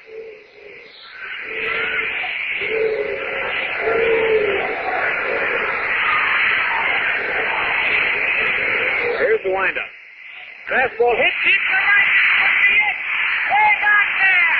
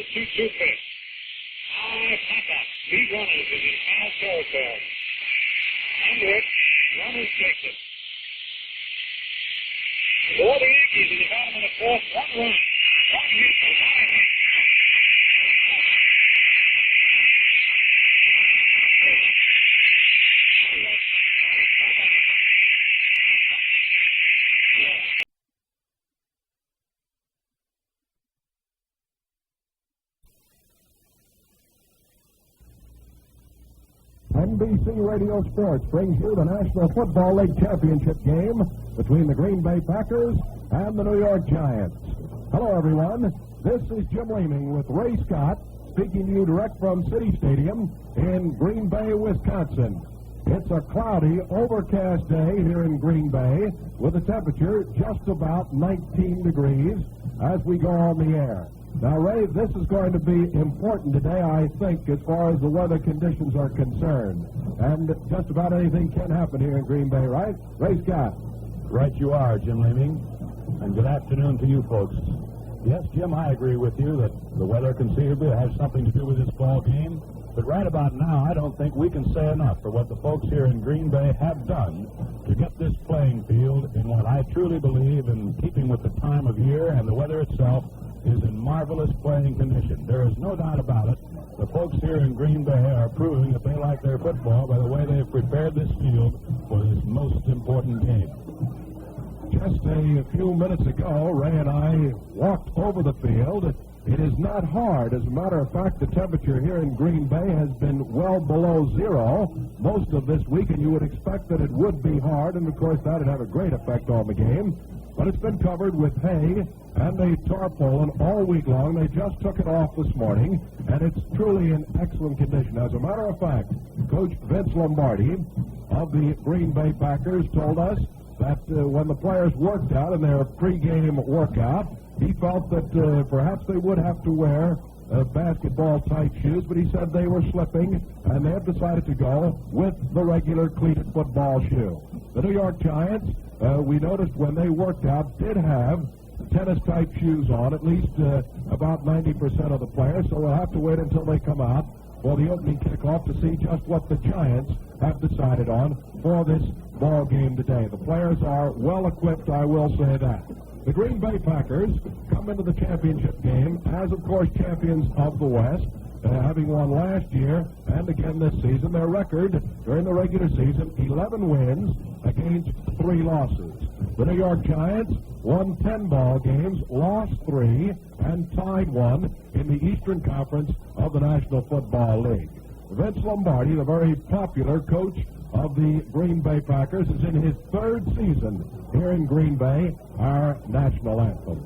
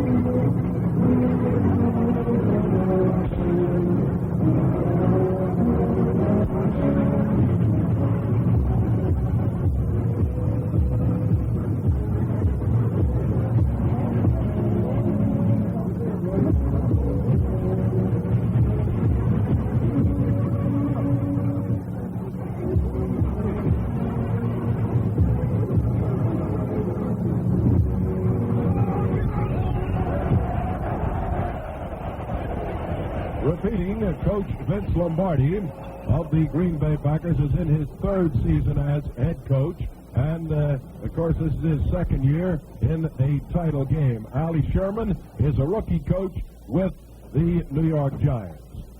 We'll have the starting lineup for you in just a moment. The first half of this professional football championship game is brought to you by the nation's insured savings and loan associations, who help people to save and help them own their own homes. You're invited to join the 29 million smart Americans who have savings accounts at insured savings and loan associations and who have learned that where you save does make a difference. The 3rd quarter will be brought to you by Marlboro, the filter cigarette with the unfiltered taste. Plenty rich, plenty mild. So why don't you settle back and enjoy a Marlboro? With this one, you get a lot to like. Filter, flavor, pack, or box. Marlboro. And the 4th quarter will be brought to you by Ford, maker of the Ford Falcon. Over 1 million happy owners prove Falcon is America's best-selling compact car. America's best compact value. See the new Falcons at your Ford dealers soon. And now for the starting lineups of the championship game this afternoon, the 29th annual National Football League title game. Here is Ray Scott. Right, Jim. When the New York Giants have the ball, their offensive lineup will look like this. At left end, Del Schaffner, a fifth-year veteran from Baylor. At left tackle, number 79, Roosevelt Brown, in his 8th year from Morgan State. The left guard, Darrell Dess of North Carolina State, in his 4th year in the league. The center will be Ray Waiteka, a 9-year veteran from Northwestern. The right guard will be one of the rookies in this New York Giant lineup, a first-year player from Michigan State, Mickey Walker. At right tackle, another first-year player from the University of Minnesota, Greg Larson. At the tight end or right end position, Joe Walton, playing in his 5th year from the University of Pittsburgh. In the backfield at quarterback, Y.A. Tittle, who has played so magnificently for the Giants this year, the great veteran from Louisiana State, his 10th year. At left halfback will be one of 2 first-year players, either Joel Wells from Clemson or Bob Gators of New Mexico State. At fullback, having a great year, from North Carolina State, Alex Webster, his 7th year. And at the flanker back position, 11-year veteran from Southern Methodist University, Kyle Rote. That would be the probable offensive lineup, although Jack Stroud, a 9-year veteran lineman from Tennessee, might well be in there at one of the offensive lineman spots. For the Green Bay Packers, when they have the ball, at left end, Max McGee from Tulane, his 6th year in the National Football League. At left tackle, from Indiana, 4-year player Bob Skoronsky. At left guard, Fred Fuzzy Thurston from Valparaiso. This is his 4th year. The perennial All-Pro will be at center from Syracuse, the veteran Jim Ringo. At right guard will be Forrest Gregg of SMU. This is his 5th year. He is playing at right guard in view of the fact that early in the season, Jerry Kramer was injured and has been unable to play since that time. Jerry's from Idaho. At right tackle will be Michigan State's former great, in his 5th year, Norm Masters. And at the tight end from the University of Michigan, Ron Kramer. This is his 4th year. In the backfield, Bart Starr, who has come into his own as one of the prime quarterbacks in football from Alabama, Bart's 6th year. At left halfback, Mr. Do-Everything, Paul Hornung of Notre Dame. This is Paul's 5th year, the National Football League's leading scorer this year and last year. At fullback, the man who trailed only Jimmy Brown of Cleveland as a leading ground gainer, Jim Taylor of Louisiana State. Jim's playing his 4th year in the league. And the flanker back from Colorado, Boyd Dowler, a 6'5 speedster. This is his 3rd year. The defensive lineups we'll give you as the game goes along. That, Jim, is what I expect to be the offensive lineups for this championship game before this capacity crowd in the town that proudly calls itself right now, by virtue of the banners all over Green Bay, as Titletown, USA. Jim? All right, as far as championship play is concerned, the New York Giants have played in 11 title games since the first one in 1933 when they played against the Chicago Bears. The Giants have won 3, and they have lost 8 of their championship appearances. As far as the Green Bay Packers are concerned, they have played in a total of 5. They have won 3, and they have lost 2. Now, this past season saw the Giants and the Packers meet twice, once in preseason play and once during regular season play just 3 weeks ago here in Green Bay, Wisconsin. And the strange thing about that is that both games ended in the identical score of 20-17, with the Green Bay Packers winning both times. But in both of those games, it could have gone, very honestly, either way. Both of these teams have a great deal of respect for one another, and as you talk to the players, as we did last night, and actually before game time today, you know that they figure this is going to be one of the great ones, and it certainly will be one of the great ones. I'm sure of that today. As I say, they both have a great deal of respect for one another. The players are still in the dressing rooms down to our right, and they're getting ready to be introduced in just a few moments here. We see that the bands and the many colorful high school bands from this area that will entertain at halftime are also entering the stadium at this point. It's interesting to note that the players' benches here today have both been covered and heated, at least to a degree. Located directly behind the benches, they have a 72-foot dugout-type structure that's been erected. It's lined with a 2-inch reflective-type insulation. And within that insulation enclosure there, they have 7 new revolutionary infrared heaters. They're located inside the structure, and each provides the amount of heat that you get in the normal home furnace. So they do expect that the players not in the ball game are going to be in pretty comfortable straits as far as waiting to go back in, the defensive players when they're waiting to go in, and of course the offensive players too. As far as the equipment for playing in the game today, many of the players are going to wear winter-type golf gloves. They're padded on the back of their hand with a smooth surface on the front so they can still handle the ball. And, of course, many of them will be wearing any other sort of equipment that they can get on to keep them warm and yet not limit their activity at all. I do feel, though, that the field is in such good condition from at least a half an hour before game time here that they aren't going to have too much trouble as far as this weather's concerned. Would you agree on that, Ray? I would, Jim. And we were trying to figure out the correct terminology to use to describe a sort of rotating brush that was used in front of Jeeps to actually sweep off the last of the straw, or hay if you prefer, that was placed on the field. So it's in good shape, and let's hope at least that footing will have nothing to do with the outcome of the game. I'll tell you, we're going to have a tremendous football game here today. Well, we'll be set for the kickoff in just a minute. The sound of carpenters at work is a good sound, the sound of a growing America. For the construction business is the nation's biggest industry, a bellwether of our economy. The money you save at an insured savings and loan association helps your neighbors finance homes. It is the lifeblood of the construction industry. Insured savings and loan associations finance 1/3 of all home construction, providing jobs for carpenters, electricians, painters, plumbers, roofers. Income for hundreds of factories, which supply the materials that go into these homes. Everything from nails to appliances. And part of this money, in turn, is spent in retail stores everywhere. So it's good to know that when you save at an insured savings and loan association, your money, in addition to earning excellent returns for you, helps your neighbor own homes, builds better communities, and stimulates all business.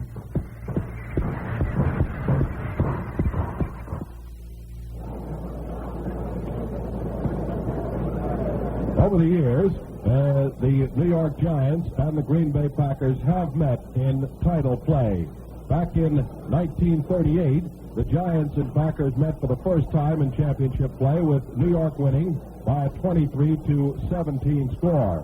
Then in 1939, the Packers shut out the New York Giants by a 27-0 score, and this, incidentally, was the first shutout in title play history, and it was played at Milwaukee, Wisconsin.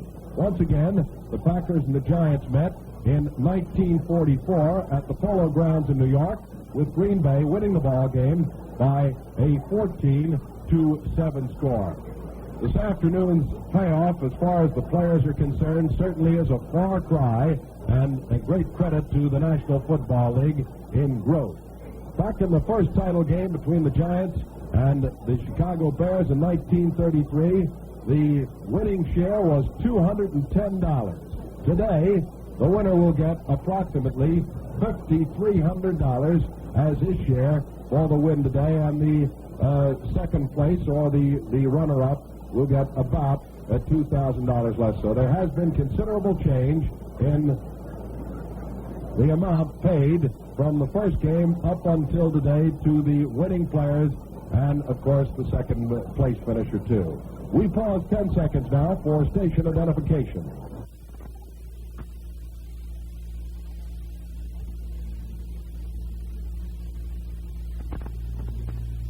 This is WGY, WGFM Schenectady.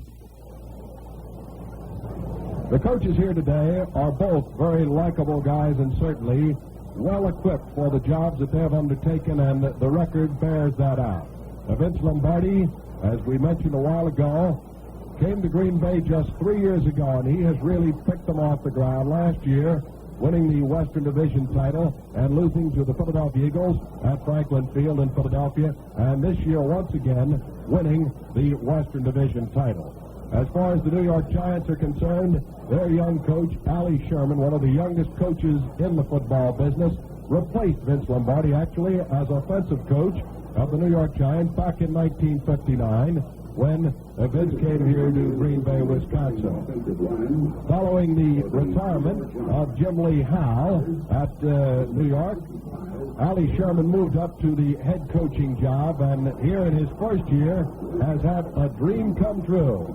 The championship game, and no coach, I'm sure, could ask for anything more than has happened to young Ali Sherman. As I say, a very likable guy and a fellow who has done a tremendous job. He did it as an assistant coach when he was the backfield coach and set the offense of the New York Giants, and has done a tremendous job as head coach in directing them to the Eastern Division title.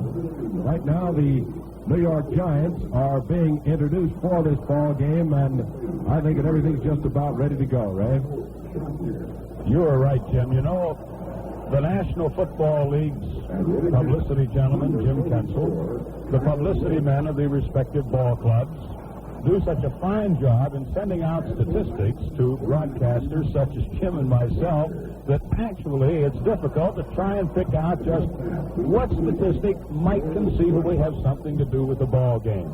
But one thing to me is very interesting, Jim, looking at the statistical side of this game, and that's the fact that the Giants, defensively, in the one department that I like to think that counts, giving up points, were the best. They gave up just 220. Next to them, the Packers. They gave up just 223. And in points scored, the Packers led with 391. Right behind them, the Giants with 368. Now, the roar you hear in the background is evidence, if you need any other, that this game is being played in Green Bay. Their favorites are being introduced, the offensive lineup that we gave you moments ago, the offensive starters for the Green Bay Packers. And you know something right now, although the lights are on at City Stadium, the sun is shining. Jim, let's hope that's some sort of an omen. It certainly is a welcome sight here in Green Bay, I'll tell you that. Ray, talking about statistics, there are a couple of interesting ones that may show something about how these teams like to operate. Statistically, the Green Bay Packers have shown just a little bit better strength on the ground, although not too much, than the New York Giants. In net yards rushing, the Green Bay Packers have gained 2,350 yards this season to the Giants' 1,857. And when you get to the passing game with Y.A. Kittle and Charlie Connerly, who handle this New York attack so well, the Giants are just a little bit stronger in that department, at least have proven so over the season. The Giants have gained 3,035 yards through the air, while the Green Bay Packers 2,502 yards. Physically, both of these teams seem to be in pretty good shape for this afternoon's game, and as far as I know, the New York Giants have no one that they're worried too much about physically. And Ray, you've been with the Packers for these many years now. How about Green Bay as far as their physical condition is concerned today? Most of their players, and again, to the best of my knowledge, Jim, have come back from whatever injuries they have had during the season, with the one exception I mentioned earlier, guard Jerry Kramer, who sustained an injury early in the season, and of course they have lost him for the year, but they have made the necessary adjustment at that position. Max McGee was injured in the San Francisco 49er game. He is pronounced ready. John Simax sustained an injury at the end of the season, the last game of the season, in fact, against the Rams. He is pronounced ready. I would say the one question mark right now would be, and I even hesitate to mention it, but perhaps some sort of a record should be made, and that is that the Packers' great fullback, Jim Taylor, has been something less than his usual physical self. But time will tell. He certainly looked well in pregame warm-up for whatever that means. The officials for today's game are right about now bringing out the captain of the Giants, Andy Robustelli, and they'll be joined in a moment. The referee, George Renix, and Robustelli. along with Kyle Rote, will be joined by their counterparts of the Packers, Bill Forrester, the defensive captain, and Jimmy Ringo, the offensive captain. In addition to George Renix, the umpire is Jim Beersdorfer, the head linesman, John Heiberger, the back judge, Charles Chuck Sweeney, and the field judge is Frank Luzar. Indication being made that the Giants have won the toss and will receive. And so this kickoff is just a moment or so away, and I know it's a hackneyed phrase and has been used many times, but Gene, I honestly think you can feel the excitement. You certainly can. They have gone over almost every championship game, and there hasn't been a one that hasn't had some point in it that, well, just outshone the one the year before, and we fully expect that here this afternoon in Green Bay, we're going to have just such a ball game. I know that all of the players are ready to give it everything they have, and you can be sure that both coaches and their staffs have done everything in their power to prepare these teams for this ball game this afternoon. The Green Bay Packers go out onto the field. The New York Giants are there, and we're ready for action here this afternoon. The National Football League title game, the Eastern Division champions, the New York Giants, coached by Ollie Sherman, and the Western Division champs, the Green Bay Packers, coached by Vince Lombardi. For the play-by-play action, here is Ray Scott. Right you are, and mighty happy that all of you are with us. Veteran place kicker Ben Agajanian will kick off for the Packers, defend the goal line to our left. Deep for the Giants at the goal line is Joel Wells and Bob Gators, two rookie halfbacks of Ollie Sherman's Giants. We're set to go. Mighty happy you're with us, and let's hope we have a great football game. This crowd is really coming alive as Ben Agajanian looks at the ball. Comes up toward the ball, and the championship game is underway. It is off to the left.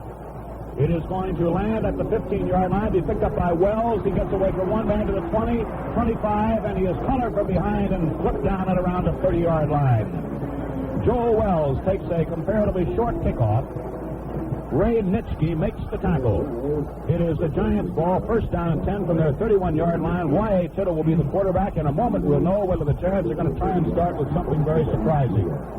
The Giants, I see, decided to go with regular football shoes. They have discarded the basketball-type shoe they had at warm-up time. Webster and Wells are in the backfield behind Y.A. Tittle, and it is coming off the left side. Webster hit down the 31-yard line. Joel Wells hit at the 31-yard line. Henry Jordan broke through, got off a block, and brought it to just about the line of scrimmage to Joel Wells, who is starting instead of Bob Gators at left halfback. Wells played at Clemson, 6'1" and 198. Gain of 1 yard, second down. 9 yards to go. The Giants moving right to left from their own 31-yard line. Del Schaffner is a tight left end. Flanking out wide to the right is Kyle Rote. Y.A. Tittle looks over the Packer defense. Snap. Fades. It's a fake draw, though it is a draw play, and it is Webster trying to go straight ahead. And he is hit down at the 32-yard line by linebacker Tommy Bettis.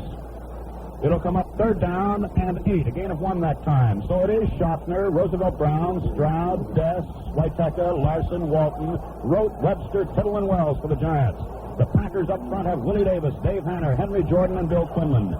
Dan Curry, Tom Bettis, and Bill Forrester. The linebackers, Hank Greminger, Johnny Simak, Willie Wood, and Jess Whittington on defense. Third down, 8 play for the Giants from their own 32-yard line. Game just underway, no score from Green Bay. Y.A. Tittle with a long count, and he fades the pass. That's pretty good protection. Throws out on the right flat to Webster. He comes to the 35-yard line, slips and falls. Comes to the 37-yard line, and it'll come up fourth down and 3.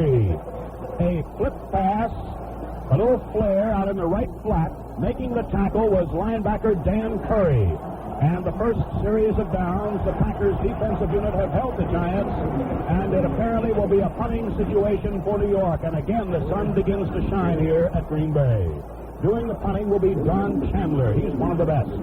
Deep for Green Bay will be Lou Carpenter and Willie Wood down around the 20-yard line. Chandler will punt from about the Giant 22-yard line with the sun at his back. Pass from the center. The kick is away. It is end over end. Lands at the 30, picked up by Willie Wood at the 25, away from one man, another, and slides it to his left at the 27-yard line. Very little run back, and Jim, there's no doubt about it, this field is going to be a little bit treacherous now that we've actually watched them try and make their cuts. I certainly think it will be, Ray. It seems to be a little soft on top, actually, and as they dig in there, they're hitting a hard surface. At least it appears that way from up here, about an inch or so down. Bart Starr brings the Packers up to the line. First down from their own 27-yard line.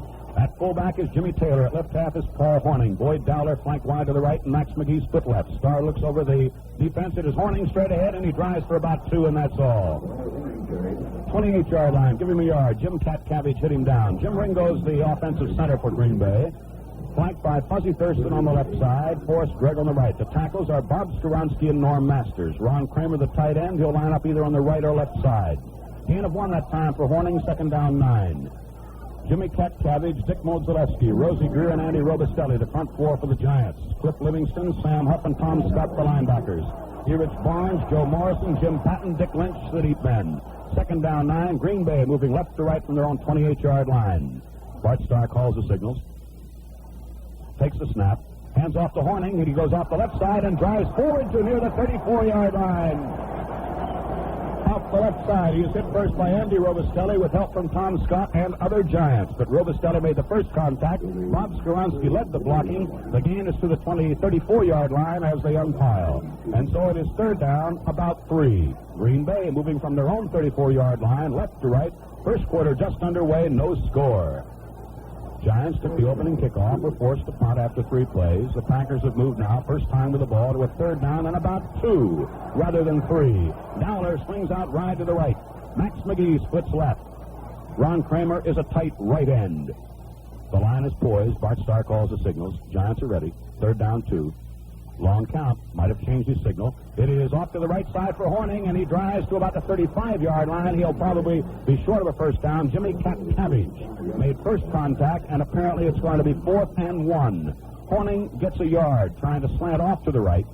Cabbage made a fine defensive play. It is 4th and 1, and so the first 2 times that the Giants and the Packers test each other, apparently they will both have to punt.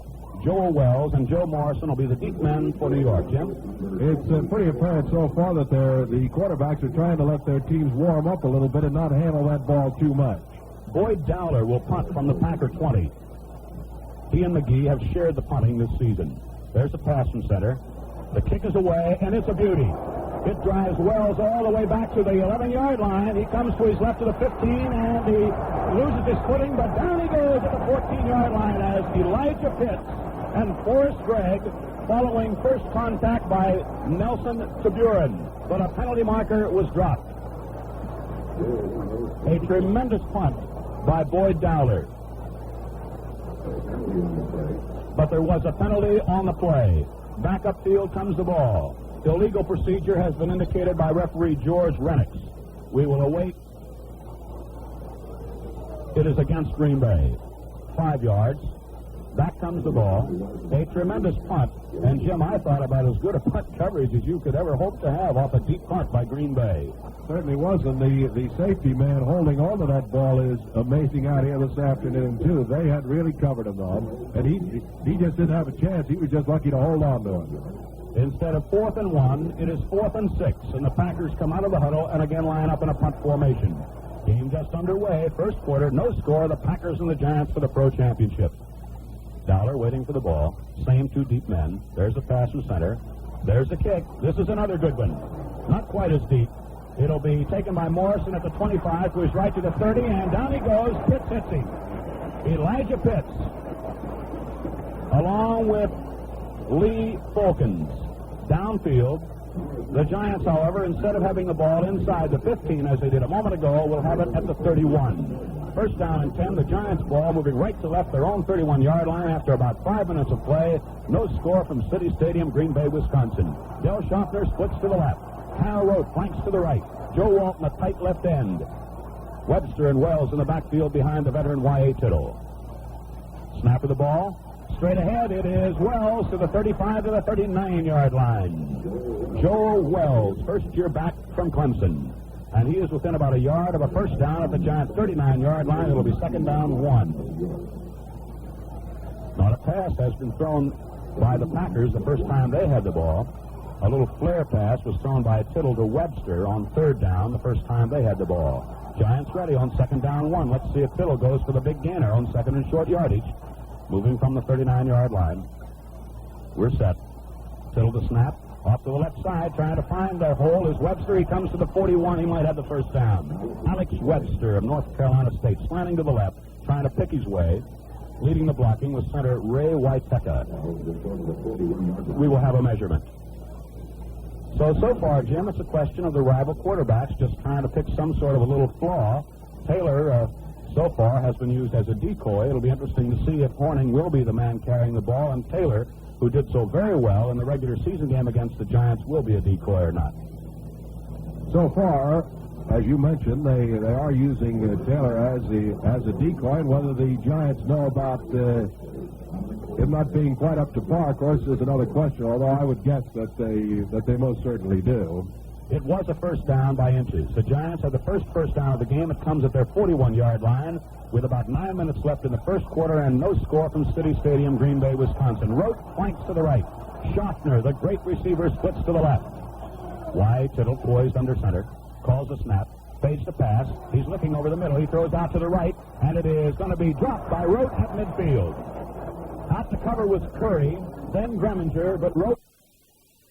Well, hi there, everybody. This is Bob Murphy welcoming you to the first regular season game in the history of the New York Mets. Brought to you by Rheingold Extra Dry. Tonight, the New York Mets meet the St. Louis Cardinals right here in St. Louis. Lindsey Nelson, Ralph Kiner, and I are on hand to bring you every bit of the action. Yes, sir, the New York Mets are on the air in their first great season. This broadcast comes to you through the courtesy of Liebman Breweries, brewer since 1837. And the Brown Williamson Tobacco Corporation. B&W, the mark of quality in tobacco products, and is authorized under radio rights granted by the New York Mets solely for the entertainment of our audience. Any publication, reproduction, or other use of the descriptions and accounts of this game without the express written consent of the New York Mets is prohibited. Right now, Casey Stengel, Johnny Keene, and the four umpires are getting together at home plate for the last-minute check. And right now would be a good time for you to check up on your supply of fine, cold Rheingold. Rheingold Extra Dry. Yes, sir, put some Rheingold on ice because it's going to add a lot to your enjoyment of the game. Rheingold is brewed for the choicest ingredients. Brewed the long, slow, costlier way for flavor that's brisk and bright and clean, clear through. Rheingold is beer as beer should taste. Dry tells you why. And say right now would be a good time to light up a Viceroy. Viceroy is not too strong, not too light. Viceroy's got the taste that's right. That's right. Now it's just about game time, so settle back with a tall, cold glass of Rheingold, and we'll give you the starting lineup. For the New York Mets, manager Casey Stengel will have Richie Ashburn in center field leading off. Felix Mantilla will be at shortstop, batting second. Charlie Neal at second base, batting third. Frank Thomas in right field, batting cleanup. Gus Bell in right field, batting fifth. Gil Hodges playing first base, batting sixth. Don Zimmer will be at third base, batting seventh. Hobie Landreth behind the plate. Hobie will bat eighth. Pitching and batting ninth, veteran right-hander Roger Craig. For the St. Louis Cardinals, and they feel they have a team that will be a strong contender for the National League pennant. Kurt Flood will be in center field leading off. Julian Javier at second base, batting second. Bill White will be at first base, batting third. In right field, batting cleanup, Stan the Man Musial. Ken Boyer will be at third base, hitting fifth. Manny Minoso in left field, batting sixth. Gene Oliver catching and batting seventh. Julio Gotay, G-O-T-A-Y.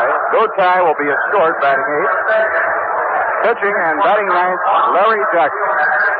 Tom Gorman from Long Island will umpire behind the plate. Big Bill Sikowski from North Walpole, New Hampshire will call the plays around first. Ed Stahl will be at second, and Al Foreman will be at third. The skies are mostly cloudy, the temperature in the high 40s. The wind right now has subsided and is not really a factor in the ball game. Well, you know, folks, like the sign says, new team, new girl, same great beer. Yes, sir, New York has certainly taken to its brand new National League team, the Mets. And our Miss Rheingold, 1962, well, who's more popular than lovely Kathy Kirsch. And that same great beer, Rheingold. It's been New York's favorite for as long as I can remember. How come so many millions choose Rheingold over all other beers? Simple enough. It's beer as beer should taste. And dry tells you why. Dry beer is lighter, more naturally refreshing, and Rheingold is extra dry. Extra dry for that extra refreshing taste no other beer can match. Why not see for yourself what a difference dry makes? Enjoy a glass of refreshing Rheingold along with the game. And you'll join millions who say, my beer is Rheingold, the dry beer.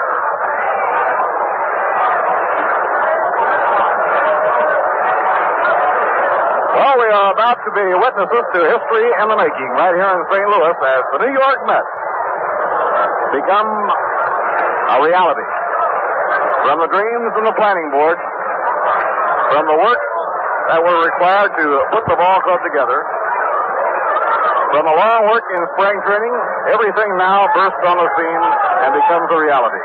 And the National League now is back in New York after an absence of 4 years. Managed by Casey Stengel, with George Weiss running the front office, a veteran coaching staff of Solly Hemus, Cookie Lavagetto, Roger Hornsby, Red Ruffing, and Red Crest. And a starting team tonight that is truly a veteran ball club. This, incidentally, with the exception of Roger Craig, is the exact personnel that played the very first spring training game for the New York Mets back on the 10th of March against the same St. Louis Cardinals. And if you'll recall, Roger Craig actually was to pitch that day, but injured a muscle in his back sliding a couple of days before and had to bypass that turn.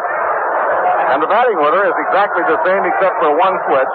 On that day back on March the 10th, Don Zimmer and Felix Mantilla were in reverse positions in the New York Mets batting order. Now the outfield play in tonight's ball game could be very tricky and could be very important. So much rain has fallen in St. Louis over the last 3 days that the outfield is very, very slow. The infield, of course, was covered throughout the rain and is in pretty good shape. But the outfield is so soggy and so sponge-like that at the last moment, manager Johnny Keane of the Cardinals decided to let his outfielders wear the low-cut, lightweight football shoes, just like the halfbacks wear.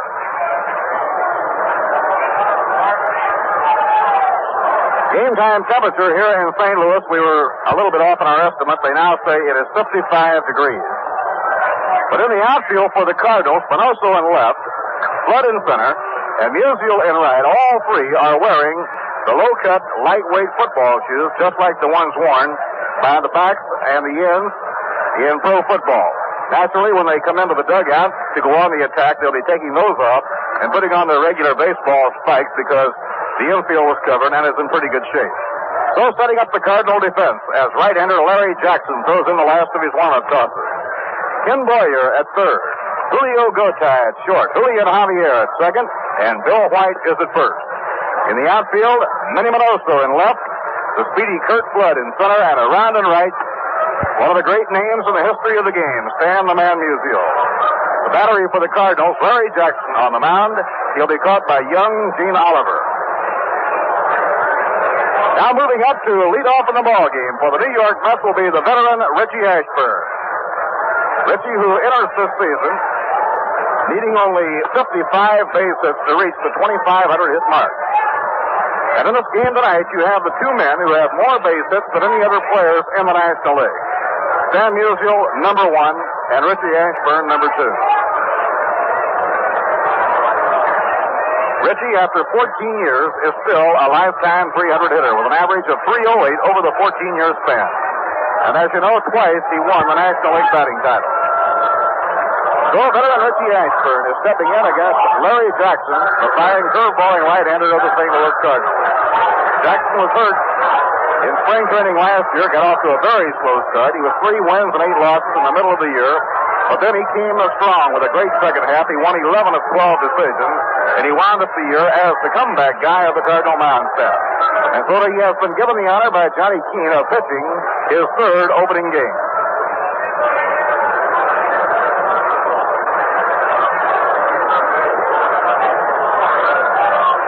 Now Larry Jackson looks in to get his sign from Gene Oliver. Richie Ashburn counttailing the bat around. Jackson is into his windup, and the Mets are in business. The pitch is hit on the ground, down to third, a foul ball. Backhanded by Kenny Boyer, and there's no play. And now it's the reality. We're underway here in St. Louis with Richie Ashburn leading off.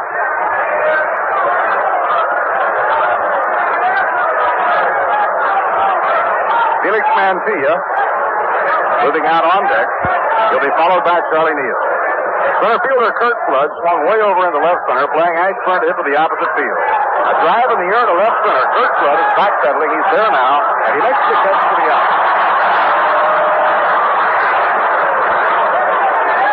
Kurt Flood had a perfect defensive position on Richie Ashburn. He was way over in left center. Really had to meander back about 10 or 12 strides to take it for the out.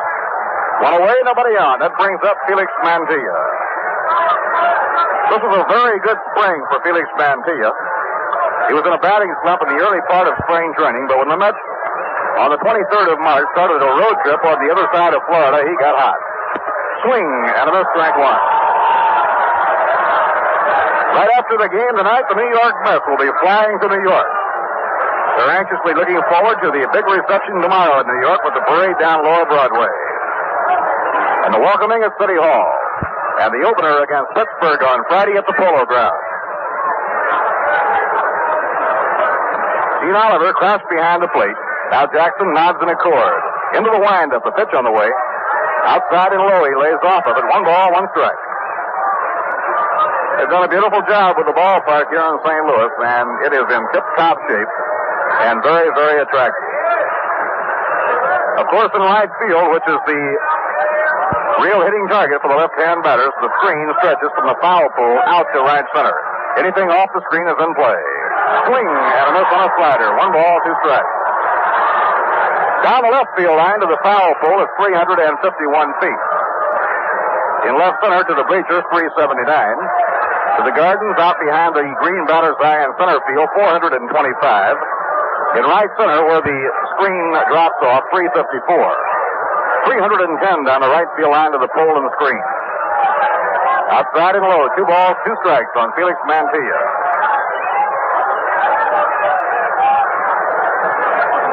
Tonight's game has a particular nostalgic flavor for one of the, not only one, but 2 of the New York Met coaches, Rogers Hornsby and Sally Hemus, who both managed this ball club. Taken low, ball 3, 3-2. Far back as 1925, the Raja directed the Cardinals to the National League pennant and a World Series championship. And of course, the year before last, it was Sally who took over the Redbirds who were sagging and drove them to a 3rd place finish. Full count now, 3-2 on Mantilla. Jackson, double pump. The infield and the outfield straight away. Tapped foul off to the left. No play, and the count remains the same.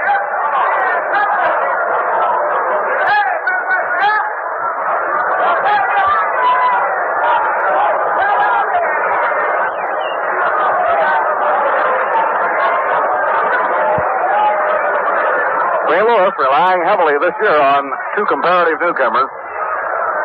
Both saw some service last year, but in the true sense of the word, this will be their first full year, and that would be Gene Oliver and the shortstop Julio Gotay. A ground ball hits down to third. Kenny Boyer takes it out of the dirt, straightens up, throws in time, and there are 2 away.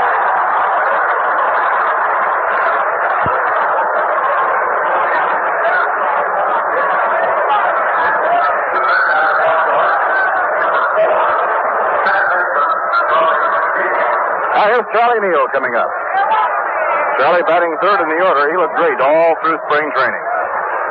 Charlie in tip-top shape, and he's hoping to bounce back to the form that he had 2 years ago when he was without question considered the number 1 second baseman in the National League.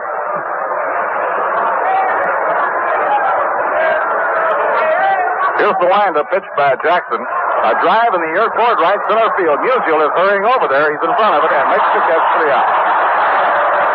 Mighty slow going in the outfield. Stan started to slip around a little bit, but he slowed up and had time to get there. No runs, no hits, no errors, none left on. Mets go down in order in their half of the first inning. So the score in the middle of the first inning is the New York Mets nothing and the St. Louis Cardinals coming to bat. And now some musical words of wisdom from Vic Damone. Ask me, Vic Damone, what's here to buy. I'll tell you. That Rheingold Extra Dry, now that's the beer to buy. It's flavored crisp and bright, and clearly extra dry. It's New York's favorite brew, the only one for you, because it's dry and true. That Rheingold Extra Dry. The taste of Rheingold's right, because it's brewed just right. Brewed long and slow for flavor, clean and extra dry. That Rheingold Extra Dry, now that's the beer to buy. It's extra dry, that's why. Have some Rheingold beer tonight.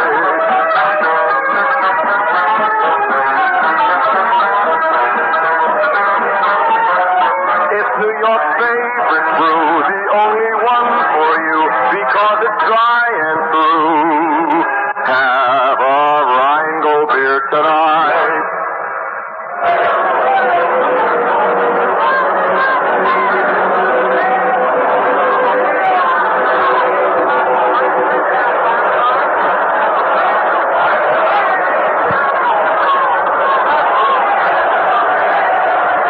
Last half of the first inning here in St. Louis, and the Cardinals will be coming up against Roger Craig. Roger has a lifetime record against the Cardinals of 8 wins and 6 losses. Kurt Flood, the center fielder, will be leading off against Roger Craig. Last year was a good one for the speedy Flood, right-hand hitter. Kurt hit .322. He was out hit only by Ken Boyer on the Cardinal Ball Club. The 24 years old, from Houston, Texas, to wind up and pitch to him, a strike on the outside corner. Roger Craig on the mound for the Mets. Roger has been the number 1 pitcher in the eyes of Casey Stengel since the very first day of spring training. And every outing during the spring bore that out. Now the windup, pitch on the way, just off the outside edge. 1 ball, 1 strike. Last year against the Cardinals, Roger Craig won 1 and lost 1. The game he lost, by the way, was to Larry Jackson. Along toward the middle of the season when Jackson started his comeback. Pitching 1-1. A fly ball hit high in the air to center field. Richie Ashburn drifts to his left. He's under it, puts it away for the out. One away, nobody on in the last half of the first inning, and the hitter now will be Julian Javier, the second baseman. Cardinals think they have a real star in Julian Javier. Last year, he hit .279 with the Cardinals. Now setting up the Mets defensively, Don Zimmer at third, Felix Mantilla at short, Charlie Neal at second, and Gil Hodges at first. Craig into his windup, the pitch to Javier. The right-hand batter tries to bunt and misses, strike 1. In the outfield for the Mets, Frank Thomas in left field, Richie Ashburn in center, around in right field, Gus Bell. Roger Craig on the mound, and Hobie Landreth, veteran of 11 campaigns in the National League, working behind the plate.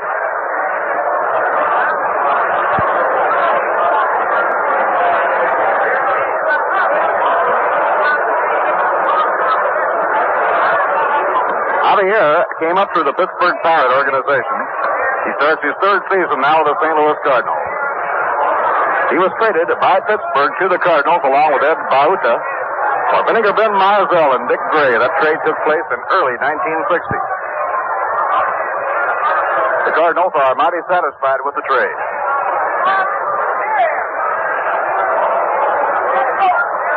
Now the windup pitched by Roger Craig. A swing and a miss on a slow breaking ball. Strike 2.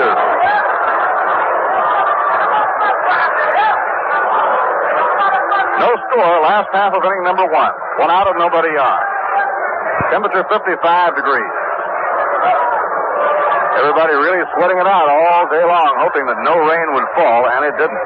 Had it rained any at all today, it would have knocked this game out because this field just couldn't stand any water now. Now Roger winds. Here's his pitch. Look out. He has to hit the dirt to get out of the way, and he made him wiggle. 1 ball and 2 strikes. A high hard one got away from Roger, and Julian Javier had to get out of the way in a hurry.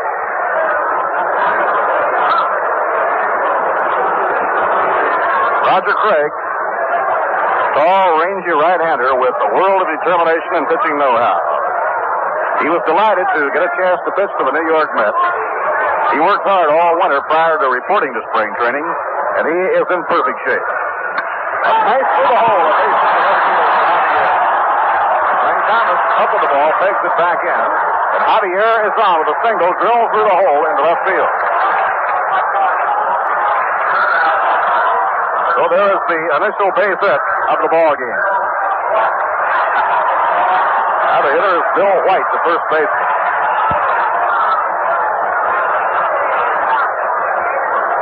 Big Bill White, he hit .286 last year, a 6-footer from Rock Hill, Missouri.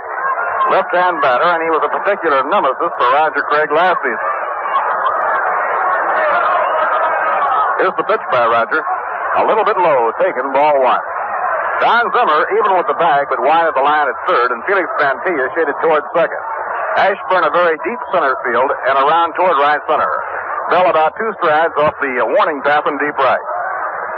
Gil Hodges holds against the speedy Julian Javier. He can really fly. Now throw to first as Craig keeps an eye on him.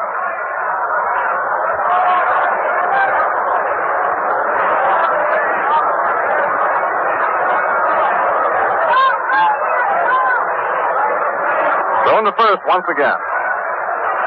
Roger Craig on the mound for the Mets. Roger was born in Durham, North Carolina. For the last 3 years, he's made his home in Long Beach, California. He started out 12 years ago at Newport News. Craig, now a 7-year veteran, with a lifetime record of 49 wins and 38 losses. Now Roger makes the 1-second stop. Time is called by Bill White, and he steps out of the batter's box.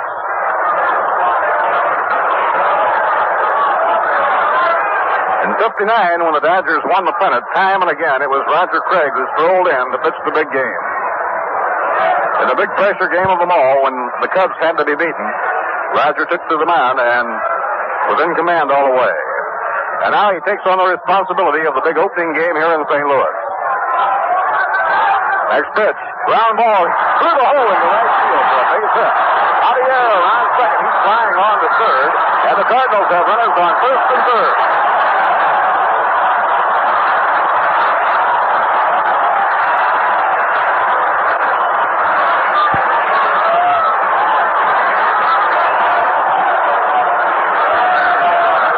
Hit by Bill White, just beyond the reach of Gil Hodges, who tried to make a backhand play on it.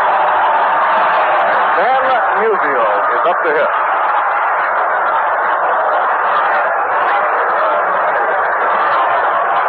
Now Don Zimmer comes over from third to talk for a moment to Roger Craig. Dan Musial, who virtually owns the National League record book.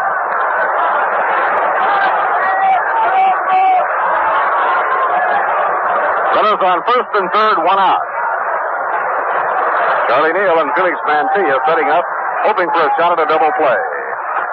Inside and low, it's ball 1. Low breaking ball thrown by Craig.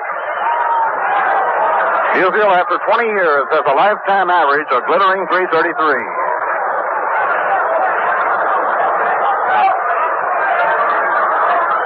The outfield deep and around toward right. No score, last half of the first, Cardinals threatening. Next pitch. Off the outside edge, Musial takes it. And it's 2 balls and no strikes to understand the match.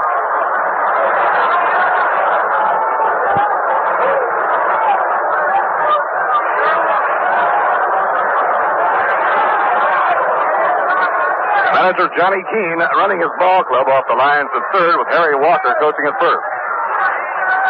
Now throw to first by Craig, not in time. Bill White easily getting back. Craig up in pitching position, delivers. Grounded foul down the first baseline, no play.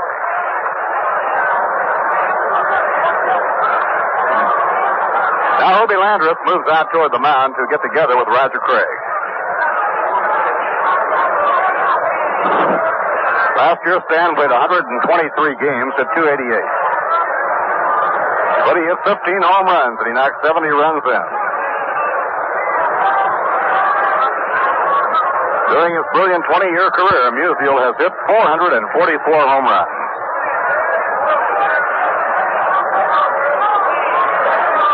Now Craig up in pitching position, a 2-1 delivery. Outside, ball 3, and now it's 3-1 on Musial. Roger Craig, 6'4" right-hander, trying to pitch out of a jam here in the last half of the first inning.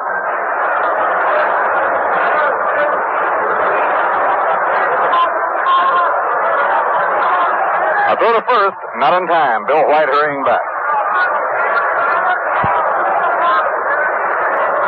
Javier, the lead runner on third, Bill White on first. Now the pitch thrown. The runner goes towards second. A fly ball hits the short left field. Thomas coming hard. It drops back for a base hit.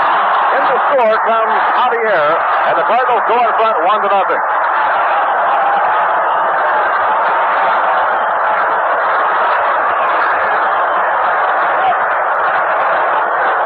Van Musial, a Texas League base hit to short left field. Hot fly that landed in between Felix Mantilla and Frank Thomas.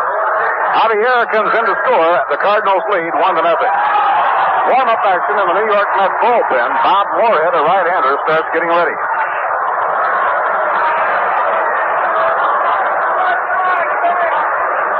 Three hits in a row now for the Cardinals. Now the batter is Ken Boyer. He's led the Cardinal offense for the last 4 years. Balk. And a balk is called on Roger Craig. Roger turned to throw to first, but Gil Hodges was not over there covering. He realized he couldn't throw. He held up, and it's the balk. Moving White to third and Musial to second.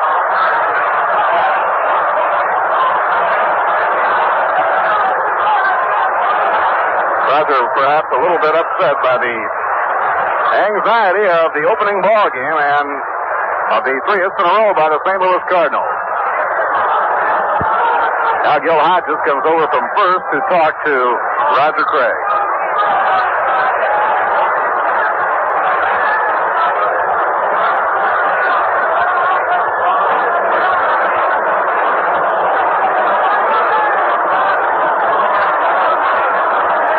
Now the Redbirds have runners on second and third, 1 out. They have 1 run in. Last of the first inning, Boyer the hitter. Now Hobie, across behind the plate, signs for the pitch. Ashburn strides a bit toward left center against Ken Boyer, right-hand hitter with a lot of power. Craig swings into his windup. Here's the pitch on the way. Outside and low, it's ball 1.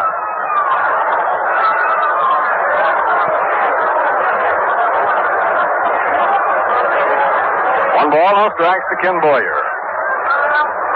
Last year, Ken hit .329. Led the Cardinals in hitting. Here's the pitch on the way. Outside and low, ball 2.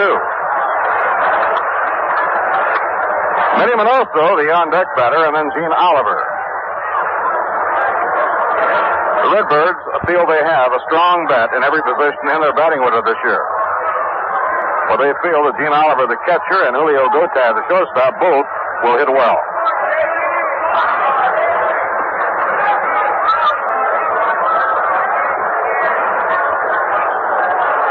Pitching 2-0. Strike called on the outside corner to Boyer. 2 balls and a strike. Roger Craig, normally a very fast worker on the mound, taking plenty of time as he tries to pitch out of a tough jam in the last half of the first inning.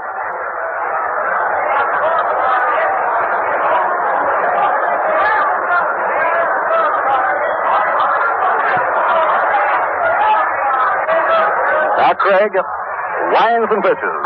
A ground ball slowly hits the third. Zimmer has but 1 play. He fires to first in time for the out, and a run is in. Bill White crossing the plate on the slow bounder. So actually, the last 2 hitters, Musial and Boyer, both great hitters, have been taken off stride by Roger Craig, but Musial boots one in for a hit to left field, and Boyer tapped a slow roller that was hit so slow that Zimmer's only play was to first base. And now Minnie Minoso is up.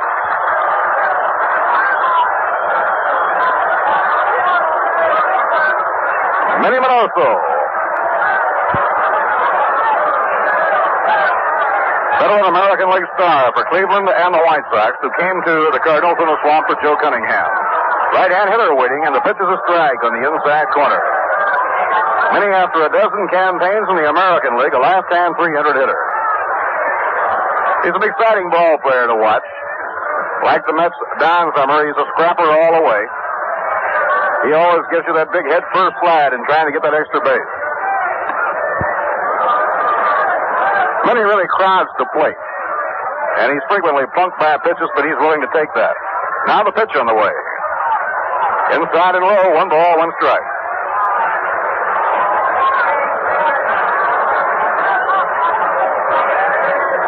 Two runs are in. The Cardinals lead 2-0. We're in the last half of the first inning. Ryan Gold Extra Dry, your radio host from St. Louis, and we certainly hope you're enjoying it. Now the 1-1 pitch. He tried to hold up on the swing, and Tom Gorman says he did check up in time. 2 balls and a strike.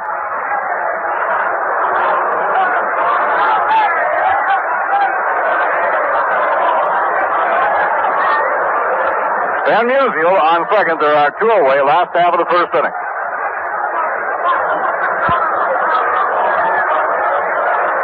Now Craig with a long look in. Kicks the leg, delivers. A high pop foul behind the plate. Landra flips the mask to the side. Obi's under it waiting, and he grabs it for the out that retires the side. So actually Craig, the last 3 hitters he faced, Musial, Boyer, and Minoso, did an outstanding job. But the St. Louis Cardinals scored 2 runs. There were 3 hits. No errors. 1 man left on. At the end of 1, the score, the St. Louis Cardinals 2, and the New York Mets nothing. Right after the game tonight, the New York Mets will be flying via their chartered flight back to New York. They're all anxiously looking forward and hoping for good weather for the parade tomorrow down Lower Broadway and the big reception at City Hall. Following the reception, the Mets will journey out to the Polo Grounds for a workout to familiarize themselves with the Polo Grounds. And Friday, the excitement of opening day as the National League returns to the big city after an absence of 4 years. We certainly hope that you're planning to be on hand this Friday in the game between the Mets and the Pittsburgh Pirates. Pittsburgh, the last team to play in the Polo Grounds against the Giants before the Polo Grounds closed shop. And they're coming back in appropriately enough to reopen activities. Tickets for not only the opening game, but all New York Mets games to be played at the Polo Grounds this year are on sale. In Grand Central Station at 42nd and Vanderbilt Avenue ramp, in the Long Island waiting room of the Penn Station, and they are on sale 7 days a week at the Polo Grounds. Remember, too, that ticket reservations may be made at all Howard Clothes stores. And for those of you who find it more convenient, you can order your tickets by mail. Simply address your correspondence to Ticket Manager, the Polo Grounds, New York 39. Box seats are $3.50, reserve seats $2.50. Please include 25 cents to include postage and handling.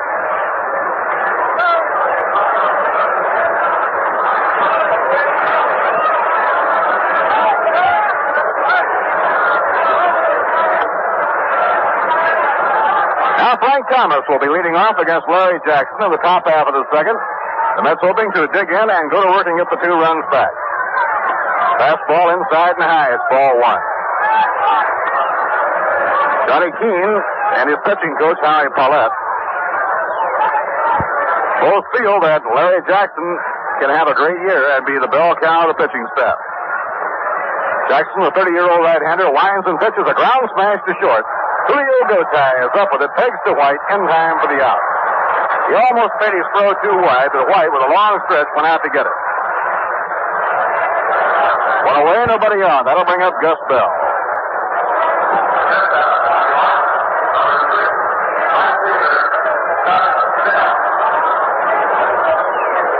The Chicago Cubs and Houston Colts are underway in their game in Houston. Glenn Hobby pitching for the Cubs and Hal Woodishik for the Houston Colt 45. Cubs did not score in the first. Breaking ball outside to Gus Bell, ball 1. Otherwise, in the National League tonight, Cincinnati at Los Angeles and Milwaukee at San Francisco. A day game between the Phillies and Pittsburgh with postponed rain. The only day game played was in the American League, where the Red Sox defeated Cleveland 4-0 on a 4-hit shutout by Bill Monbouquet. A smash it hard, a base hit up the middle for Gus Bell. And the New York Mets have their first hit of the campaign, and it was a clean one by Gus Bell up the middle.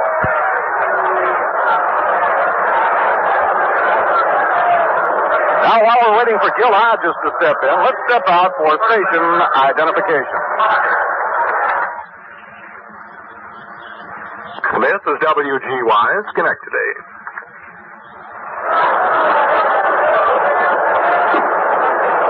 Bob Murphy with Lindsey Nelson and Ralph Kiner. The New York Mets are hitting against Larry Jackson on the top of the second. Gus Bell has just drilled a single to center field. And now the hitter is 38-year-old Gil Hodges. Here's the pitch by Jackson. A blaze of it's in there for a called strike.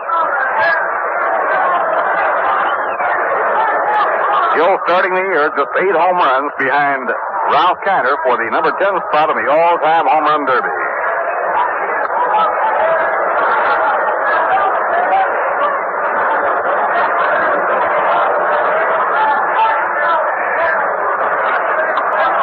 Breaking ball over, a strike on the outside corner. He was threading a needle with that one.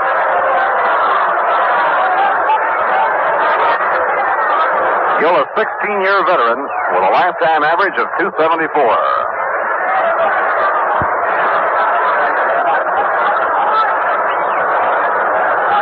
Gil has a good chance to join the 2,000 hit club this year. One away, one on. The 2-strike pitch by Jackson. And he pops the ball up on the left side of the infield. Kenny Boyer in toward the mound is waiting under it, and Boyer takes it for the out. Now there are 2 away, a runner on first, Gus Bell, and coming on to hit will be Don Zimmer. Cardinals 2, New York Mets nothing. We're in the top half of the second. Detroit and Washington postponed rain in Washington. They are underway in Kansas City. The Minnesota Twins nothing, Kansas City A's nothing at the end of 1, and that's Camilo Pascual against Wyatt.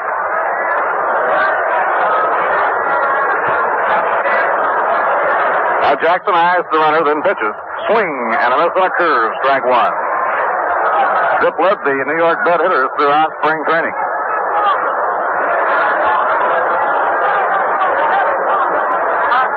Don got off to a great start for the Chicago Cubs last year. He hit extremely well the first half of the year, and he had a number of timely home runs. Jackson's pitch, a ground smash over the mound, over second, a base hit to center field. Bell on second will hold up there as Kurt Flood flips the ball back in. And the Mets now on singles by Gus Bell and Don Zimmer have 2 men on.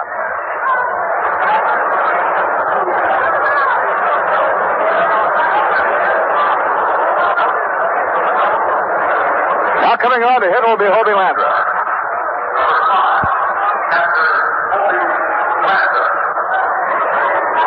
Hobie had the honor of being the first player selected by the New York Mets in the expansion draft of last October 10th.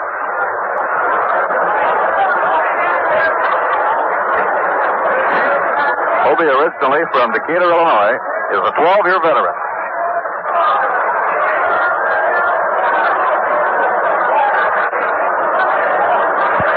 Hobie, a left-hand hitter, and the Cardinal outfield shades just a little bit around toward right. Bobby Emus on the coaching lines at third, and Cookie Lavagetto on the lines at first. The Mets trailing 2-0 now have the tying runs posted with 2 men down. Curveballing Larry Jackson. Makes the 1-second stop. Kicks the leg. Delivers. He starts him off with a fastball, but it's outside. 1 ball and no strike. The Cardinals, after this game, will have an off day tomorrow, and then they'll be in Chicago on Friday. The Mets will be coming home to open a 4-game weekend series against Pittsburgh. Opening day Friday, a day game Saturday, and our big doubleheader with Pittsburgh on Sunday.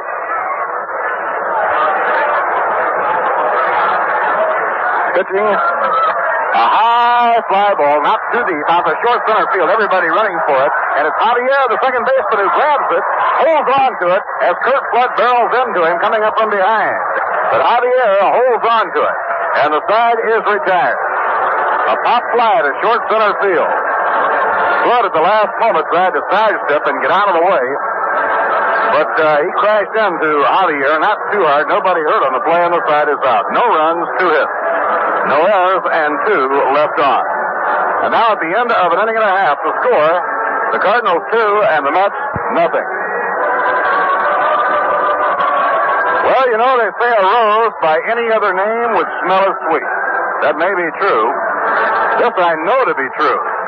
A beer by any other name but Rheingold just won't taste as good. It's really very simple. 2 words tell you why. Extra dry. Yes, sir, Rheingold's extra dry brewing process is long, slow, and costly, but it pays off in taste. Rheingold's flavor comes through brisk and bright and clean. And that's what makes Rheingold New York's largest selling beer. The happy choice of millions. So, look, why not enjoy the extra refreshment that comes with wonderful Rheingold beer? Join the millions who say, my beer is Rheingold the dry beer. Do it right now. Enjoy a glass of Rheingold along with the game.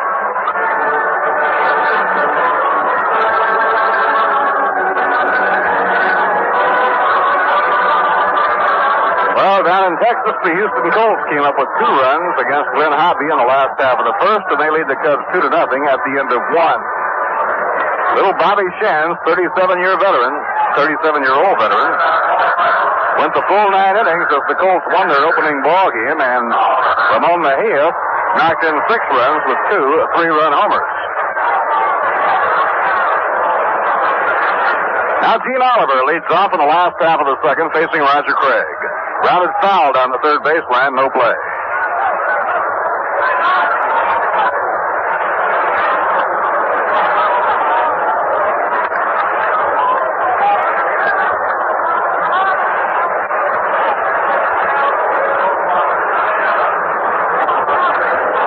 Next pitch on the way. Breaking ball over, a beauty by Craig. 2-strike count on strapping Gene Oliver. Oliver last year hit 40 home runs, 36 in the Coast League and 4 with the Cardinals. And they think he's going to become a real good hitter. Outside and low, he'll be digging it out of the dirt. 1 ball and 2 strikes. Gene Oliver is from Moline, Illinois. He has the size for it. He's 6'2", weighs 215 pounds. 27 years old.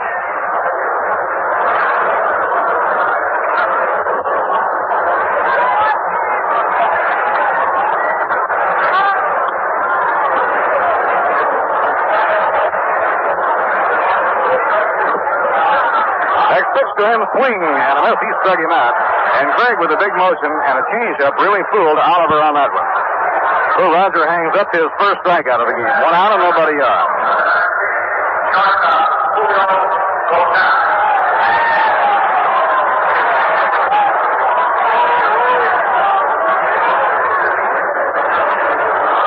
One away, nobody on. The batter now is Julio Gotay, the shortstop. Last year, Julio Gotay played at San Juan and then later at Charleston when the franchise moved, and he had a good year in AAA. He had 307. He was in 10 games with the Cardinals. Outside and low, it's ball 1.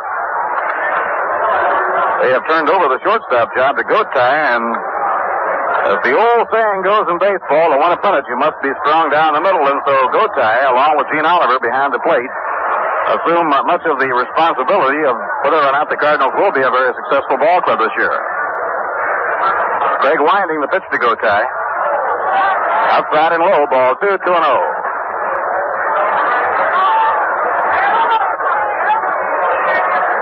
Cardinals 2, Mets nothing. We're in the last half of the second.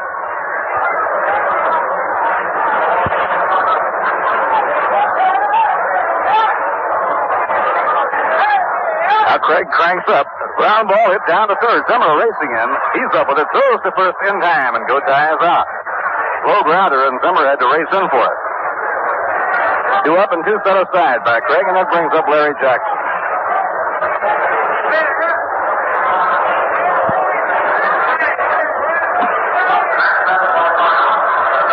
Red Shandies has been added to the active roster of the St. Louis Cardinals.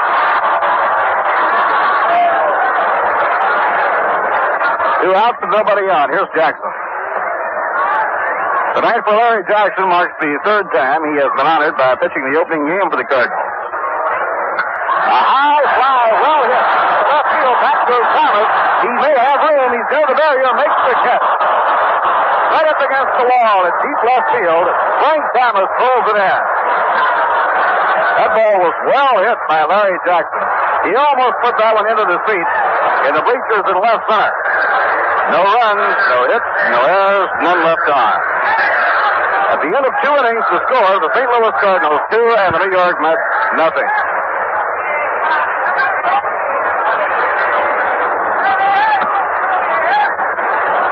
Nothing new to report on our scoreboard. If you missed the afternoon scores, only one-day game. The Boston Red Sox defeated the Cleveland Indians 4-0. Villamon Bouquet hurling a 4-hit shutout. The losing pitcher was Ron Taylor, who was added to the Cleveland roster only 4 or 5 days ago. He pitched at Salt Lake City last year. And the game was broken up in the 9th inning on a grand slam home run by the former Colorado football star Carroll Hardy. The Detroit Tigers and Washington Senators postponed rain. At the end of an inning and a half, Minnesota nothing, Kansas City nothing, pass ball against Wyatt. Philadelphia and Pittsburgh rained out in Pittsburgh. The Colts 45s lead the Cubs 2-0 at the end of 1. Veteran left-hander Hal Woodishick pitching for Houston, Glenn Hobby for the Chicago Cubs. The other 2 National League games are on the West Coast with Cincinnati at Los Angeles and Milwaukee playing at San Francisco. San Francisco getting off to a good start in their opener on a great effort by Juan Marichal, who pitched a 3-hit shutout. And the Cincinnati Reds spoiled the debut of the beautiful new ballpark in Los Angeles when Bob Berkey and Wally Post combined to give the Cincinnati Reds the win over the Los Angeles Dodgers.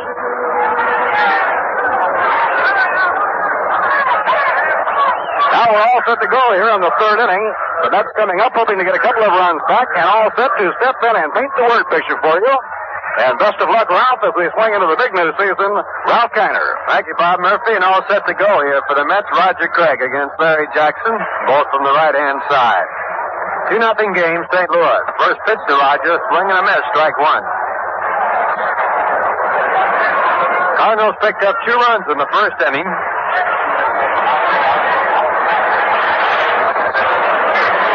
Top of the 3rd right now, Roger Craig, the batter. Jackson back with a fastball called strike 2. So Larry Jackson on top of Roger Craig. No balls and 2 strikes. It'll be Roger Craig, Richie Ashburn, and Felix Mantilla here in the top of the 3rd inning.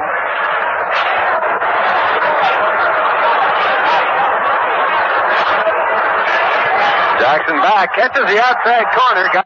The first half will be brought to you by the Savings and Loan Foundation. The 3rd period by Marlboro and Alpine Cigarettes and Pal Razors, and the 4th period by the Ford Motor Company.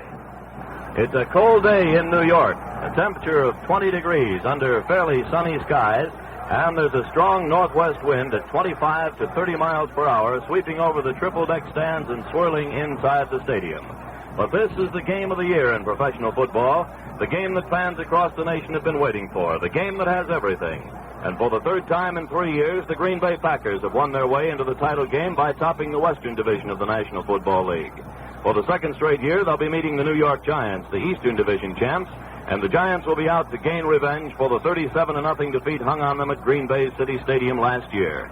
They'll be out to stop the league domination by the Packers, and they'll be working at it in front of the home folks here at Yankee Stadium. Again, this game will match coaches who a few years ago were both assistants on the Giants staff under Jim Lee Howell. It was just a little more than 4 years ago that Vince Lombardi left his job as offensive coach for the Giants and took over as head coach and general manager of the Green Bay Packers after Green Bay had lost 10, won 1, and tied 1 in the 1958 season. In 1959 in Bangor, Maine, the Giants and the Packers met in an exhibition game, and the Giants won. Since that time, the Green Bay Packers have not lost a preseason game. The 2 teams also met during the regular 1959 season here in Yankee Stadium, and the Giants beat Green Bay 20-3. Since that time, the Packers have not lost a regular season game to an Eastern Division team, although the Philadelphia Eagles beat them in the championship game in 1960. So in the span of 4 short years, Vince Lombardi has taken the Green Bay Packers from the bottom of the league to the pinnacle of football success. But Allie Sherman, who took over the helm of the Giants after Jim Lee Howell retired, has known success too. Twice he's led the New York Giants to the Eastern Division Championship. Last year with a 10-3-1 record, this year with a 12-2 mark. And the only prize that has eluded Allie Sherman is the league championship. This is the prize his Eastern Division champions will be trying to win for him today. Over the years, these two teams have met 33 times. Green Bay has won 16 of those games. The Giants have won 15, and 2 have been ties. The Packers and the Giants have been matched for the championship on 4 occasions. The Packers have won 3 times, the Giants once. They met for the first time in a championship game back in 1938, and the Giants won 23-17 here in New York. The next year in Milwaukee, the Packers gained revenge as they shut out the Giants 27-0. In 1944, Green Bay beat New York for the championship 14-7 at the Polo Grounds. And last year, the Packers recorded that 37-0 shutout at City Stadium in Green Bay. Altogether, the Packers have played in 6 of these championship games, winning 4 of them. The Giants set a playoff game record every time they win their way into this battle because they have participated in 12 of these games already, this being their 13th, more than any other team in the National Football League. The Giants have won the championship 3 times in those 12 games. The last time they held the league title was in 1956 when they beat the Chicago Bears 47-7. We'll have the starting lineups for you in just a moment. Once again, the Savings and Loan Foundation brings you on behalf of your insured savings and loan associations the Game of Games, the professional football championship of the National Football League. We invite you to join the more than 30 million Americans who make insured savings and loan associations their headquarters for thrift. Remember, where you save does make a difference. And this game is brought to you by Marlboro, the filtered cigarette with the unfiltered taste. You get a lot to like with a Marlboro, so settle back and listen to today's big game with a Marlboro cigarette. And today's NFL championship game is also being brought to you by Ford, makers of the new Super Torque Fords, middleweight Fairlanes, fun-filled Falcons, and classic Thunderbirds. The new Fords for 63, the most popular cars in Ford's history. Briefly now, these are the tentative starting lineups for today's game. On offense, the New York Giants will have Del Schaffner at left end. At left tackle, Roosevelt Brown. At left guard, Darrell Betts. At center, the veteran Ray Witeka. At right guard will be Jack Stroud. At right tackle, Greg Larson. At right end, Joe Walton. The quarterback will be Y.A. Tittle, who's had himself quite a year. At left halfback, we will have Phil King. And at right halfback, the flanker back, it will be Frank Gifford, coming back after a year of retirement. And the fullback will be Alex Webster. On defense, the Green Bay Packers will line up with Willie Davis at left end. At left tackle will be Dave Hanner. At right tackle, Henry Jordan. And at right end, Bill Quinlan. The left linebacker will be Dan Curry. The middle linebacker, Ray Nitschke. And the right side linebacker will be Bill Forrester. At the left corner position, Herb Adderley. At left safety, Hank Greminger. At right safety, Willie Wood. And the right corner man will be Jess Whittington. On offense, the Packers will line up this way. At left end, Max McGee. At left tackle, Bob Skoronski. At left guard, Fuzzy Thurston. At center, the veteran Jim Ringo.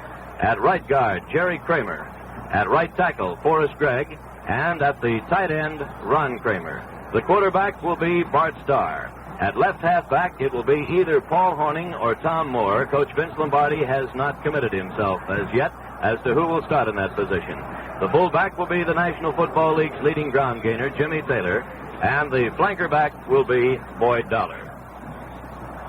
On defense, the New York Giants will have Jim Katcavage at left end. At left tackle will be Dick Modulewski. At right tackle, Rosie Greer, and at right end, Andy Robustelli. The left side linebacker will be the only rookie starting in today's championship game, Bill Winter. The middle linebacker will be Sam Huff, and the right side linebacker, Tom Scott. At the left corner position, Erich Barnes. At left safety, Alan Webb. At right safety, Jimmy Patton. And at the right corner position, Dick Lynch. And those are the tentative starting lineups for today's championship game. In this 1962 season, the defending champions, the Green Bay Packers, compiled a 13-1 record. Their only loss being to the Detroit Lions on Thanksgiving Day by a score of 26-14. Still, the Packers went right down to the final game before winning the championship. as the Chicago Bears edged the Lions 3-0, and the Packers put the icing on the cake by winning their final game against the Los Angeles Rams 20-17. Just the opposite of last season when they took the Eastern Division Championship on the last day of the regular season. The Giants found themselves in the same boat as the 1961 Packers when they clinched the division title in their 12th game this year. The Giants finished with 9 straight wins and a 12-2 record. Their only losses of the season came on opening day against Cleveland by a 17-7 score, and in their 5th game of the year when the Pittsburgh Steelers beat them 20-17. The difference in these two teams could narrow down to the difference between the two opposing quarterbacks, Bart Starr of the Packers and Y.A. Tittle of the Giants. During the season, there's been little to choose between them. Tittle is the more daring and probably the better long passer. Bart Starr is a fine short passer and probably the best signal caller in the league. They finished 1-2 in the final ratings, with Starr edging Tittle as the league's top-rated quarterback, but Old Yat threw 33 touchdown passes to set a league record. Tittle is the key to the Giants' success. He's 35 years old and is in his 15th season as a pro quarterback, 11 of them in the NFL, and this has been his best year. While he threw those 33 touchdowns, his gambles also put him near the top of the league in interceptions, as he had 20 passes stolen. But Tittle has the flair to keep the Giants' offense perked up throughout the game. He uses the pass so effectively that the ground attack is only a menace, used to keep the other team honest from time to time. Starr is not as apt as Tittle to call a successfully unorthodox play, but this also means that he's not as likely to have a play backfire. With his conservative style, he's the perfect quarterback for Vince Lombardi's system, a football machine built on the theory that the team that makes the fewest errors will win. Starr appreciates very well his team's strong running. He'll smash away with the league's top ground gainer, Jimmy Taylor, or Tom Moore, or Paul Hornung. When the defense pulls in to stop the running, he starts to throw. It's obvious then that the Packers and the Giants base their offenses on different philosophies. The Packers set up their ground attack to tighten the defense so they can pass, while the Giants establish their passing game to open up the defense for their running. In throwing those 33 touchdown passes, Y.A. Tittle fired 375 times, completing 200 of them for a passing percentage of 53.3%. As we said, he had 20 intercepted. Starr threw 285 passes, completing 178 of them, or 62.5%. He had 12 touchdown passes and only 9 intercepted. For receivers, Tittle has Del Schaffner, who ranked 9th in the league, catching 53 passes for 1,133 yards and 12 touchdowns. Fullback Alex Webster caught 47 for 477 yards and 4 touchdowns. Flanker Frank Gifford gathered in 39 passes for 796 yards and 7 touchdowns, while tight end Joe Walton caught 33, scoring 9 touchdowns and totaling 406 yards. Bart Starr threw almost equally to end Max McGee and flanker Boyd Dollar. McGee caught 49 passes for 820 yards and 3 touchdowns, while Dollar took down 49 passes and scored 2 touchdowns. Tight end Ron Kramer, who was Starr's target when the going got tough, caught 37 passes and scored 7 TDs. On the ground, the Packers have the edge. Jimmy Taylor led the league, amassing 1,474 yards and 272 attempts for almost 5.5 yards per try average. Alex Webster was the Giants' leading ground gainer with 743 yards and 207 attempts, averaging 3 6/10 yards per carry. Taylor also led the league in scoring with 114 points as he set a new league record with 19 touchdowns, all of them running. However, New York's Don Chandler finished second in the scoring race as he totaled 104 points on 19 field goals and 48 extra points. Paul Hornung, who set a record in last year's title game by scoring 19 points, was out with a bad knee for most of the season. However, he appeared in the Packers' final 3 games and is in good shape for today's battle. As late as yesterday, though, Coach Vince Lombardi declined to name Hornung as his starting left halfback over Tom Moore. The rest of the Packers squad is in tip-top condition, with the exception of right guard Jerry Kramer, who will be playing today's game with a rib fracture. The Giants will probably not be able to use the services of halfback Paul Dudley, who has a bad knee. The Giants have a slight edge in both age and experience over the defending champions. The experience may be an advantage, the age probably isn't. When the 22 starters for each team are considered, the Giants average a year and a half older, 29 to 27.5. The experience edge for the Giants is more than a year apiece. Now, this can be accounted for in 2 places. On their roster, the Giants have 7 rookies, but only 1 is a starter. The Packers have 5 rookies, none of them are regular. The Giants have 10 players with 8 or more years' experience.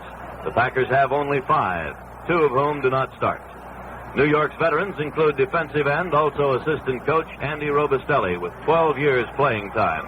Quarterback Y.A. Tittle with 11 years in the National Football League, 15 altogether in pro football. And Frank Gifford, Tom Scott, Dick Modzelewski, Jack Stroud, and center Ray Witeka with 10 years experience. Rosie Brown has been with the Giants 9 years, and Jimmy Patton and Alex Webster for 8 years. The Packers' old-timers include Dave Hanner with 11 years service, linebacker Bill Forrester, and center Jim Ringo, 10-year veterans, and ends Lou Carpenter and Gary Knappel with 9 years apiece. As we mentioned, the only rookie starter in today's game will be Bill Winter of Little St. Olaf College in Minnesota, who will go at left linebacker for the Giants. As this season started, the Packers were odds-on favorites to win the Western title. As stated so many times this year by scouts of the other clubs, everybody knows what the Packers are going to do, but they do it so well you can't contain them. How can you stop good blocking and tackling? Execution is the key to the Packers' success. Coach Allie Sherman of the New York Giants lists 5 reasons why his Giants made it to the title game and rates them a better ball club than last year. First of all, Y.A. Tittle became thoroughly familiar with the Giants' system and their personnel. Secondly, Phil King established himself as a running threat from the left halfback position to diversify the Giant attack. Third, Alan Webb, an Arnold College graduate that the Giants picked up from the New England Sandlots last season, came through as a safety man to fill a weakness in the Giants' defense. Fourth, rookie Bill Winter did a fine job at left linebacker. And fifth, the offensive line has improved greatly over last year, especially in giving protection to Tittle. Even though the Packers are listed as favorites in this game, most everyone feels that Green Bay will not be able to repeat the 37-0 runaway of last year over the Giants. New York is hungry for revenge, and they're playing here at home at Yankee Stadium. 2 big advantages.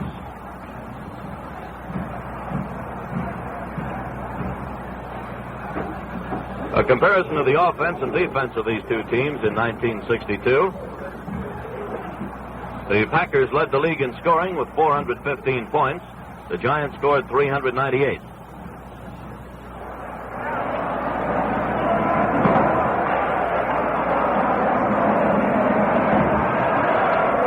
Ladies and gentlemen, our national anthem.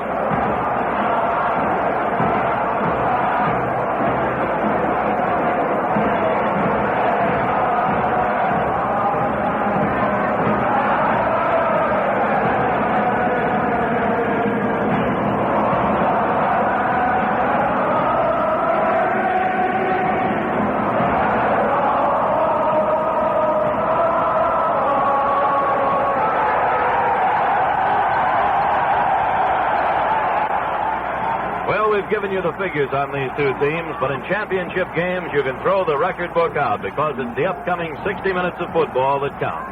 And we'll be set for the kickoff in just a minute. John, you know, we've been looking at houses for a long time, and I think we should buy that ranch house we saw. It seems to have everything we want. I'm not so sure. Maybe we could do better by building our own home. Whether you buy or build your next home, you'll find the services of one man indispensable. He's a home loan specialist, and he's ready to serve you at any of America's insured savings and loan associations. He'll give you sound advice on financing your home, the down payment, the interest, the taxes, the monthly payments. And knowing what you can afford, he'll tailor a convenient home loan to meet your needs. Insured Savings and Loan Associations help over 1 million families a year buy or build their own homes. In fact, more home loans are made by Insured Savings and Loan Associations than by all other financial institutions combined. So when you find the home of your dreams, stop in at your nearby Insured Savings and Loan Association for a home loan personalized to your budget requirements, plus friendly, helpful service by home loan specialists. And now we pause 10 seconds for station identification.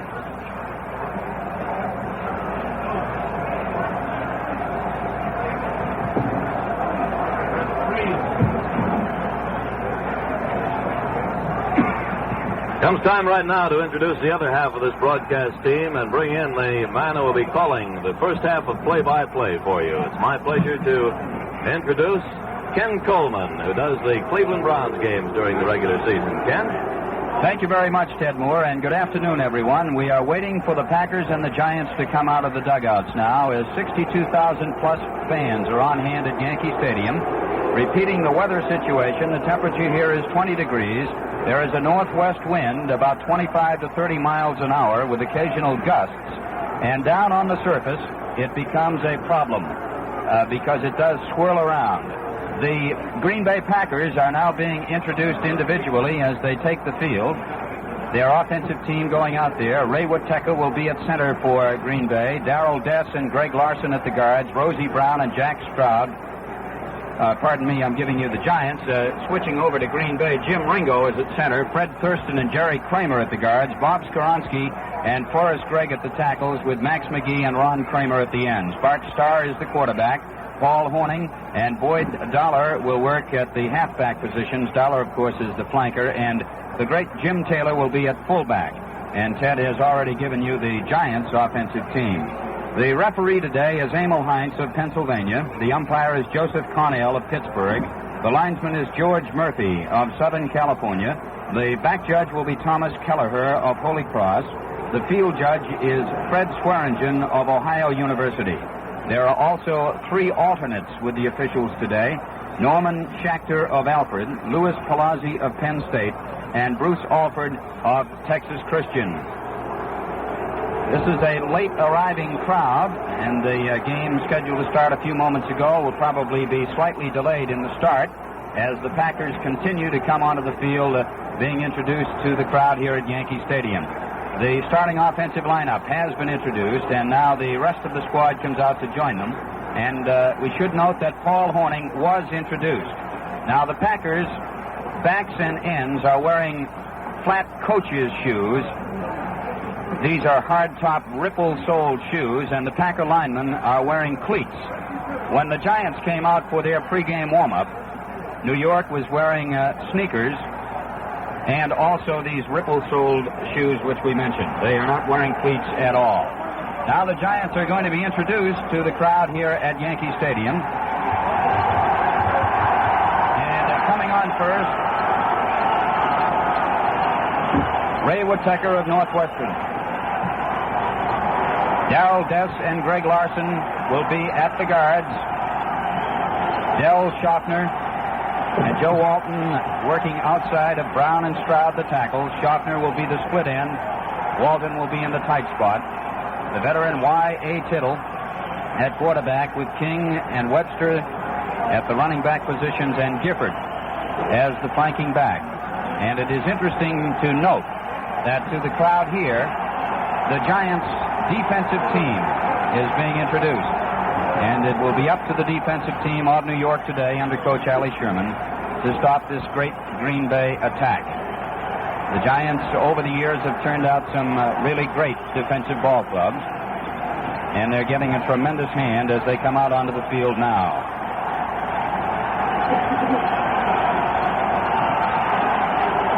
The Giants, in spite of the fact that their defense was introduced, will be receiving the kickoff, and they will defend the north goal. The Packers will be kicking off from the south end of Yankee Stadium. The sun keeps peeking in and out behind the clouds from the east end of this great stadium in New York. Right now, the referee, Emil Heinz, is out there at the center of the field. The Giants just below us, loosening up along the sidelines. Y.A. Tittle throwing the ball to Del Schaffner. Ralph Guglielmi is also out there throwing.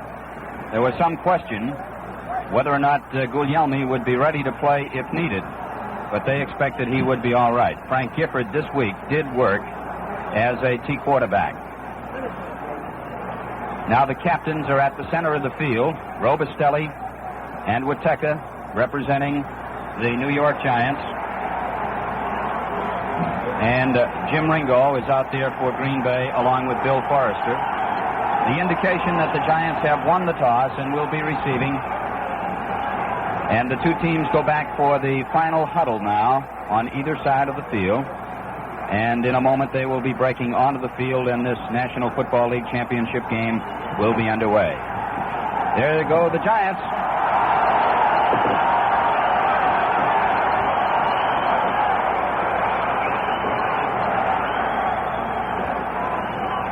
And Willie Wood is getting ready to do the kicking off for the Green Bay Packers, setting the ball up on the 40-yard line. Corner and count are going back into the deep spots for New York. At the moment, they are huddling in the vicinity of the 25-yard line, and now we see Counts and Horner going back toward the goalpost, and Joe Morrison is right up ahead of them at about the 15-yard line. Wood setting the ball up on the 40. Some of the Giants out there are wearing gloves, we notice. Darrell Dess, who is up front, has them on. And some of the Packers are also wearing gloves as the temperature is 20 degrees at Yankee Stadium. And now Willie Wood is ready. And the ball, with all of the tension that is present at Yankee Stadium, blows off the tee. So Willie has to go up and set it up once again. Now he is stepping back to about the 35, and again it goes off the tee.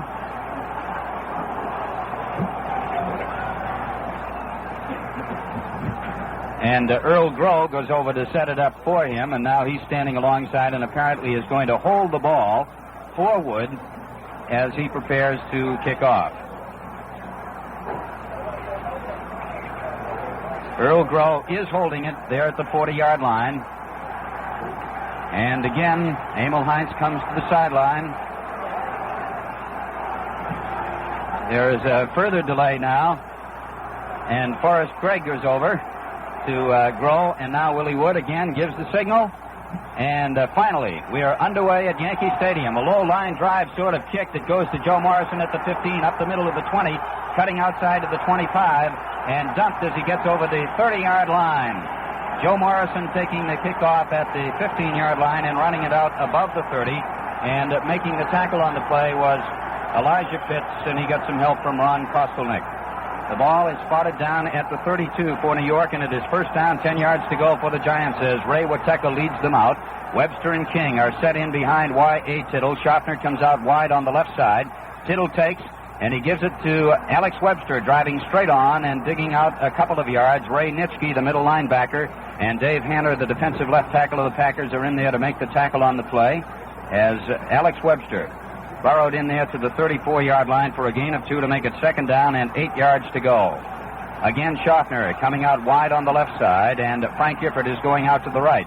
Webster and King are set in behind Tittle, who makes his call, gives it to King coming over the left side, coming across the 35, fights onto the 37-yard line, and is taken down there as Jesse Whittington, the defensive halfback, is in there to make the tackle on the play.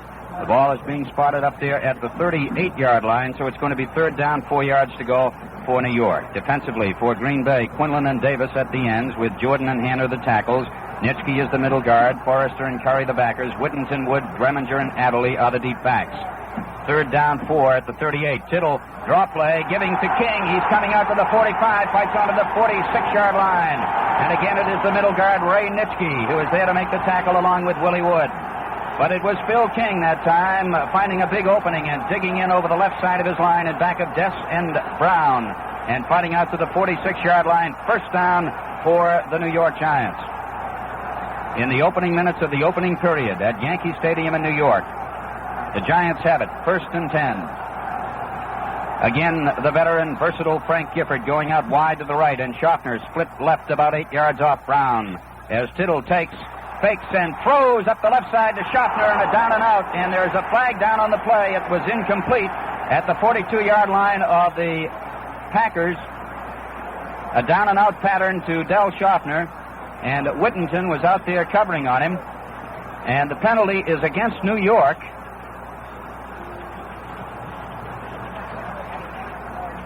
The penalty will be against the Giants now. And back at the original line of scrimmage, the 46-yard line, the referee is going to mark it off, and it will be on Schaffner. 15 yards, and it's offensive interference called against the Giants. Schaffner on Whittington. The ball is back on the 29-yard line. Check it, just over the 30 on the 31, where it is first and 25 to go. Y.A. Tittle brings his club out. Now he's ready.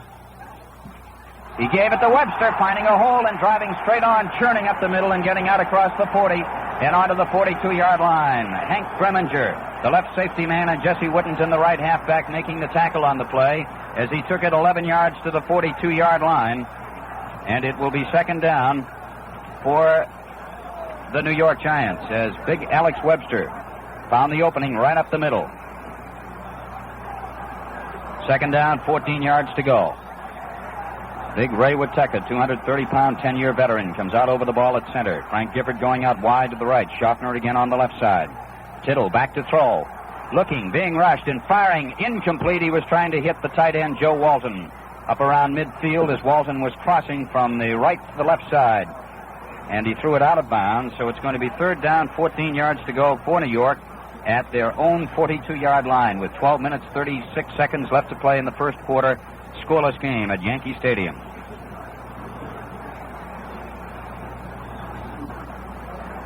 The Giants back in the huddle. Green Bay setting up defensively.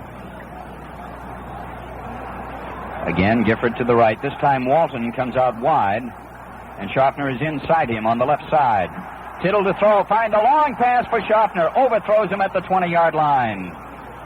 Overthrew him by about 5 yards, and the ball is incomplete as Bill Quinlan got a good rush that time on Y.A. Tittle. So the Giants, with fourth down and 14 at their own 42-yard line, are going to have to kick the ball. And Elijah Pitts is going back deep with Willie Wood for Green Bay. They're standing back at about the 15-yard line, and Don Babe Chandler is in there to do the kicking. Chandler has averaged almost 45 yards for every punt he's made in the last 6 years in the National Football League. One of the game's great punters, and he boots it high and far. Going downfield, and it is bouncing on the 14-yard line, and it is fallen on by a Giant, but rolls on into the end zone as the Giant player did not get enough to constitute possession of the football. Mickey Walker had his hands on it at the 2, but it will come out to the 20-yard line, and Green Bay will go to the offense, first down and 10 at their own 20. A 58-yard kick going into the end zone, and for the first time this afternoon, the Green Bay Packers go to the offense. Jim Ringo at center, Thurston and Kramer the guards, Skoronski and Gregg the tackles, Kramer and McGee the ends, Bart Starr at quarterback, and Jim Taylor in behind him. It is a draw play to Paul Horning, and he drives to the 24-yard line, and up there to make the tackle was Bill Winter, the left linebacker. So Horning is in there in that starting lineup. Winter making the tackle as he came out to the 24. It'll be second down and 6 yards to go for Green Bay. Boyd Dollar is the flanking back. Taylor and Horning set in behind Bart Starr, whose average this year was about 62% throwing. Dollar coming out wide on the right side. McGee is split on the left about 7 yards off Skoronski. This is Jim Taylor driving out to the 25, over the 30 for the first down, fighting to the 33-yard line, and Dick Lynch, the right halfback of the Giants, made the tackle on the play as he fought 10 yards to the 34, and it is first and 10 for Green Bay. They're noted as a ball control team, and they're trying to grind it out on the ground in the early stages. For the Giants defensively, Robustelli and Katcavage the ends, Greer and Mojalewski are the tackles, Huff is the middle guard, Scott and Winter are the backers, Lynch, Patton, Webb, and Barnes are the deep men. Again, it's McGee, wide to the left, and Dollar swings out on the right side. Bart Starr looks over the Giant defensive team, takes and throws up the middle and hits. It is a completed pass, and it was grabbed by Ron Kramer, the tight end, coming from the left side over the middle and getting out to the 44-yard line where Jim Patton was there to make the tackle on the play. And it is enough for the first down up at the 44-yard line. First and 10 for the Packers. Again, McGee going out wide on the left, and Dollar comes out to the right. Kramer is set up on the left side this time. Jimmy Taylor coming around the right end and fighting across the 45, bouncing off a tackler to midfield. Over. Once again, the first half of the National Football League Pro Championship football game is brought to you by the Savings and Loan Foundation on behalf of America's insured savings and loan associations, where your dollars work harder, grow bigger through excellent earnings. More than 34 million savers are investing these growth dollars in a brighter future for themselves and their families. You're invited to join them by opening a savings account at your nearby insured savings and loan association. The third quarter of today's big game will be brought to you by Marlboro. If you're thinking of trying a filter cigarette, try the flavor brand, Marlboro. You get the famous Richmond recipe flavor made mild by Marlboro's exclusive Seltrate filter. So come to where the flavor is. Come to Marlboro country. And the fourth quarter of today's National Football League game will be brought to you by Ford. Test drive a 64 from Ford soon and try total performance for a change. And now here at my side, a gentleman who certainly can tell you a lot about championship football in the National Football League because he's participated. The former great place kicker for the New York Giants to give you the starting lineups and some of the color, the fabulous color of these two teams. Pat Summerall. Pat? Thanks very much, Jim. And may I say it's a pleasure to be working with you today. The Bears have won the toss and will receive the kickoff. And their starting lineup will have it left in, and the fellow who will be split wide to the left all afternoon, John Farrington, 6'3", 217, a 4-year veteran from Prairie View College. The left tackle from Florida A&M will be Herman Lee, 6'3" and 247, a 7-year veteran. A left guard, number 67, Ted Karras, 6'1" and 243, 6-year veteran from Indiana. The center is Mike Pyle, 6'3", 245, 3-year veteran from Yale. Right guard will be Jim Cadillo, 2-year man, 6'3", 240 from San Jose State. The right tackle, number 63, Bob Witaska, 6'3" and 240. He is a 4-year veteran from Notre Dame. The right end and the fellow who will be tied to either right or left will be Mike Ditka, the fine end from Pittsburgh. Ditka, 6'3" and 230. At quarterback will be veteran Billy Wade of Vanderbilt, a 10-year man who is 6'2" and 205. The left halfback will be number 29, Ronnie Bull of Baylor, a 2-year veteran, the Rookie of the Year in the National Football League last year. The fullback is Joe Marconi, 6'2", 225, former Los Angeles Ram, 8-year veteran from West Virginia. And the flanker back will be spread wide to the right all afternoon is Johnny Morris, 5'10", 180, 6-year veteran from Santa Barbara College. That's the Bear offensive unit, which will open against the fine New York defense. At left end in the New York defense will be Jim Katkavich, 6'3", all-pro, 240-pound, 8-year veteran from Dayton. The left tackle, Mighty Mo from Maryland, number 77, Dick Modulewski, 6 feet, 260, and 11-year veteran. The right tackle will be 76, John Lovatier, obtained this year by the Giants in a trade with Los Angeles. John, 6'4", and 285, 5-year veteran from Compton College. The defensive coach and starting defensive right end for the Giants will be number 81, Andy Robustelli, 13 years as a pro, 13 years as a pro, 6'1", 235 from Arnold College, a player coach. The linebackers, number 87 at left linebacker, rookie Jerry Hillebrand, a fellow who has intercepted 5 passes in the last 6 games and who has done a tremendous job at linebacker for New York. Middle linebacker, number 70, Sam Huff, 8-year veteran, 6'1", 230 from West Virginia. The right linebacker will be Tom Scott, former Philadelphia Eagle, 11-year veteran from Virginia.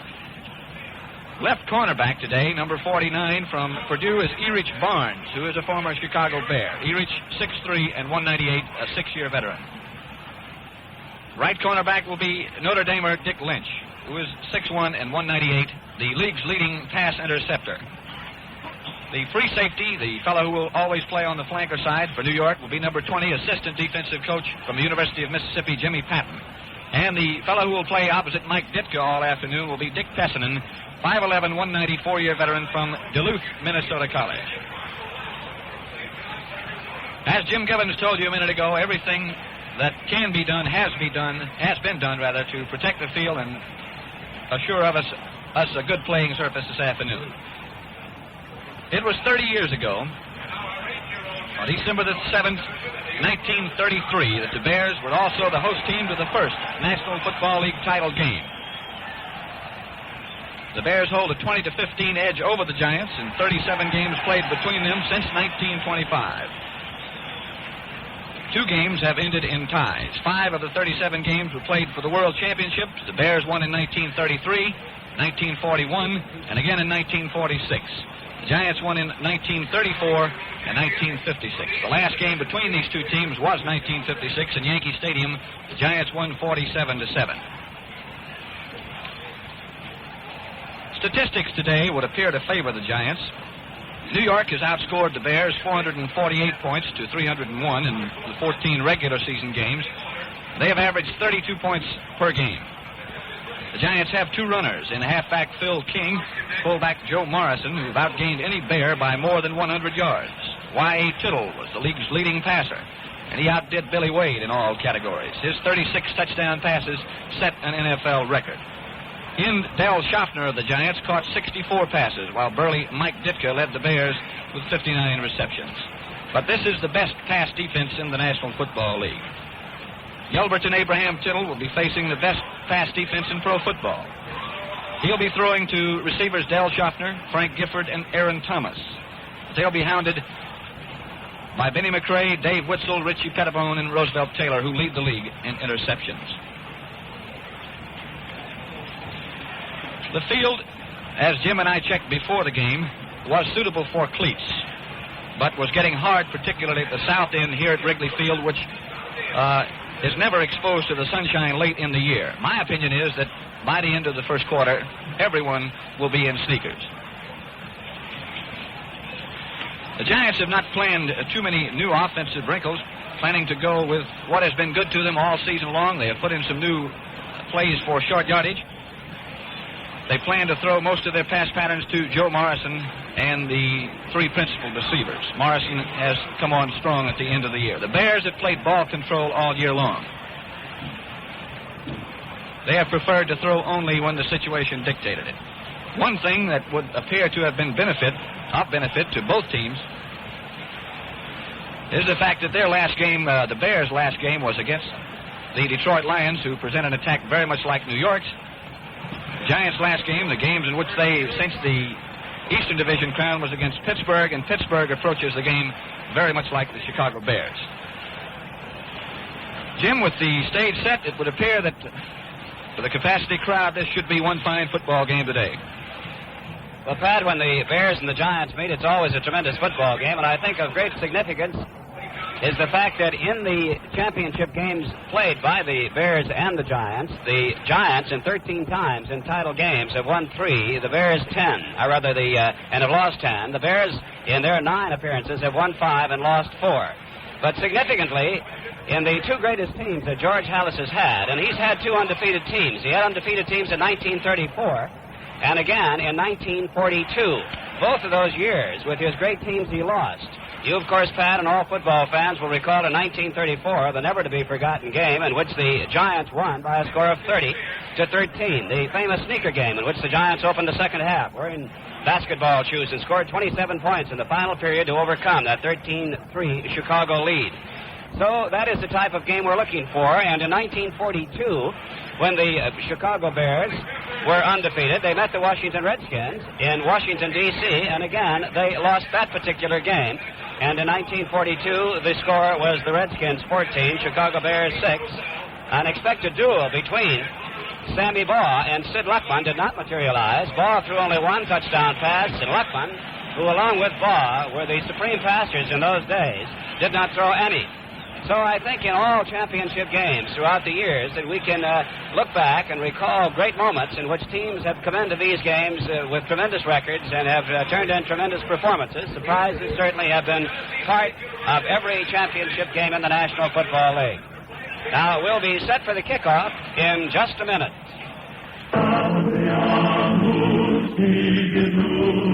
To college, a boy brings his dreams, his ambitions, his thirst for knowledge. But nowadays, he'd better bring one other thing: money. A college education has become a major investment, an investment few families can manage without saving. Yet in today's complex society, a boy or girl has little chance in most competitive occupations without a higher education. Thousands of American families faced with this problem are solving it with growth dollars. These dollars are planted regularly in insured savings and loan associations, where they work harder, grow bigger through excellent earnings. Your education dollars can be growing while your children are growing if you start early. That way, when they're ready for college, you'll be ready. Start now. Open a savings account at your nearby insured savings and loan association. Once again at Wrigley Field, the Tennessee State University's famous 110-piece band is performing. They have formed a Liberty Bell, and we are going to get now some of their fine music, so let's listen.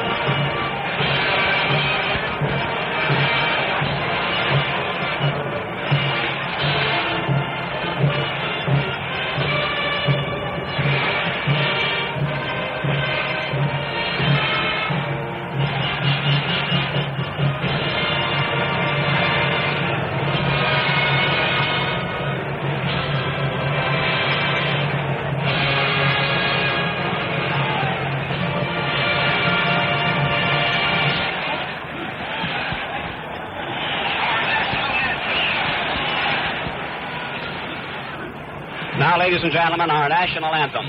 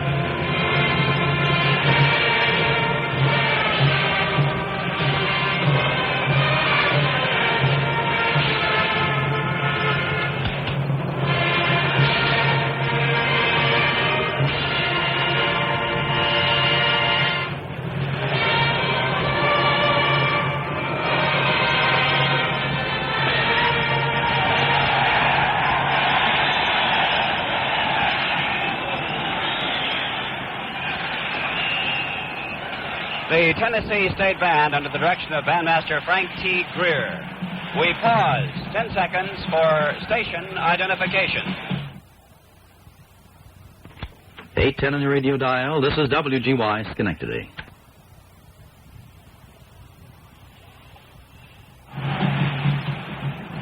Jim Gibbons along with Pat Summerall here just before the kickoff in the game between the New York Giants and the Chicago Bears. The officials today, the referee is Norm Schechter.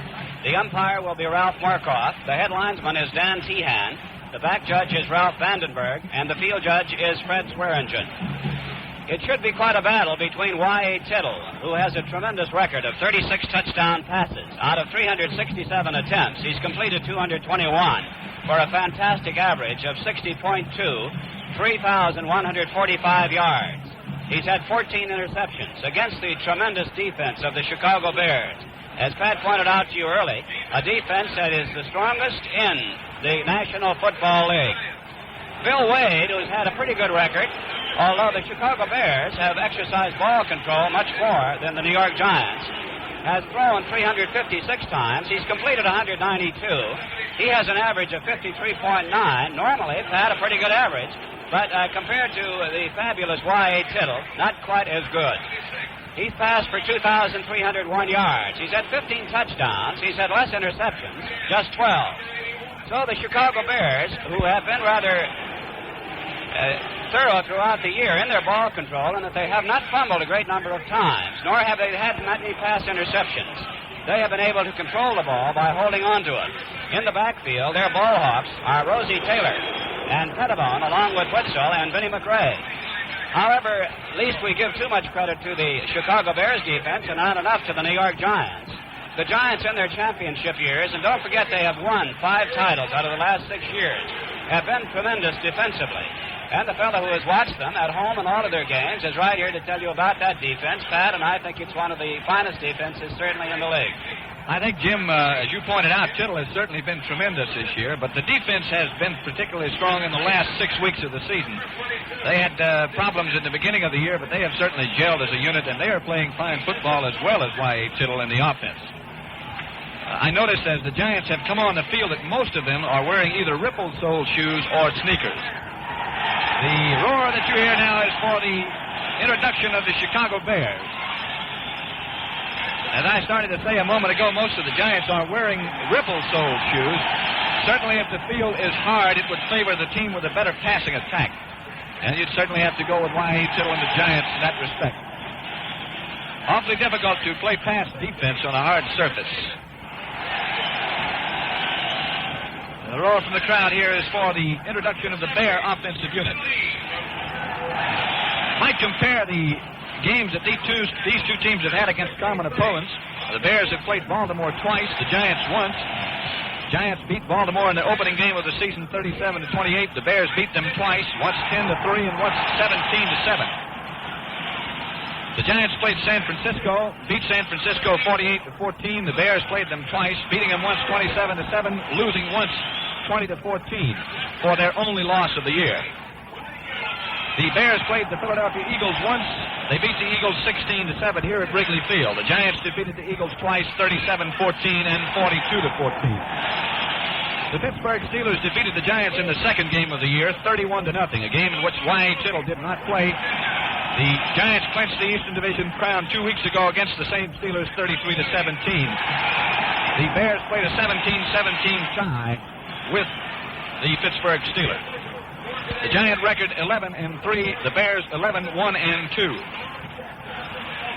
The Giants, as Jim said, won in 1962 and in 1961. They clinched the game. They clinched the Eastern Division title in 1962 right here at Wrigley Field in one of the roughest football games that I've ever seen.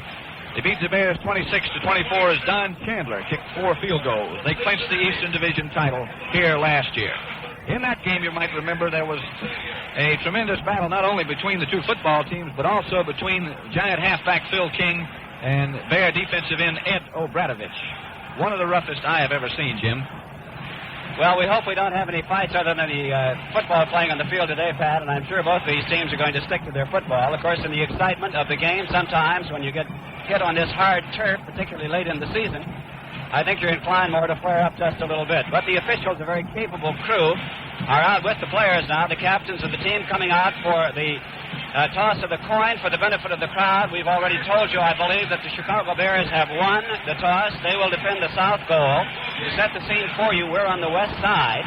This is a tremendous crowd, and they'll be roaring constantly. We'll probably be shouting to try to make ourselves heard. We hope that you'll forgive us for it. The Bears will receive on the south side. We're on the west side, looking across in the open stands and into downtown Chicago on the east side, and off to our left is the north. There is a slight wind factor. The wind is blowing out of the west at about 14 miles an hour, and you can hear this crowd now as the Chicago Bears offensive unit takes the field. Don Chandler, who succeeded Pat Summerall as the kickoff man and the place-kicking star for the Giants, places the ball down on the 40-yard line. Billy Martin, number 22, goes down by the goalpost. And 29, Ronnie Bull, goes down with him on this side. And in just a matter of a few moments or a few seconds, the 1963 World Championship football game will be underway. Bull is dancing around to keep warm down on the near goalpost. Don Chandler swinging his arms. In 10-degree weather, a beautiful sunlit day. Norm Schachter, the referee, comes to this side, ready to blow the whistle. And in just a matter, there it is, and the game is underway. It's a good long kick. Waiting for it is Martin. He takes it, fumbles the ball in the end zone, elects to come out with it. He's at the 5, gets to the 10, and down he goes on the 10-yard line. A good hard tackle by Dick Lynch brought him down right at about the 10-yard line. So it's 1st and 10 now for the Chicago Bears on their own 10. We'll set that lineup for you once again in case you joined us a little bit late. The ends are Farrington and Ditka. The tackles, Lee and Wataska. The guards are Karras and Cadell. Pyle is at center. Wade is at the quarterback. Bull and Morris are the halves, and Marconi is at full. Johnny Morris, the flanker, swings out wide to the right. The running backs are Marconi and Ronnie Bull. Waiting for the handoff is Bill Wade. And the first offensive play of the 1963 championship game. 28, Willie Gallimore is in there at the left half, and he comes right up the middle for about 2 yards. So it'll be second down and approximately 8 yards to go. Second down, 8 yards to go. Defensively for the Giants, Jim Cadcavage and Andy Robustelli are the ends. Dick Modzaleski and John Lovatier the tackles. Hildebrand, Huff, and Scott the linebackers, along with Lynch and Barnes and Pessinen and Patton. Out of the huddle comes the Bears with Farrington wide to the left from the left end. Morris is split wide to the right in the flanker. Calling the signals, Wade. No score in the ball game. Wade hands off on the draw play to his fullback, Marconi, and Marconi comes up to about the 15-yard line, and down he goes. They mark the ball just shy of the 15, so it'll be third down and approximately 5 yards to go. Bears going deep, huddling back on the 5-yard line. The New York Giants deploying from their defensive formation. Andy Robustelli, I believe, calls the defensive signals, Pat. Dick Lynch to this side. Erich Barnes to the far side. Pessinen and Patton up the middle. Once again, that same offensive formation with Morris wide to the right. Farrington wide to the left. No score in the ball game. Wade wants to pass. Now he runs with the ball. He's got a first down across the 20 up to the 23-yard line.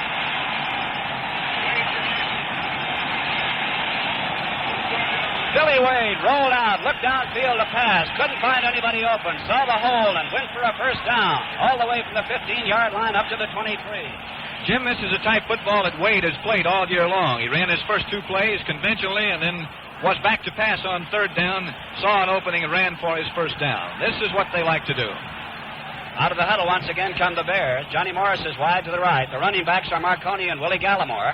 Marconi's right behind the quarterback, Wade. Giants waiting. There's the handoff. Going with the ball is Gallimore trying to go to the outside. He's tripped up by Barnes, the wingback who came flowing in to drop him as he fell forward on about the 24-yard line. We'll see where referee Norm Schachter marks the ball. Erich Barnes from the cornerback came flying in that time to spin him around as Gallimore then was pinned to the turf on the 24. A gain of a yard at second down and 9 yards to go. No score in the ball game on a very cold day in Wrigley Field in Chicago. The Chicago Bears and the New York Giants for the World Championship. John Farrington, a big tall boy, 6'3", 217 pounds, swings wide to this side from the left end. Johnny Morris is flanked extremely wide to the right. Giants jump offside. Flag goes down. The question is now, did the Bears draw him off, or did the Giants jump off? We're waiting for the referee, Norm Schachter, to give us his decision. And the penalty is against the Giants, 5 yards, moving the ball up to the 29-yard line. Illegal procedure charged against the Giants. Looked like it was a middle linebacker, Sam Huff, who was eager to get in. Many times this happens when the quarterback will change his cadence count. Wade had been going on a fairly short count up until that particular play, and he changed to a long count. The defense jumped off sides. No score in the ball game. The Giants and the Bears. Bears ball on their own 29. First down, 5 yards to go as a result of the penalty. Wade is handing off this time to his fullback, and he's hit right as he gets the ball. He's dropped right at the 29-yard line. A horse collar tackle by Andy Robustelli, who came flowing in to drop him. So it'll be second down. Or third down, I'm sorry. Check me on that. Third down. The first play didn't gain. It's third down and 5 yards to go. We had one running play that gained only about a half yard. Then we had the penalty. It's third down and 5 yards to go. John Farrington to this side. Morris to the far side. The running backs are Gallimore and Marconi. Bill Wade calling the signals. Wade dropping back to pass. Now elects to run with the ball up the middle. He's got the first down at the 40. Fumbles the ball. Giants recover. Giants ball on the Bears 41. Now let's see if we can pick out who recovered that ball. It looked like Erich Barnes. Erich Barnes, number 49, recovered the fumble, and it's the Giants ball in Bear territory. Twice on third down, Wade has been back to pass. That one looked like a diagram play. This was a quarterback running play. This time Wade had his first down but couldn't hold on to the football. Out of the huddle come the New York Giants. Wide Tittle, hands off to Morrison. Morrison gets down to the 40, and down he goes. Joe Morrison, the fullback, 6'1", 212 pounds from Cincinnati, was brought down by Big Doug Atkins as he crossed the 40. Give him a yard gain in the play, make it second down, and about 9 yards to go. The fumble recovered by Erich Barnes. The ball is 20 yards in from this, the west side. Splitting out to the left is Del Schaffner. We'll check that Giant offensive line for you in just a moment. Inside is Aaron Thomas, who's starting at the right end in the place of the injured Walton. Tittle back to throw. On the 50, throws the screen to Morrison. He's at the 40, to the 35, down to the 30, and down he goes out of bounds on about the 29-yard line. The short pass to Morrison, and Morrison went inside the 30. We'll see where they mark the ball. They spot it as they bring it in. They put it down on the 29. A gain of some 11 yards and a first down for the New York Giants. And the screen pass, Jim, has been a big weapon for the Giants all year long. Tittle, I think, is probably the best at executing the screen pass of any of the quarterbacks. So the great Y. Tittle completes his first pass. The handoff goes to Phil King, and King goes off the right side of the Bear line, his own left side, outside the guard, inside the tackle, gets down to about the 26 or 27-yard line. As they umpire, we'll see where they place the ball. They put it down in the 6. No score in the ball game. The Bears took the kickoff, had moved to a first down on the 41. Bill Wade, when he fumbled the ball. Erich Barnes recovered, and now the Giants are pressed into Bear territory, down on the 26-yard line. Second down, about 7 yards to go. Del Schaffner is splitting out wide to the left. The running backs are King and Morrison. Morrison with the ball, driving up the middle. Morrison getting down to about the 20-yard line on a stand-up run, and tempers are flaring for the moment. We have 9 minutes, 27 seconds remaining in the first quarter. No score in this ball game as Joe Morrison does not get the first down. He's very close to it. He's just inside the 20-yard line. The New York Giants will have a third down and about a yard to go, just inside the 20-yard line. Out of the huddle they come. Frank Gifford is wide to the right. Now Gifford goes in motion. The ball goes to Tittle. He gives to Morrison. Morrison flies over the middle for a first down to about the 16-yard line. Joe Morrison up and over, right over his own left guard, down to about the 16 or 17-yard line before Larry Morris, the right linebacker of the Bears, came in to bring him down. A first down for the Giants, and the Giants now are down in scoring territory, down on the 16-yard line of the Chicago Bears. 8 minutes, 35 seconds remaining here in the first quarter. No score in the ball game. The World Championship of Football, the New York Giants and the Chicago Bears. Schaffner wide to the left, Gifford wide to the right. The running backs are King and Morrison, calling the signals Y. Tittle, waiting for the handoff on the long count. He gives to Morrison once again, straight up the middle, across the 15, down to about the 14-yard line. And the forward wall of the New York Giants is doing a tremendous job of blocking at the moment. Joe Morrison took over at fullback about the middle of the season for Alex Webster, who was injured early but continued to play until about the 5th game, and Morrison has certainly been fantastic all year long. He's done quite a job, and as Jim pointed out, this is the best defense in football, and the Giant offensive line has moved them so far. Out of the huddle come the Giants. Frank Gifford going unusually wide to the right this time. Schaffner's about 5 yards wide from the left. Morrison is right behind Tittle. Tittle dropping straight back to pass. Throws in the flat. Complete for a touchdown.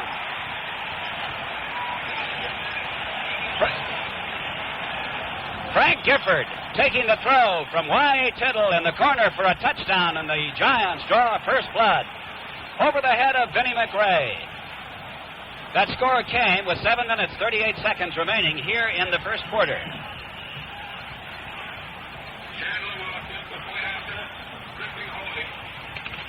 Don Chandler trying for the point after. Glenn Griffith holding. There it is. It's good. There's timeout on the field with the score. The Giants 7 and the Bears nothing. What are the best years of life? The 20s, the 30s, the 40s? Well, every decade has its rewards. But don't be too sure the best years aren't ahead for you. For life can bloom after 50 for the man and woman who plan ahead. So many couples are doing so today with growth dollars. Dollars planted in an insured savings and loan association where they earn excellent returns year after year after year. Whether or not you retire early and whether or not you have a pension to fall back on, a reserve of savings can take off the pressure after 50, give you peace of mind, the means for recreation, hobbies, the cultural interest you haven't had time to enjoy before. Make the most of your peak earning years. Put something aside regularly at your nearby Insured Savings and Loan Association. You can have one or more family savings accounts, each insured by a United States government agency. Jim Gibbons along with Pat Summerall here at Wrigley Field as Don Chandler gets set to kick off. Deep once again for the Chicago Bears. Billy Martin on the far side, Ronnie Bull on the near side, as the New York Giants have gone out in front by a score of 7-0. A 14-yard touchdown pass from Y.A. Tittle to Frank Gifford. After the Giants recovered a fumble to set the offensive drive in motion, they drove 41 yards in all, with Tittle throwing to Gifford. There's the kick. It's a long kick. Waiting for it is Ronnie Bull. He is at the 10, the 15, doesn't get a block as he tries to come to the outside and gets up to the 19-yard line, which brought down once again by Dick Lynch, the sure tackle for the New York Giants. It'll be 1st and 10 for the Bears on their own 19. Copyrighted recording is licensed by Major League Baseball. Any reproduction or other commercial use of this recording in whole or part is prohibited. This is Ken Coleman speaking. We present for you another complete game from the Miley Collection. Hope that you enjoy. This is the NBC Radio Network. I'm about to put on a long playing bus of Saratoga Vichy. Listen. Saratoga Vichy, a nation from nature, the same place it gets its singular taste. I can't imagine how nature goes about carbonating it. The whole process takes some rocky enclave deep below the earth. At any rate, when it comes above ground, Saratoga Vichy has a quite unique carbonation. Subdued, but persistent. It keeps a drink perking merrily far longer than any man-made carbonation. It also keeps fresh tasting. But you'd have to try it to understand what that means. In fact, if you'd really like to unravel the secret of Saratoga's appeal, there's only one thing to do. Pour yourself a glass and get to the bottom of it. Saratoga, the authentic behind the yellow label. This is WGY, 810 on your radio dial, and WGFM, Schenectady.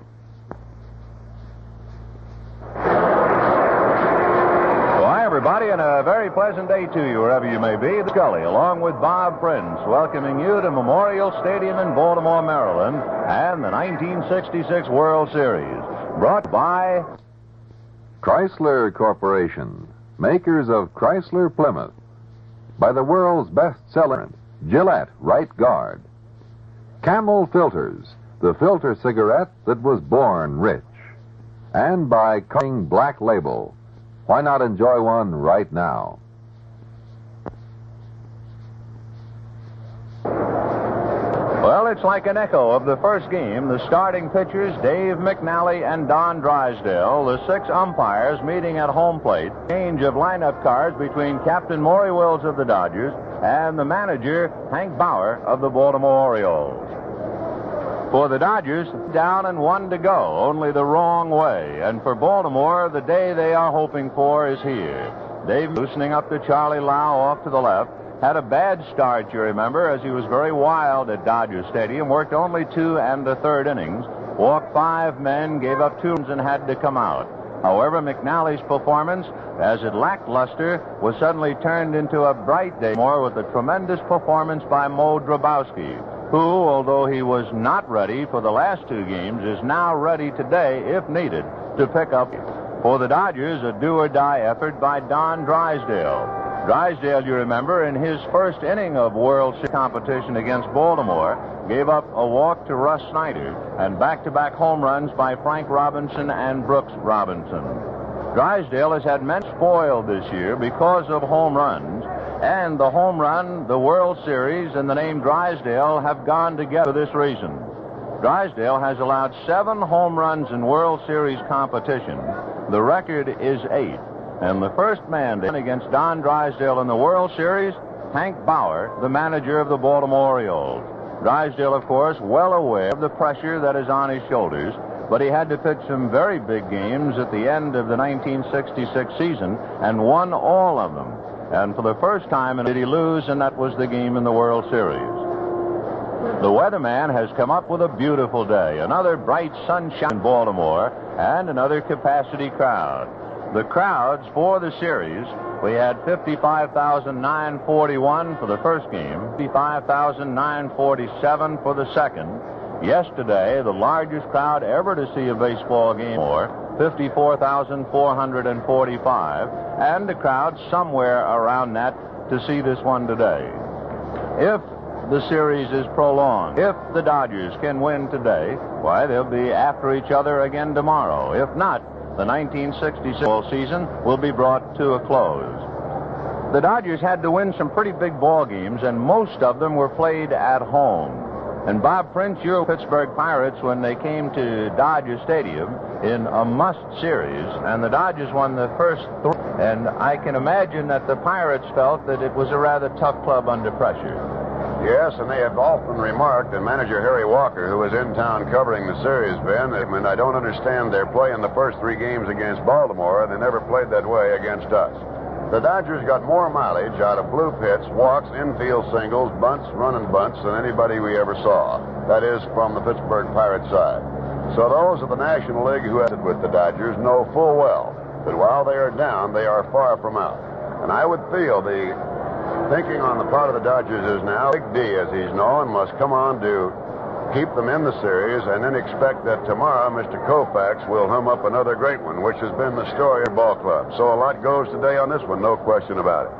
For Don Drysdale, who would be in excellent shape despite the fact 500 during the regular season, Drysdale, a fastball pitcher, but not the fastball pitcher of yore. He does not intimidate hitters as he did 10 years ago, 8 years ago, even as late as 2 years ago.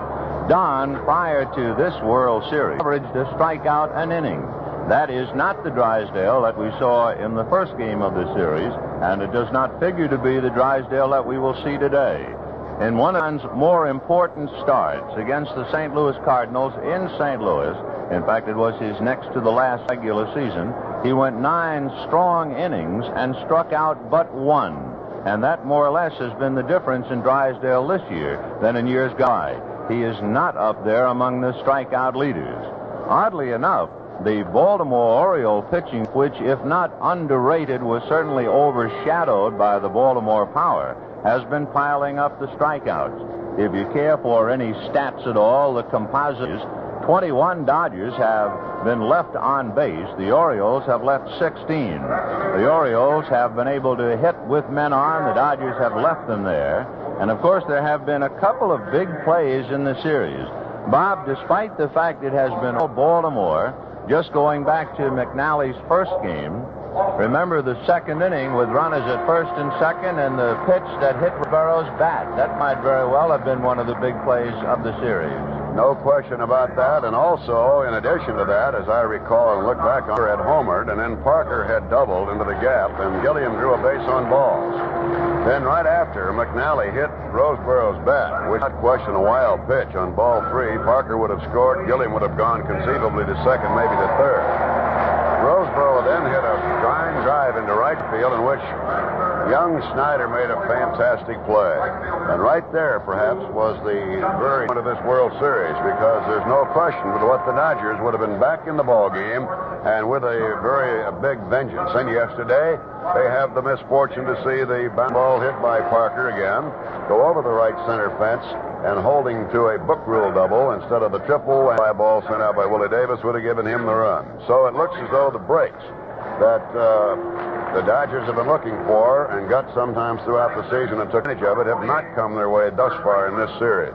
We only bring up these so-called breaks, and you can put quotes to illustrate the fact that despite it is an overwhelming Baltimore series, they have won all 3 games. Yet there have been a couple of plays whereby, had it gone the other way, it might very well have won 1 or maybe even 2 of the 3. So they go into the 4th game with Baltimore's Dave McNally loosening. Dave going 2 1/3 innings in his first venture, and Don Drysdale, who went only 2 innings his first time out and was charged with the back-to-back home runs and 4 runs. In the background, the Dodgers starting lineup being introduced to the crowd. Neither club has made any changes. That is to say, Hank Bauer goes with the ball club that he has used all year against right-handers, and in this, that means Russ Snyder in center field. And for the Dodgers, they're going with the same lineup that they have used all year against left-handers, with the of John Kennedy at third base. The roar in the background for the Baltimore Orioles as they are being introduced, as the Dodgers have already lined up in their road gray from first base towards home plate. And the manager and one of the great fellows in the game, Hank Bauer, trotting out to third base, and from there on the Birds will line up towards home plate. The Vice President of the United States, Hubert Humphreys, here with us today, and 54,000 rabid folks sitting in the sunshine and waiting the start of the fourth game of the World Series. The Dodgers go into this game with a streak. Remember, they have not scored against Baltimore pitching in the last 24 innings. That would be the first game when Gilliam walked with the bases loaded. Now, the World Series record for consecutive scoreless innings is 28 by the New York Giants to Philadelphia A's, and you have to go back 60 years for that record, 1905. The Giant pitchers ended the series by pitching 3 shutouts in a row. That was a series record, and they won 4 out of 5 from the A's. The great pitchers of the Giants back in 05 were Christy Mathewson, Joe McGinnity, and Christy Mathewson again. A couple of other notes as far as the Dodgers' inability to pile up any runs or any offensive against Baltimore pitching. The record for the fewest runs by one team in a World Series is 3 by the Athletics against the Giants in that 05 World Series. The record for fewest runs by one club in a 4-game series, 4 by the Yankees against the Dodgers in 1963, which brings up the point that the last time one club was able to sweep a World Series from another would be the Los Angeles Dodgers of when they swept 4 straight from the New York Yankees. There have been 9 sweeps in the series and 2 others which went 5 games and were decided by 4-0 plus a tie. The umpires, John Rice of the American League, played umpire. We'll get to the other umpires in a moment, but right now, the large crowd standing for the national anthem. Rendering honors to the flag will be a special detachment of U.S. Marines from Fort Meade, Maryland. Ladies and gentlemen, our national anthem.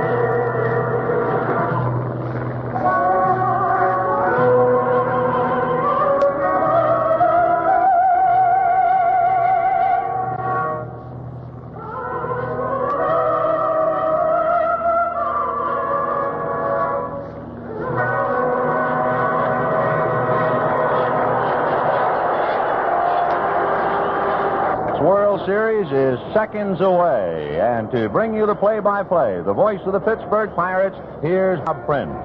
Thank you very much, Vince Kelly, and hello again, everybody. Beautiful sunshiny day, as you know by now, and the Dodger lineup is at shortstop, leading it off, Maury Wills.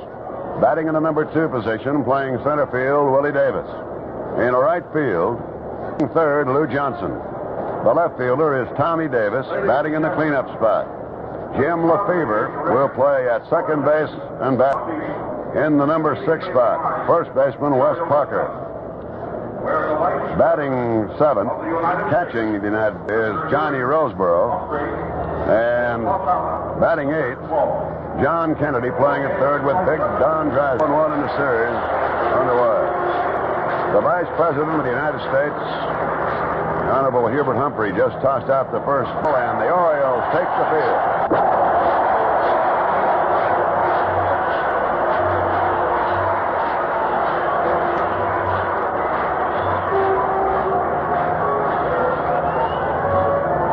Set them up for you defensively in a moment. Aparicio at short, Schneider in center field, Robinson, Frank Robinson in right, Brooks Robinson at third, Boog Powell at first base, Kurt Blake in left, Johnson, Dave Johnson will be the second baseman, Andy Etten catching, and on the mound, young McNally, who, as you know, has been told you earlier, appeared in game one, pitched 2 1/3 innings, allowing 2 runs on hits, struck out 1 and walked 5. He's a left-hander. Rather significantly, when McNally was pitching and walking all of the Dodger batters in the inning in which he was having all kinds of trouble, the third, on the Dodger message board, they welcomed the visit to Dodger Stadium of the astronauts and made the remark that one of the astronauts was the first man to walk in outer space, and the press box wag came up with the usual remark, McNally must have been on. This is the 28th year Gillette has sponsored the World Series broadcasts, and the 20th year Gillette has sponsored the World Series on television. There are numerous quotes and bits that attend the World Series. And one of them, of course, occurred in Dodger Stadium again. Somebody asked Frank Robinson how he hit Sandy Koufax, and Frank very quickly replied, right-handed. So those are the things that come about in Fall Classic, and we're set to go now, and McNally with Echeverria and his battery mate. Robinson is at third, Aparicio at short, Jim Powell at first, Blefary in left field, Schneider in center, Frank Robinson in right. Preston Gomez coaching for the Dodgers at third, Danny Ozark at first. Plate umpire is John Rice of the American League. McNally goes to switch batting Wills, who's 1 for 10. Third baseman Brooks Robinson up tight. The outfield is not deep. First pitch is swung on and popped into shallow short. Johnson and Aparicio giving it chase. Coming up for it also Johnson. Dave Johnson, the second baseman, and that time converging on the ball, Aparicio, Johnson, Robinson, and Schneider. That shows you how shallow the Oriole outfielders were playing to begin with, when they could all get there and any one of them could have caught it. Center fielder Willie Davis in, a left-hand batter, 1 for 12 in the series. The outfielder swung around to the right on him. 309 down both lines, 410 straight away. 380 to left center, right center. McNally's ball is bunted foul behind the plate, strike 1. Rounding out this excellent crew of umpires with John Rice behind the plate is Mel Steiner of the National League at first, Cal Drummond of the American League at second, Husky of the National League at third, Nestor Shalak down the left field line of the American League, and Chris Pellicudis in right from the National League. 0-1 to Willie Davis. Fastball hit foul to the left side out of play. Strike 2.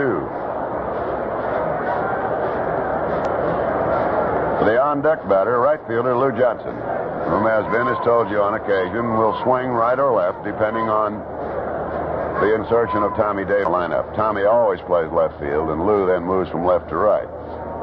No balls, 2 strikes, 1 out, none on, steps out. Time called immediately. The Dodgers approach this one knowing full well that, like a dying man needs his breath, there is nothing after tomorrow unless they win today. No balls, 2 strikes. Looped back and it's out of play. Echeverria giving it a long, hard chase.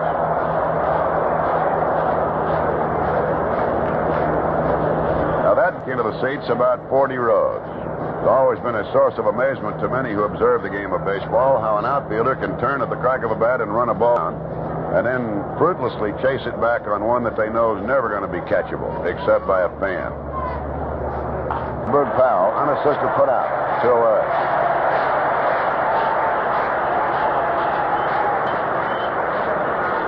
As been told you now on the pregame get-together, 24 scoreless innings. And should Baltimore put 4 more against the Dodgers here today, they'll tie a record. Good way about that if and when it approaches. Here is the right fielder, Lou Johnson, 3 for 11 in the series. They play him as a pull hitter. McNally, the left-hander, comes in ball at the belt for a called strike, and Lou doesn't like it. Tommy Davis, the on-deck batter. There is no winter here today. 2 down in the top of the first, no score. The pitch, let-up delivery, hit foul over by the Oriole dugout along third. 0-2, so McNally's out in front. McNally in the first game walked Maury Wills, and he promptly stole second base. But then he got out of the inning. But then Lefevre, right-hand batting at that time, homered. And McNally his worst troubles right there. Here's the 0-2 pitch. High pop foul. This one's off to the right, maybe play up, and comes over near the base of the railing, leans in and gets it.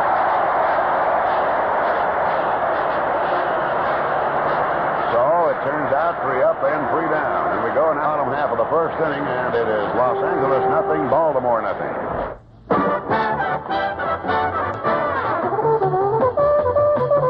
Plymouth is out to win you over this year. Is out to win you over this year. Follow your Plymouth dealer today. This is Edie Gourmet for your Plymouth dealer. He's out to win you over for 67 with the most stories ever.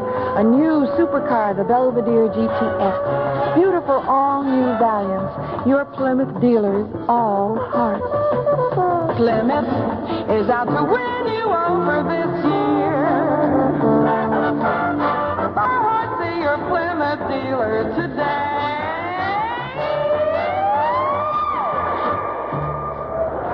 The Elegant Furies, all new Valiants and sports-bred Belvederes now at your Plymouth dealers. He's got what it takes to win you over. Dodgers now go to the defense. John Kennedy at third, Maury Wills at short, Jim Lefevre at second, Wes Parker at first, Tommy Davis, Willie Davis, Johnson in the outfield, Drysdale and Roseboro the battery. Billy Hunter coaching third, and Gene Woodling at first, and the leadoff batter, Luis Aparicio. The shortstop, 13 in the series, has 2 runs batted in the series. Big Don comes in with a fastball, picks up the outside corner, strike call. They're straight away in the outfield to Aparicio. In fact, Johnson and Davis pinch in a little bit on Willie Davis, giving him some of... No score as Baltimore now bats in the bottom of their first. Aparicio, Snyder, and Robinson. The 0-1 Don Drysdale's a let-up punch foul. And if you heard me stop, guys, I can steal them better than I can stop them with my mouth. That one, like they got the old gunner. Strike 2. Foul came right back. Sir, I wasn't going to try to catch it. No balls, 2 strikes. That's the closest we've had one here in a series. So 0-2 to Aparicio. Fouled him straight back on a fastball.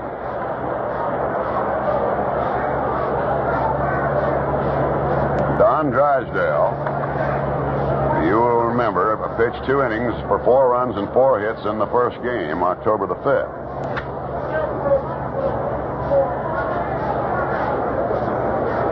Nothing in 2 the count. Drysdale comes back with a fastball that's popped up. And Johnny Roseboro flips off the mask in foul territory to the right of home plate, accepts the play. That'll bring up Russ Snyder, the center fielder, who plays there when a right-hander's going. He's 1 for 3 in the series and has 1 run batted in. You recall now, failure of Pittsburgh to defeat the Giants in the final game of 1966. Necessitated then the pitching of Koufax in the second game, which then brought about a man by the name of Drysdale in the first game who was not rested. A curveball down, ball 1.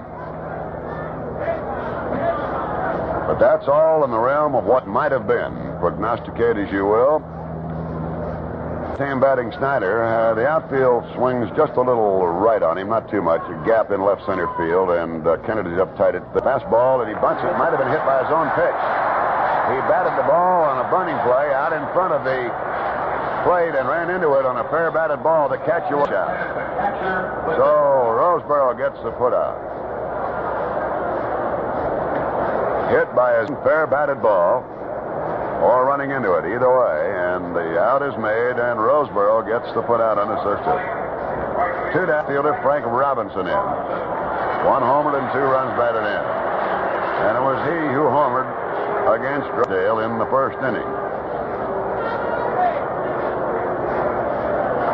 So with 2 away and no score, we're in the bottom of the first here in Bar. Drysdale's delivery hit high in the air into shallow left. Tommy Davis drifting over. Coming over by the warning, 300 some odd feet away to make the catch. It sounded as though Frank Robinson hit that ball out on the end of the bat. 3 up and 3 down at the end of 1. Lost nothing, Baltimore nothing.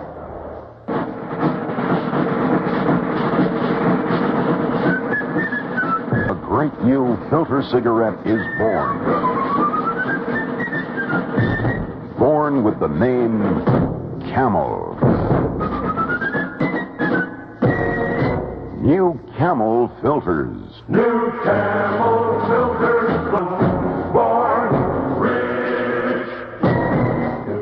New Camel filters. This is the one born rich in taste, with that big Camel head start on flavor. Now that great Camel heritage of real comes to you in a great new filter cigarette. No other can compare in flavor. No other can compare in quality to new Camel filters. It's the one you'll want to try. Try Camel filters, the one born rich.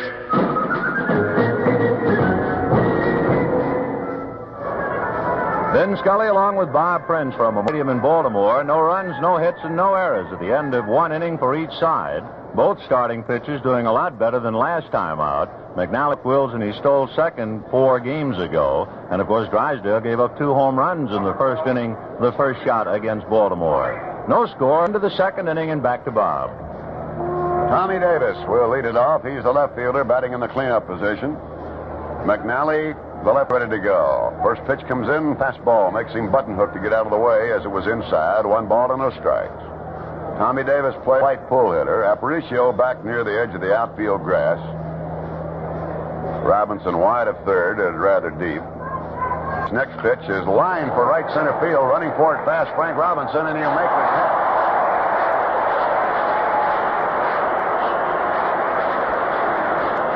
And then at the risk of sounding as though it's strictly a partisan National League, Dodgers have not been able to find a hole at the right time on line drives. No, and Frank Robinson got a fine jump on the ball. He was running full tilt just about as soon as it left the bat. Great outfielding play, and he made it look easy.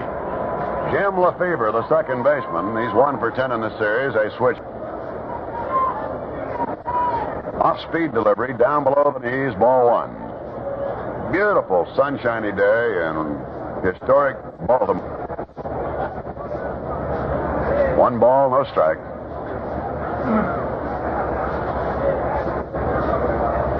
The let-up is pulled foul, and because of the let-up, he got way around on it. 1 ball, 1 strike. They have some very book rules and ground rules here at Memorial Stadium in Baltimore, and we shan't get into them and hope that we shan't have to explain any one of them.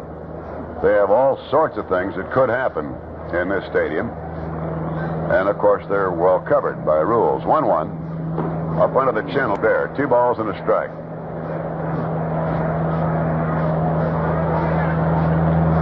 Little chin music. 2 balls and a...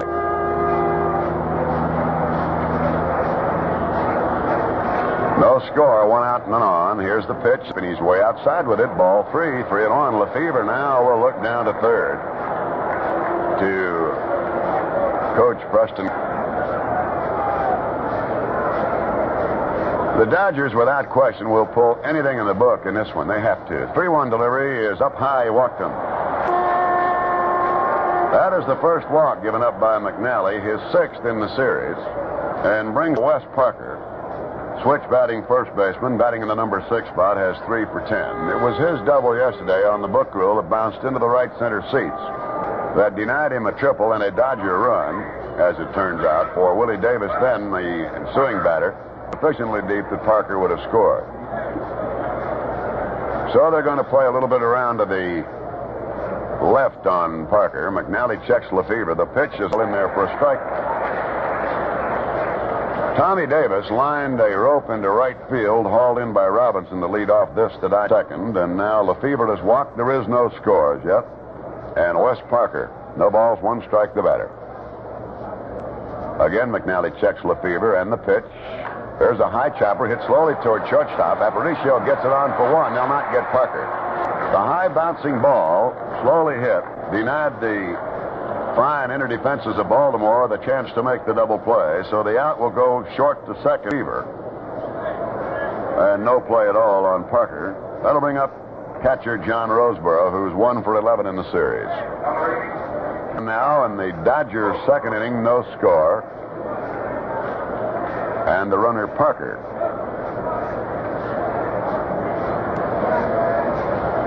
They play him about straight away. Long high fly ball into right field. Appears to be getting under without any trouble. Gauging up against the sky, makes the catch, but retires the side. So far, the Dodgers in the second, no runs, no hits, no Baltimore aerial, and they strand one, and we go to the bottom of the second. Los Angeles nothing, Baltimore nothing. You know, the World Series marks the end of baseball action for the year, but football is shifting into high gear. And if you'd like first-rate seats for the top games and for less than 50 cents a game, I have a suggestion. Get Motorola Angular Color Television. You see, Motorola Color Television costs as little as 15 cents a viewing hour. Now, that's less than 50 cents a game, based on the price of a table and 3-year contract. You get Motorola solid-state reliability at 17 critical points, numbered controls for easy color tuning, and the big, bright rectangular picture pioneered by Motorola. This year, see football in color and enjoy it more. You'll also get a bigger kick out of your favorite nighttime shows because they're in color, too. See your Motorola dealer and discover how you can have television for as little as 15 cents a viewing hour with Motorola.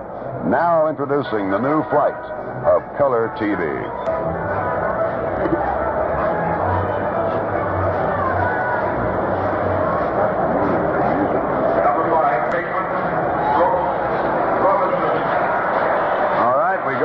Bottom of the Baltimore second inning. This game is scoreless. Neither side has had a hit. And standing in will be third baseman Brooks Robinson, who is 2 for 11. Plate umpire John Rice is asking that something be, a chair be removed to the lower left side of the Dodger dugout because it would be actually in the field of play. Drysdale working now the right-hand batting right. Swing and a miss. He started him off with a changeup.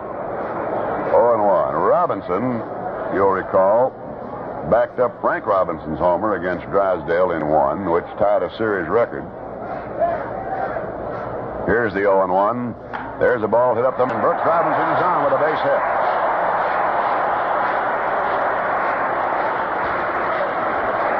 Brooks Robinson took a fastball knee high and went with it.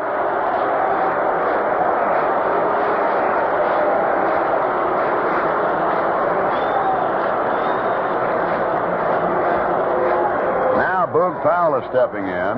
He's 4 for 11 in the series, a left-hand batter. And if you might sound as though he were being booed, that is not true. They're just going boog and drawing it out, much as they used to do with Pazuski in Cincinnati or with Moose Skowron when with the Yankees.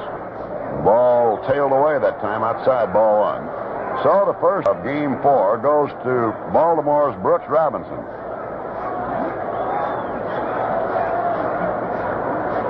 Boog Powell, 1 ball, no strikes. The outfield deep and around to the right.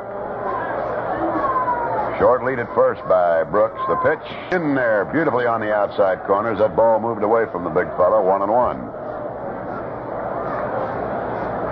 They used to play a lot in the outfield and first base, but they settled him down to first base as it better suited their plans, and he has been a very fine first baseman for Baltimore.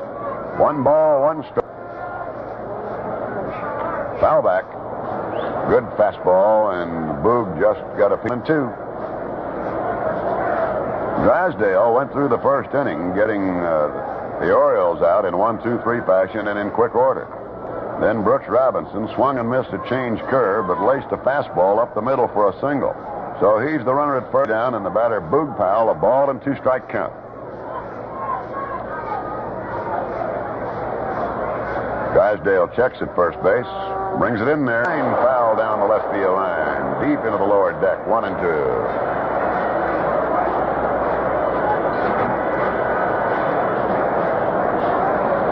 When I see Boog Powell up there, I really have a vision of a former huge first baseman by the name of John Mize.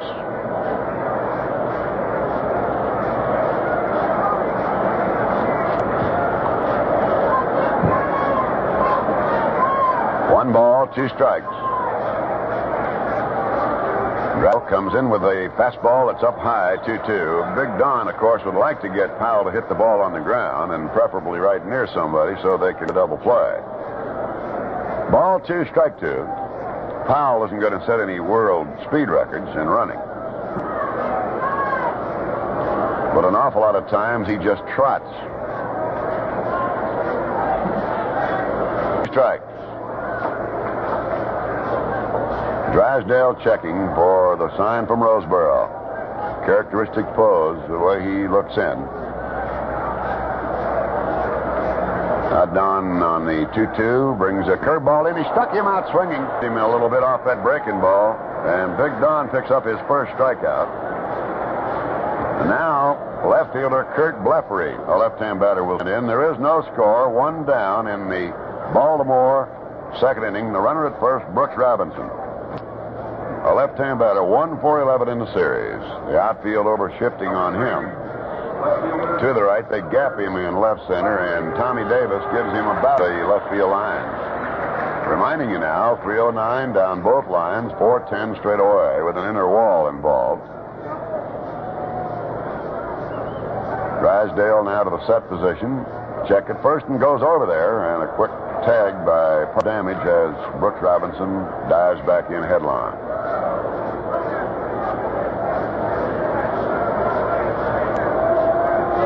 Blefary stepping out for a moment. They'll always question whether he's out of the batter's box or not. He stands very deep in it.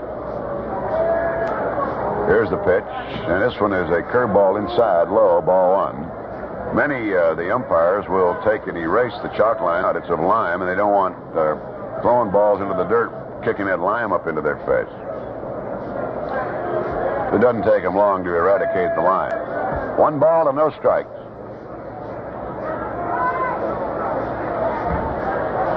Brooks Robinson opening with a single, remaining there on a strikeout to Boog Powell. Again, Drysdale from the belt. Comes in with a fastball, and it's pumped foul over deck off third.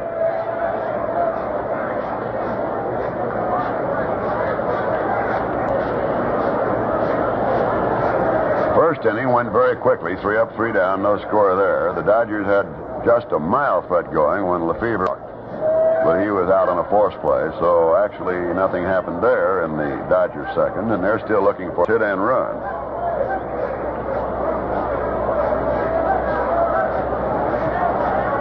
Robinson at first on the single, 1 out, no score in the ball.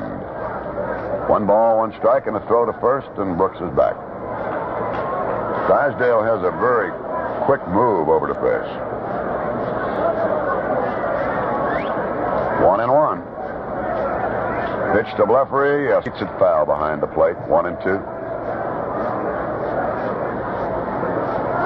Vin said earlier, the weatherman has certainly blessed with an ideal, beautiful day here in the city of Baltimore, where another jam-packed audience on hand, including the Vice President of States, who threw out the first ball. 1 ball, 2 strikes. Vice President, be it known, however, basically Minnesota Twin fan. 1 ball, 2 strikes. The pitch, say 2-2. Johnny Roseboro is probably the most quiet of all the catchers, but is one of the most durable of all the catchers, and I have yet to talk to any baseball player that's ever slid into him who didn't say somebody always got hurt, but it was never Roseboro. 2 balls, 2 strikes. High foul coming back out of play, 2-2. There was a time when I thought Roseboro might tragically have been injured when one of his present teammates, Dick Stewart, was batting. And hammered a foul ball that came right off the bat and went right in between the face bars of Johnny's mask and struck him between the eyes. Luckily, it didn't injure him, and he was able to remain in the game. But it came awfully close to being very injurious. 2 balls, 2 strikes. Dale checking. Sends it just low, ball 3. Now we'll watch Brooks Robinson for you. 3 balls, 2 strikes. Robinson, the runner at first. 1 out, no score in the Baltimore second inning. So Don Drysdale has his first 3-2 count in the game. Wills has hollered in behind his glove, something to Lefevre. Setting themselves up for how they'll cover if they have to. Drysdale checks it first, and it's inside, ball 4. So Robinson goes to second unmolested, and Blefary draws walk.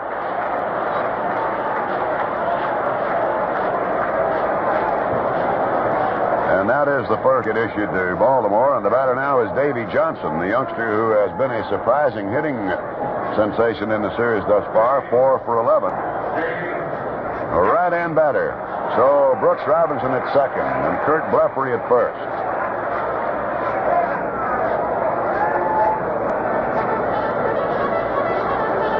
Blefary doesn't carry the high season average, but if you get him out, you get when he's hitting your strike. There's a chopper hit down toward Lefevre. Turns, gets it on to Wills for 1. On to first base, a double play. A brilliant execution, Maury Wills, as Blefary really put a roadblock on him to get him out of there, but he got the throw away anyhow. None hit, no errors, and 1 left. At the end of 2 full innings of play, Los Angeles nothing and Baltimore nothing.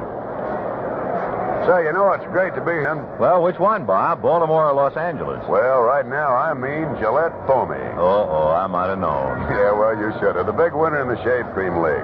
Foamy's instant lather sets up your beard for your blade like no other shave cream you ever tried. Nobody makes a Foamy. Oh, you mean so moist, so rich, and so creamy. Right you are. You get together with a winner every time you shave with Foamy. Well, nobody makes a leather like Gillette. By George, I think you've got it. I think I'll get it. Foamy by Gillette. And while you're at it, bring home the right guard. Talk about popularity. Guard Power Spray Deodorant is a 6-to-1 favorite with men. 6-to-1. Big favorite with families, too. Right Guard is always the personal deodorant for everybody because nothing touches you but the spray itself. Just 2 seconds gives you 24-hour protection. Lasts far longer with regular use, too. Yes, Gillette Right Guard. So effective, it's the world's best-selling deodorant. Don't be without it. Scoreless at the end of 2 with 1 base hit. Going for Brooks Robinson. So as we go to the third for more play, let's get right back to Bob. All right, Vin, and standing in now, that was a sparkling double play because it was a chopper hit by young Johnson, who can mow getting down the line. But he turned and made a nice throw to Maury Wills, and then Mr. Blefary came running right in, and he wasn't going to do much in the way of a slide. Kennedy takes a low delivery from McNally. Many times, you better, if you don't want to be deep Wills throwing, you had better be able to tunnel somewhere or burrow under a sack. Because he came across that bag and he let it go for that great double play. 1 ball to no strikes to third, leading it off for the Dodgers. Long high fly to left, and it's got plenty of distance, but it's going to hook foul into the upper deck.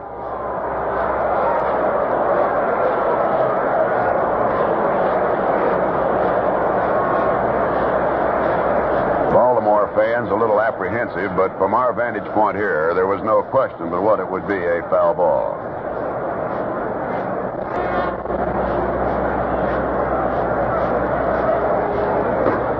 Bunted right through that one. 1 ball and 2 strikes.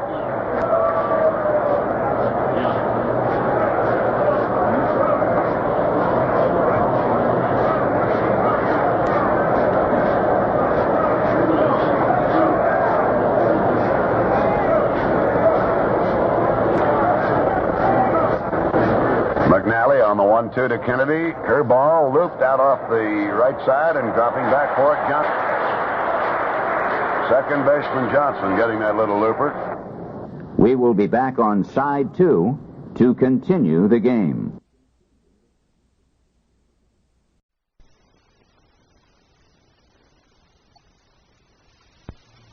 This is WBBM News Radio 78 Chicago.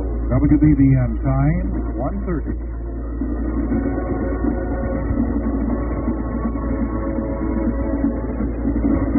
The great Leroy Kelly, who is the league leader in yards gained and in scoring. 1,239 yards over the ground, 20 touchdowns has Leroy Kelly scored.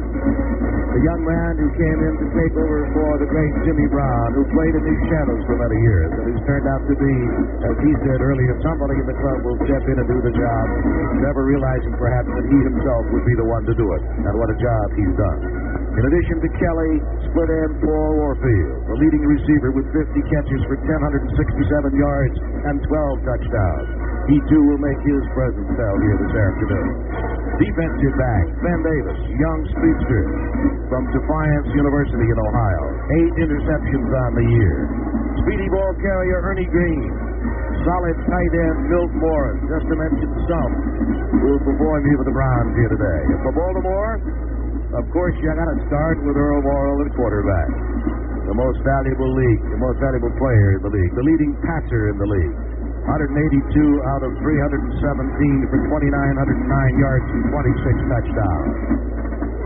You got to look for the wide receiver, Willie Richardson, who thrilled the crowd in Baltimore last week with a sensational catch at the 3-yard line that set it up for the go-ahead touchdown for Baltimore at that time. Willie on the season with 37 catches for 698 yards and 8 touchdowns. And when you look at Baltimore stars, you look again at guys like tight end John Mackey.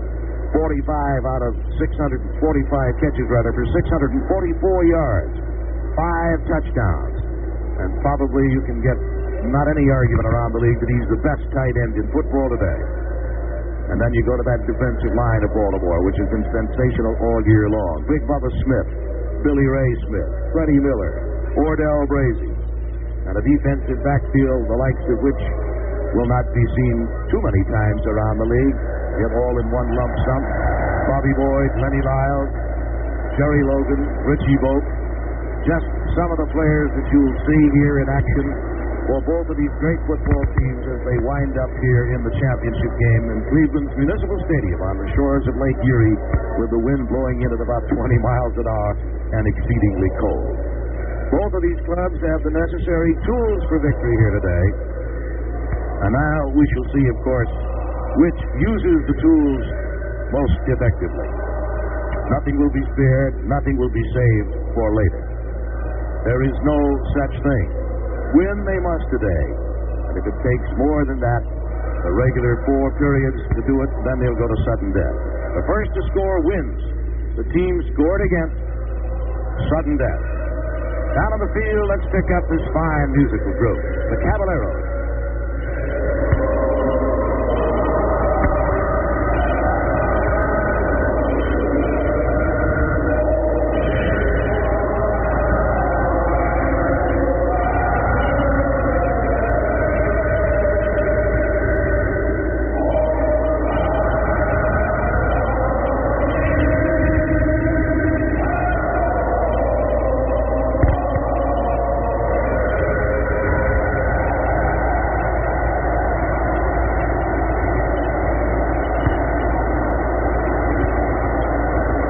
Singing of our national anthem by the choir of the Caballeros, one of the outstanding musical groups in the area here, preceding this ball game. The Cleveland Browns have won the toss and will receive to get the ball game underway. And this National Football League championship game is being carried across the nation by the CBS Radio Network and to our men in uniform around the world by the Armed Forces Radio Service, and all of us here in the booth join in wishing all of them a happy holiday season. May they have a bright and a peaceful new year, and may they come back to their families just as quickly as possible. We'll be back with the opening kickoff shortly. For 1969, Ford presents the Going Thing. Ford, it's the owner thing. It's what's happening. It's the going thing. for the track's widest Cadillac, a longer wheelbase than Chevrolet, and more car than anything you've ever seen before at a Ford price.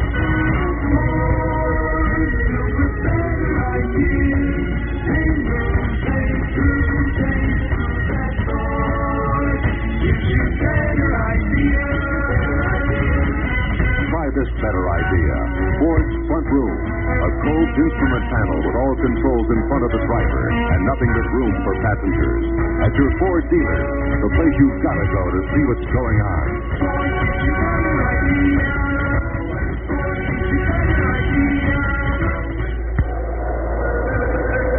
Back here at Municipal Stadium in Cleveland, this is Bob Reynolds along with Andy Muster, and as you can hear from the reaction of this highly partisan crowd in Cleveland, the Baltimore Colts defensive unit is being introduced to the crowd.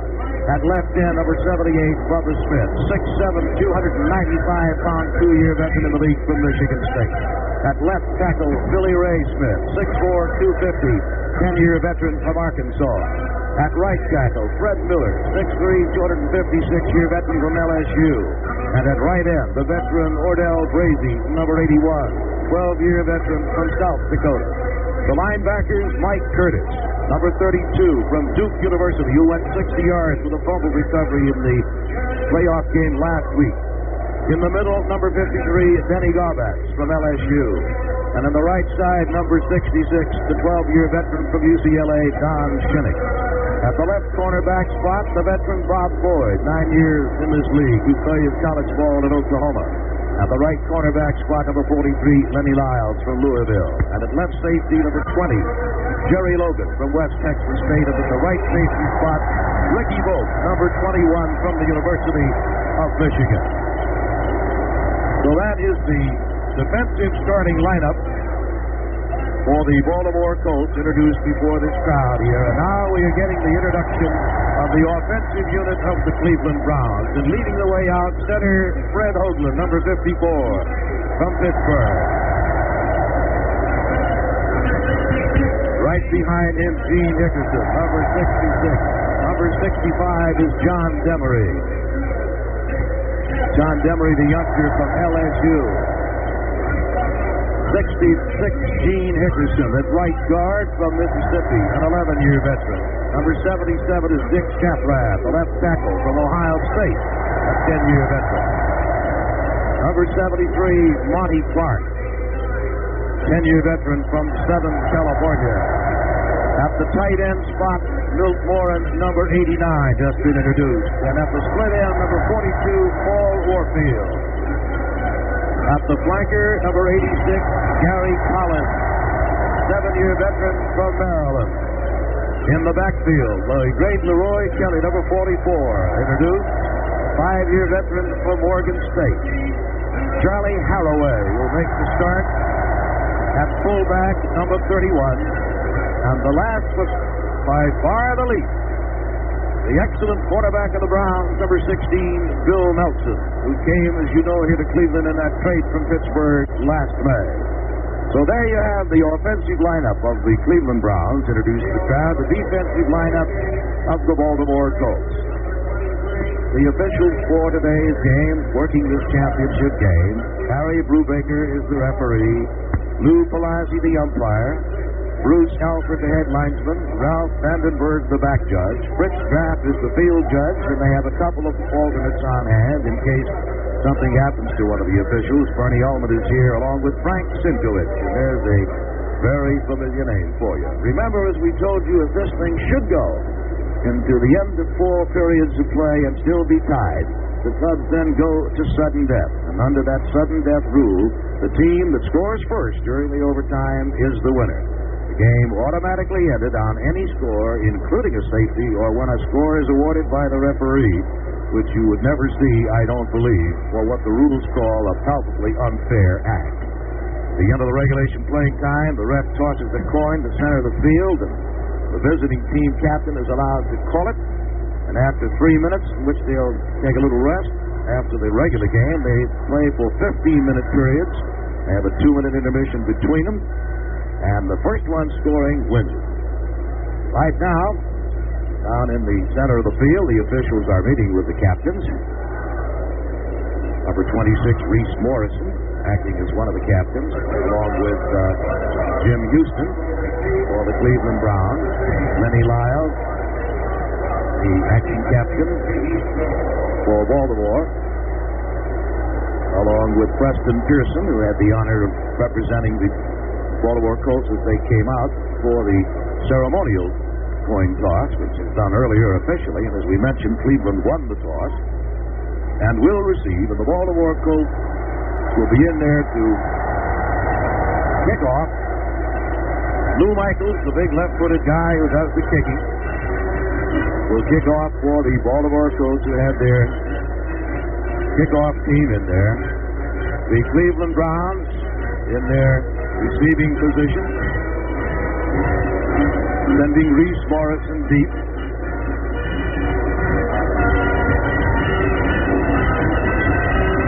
Along with Ben Davis. And this ball game for the championship is just about ready to get underway. And here to bring you the action play-by-play in the first half, our colleague WCAU's Andy Munson. Thank you very much, Bob Reynolds, and hello again, everybody. On the right side is Ben Davis, back deep, and on the left is Reese Morrison, a co-captain in this game here today. Lou Michaels approaching the ball. The Browns to receive to our left. The kick is in the air, and the play will be taken and dropped immediately by Ward. He picks it up, comes to the 10, comes up to the 15, and gets just across the 15-yard line. The ball carrier was Davis, Ben Davis, with the carry just across the 15-yard line. And they mark it now back at the 14. That was an 11-yard return. So the NFL championship game in very chilly weather here in Cleveland is underway just about 5 minutes after the scheduled kickoff time. The Browns, who have had a lot of winning years, as a matter of fact, they have had winning seasons for a long time now. And this past year was one of their more successful in recent years. They are strong to the right on first down. And the ball carrier is Leroy Kelly, wasting no time, slanting off right tackle and going up to the 17.5-yard line, where he is brought down by Bobby Boyd, the left wing back for Baltimore. Kelly, of course, showing that great desire that he has. Also, as he ran up that time, found no hole, and the good runner that he is slid off and tried to go to the outside. It was brought down. The Browns have had only one losing season since 1950, and that was in 1956 when they finished with a record of 5-7. So a 4-yard gain on that play. Second down, 6 at the Cleveland 18-yard line. This time the Browns are strong left. They'll come to Haraway on the right side, coming to the weak side and getting out over the 20-yard line to about the 21. Mike Curtis, the left linebacker, was the first guy to hit him and stop him there. Ball is marked at the 21.5, and it will now be third down and about 2.5 yards to go for the first. Browns wearing their white uniforms here today. They have the seal brown trim and the orange helmets. The Colts are decked out with the white pants and blue jerseys. Baltimore, a great defensive outfit. In 10 games, they held the opposition to 1 touchdown or less. 10 out of their 14 games this season. Strong to the left for Cleveland. Third and about 2.5. It's Kelly as the whistle sounds. He breaks through for what would be the necessary yardage as he gets out to about the 30 before Jerry Logan hits him. But the flag had been dropped before the play got underway. There is a flag back at the 20-yard line. Penalty will be against the Cleveland Browns, Andy, and that, of course, is a tough break for them because Green broke through the line and got all the way up to the 29-yard line before he was brought down, and actually they ruled that he took too much time before they got the play underway. So that'll move the ball back to about the 17-yard line and nullifies that fine run of Green to run it up to the 29. So, once again now, Bill Nelson is faced with that key third down situation, and he's got about 8 to go to pick it up. That's right. Nelson took over in the third game this season and has directed the Browns successfully ever since. They couldn't handle the Cardinals this year. That was one of their problems. Dropping back into the pocket, Nelson's first pass of the game completed to Warfield at the 24-yard line. Gets up across the 30. And the Browns will have the yardage for their first down. Dennis Gulbert, the middle linebacker for the Colts, made the tackle at that spot. And the Browns have their first down. The ball is on the 31-yard line. 14-yard pass play.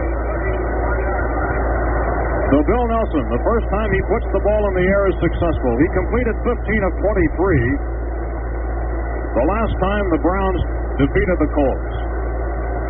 That was back on October 20th, and the only game that Baltimore lost all season. Strong to the left are the Browns, and this is Kelly trying an off-tackle play to the right side and getting only about a yard.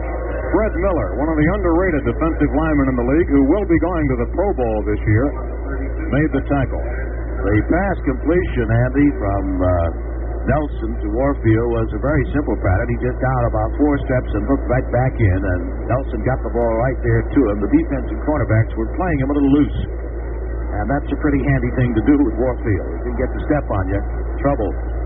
Well, Warfield is out on the left against Lenny Lyles, and on the right is Gary Collins against Bob Boyd. Here's the pitch to the right side. The ball carrier is Kelly, and he is driven out of bounds, or wait a minute, he stays just inside bounds, I should say, at about the 33-yard line. Bubba Smith, that gigantic left defensive end, was there to make the stop. It's an interesting thing about Bubba Smith, Andy. Last year, you know, he had not much of a year with the Baltimore Colts, and he said afterwards he felt he was out of position. This year they moved him over to that defensive end spot, and he has found himself, and he's very happy there, and he's played like a happy football player. There was a good example right there, right around the ankles to make the stop. That's right. The play gained only about a yard, so it's now 3rd down and 8. Now, the last 3rd down situation, Bill Nelson went to the air. What will he do here? He sets his team strong to the left, splits his running backs, drops back into the pocket. Good protection. Now scrambles out to the right side. He still has the ball at the 30. Finally delivers off the fingertips of Leroy Kelly at the 45-yard line of the Colts. The fastball is incomplete, and Baltimore now will be receiving the football for the first time. Kelly actually didn't figure in the pass pattern on the play at all, but as Nelson rolled out, he had to find somebody. Warfield was covered very well as he made his run. He made his pass pattern on the left side as other receivers were covered. So Green was just the last man he had to go to, and he couldn't hit it. So it brings up a kick. Don Cockroft is the Browns punter standing at the 18. Timmy Brown in single safety for Baltimore. The kick going to the left side. Brown chasing it. It bounces on the Colts' 37-yard line, takes a Baltimore bounce, and will be thrown dead at about the 44. Bob Whitlow of the Browns downed the ball when he saw that it was bouncing back toward Cleveland. So it's only a 20-yard punt.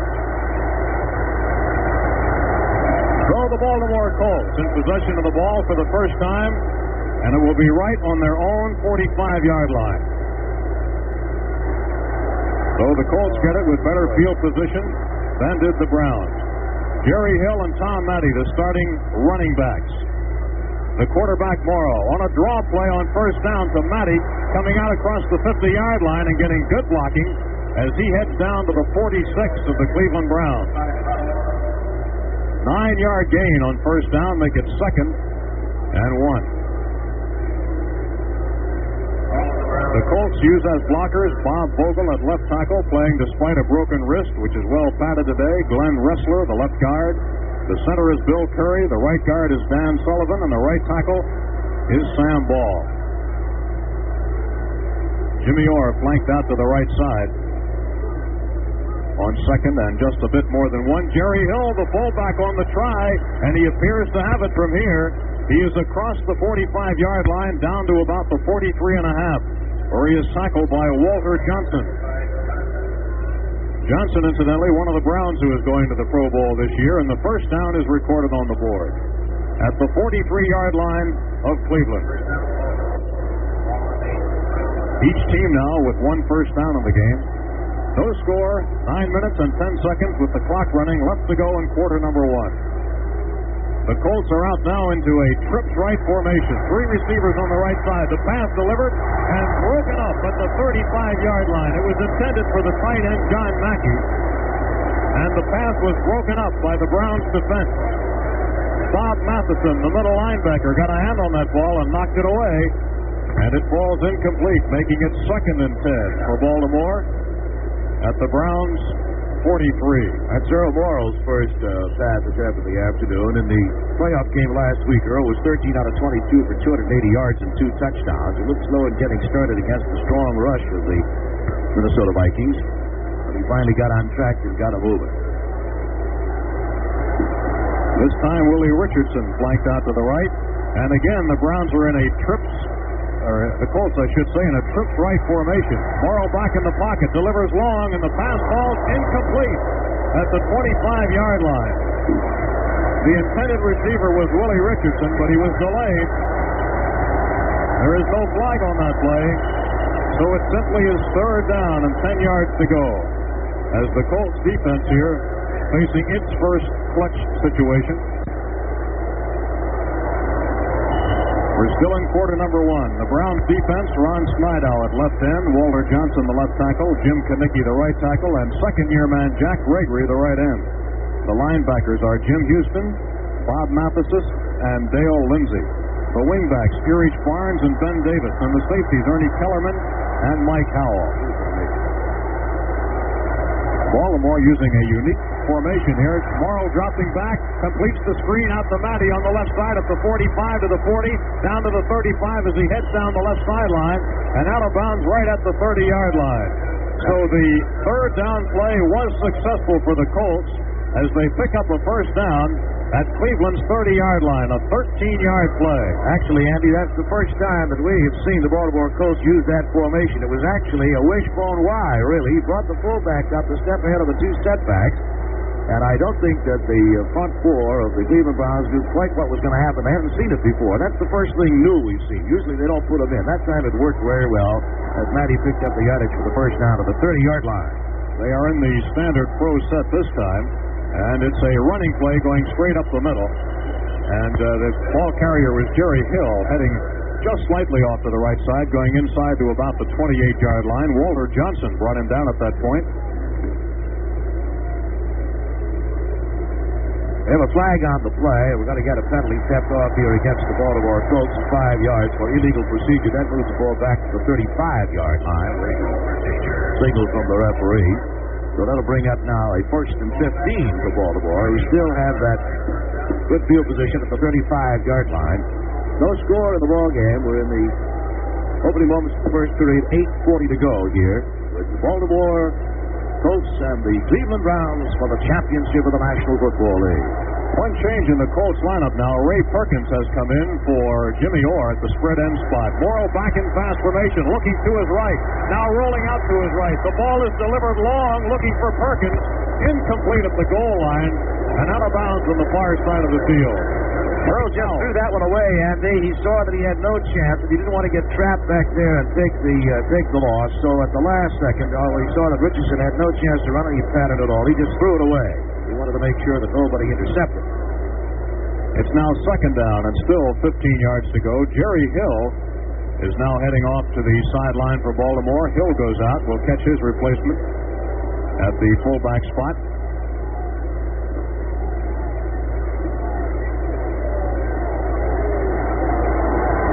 As the Colts come out over the ball at the Browns' 35-yard line, 2nd and 15. The Browns are using only one running back now, and it's Tom Matty.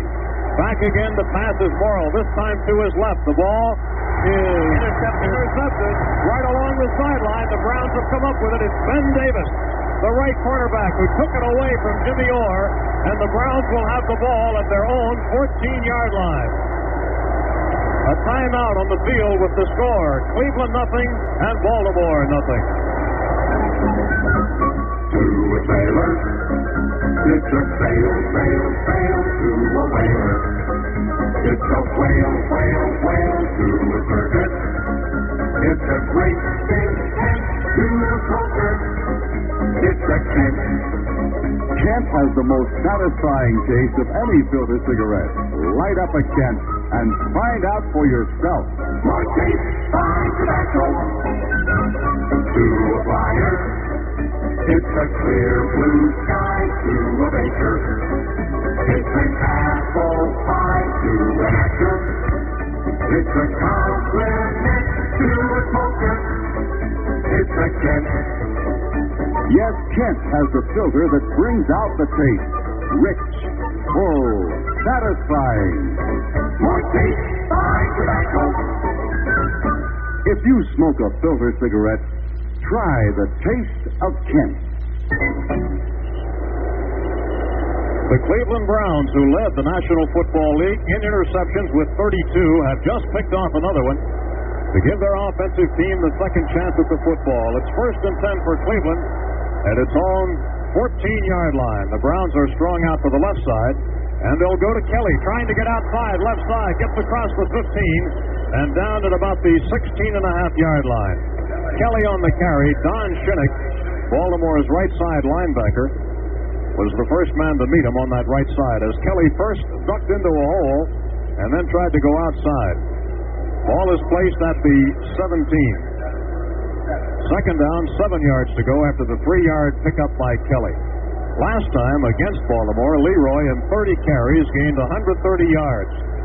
And Don Shula remarked yesterday that's better than any two backs have done against the Colts this season. Now back into pass formation is Nelson, firing out to the right side. He hits Collins, and Collins drops the ball when he is slammed by Bobby Boyd along the near sideline just across the 20-yard line. Collins had the ball, lost it when he was hit, so it's an incompletion, and it's third down and 7 yards to go. One of the great things, Andy, about a back of Kelly stature who leads the league in yards rushing and in touchdowns is the fact that at any time he gives the crowd a great deal because you never know, at any minute he's liable to bust loose and go all the way. He's that great threat that Don Shula has talked about so many times. They want to know where he is every minute. Leroy Kelly is in the backfield this time, and he's being sent into a pass pattern as the ball is delivered by Nelson across the 30-yard line, complete to Paul Warfield at the 32. So we've had some clutch third down plays in this game. Call it the 33-yard line as the ball is spaced down now, and it is a first down for the Cleveland Browns, a 16-yard pass completion to Paul Warfield, also headed for the Pro Bowl this year, and the Browns' leading ball carrier during the season. They're picking on Lenny Lyles over there, that quarterback spot. Warfield just goes down about 10 yards and it cuts back in quickly with that great speed. Nelson gets the ball to him, and Lyles doesn't have much of a chance on it. Now it's first down again, and dropping back into the pocket is Nelson. Looking out to his left, the ball over the head of Kelly in pass pattern again from the backfield.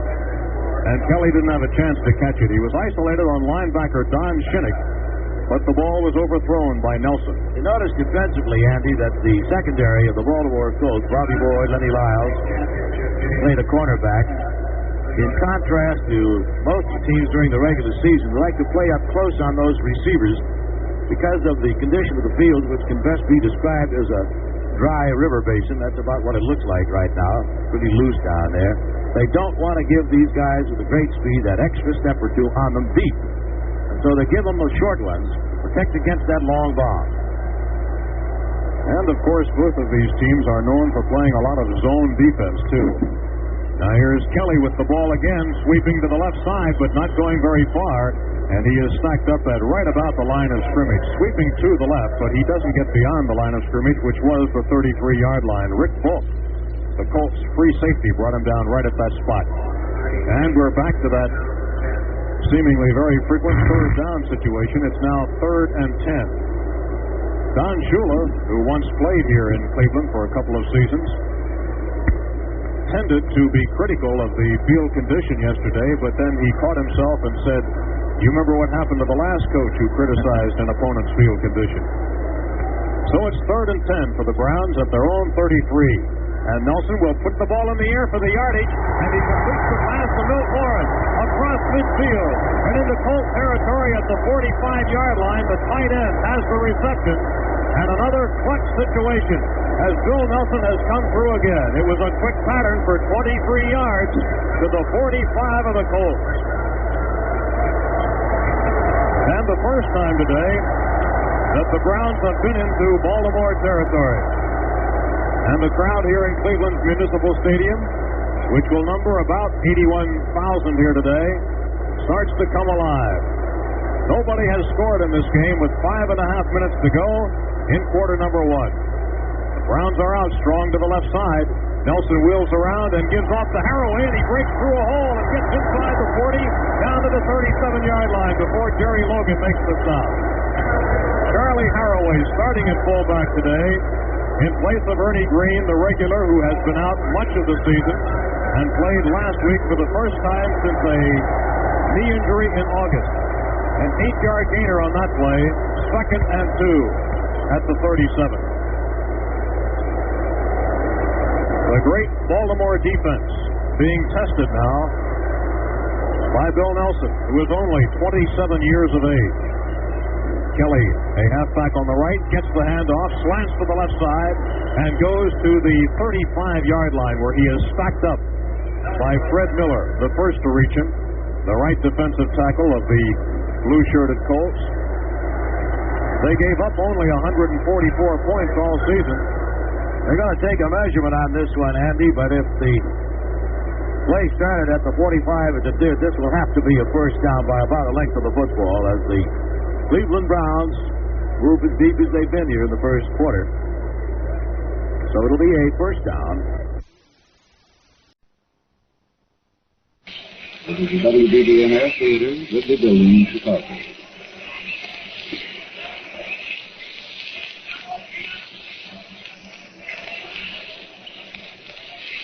Now, ladies and gentlemen, Pat Flannery. Bring you the next two innings of baseball. All right, thank you, James. All ready to go. The first man coming to bat should be the leadoff man, Corsetti. His first time up, he pops out to Reynolds, or flied off to Reynolds, back against the wall, rather, clear back in there, a very deep fly, something like the one on which DiMaggio caught a long fly on Marty, which the Cubs scored their one run. It's 2-1 in favor of the Yankees. We're playing in the third inning. The man at bat is Corsetti. Dean pitches, and Corsetti takes one on the inside corner, but it's low for ball one.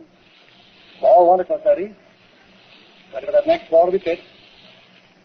Dean has the sign. Corsetti fouls the ball up into the net. Ball one is strike one. They're playing Corsetti for a full hitter over toward left field. Cubs infield got mixed up a little while ago, and a couple of runs came in. What would ordinarily been an easy out, but that doesn't make any difference. There goes a hard hit. Ball out toward left field in the corner, and Reynolds goes over and makes the catch. Back in out of our sight. When he made the catch, we could tell by the reaction of the crowd. He came up with a line drive way back in the corner near the 353-foot mark. Corsetti hit that ball beautifully and had it placed out there on a nice spot, but Reynolds went over and got it. Ross comes to bat. He attempted to bunt his first time and was thrown out by Dean. Tried to put down what they call a drag. This time he attempted the same thing and had a strike called on him. He yanked the bat back, checked his attempt to bunt. Now watch for the pitch to ball. Third ball missed the outside corner chest high. Ball one, strike one, one down.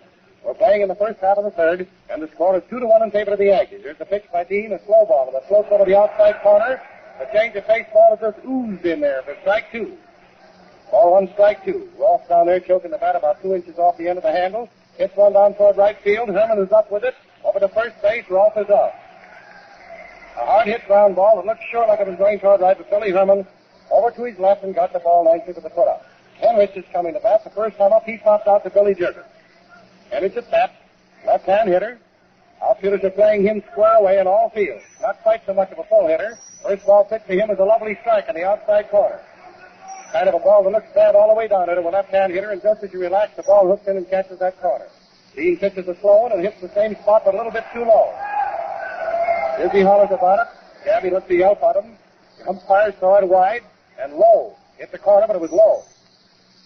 A slow one missed the outside corner going away. Ball two, strike one, 2 men down, and Dean is working very rapidly. Arms into the windup. Here's the pitch. There goes the ball for the bounder back towards second. Dean makes a jump for it. Herman gets it, throws him out at first base. He's out of the throw from Herman over to first baseman, and Henrich is very fast. There were no runs, there were no hits, no errors, and there was no one left on base as Dizzy Dean finished 3 full innings of pitching, in which he's allowed just 2 hits and walked one, but 2 runs have come in. Now we're starting to play in the third inning with the top of the batter list coming up to bat. There the boys who caused Gomez the trouble in the first inning. The Yankees are leading by a score of 2-1. We see little spots up there in the sky where the clouds are sort of being pushed apart as if by an invisible finger in long slips of blue. If this wind continues off the lake and the clouds keep on breaking this way, we will still have a bright day to watch the ball game. Yesterday was rather dull. The clouds are about 12 shades darker than they are now. Today's clouds are rather light. Boys in the infield are throwing the ball around with Gehrig. Gomez and Dickey are having their warm-ups. The first man coming to bat will be Stan Hack. Yesterday he got on base 3 times but couldn't score. Today he got on base and finally got around. After going on over to third base, he came in and scored from third after Demerty had singled and put him over there. Marty hit a long fly out toward center field that DiMaggio handled with his back up against the wall at the 368-foot mark, and Stan Hack scored after the catch. The ball game is held up for a while Pat Piper throws some things off to one side that have been thrown on the field. All right. It's 2-1 in favor of the Yankees. Gomez ready to pitch down to Stan Hack. We're playing the last half of the third inning and getting all set to go. To wind up, 2 left-handers facing each other. They're playing Hack straight away. Takes the first one for a strike, chest high, a half-speed ball. Hack gets ready for the next pitch. The wind up by Gomez. That overhand curveball breaks down low. Dickey didn't like that decision so well, but the ball broke low. Ball 1 and strike 1. Ready for the next ball to be pitched. The windup starts. There's the ball hit down towards shortstop. Rossetti's up with it. Makes the peg over to first, and Hack is safe. He beats it off for a hit. Hack beats it off for a hit. The tying runs on first base and on hit number 4 off Gomez. Nice running on his part on a beautiful peg by Rossetti. A long stretch by Gehrig, but not quite enough to beat Hack's speed. He was in there. Man coming to bat is Billy Herman. Billy Herman hit .250 yesterday. He struck out today. His first time up. Captain Billy takes a stock at the first one and fouls it back into the crowd. Gentlemen in the front row of the second group of box seats, 6 cheers back, just caught the ball. 1 strike. A man on first base, and we're seeing a tough, hard-fought ball game.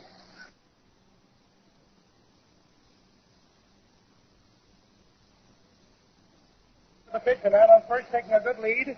A wide ball pitched in for a pitch out. They thought Hack was going down, but he didn't go. All 1 strike 1. Billy Herman's at bat, watching the coach over on first base. He's also watching Hack. Billy Herman hasn't had his hit this afternoon. Gomez has allowed 4 hits as a man on first. Here's the pitch. High wide, ball 2. Ball 2, strike 1, a man on first base, nobody out, and 2-1 in favor of the Yankees in the last half of the third.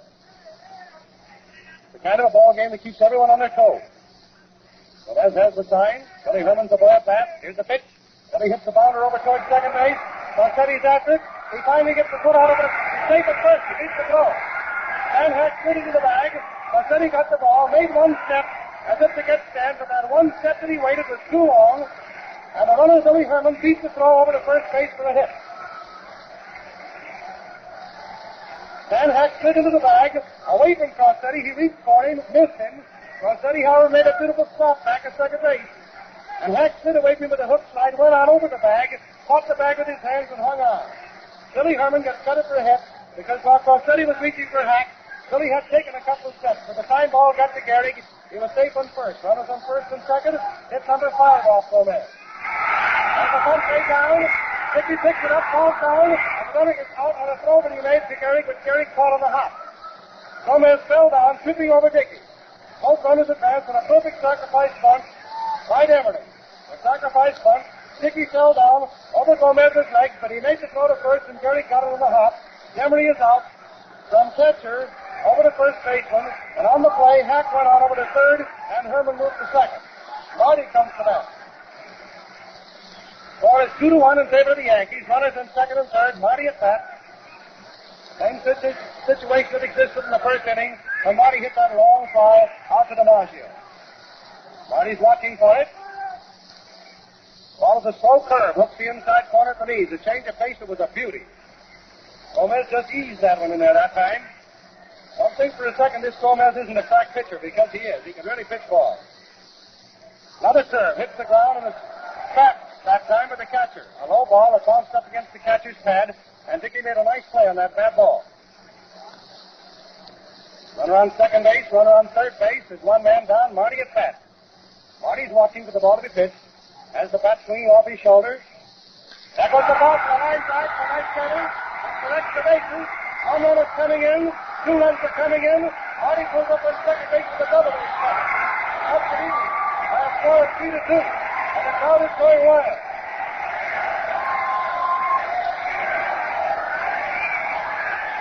All right, we have a double by Marty. Marty hits a double out to right center, a line drive. And he gets credit for having driven in all the runs this afternoon. That's hit number 6 off the pitching of Gomez, and the Cubs are leading by a score of 3-2. The next batter is Carl Reynolds, who has not had a hit so far in this series. There's a pitcher warming up. A pitcher warming up for the Yankees. First ball pitch to Carl Reynolds. Hadley, Bump Hadley is warming up. Hadley.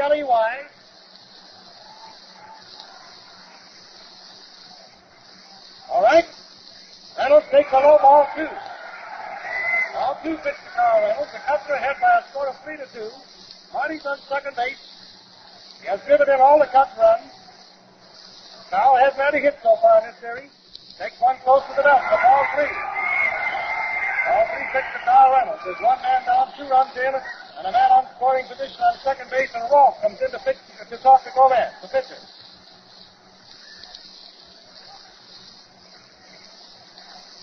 Carl Reynolds hasn't had a hit so far in the series. Naturally, he's in there trying. His first time up, he struck out, just like Billy Herman did, and Billy got a hit the next time up. Reynolds is up facing Gomez. Marty's on second base. He's in scoring position if Reynolds can get a hold of one. Reynolds is waiting for it.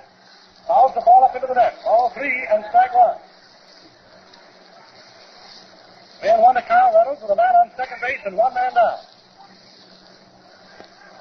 Ready for the next ball to be pitched into Reynolds. He's waiting for it. High ball. He walks. Reynolds gets a walk. The man on first, the man on second. Hartnett's coming to bat. The first walk given to Gomez. Gabby Hartnett goes out for his turn at bat. First come up, Gabby lined out to Henrik as the first batter for the second inning. Garrick is in talking to the pitcher. The man on first, the man on second. The Cubs have 2 runs in this inning. There's one man down. The score is 3-2 in favor of the Cubs. And the play, as you know, in the last half of the third. The first ball is a slow ball to Hartnett, wide for ball 1. Gabby Hartnett's in there waiting for the good one. He's yelling out to the pitching mound, trying to sell him a bill of goods, calling for what he wants. Another wide ball. Change of pace for ball 2. Ball 2 pitch to Hartnett. Reynolds on first base, Marty on second base. One man down. Hartnett hits a high fly out toward short center. DiMaggio's coming in for it. He's under the ball, and he takes it in the sun. Makes the throw over to second base, but the throw is taken by Gordon. Garrick going around and sneaking in back of Marty, but Marty was there all right. Hartnett flies out on the short fly to center, and that leaves it up to Rip Collins. The man on first, the man on second. 2 men down now. Rip Collins coming to bat. He hit .333 yesterday. Watching for the ball to be pitched into Rip. And they're watching for it. Reynolds on first base with a walk. Marty on second base with a double. Rip swung at the first one, a curveball wide. Ripper Collins in there waiting for it. Marty taking his lead at second. Ripper swinging the bat down off his shoulder. There's the pitch. He swings at another ball at the same time. The fastball broke wide that time, about the same height, and broke away. A screwball away from the Ripper. Ripper's up there. He's pretty anxious. Hadley is still warming up. He swung the same kind of a pitch 3 times and went down swinging. The side is retired for the Cubs. In the third inning, there were 2 runs, 3 hits, there were no errors, and there were 2 men left on base. So at the end of 3 innings, the Cubs are leading by a score of 3-2. Marty is going to get a big cheer from the stands out there as he goes towards center field. Let's listen to it.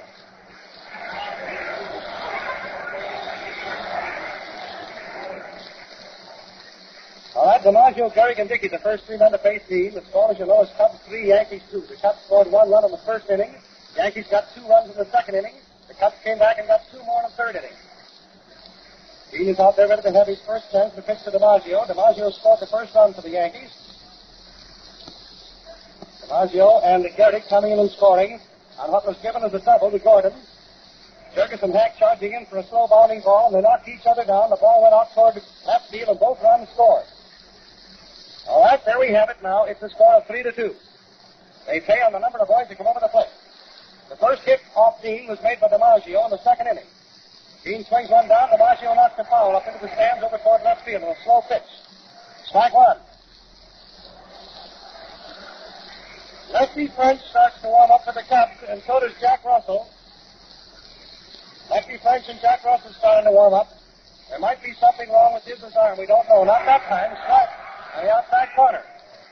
This would immediately tell Hartnett if there's anything bad with his arm. This steps back to the rosin sack. All right, 2 strikes to the hitter. As he has the sign, he winds it up. Here's the pitch. DiMaggio hits a pop foul up in the air. Hartnett's after it over near the stands. He's up there and reaches for it and takes it to the out. DiMaggio pops out on a foul to Hartnett. That retires the first man and brings Gehrig up. He walked his first time up. The Cubs are leading by a score of 3-2 in what has turned out to be a spectacular ball game. The sky is clearing and the sun is very, very bright out there on the field. They're playing Gehrig for a full hitter toward right. As he pitches a strike, the sidearm curve that came in looked bad all the way down, and as the hitter relaxed, it broke the corner for a strike. One. Dean winds it up. He pitches a slow ball. He hits the outside corner, but it's too low. Ball 1, strike 1, 1 down, nobody on. Dizzy Dean has his sign for the windup. Dean's going to pitch it. He does. A slow ball. Almost hit Lou Gehrig that time. Ball got away that time and sailed in and quickly got him in the leg, but it was a very slow pitch, and Lou stepped away and grinned. Ball 2 and strike 1. There's a fast high ball 3. Ball 3 and strike 1. Ready for the next ball to be pitched. Gehrig says something to Hartnett. Hartnett nods just as Dean gets ready to pitch. Gehrig steps out of the basket spot. He's grinning about something, and again he steps out as this starts to wind up. This man looks at him. He's working very fast, and he steps out the 3rd time. And he steps out the 4th time as this gets ready. This yells at the umpire. The trick is to try to get his man. And apparently it's worked. Now, he steps into the batsman's box, and Diz goes back against the rosin bag. And he starts into a wind-up. Pitches the ball in. It hits. Collins is knocked down. The ball hits him in the shoulder. And it goes for the hit. Dizzy Dean goes over to cover first base. That's hit number 3 off the team. Puts the tying run over on first with 1 man down. A hit out toward right field. Collins tried to knock it down, but he slipped, and the ball hit his shoulder and bounced to right, taken by Demarine. We have Dickey coming to bat, with a man over on first base with the tying run. It's 3-2 in favor of the Cubs in the first half of the 4th, and Dean is pitching to Dickey. He's been working very fast to keep his arm warm, and they probably have been told to keep him pitching slowly. First ball is pitched wide to Dickey, and a wide curveball, sidearm. Ball 1.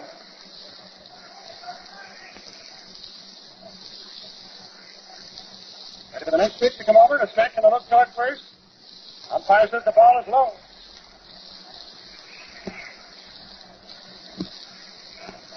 All 2 pitched into Dickey. First time up, Dickey popped out to Jurgen. Now we're seeing what happens here. There goes the ball back towards second base. Herman's up with it. Over to short. Back to first. Double play.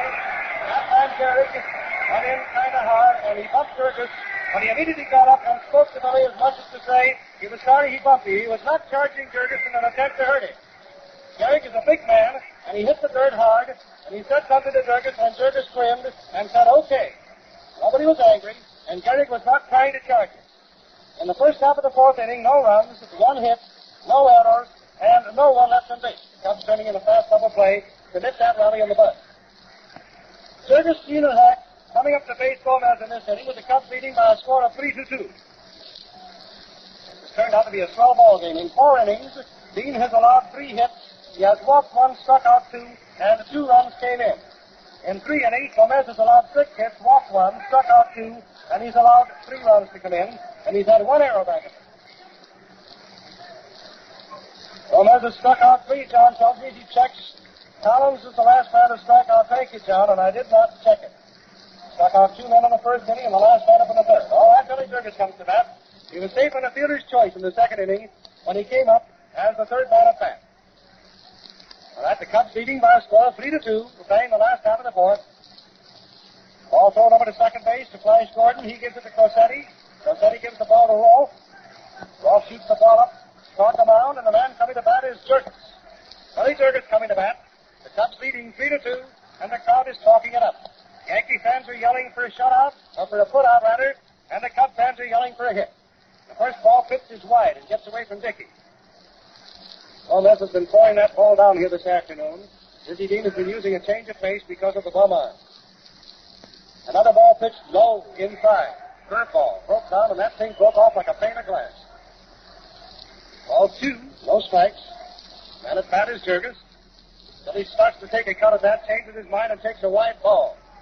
And he's called for a strike, I beg your pardon. Umpire raised his right hand. Ball 2 and strike 1. I was watching the outfielder just as soon as the ball was pitched. I looked out there. He tried to get away from that. The ball hit his bat and bounced back for a foul. He started to check his swing. That's the foul, strike 2. 2-2 to Billy Jervis, and they're playing him desperately for a full hitter out toward right, and there's a big hole out in center field. And at bat is Jervis. Here's the pitch. Umpire says it's wide for 3-2. That gives him the whole string, and it must be in there. Now we'll see if Dizzy cracks that terrific curveball that he broke off down there the last time he pitched to Collins. There's the ball down the third base line. Rolfe is up with it on a hard shot over to first base, and the runner is out at first base.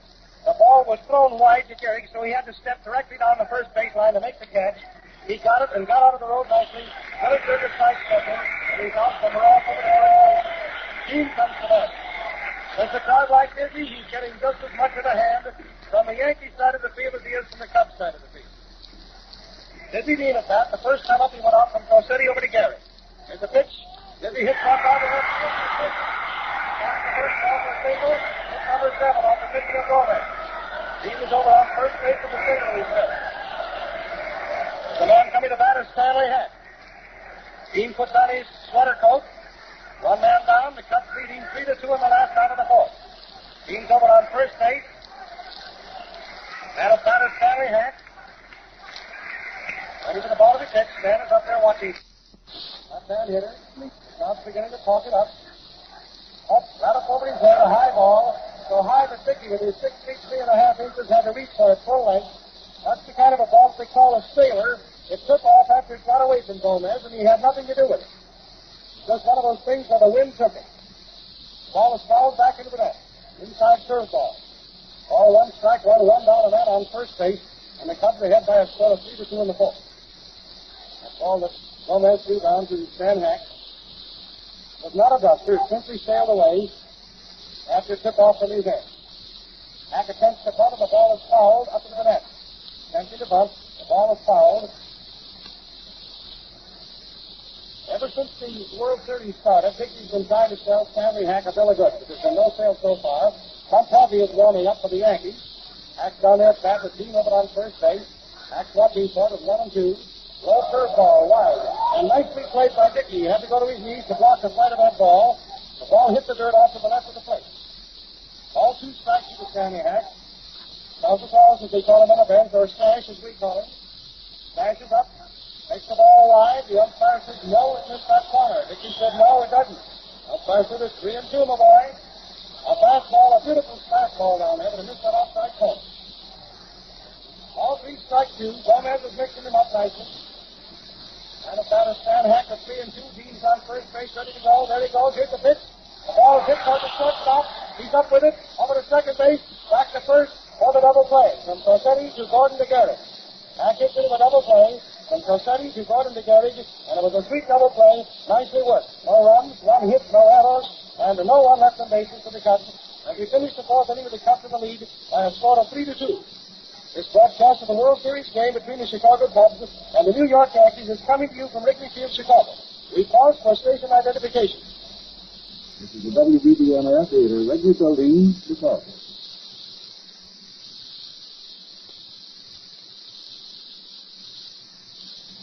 All right, John Harrington, will you come in and take the next 2 innings?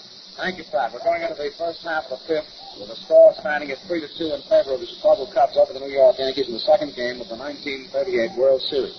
Cubs 3, the Yankees 2, and the first man up is going to be Selkirk.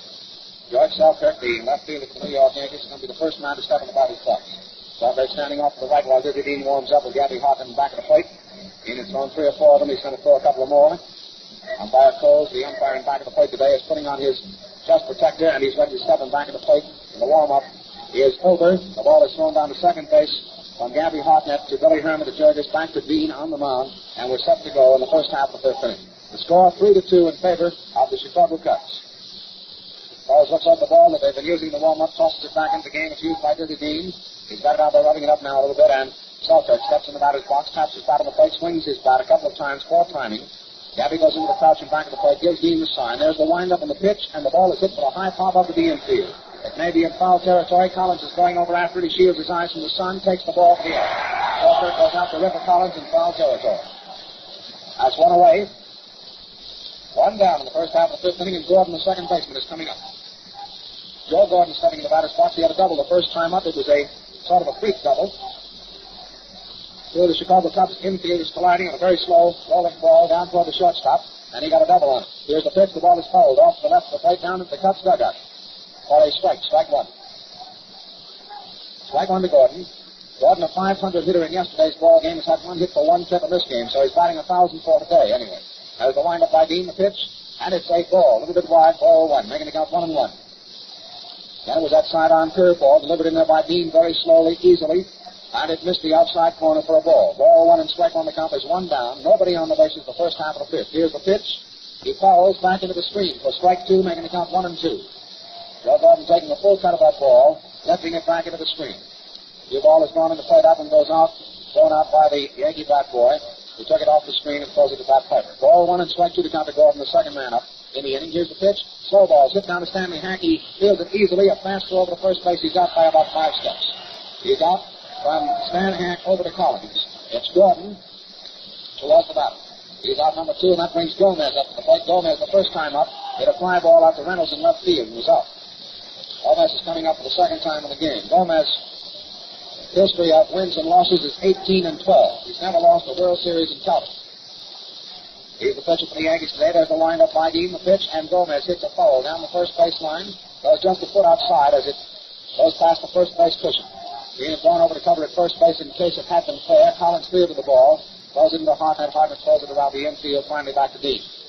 Score of the ball game 3-2 in favor of the Cubs, and the batter up there is Gomez with 2 out, nobody on in the first half of the fifth. There's the windup, and here's the pitch. A swing and a miss for a strike. Strike two. He swings at a slow curveball. Dean getting a sign from Gabby again. Gomez ready. There's the windup, and here's the pitch, and the ball is hit for a high foul back into the stands, just below us and off to the left. Seemed like everybody reached up. Hands were stuck up in the sky for that baseball that drops right in between them and hit down in the concrete, and then there's a scramble on to see who will get the ball. There's the windup and the pitch. The ball is hit on the ground. It's down to Billy Herman. It's a slow, easy grounder. Herman over to Collins, and he is out. Gomez out at first base from Herman to Collins. Retired the side in the first half of the fifth inning with no runs, no hits, no errors, and no one left on the bases. Dean has now pitched 5 innings of baseball, allowed but 3 hits, walked 1 man, allowed 2 runs to score. Now we're going into the last half of the fifth inning, and the first man to come up is going to be Billy Herman. Herman has had 1 hit and a strikeout thus far in the game today, and has scored 1 of the runs, which the Cubs have at the present time. They lead by a score of 3-2. Those coming up to the plate is the first man up. So we'll see Billy Herman, Frank Demery, and Joe Marty. Each one of these men have had at least 1 hit. Herman has had 1 for 2. Demery has had 1 for 1, getting a single the first time and sacrificing the second. And Joe Marty has had 1 for 2. Having a double which scored 2 runs in the third inning. Marty's long fly ball scored the first run for the Chicago Cubs.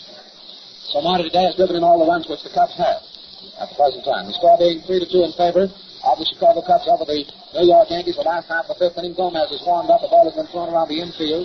Billy Herman is stepping in the batter's box. Umpire Coles back in the plate signifies that all is well. There's the windup, and here's the first pitch now to Herman, a high one, ball 1. Came in way over his head. Peggy, a much taller man than Herman, had to catch the ball off around his shoulders. Peggy goes down in the crouch back of the plate, gives a sign to Gomez. There's the windup and the pitch.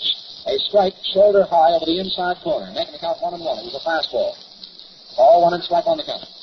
Sunshine out at the field at the present time. There's the windup again, the pitch, and a strike again. This time it's a curveball that came in their waist high for strike 2, making the count 1-2. A called strike. Ball 1 and strike 2 to count. But he's swinging the bat for timing. There's the windup by Gomez. The pitch. Herman gets a ball low on the inside. It came down around his ankles. Making it out 2-2. Ball 2 and strike 2. 2-2 the count. Gomez gets the ball. He's getting a sign now from Dickey. Starts his windup. Billy Herman ready. Here's the pitch. The ball is hit for a high fly. It's going to be in short right field. Joe Gordon, the second baseman, started in for the ball and then had to stop himself and go back, but he finally makes the catch. Herman popping out to Gordon on a high fly ball just back on the grass and back of Gordon's regular second base position in the infield. Gomez now pitching to Frank Demery. Demery, the right fielder for the Chicago Cubs in their second game of the 1938 World Series, is standing up there at the plate. Gomez gets a sign from Dickey. There's the windup, and here's the pitch. And it's a strike. A curveball strike came in just at the knees. The Cubs leading 3-2 over the Yankees. Second game of the series. They win this, it'll be 1 game apiece. Here's the pitch. A ball going on the inside, which gets away from Dickey, and a new ball is swung into play, thrown out to Gomez on the mound. Gomez, the left-hander, pitching against Dizzy Dean, a right-hander, in their second game. Gomez getting his sign. There's the wind-up and the pitch. A swing and a miss by Emery for strike 2. A high curve ball on the outside. Emery stands out of the batter's box for a moment, looks around. Just a little bit disgusted with himself, I believe, for having swung at that bad one, which was high and wide. All 1 and strike 2 at the top of Emery. There's the wind-up by Gomez. And here's the pitch. Emery hits a long fly out to center field, and it's going to be an out. Joe DiMaggio taking the ball easily for the out. That brings Marty up to the plate. Marty with a double the last time up is coming up now, and he's getting quite a cheer from the crowd. He has given him all 3 runs for the Chicago Cubs. Marty in the batter's box, taps it out on the plate. Dickey crouches down the back of the plate to give the sign to Gomez. We're in the last half of the 5th inning. The score of the ball game, 3-2 in favor of the Cubs. There's the wind-up of the pitch. A strike, a curveball strike right over the heart of the plate. Came in that race car. Gomez, long, leaning right, he stands out. That gets his sign from Dickey. Winds up again, and the pitch is another strike. Same curveball right over the heart of the plate, race car. Strike 2. 2 down, nobody on, and Joe Marty the batter. Marty is ready. There's the wind-up, and here's the pitch, and it's a ball low on the outside.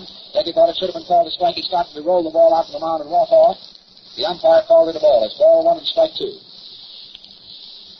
1 and 2 to count. There's the wind-up, and here's the pitch. And he starts to swing but holds back, and it goes for ball 2 low on the outside. Ball 2 and strike 2 to count. Marty started his swing but held it back in time. The umpire is doing their usual brilliant job in this World Series. There's the wind-up, and here's the pitch. And the ball is hit for a base hit out to left field. Marty singles to left. Ball taken out there by George Selkirk is thrown in to second base. Frankie Crosetti is covering the bag there and takes the ball. It's a single for Marty. His second hit in 3 trips. Marty on first base. It's the 8th hit off Gomez, Vernon Gomez, in this 7th game of the 1938 World Series, which the Cubs at the present time are leading by a score of 3-2. The Cubs 3, the Yankees 2. Kyle Reynolds is up. As a stretch, here's the pitch to Reynolds, and Reynolds gets a strike up the outside corner of a fastball that came in a knee high. That ball was pitched just exactly where Gomez wanted it to go. Fastball knee high over the outside corner. Now he's ready to get his fine stretches. Before, here's the pitch. High on the outside for a ball. Ball 1 and strike on the count to Reynolds. 1 and 1 to count to Reynolds. Marty down there on first base. Gomez gets his fine. Here's the pitch. And it's strike right over the heart of the plate. A fastball comes in there just halfway between the knees and the waistline. And it's a called strike. Strike 2, making the count 1 and 2 to Carl Reynolds. Ball 1 and strike 2 to count. Gomez getting a sign from Dickey. Stands out there on the mound. Doesn't seem to be a bit prepared about the man on first. Here's the pitch. And the ball is hit for a high foul. Back into the right field stand. As the back of the Yankee dugout. Almost into the reserve grandstand section. Ball 1 and strike 2 to count to Carl Reynolds. 2 down on the man on first base and Marty. Marty takes a good lead. There's the stretch, the pitch, a high one, and the steal is on, and Marty is going to be out at second base. He is out from Dickey down to Crosetti. Marty goes out stealing from Dickey to Crosetti, who covered the bag. Bringing to a close the last half of the 5th inning. With no runs, 1 hit, no errors, and no one left on the bases. Gomez has now pitched 5 innings of baseball. He has allowed 8 hits, walked 1 man, struck out 3 men, and allowed 3 runs to score, and the Cubs are leading by a score of 3-2 going into the first half of the 6th inning. In the 6th inning, we're going to see Crosetti, Walt, and Henrich as the first 3 men to face Dizzy Dean. Let's see what their records are in this ball game thus far. Crosetti up 2 times in the ball game. It's right out each time to Carl Reynolds in left field. Walt up 2 times in the ball game. Grounded out the first time to Dean. The second time went out from Herman over to Collins. Henrich up 2 times in the ball game. Popped out the first time to Billy Jurgis. The second time went out from Herman over to Collins at first base. As the first 3 men to come up in this inning, Dean is getting his sign. He has finished his warm-up, and Crosetti is now in the batter's box. Taps his bat on the plate. There's Dean getting his sign from Gabby. He has it. There's the wind-up, and here's the pitch, and it's a strike. A curveball, side-on curveball, which came in there, shoulder high for the strike. It came right over the plate. Strike on the count. Again, the wind-up by the great Dizzy. This time he has to stop, however, as Crosetti is stepped out of the batter's box. Now Crosetti is in there again, swings his bat a couple of times. Dizzy winds up, and the pitch Crosetti fouls. Back into the screen and back into the plate for strike 2. Strike 2 to count to Frankie Crosetti, the shortstop for the New York Yankees. Dizzy Dean, the pitcher, there's the wind-up, and here's the pitch, and Crosetti hits another fly ball out to left field. This time Reynolds goes almost back to the wall to take it, but take it he does for the out. Already 3 times the ball game has gone out to Carl Reynolds out in left field. 1 down in the first half of the 6th, and Rolfe is coming up. Dean has pitched 5 innings, allowed but 3 hits. He has walked 1 man, allowed 2 runs to score. He hasn't struck out a man in the ball game. 1 down. Red Rolfe is the batter with left-hand hitter. There's the windup, and here's the pitch. Rolfe gets a strike. Just about 3 inches above the knees and over the inside corner for strike 1. Other sidearm fastball. There's the windup, and here's the next pitch by Dizzy. A slow ball comes over the plate, but a little bit low. For ball 1, making the count 1-1. Ball 1 and strike 1 the count. Ball 1 and strike 1 is 1 out. Batter up there's Red Rolfe. Here's the pitch, a slow ball, which came a little bit too close to him that time for ball 2, making the count 2-1. All good, strike 1 the count. Ball swings that bat a couple of times to the third baseman for the Yankees. Here's the pitch, and it's a ball which comes in right at the knees. Got a little bit too close to him for ball 3, making the count 3-1. Ball 3 and strike 1. He doesn't say a word, although Gabby complained to umpire Coles about that one. 3-1 the count. There's the windup. And here's the next one. And it's a strike over the inside corner. Curveball which broke over the inside corner high for strike 2, making the count 3-2. It was a call strike. Dean goes right into his windup again. Rolfe ready. Here's the pitch. Rolfe took a full cut of the ball and swung and missed on a low curve on the inside and went down swinging, striking out for the first strikeout of the ball game for Dizzy Dean. Dizzy Dean has now struck out 1 man, and Tommy Henrich, the right fielder, is coming up. Henrich up there at the plate. There's the windup by Dizzy. The pitch, a strike over the outside corner right at the knees. Then that sidearm curveball. Dizzy's using a slow sidearm curve and a sidearm fastball along with a change of pace, and this is the change of pace ball for strike 2. It comes in there waist high. Dean winds up again. The pitch to Henrich. The ball is hit right back at Dean. He knocks it down, picks it up very slowly, throws over to Collins. He's out. Dean to Collins. Dean to a close the first half of the 6th inning, and this match now draw for Dean.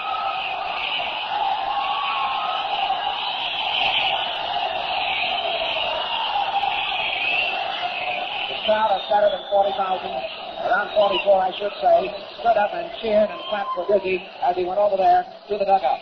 After the inning, the result of the inning, no runs, no hits, no errors, and no one was left on the bases. We're going into the last half of the 6th inning. In the last half of the 6th inning, we see a Carl Reynolds, who still has not had a hit in the World Series of 38, although he walked the last time up. He struck out the first time in this game. And then we see Hartnett, who twice in this game has flied out, but batted .333 yesterday. And then Collins, another .333 hitter, who today has struck out once and had a single. Going into the last half of the 6th inning, Gomez still warming up down in the Cubs, is still leading by a score of 3-2. Right-hand hitter. And this is the first man up in the last half of the 6th. There's the windup by Gomez. The pitch to him. He gets a ball inside. A little bit too close to him for ball 1. Pitch is in there by shoulder high. Dickey's throw back to Gomez is almost over his head. Ball on the count. Gomez getting a sign from Dickey. Dickey crouches down, puts up the glove for the target. The pitch comes inside again for ball 2. Making the count to Reynolds, ball 2. Ball to the count. All right, there's the windup, and here's the pitch. And it's a strike over the outside corner of the strike 1. It came in right at the knees. Making the count 2-1. It's a call strike. Gomez gets his sign from Dickey. Carl Reynolds, the first man up the last half of the 6th. Here's the pitch and a foul. Back into the screen and back of the plate, making the count 2-2. Ball 2 and strike to the count. Reynolds stepping back in the batter's box. He was out momentarily, waiting for that new ball to be rubbed up by Gomez. Already there's the windup, and here's the pitch. And the ball is hit for a high pop up to the infield. Rossetti is coming in and back of the mound. He's under the ball. Dances around under it a couple of times, finally takes it to the out. Reynolds popping out to Rossetti, the shortstop, who came in and back of the pitcher's mound to take that ball. The next man to come up is going to be Gabby Hartnett. Hartnett coming up, and he's getting a nice round of applause.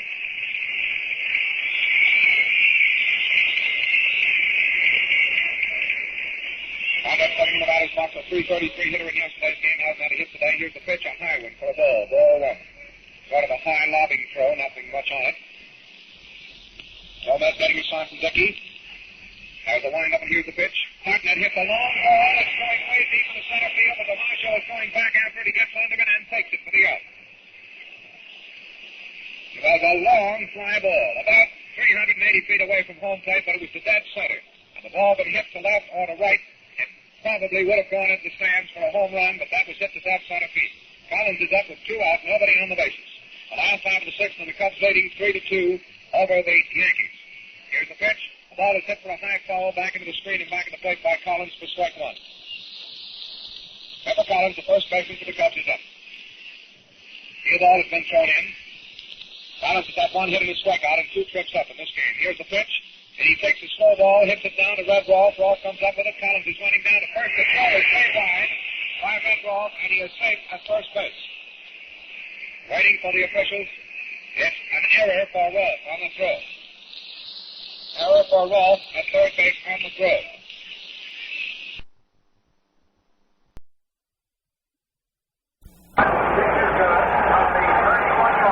What's new in automobiles?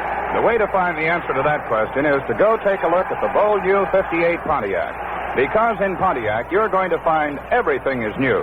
You see, Pontiac started right from the very beginning with the all-new aeroframe. That's the chassis that gives Pontiac new length, brings the height down 4 inches while giving you more headroom than ever. And this aeroframe design brings with it many new and exciting features. Pontiac circles of steel safety body, for instance, that surrounds you with rugged girder steel from every angle. Ever-level air ride, the new Pontiac ride that floats you along on air and keeps your car always level no matter how you load it. Pontiac's new direction styling that is fresh and new because it's based on new inner construction. And precision performance delivered by the all-new Tempest 395 engine. See all these new features. See and drive the bold new Pontiac this week. Pontiac, America's #1 road car. And now back to Ray Scott. Right, Bill McColgan. Jim Martin preparing to kick off for Detroit as the Lions score first and lead 3-0 at the midway point of the first period. The whistle with Campbell and Brown deep to receive. Jimmy Brown in the end zone takes it 5 yards deep and decides to run it out. He comes up the left side of the 5 to the 10, and he's spun under at the 17. Making the tackle, along with Jim Martin, who kicked off, Gary Lowe, who is in there on the kickoff team for Detroit. He is a defensive back. So the Browns have the ball, first down and 10 at their own 17-yard line. The white-clad Cleveland Browns moving left to right here in this first period, trailing by a score of 3-0. The ball at the inbounds marker, far side of the field. Again under center, it'll be Tommy O'Connell. Ray Renfro will flank to the right. The ends are in tight. In the running back spots are Carpenter, Lou Carpenter, and Jimmy Brown. O'Connell fades to pass. Excellent protection. Throws out to the left side. Renfro has it at the 27-yard line. He's brought down immediately. Making the tackle, Yale Larry. Whistle on the field. We're going to have an official timeout. It is not a team timeout. That play started at the 17, and it's very close to a first down. It is short by about a foot. Second down and just inches.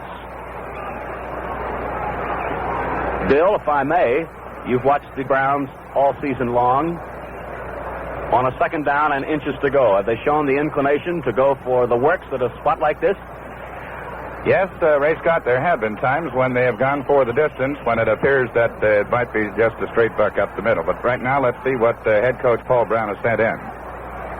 He again has made his change at a guard position with instructions on second down and a foot to go at the Browns' 27-yard line.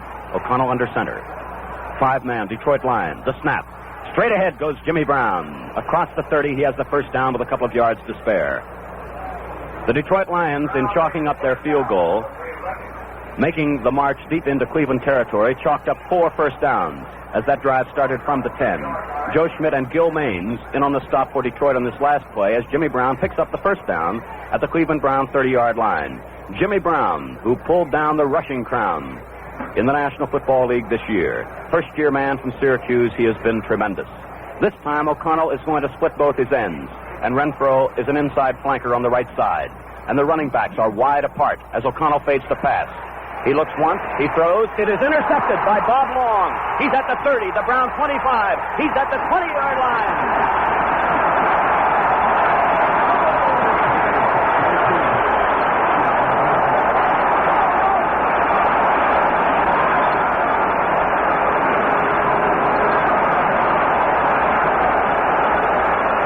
The roar tells you how this highly partisan Detroit Lion crowd felt about that interception by left linebacker Bob Long from UCLA. And the ball is spotted at the 19-yard line of Cleveland, inbounds marker near side of the field, and the Lions, moving right to left, have a tremendous break. Dave Middleton is a flanker to the right. Steve Junker, the right end, is split a couple of yards. To the left is Jim Doran. The snap. Off to the right side is Cassidy to the 18. Rote faded as if to pass. His running back on the left side, Howard Hopalong Cassidy, delayed just a count or two and then slammed off the right side and picked up a yard where Bill Quinlan, the defensive left end of Cleveland, made the stop. A gain of 1, second down 9. And the teams right now are in the portion of the field that is covered by sunshine. Temperature of about 32 degrees here in Detroit. The Lions leading 3-0. Both ends split this time, and Middleton flanks outside to the left. Rote fades the pass. Now he runs up the middle. He's at the 15. He's at the 10, the 5, the 3, the 1-yard line. He's right down within a foot or so of that goal line. Tobin Rote went busting up that middle.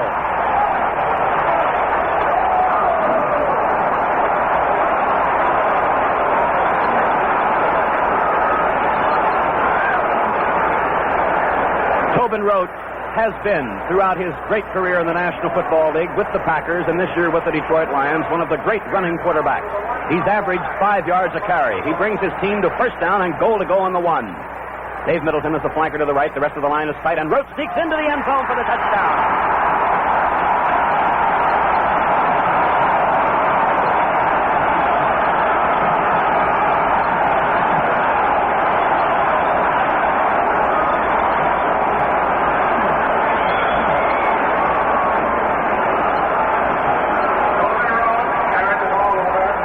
Jim Martin comes into the game. He will attempt the extra point as the Lions now lead with 4 minutes of play unofficially remaining in the first period, 9-0. Rote will hold. The snap, the ball is down. The kick is in the air. It is good. The point is good, and the score now. The Detroit Lions 10, the Cleveland Browns nothing. If you're thinking of buying one of the so-called low-price street cars, then listen to this. The bold new Pontiac Chieftain beats the best of them on all counts and does it for less money. Take size, for example. Pontiac gives you a big, road-leveling, 122-inch wheelbase, and that's where comfort and men's size room begins. And it takes the smaller cars hands down on response with jeweled action Tempest 395 performance. Pontiac is more advanced, too, bringing to the low-price field scores of new ideas from the industry's hottest engineering team. Such bold advances as aero-frame stability, quadrupoise ride, and circles of steel safety body. As for luxury, Pontiac gives you color-matched interiors and wall-to-wall carpeting at no extra cost. In short, Pontiac is far and away more car for less money. So before you buy a car with a low-price name, check in with your Pontiac dealer and action test the bold new Chieftain. You'll get a drive and a deal you'll never forget. All set for the kickoff, and once again back to Ray Scott. Jim Martin preparing to come up to the ball with again Jimmy Brown and Milt Campbell back to receive at the goal line. Martin comes to the ball. His kick is high and swings off to the right. Campbell comes up to it at the 3-yard line, to the 10, to the left, 15, to the 20, to the 23-yard line. A fumble. The ball is loose. It is rolling back toward the goal line. It is recovered at the 15-yard line by Detroit.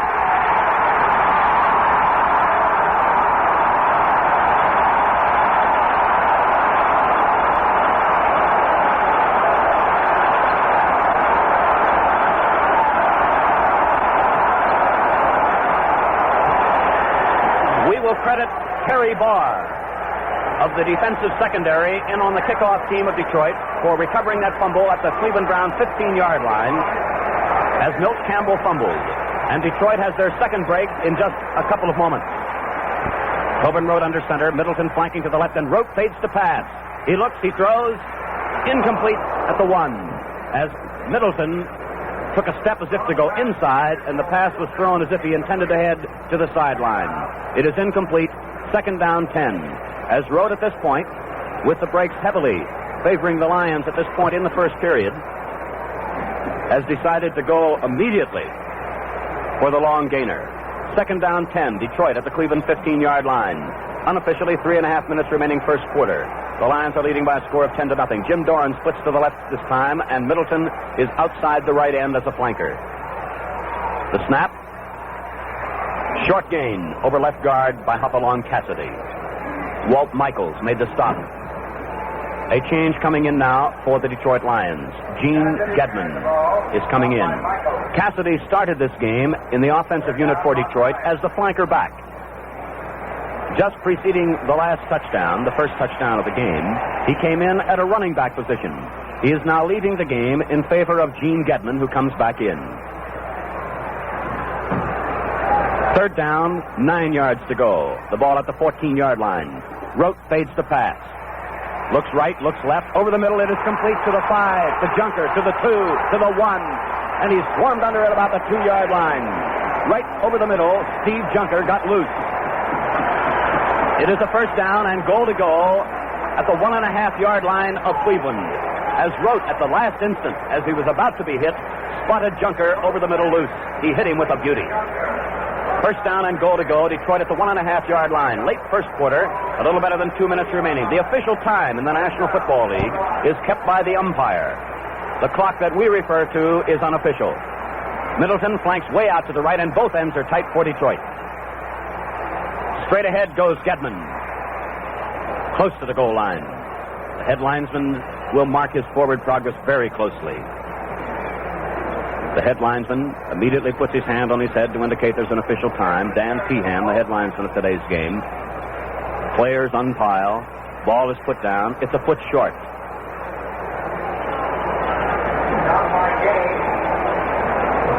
It is a foot short. The public address announcer says the half-yard line. We won't quibble. It's close. Goal to go. Middleton flanks to the right. Rote sneaks over guard. Is he in there? No signal from the officials. He evidently has not made it. Tobin Rote trying to sneak over left guard. It is now just inches short as the players unpile and the ball is spotted. It is now third down and goal to go. The Lions scoring first on a field goal. Then they intercepted a pass and set up the first touchdown of the game. Jim Martin kicked the extra point and they led 10-0. A fumble on the ensuing kickoff. The Lions recovered and they're now third and goal to go on the 6-inch line. Rote under center again, a massed defensive line. Straight ahead goes Gedman. He is in there.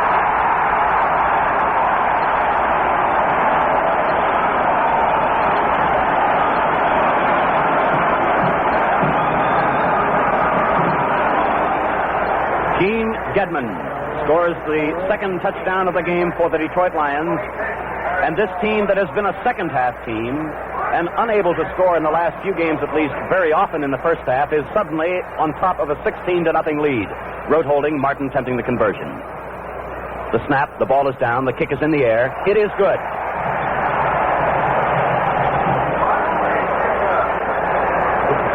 And so now the Detroit Lions lead the Cleveland Browns by a score of 17-0.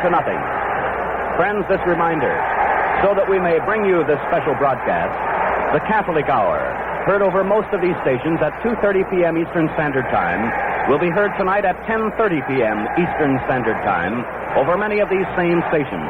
That's 10:30 Eastern Time tonight only for the Catholic Hour. Let's pause 10 seconds for station identification.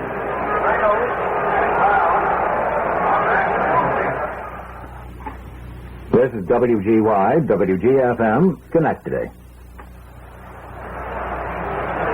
There is a change now for the Cleveland Browns in the deep positions preparing for the kickoff.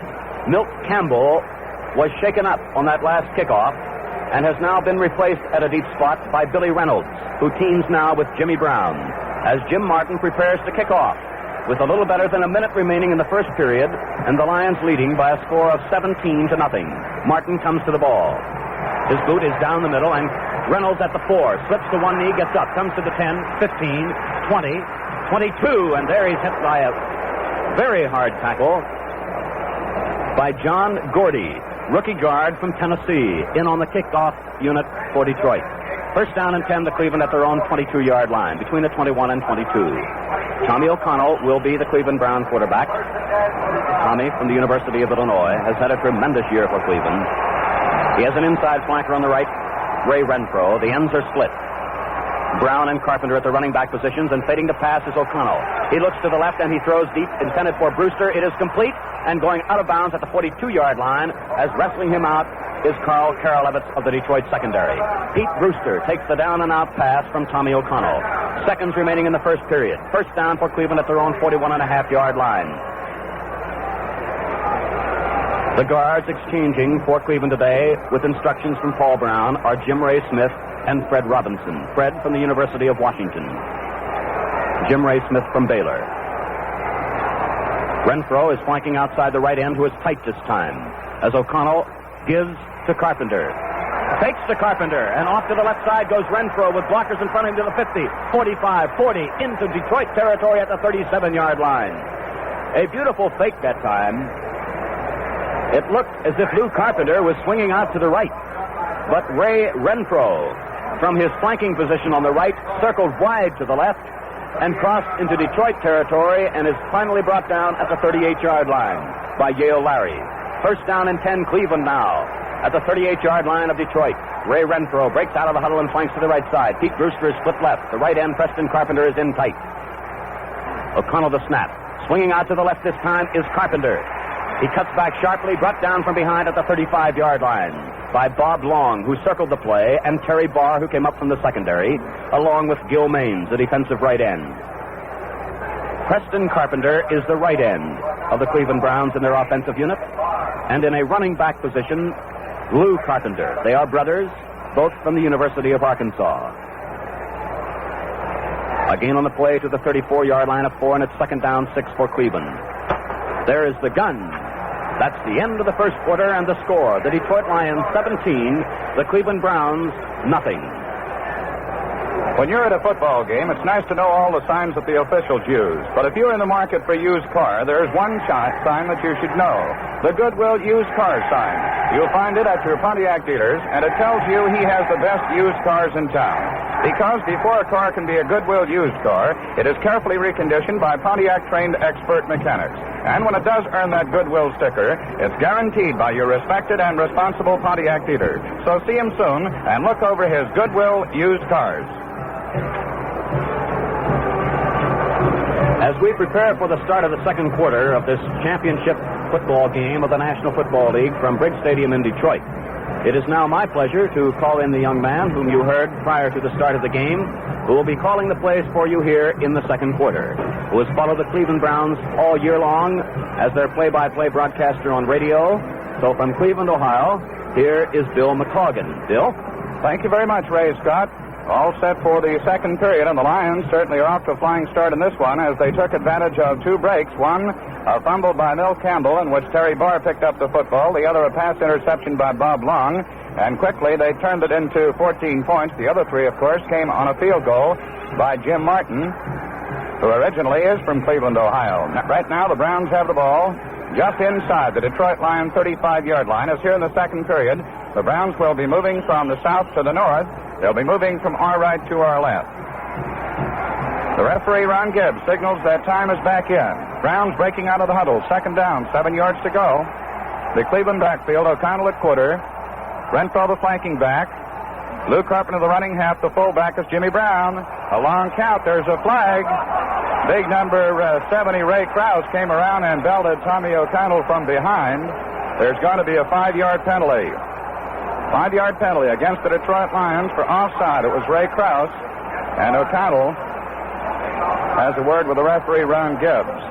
So the Lions are penalized to the 30-yard line. It's second down now, and just about 2.5 yards to go. And into the lineup at right guard comes Jim Ray Smith, replacing Fred Robinson. The ball spotted just inside the 30-yard line in Detroit territory. The Lions leading by a score of 17-0 as we get underway with the second period.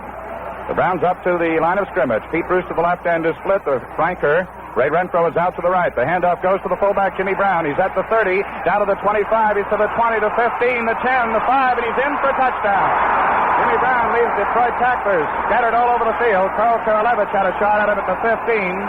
Also, number 24, Jack Christensen.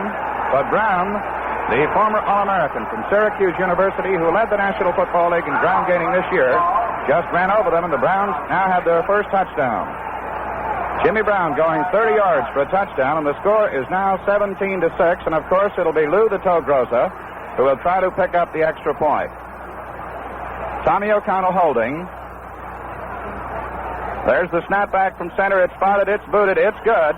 And it's now a 17-7 football game. The Detroit Lions over the Cleveland Browns, 17-7, as the Browns quickly score in the second period of play, using just about 9 seconds to do so. So now Lou Groza will get set to kick off for the first time this afternoon.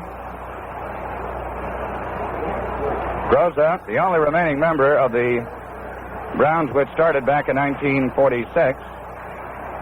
Lou, one of the real great stars of pro football, setting the ball up on the 40-yard line. Tom Tracy, number 30 on the far side in the receiving position for the Detroit Lions. Yale Larry is on the near side. Both stand down at the goal line. Groza has the football from the referee, Ron Gibbs. Tracy, of course, the spark plug in last week's victory for the Lions over the San Francisco 49ers at Kezar Stadium. It was his 58-yard run which started them on the road to victory. Groza gets the whistle, moves up on the football. It's a low kick going down to about the 4-yard line. It's taken by Larry's to the 10, the 15, to the 20, moves to his left at the 25, and goes down as he gets to about the 29 or the 30. Yale Larry, the former Texas A&M star from Fort Worth, Texas, took the kick on the Lion 4-yard line, and he returned it all the way to the 30 before he was tackled by Bobby Freeman, number 18. So the Lions now have it first and 10 on their own 30-yard line. Line backfield, Tobin Rote at quarterback. Howard Cassidy, John Henry Johnson in there, Middleton also in there. Cassidy is the running back, Middleton is the flanker. Middleton is out to the right, the left end. Jim Doran splits way out. Tobin Rote looks over that way. Rote calls the signals, fakes. Now he hands off to Henry Johnson, and he gets to just about the line of scrimmage. Tobin Rote, the quarterback, first faked the flip to Howard Hopalong Cassidy, then handed to his fullback, John Henry Johnson. Johnson piled up as he got to just about the line of scrimmage. Galen Fiss and Vince Costello teaming up on the play for the Browns. Vince Costello, their middle linebacker, Galen Fiss, the linebacker on the left side. So the ball is still on the 30-yard line. It's second down for Detroit, 10 yards to go at that spot. Middleton this time moves out to the left. Don Paul over there to cover him. The right end is Jim Doran. The left end this time is Junker. Tobin Rote calls. This time again he fakes the flip and hands off to John Henry Johnson, and Johnson gets just about a yard. He was hit by Waller Michaels, number 34. Again, the fake flip to Cassidy as Cassidy moved out to the left, and then the handoff to Johnson, sending him right into the middle of the line. But there he was met by the Browns' veteran linebacker, Waller Michaels, who played his collegiate football at Washington and Lee. Incidentally, Michaels is the older brother of Kentucky's All-American Lou Michaels, who will be in the National Football League next year. This time it's Middleton moving out to the left. The right end, Jim Doran, split by about 10 yards. Galen Fiss over there to cover him. Tobin Rote calls the signals, looks for a receiver. He throws. It is no good. Over the head of the intended receiver, Dave Middleton, upfield, almost at the 50-yard line. Covered by Don Paul on the play. Tobin Rote has attempted 7 passes this afternoon. He has completed 3 of them for 44 yards.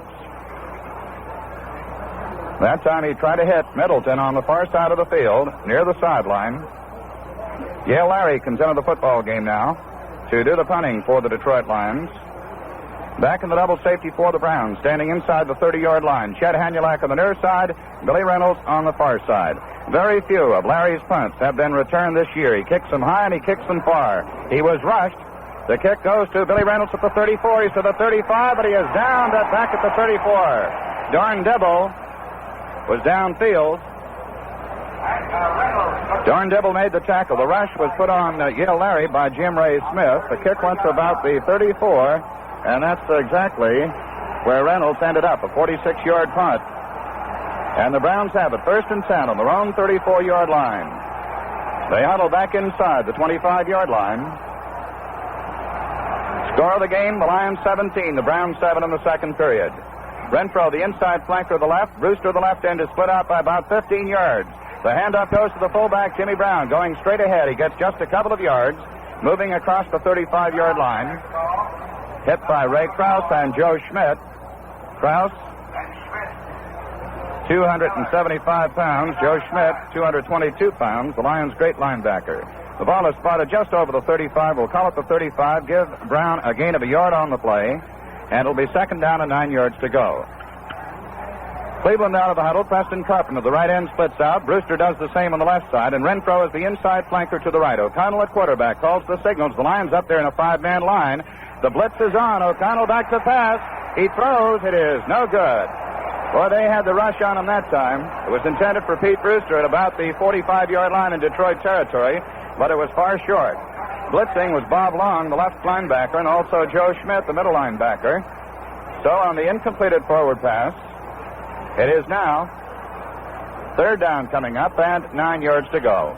Third down and 9 yards to go. O'Connell intended for Pete Brewster along the near sideline, but the Lions had a rush on, and Tommy was hurried in getting the ball away, and it fell far short of the target.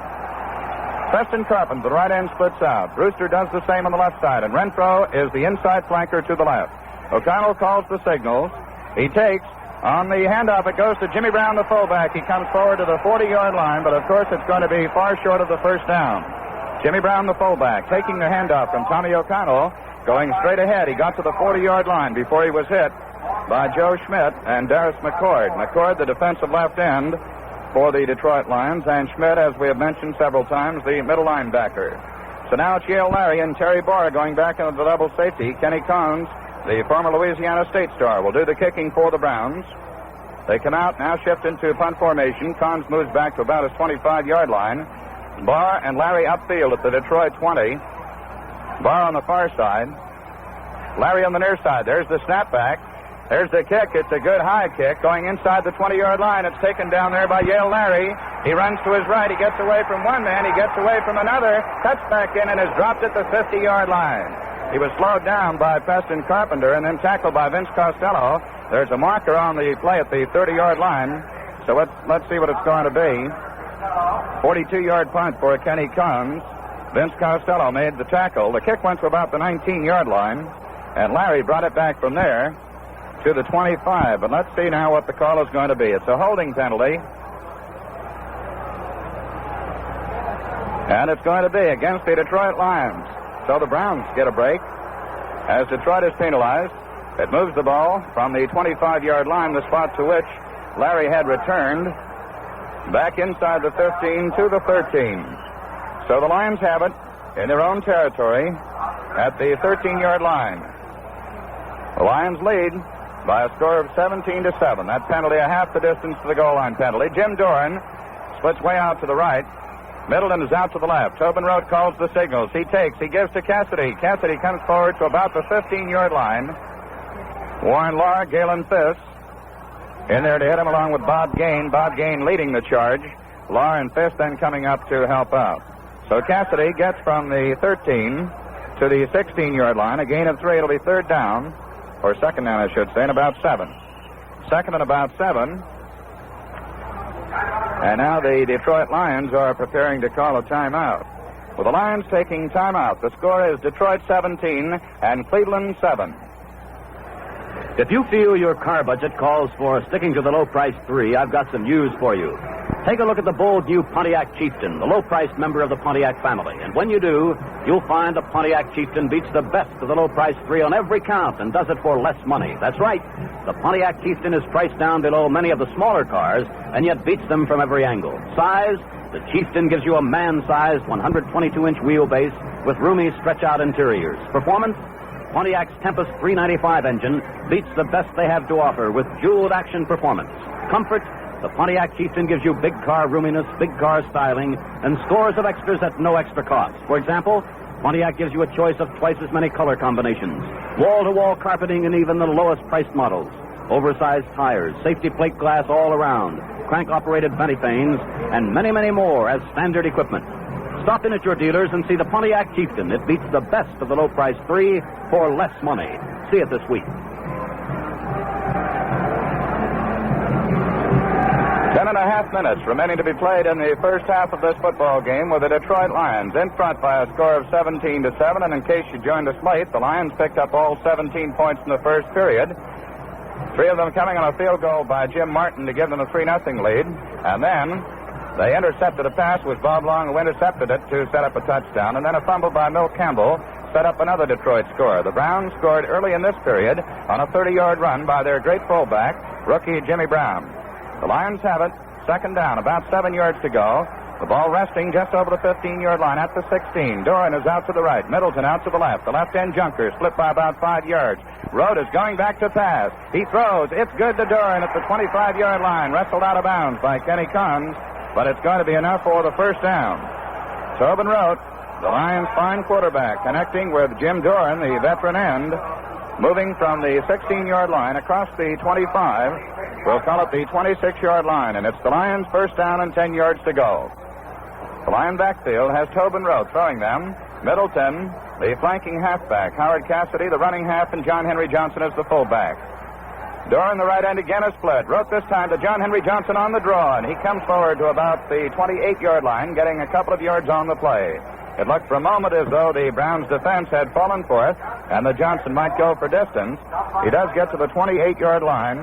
Bob Gain and Bill Quinlan combining for the Browns to make the tackle. So it's a gain of 2 for John Henry Johnson, the former San Francisco 49er fullback.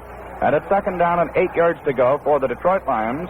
The ball resting on the Lions' 28. Middleton is out to the right this time. The right end junker is split, and Doran is the left end. Here it goes to Johnson. He's at the 30, the 35. He's at the 40, cuts to his left. He's at the 45-yard line, is hit and still on his feet, and now is dropped at the 47. Don Colo upfield. Vince Costello also upfield to make the tackle. Another fine run by John Henry Johnson with Waller Michaels, who finally grabbed him. He was hit a couple of times, but still kept going. And the Lions have another first down at their own 47-yard line. But Moore made a great catch. Moore is flanked out to the right. Ball nose just over the Giant 25. Unitas calls the signals. Gets the snap. Hands off to Amici, the fullback. Up the middle he goes, and inside the 20-yard line, down to about the 19. Dick Modulewski, number 77. Carl Karolevich, number 21. In there to make the tackle. Ball spotted at the 20-yard line, so Amici gets 5 yards, and it's second down and 5 yards to go. Baltimore threatening for the first time this afternoon. No score in the game. Little under 7 minutes left to play in the opening period. Unitas calls the signals. He has Moore flanked out to the right. Giants have a 5-man line. Unitas gets the hands off to Dupre, but Dupre goes nowhere. Dupre got the handoff from John Unitas, but he was nailed by Dick Modulewski just as soon as he got the ball. A loss of a yard on the play back to the 21-yard line, and it's going to be third down and 6 yards to go. And here's a big one coming up. Third down and 6 for the Baltimore Colts on the New York Giants 21-yard line. Giants have talked things over defensively. The Colts now break their offensive huddle. Ray Berry splits at left end by about 8 or 10 yards. Moore is the flanker out on the right side. Unitas checks the New York defense, calls the signals. Amici splits from his position. Unitas back to throw. A whistle. And number 75, Jim Catkavage and Buzz Nutter, the Baltimore center, have a couple of words, quickly separated. I believe Baltimore took too much time. The whistle blew actually before Nutter snapped the ball to the quarterback. And now the officials have a bit of a conference. Baltimore penalized back to the 25-yard line for a delay of game. And so, it's now third down, 11 yards to go. So let's see what the Colts come up with. They have the ball on the New York Giants 25-yard line, just outside the 25. Berry splits at left end. And again, Lenny Moore. Dupre is the flank route to the right. The flip goes out to Lenny Moore. He tries to get around the corner, but he has dropped it about the 25-yard line. Cliff Livingston, number 89, making the tackle for the New York Giants. The flip went to Len Moore. He tried to get around the right end. He did for just about a yard to the 24-yard line. And so now it's going to be Steve Myra trying a field goal. The ball being held by George Shaw from the 30-yard line. The ball is spotted, booted. It is no good, but there's a flag on the play. The Giants were offside. A 30-yard field goal try. No good. But the Giants were offside, and so Meyer will get another chance. Offside penalty against the Giants. This time Meyer will be kicking from about the 26-yard line. Meyer is in his second year. He's 6'1", 235 pounds. He tries the short ones. Bert Retchichar usually tries the long ones. A new football being thrown in. George Shaw, Baltimore's number 2 quarterback, will hold the ball. On the 19. His knee is down at about the 27-yard line. Signals being called. Spotted. It's blocked. It's blocked by Sam Huff and Carl Levitt. And the Giants take over. Sam Huff, number 70, came driving through to block it.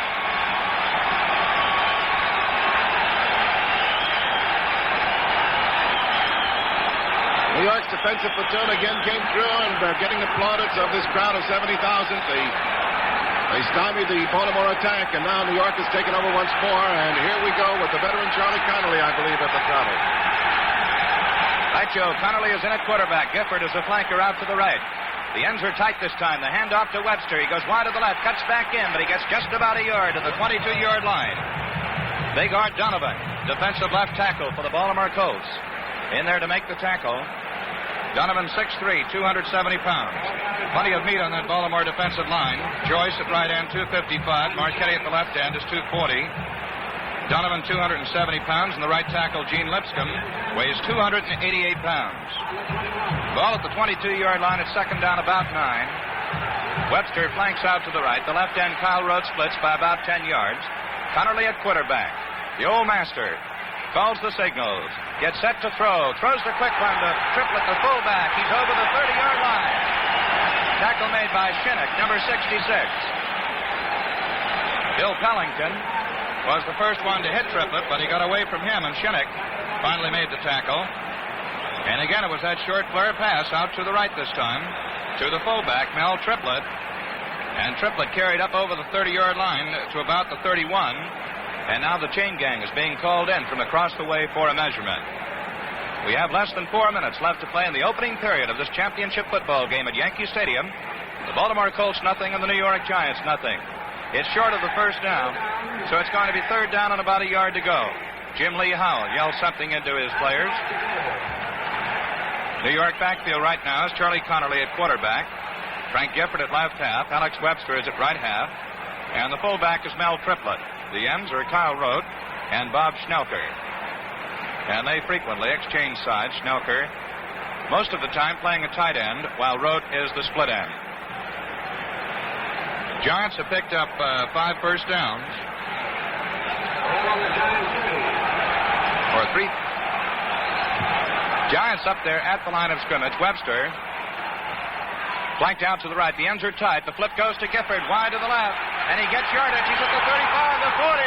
He's at the 50, the Baltimore 40, the 35. And he's down at about the 31-yard line.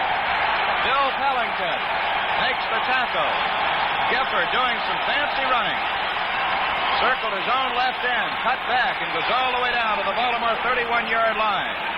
A good block thrown by number 66, Jack Stroud, back in there this afternoon after being out with rib injuries. 38-yard run for Frank Gifford, and the Giants have the ball on the Baltimore 31-yard line. New York coming out of the huddle. This time it's a straight T in the backfield. Left end road split by just a couple of yards. Connerly calls. Hands to Triplett. Wide to the left. He cuts back in, but gets just about a yard to the 30-yard line. Really driven into the earth. Art Donovan, number 70, in there to make the tackle. Triplett got inside the 30-yard line, given to the 29, so it's a gain of 2 yards on the play, second down, and 8 yards to go. Giants move up to the line of scrimmage. Kyle Rote splits out, flanker out to the right. Gifford out to the left. Connerly rolls to his right. Throws a long one. No good. Intended for Kyle Rote down inside the 5-yard line. Carl Tassif, number 23, was defending. Getting the pressure on Connerly was the big left end, Gino Marchetti. As Connerly rolled to the right, tried to hit Kyle Rote down inside the Baltimore 5-yard line, but it's incomplete. Giants have now tried 6 passes and completed 3 of them. They have 1 first down. And the Colts also have 1 first down. That came on that long pass play from Unitas to Lenny Moore. It's been a defensive battle so far. And many football experts figured that that's what it was going to be. A little better than 2 minutes left to play in the first quarter. Giants move out of the huddle to the line of scrimmage. Straight tee in the backfield. The end split. Connerly back to throw. He fires it. It is no good. Intended for Webster, but Webster fell down as he was cutting over the middle. Webster, I think, hit one of those damp spots on the field that's left from the thawing out of the frosty surface. Because the ball was right on the button, Webster was wide open, but just as he reached for it, his feet went out from under him, and obviously he hit a wet patch on the field. I've been interested in the Giants running. They're running to the left, passing down the right side of the Baltimore defense. Baltimore is running, when they do run, over Big Rosie Greer, figuring he's hurt, and they can do it. Now we're getting a field goal try, Bill. From the 36-yard line, Pat Summerall boots it. It's good. The Giants lead by a score of 3-0 as Pat Summerall, who 2 weeks ago this afternoon kicked them right into the Eastern Conference race when he came up with a 49-yard field goal with just a couple of minutes remaining to beat the Browns 13-10 in the final game of the regular season and set up the playoff last week. Now he comes through with a 36-yard field goal, and the Giants are in front by a score of 3-0.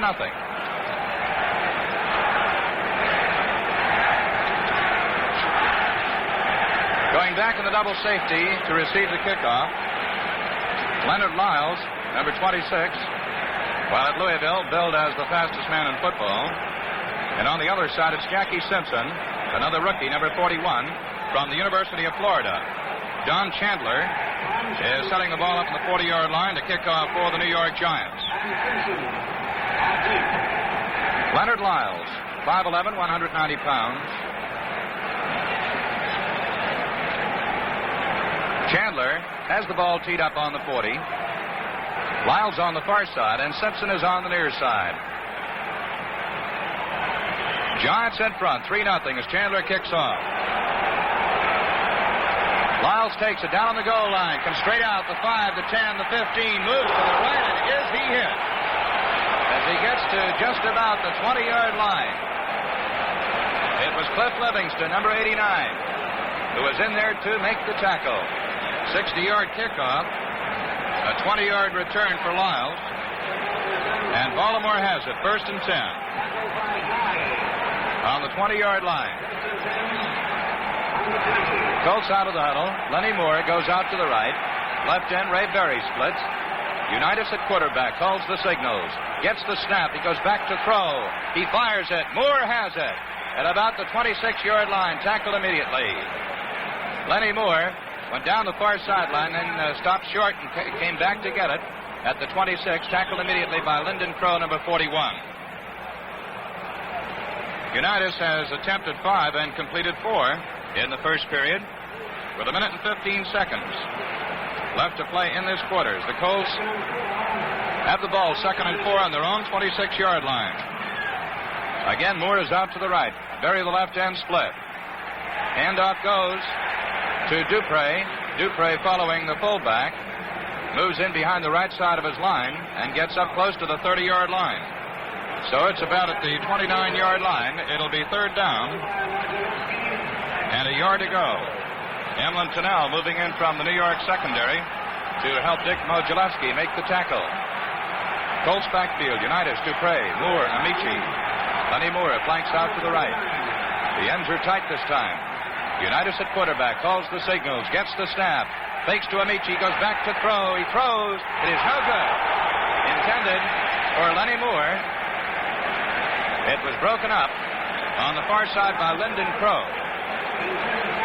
That time, Carl Karalevich, the right cornerback, had a good rush on Unitas. And so it's broken up. And now with just about 25 seconds left to play in the first quarter of this football game, Ray Brown comes in to do the punting. First time this afternoon that Baltimore has kicked. Lyndon Crow and Don Maynard, the double safety for the Giants. Brown gets the kick away, bounces to the Giant 40.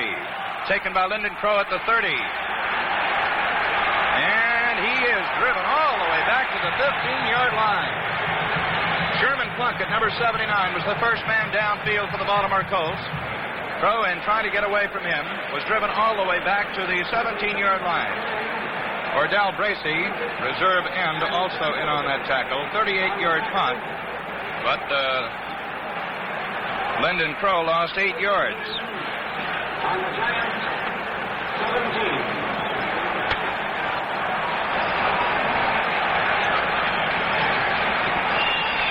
Well, that's the end of the first quarter with the score of the New York Giants 3, the Baltimore Colts nothing. This first quarter has been brought to you by Marlboro, the cigarette with better makings, more flavor, more filter, more cigarette. The secret's in the Marlboro recipe, created in Richmond, Virginia, from fine, mild tobaccos, specially blended, then carefully processed for filter smoking. Pick up a carton in pack or box next time you shop. The second quarter will be brought to you by Clinton Engines Corporation. Nearly 8 million Clinton air-cooled gasoline engines are in use today, delivering dependable power for all kinds of equipment in homes, on the farm, and in industry. Hundreds of manufacturers specify and rely on Clinton engines, for the Clinton Arrowhead trademark is the international symbol of quality.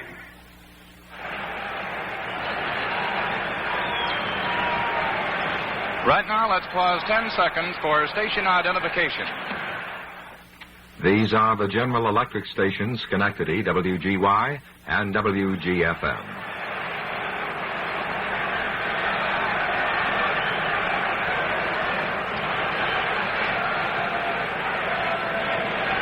Baltimore boys in a defensive huddle, break out of it now, move up to the line of scrimmage. The Giants huddle back inside the 10-yard line. Giants lead by a score of 3-0 on the strength of a 36-yard field goal by Pat Summerall. And the Giants have the ball now, 1st and 10, on their own 17-yard line. 1st and 10. Charlie Connerly at quarterback. Kyle Rhodes splits at left end. Alex Webster is a flanker this time. He's out to the right. Connerly calls the signals.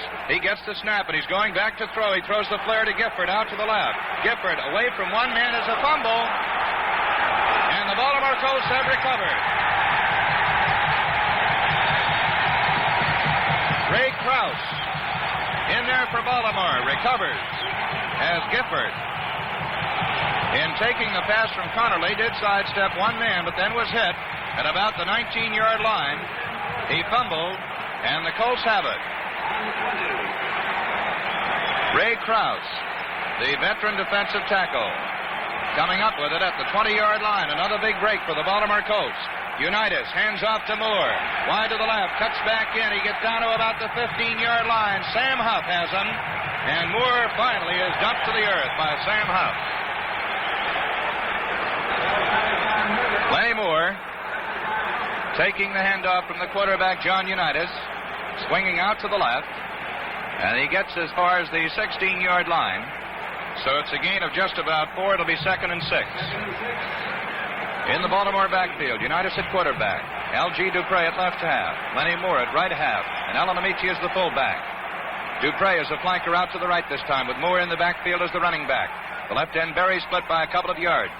Unitas calls the signals, hands to Amici, the powerful fullback, hits in behind the right side of his line, is dumped by Katkavich and Sam Huff after he gets in to about the 12-yard line. Good block thrown by Alex Sandusky to open the hole there.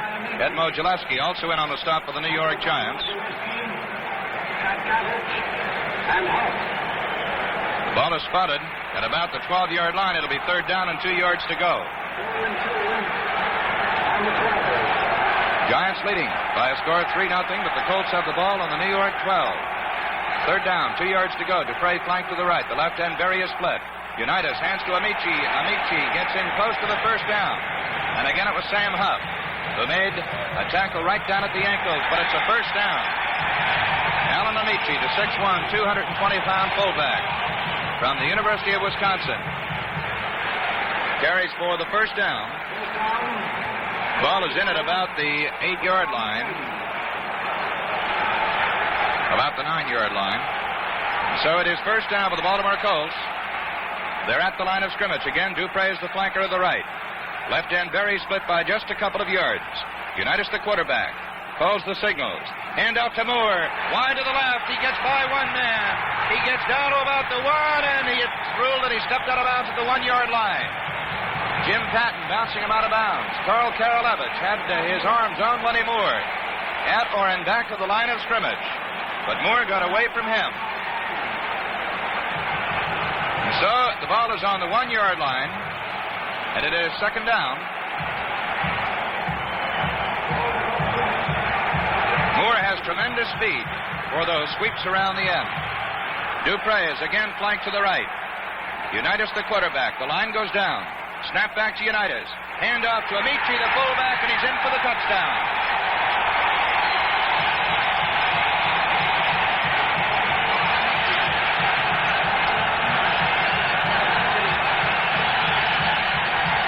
Well, it didn't take the Colts long to capitalize on that break. Ray Krause recovered a fumble at the 20-yard line, and in just 5 plays, the Colts moved the 20 yards for the touchdown, and they're in front by a score of 6-3.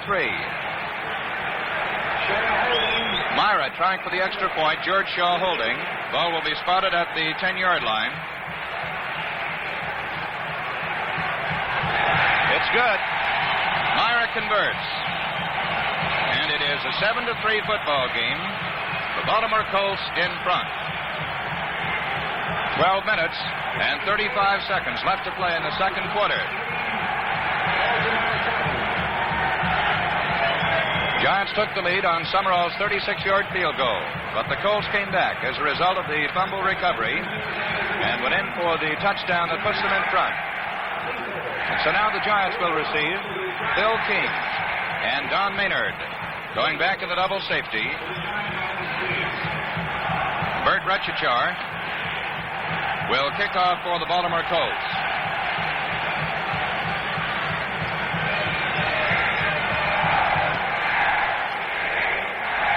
King standing down on the New York goal line on the far side. Maynard, the speedster from Texas Western, is on the near side. Maynard, very slim, 6 feet, 178 pounds. On the other hand, King is a real big boy, 6'4", and 225 pounds. King is from Vanderbilt. Retchichar has teed the ball up on the 40-yard line. The Colts in front by a score of 7-3. Early in the second period of this championship football game at Yankee Stadium.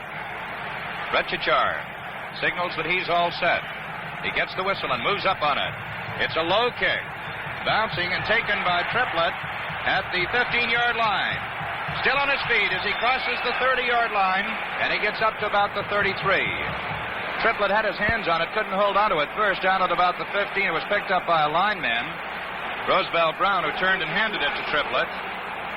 It was Myra who made the tackle at the 33-yard line. And so, the New York Giants have it, 1st and 10 on their own 33. Out of the huddle they come. Webster flanked out to the right. Kyle Rote at left end is split. Connerly at quarterback calls the signals. Gets the snap. Hand off to Triplett. Triplett gets nowhere. There's a fumble, but it is ruled, I believe, that the whistle blew the play dead before he lost possession of the ball. Coming in to make the tackle, number 83, Don Joyce, the defensive right end, as Triplett was boxed up after getting just about a yard to the 34-yard line. So it'll be second down and 9 yards to go. Second and 9 for the New York Giants. They have the ball on their own 34-yard line, and they trail in the football game by a score of 7-3. Giants out of the huddle. Webster takes the flanking spot out to the right. Kyle Rote at left end is split. Connerly at quarterback. Calls the signals, gets the snap from Waiteka. He goes back to throw. He fires. Rote has it. Rote has it at about the 48-yard line in Giant territory. Milt Davis makes the tackle, but it is a first down. It is being spotted at the 48-yard line in Giant territory as Charlie Connerly connects with a veteran left end, Kyle Rote. Giants ball 1st and 10 on their own 48. Defensively, the Colts have Marchetti and Joyce at the ends. Lipscomb at right tackle.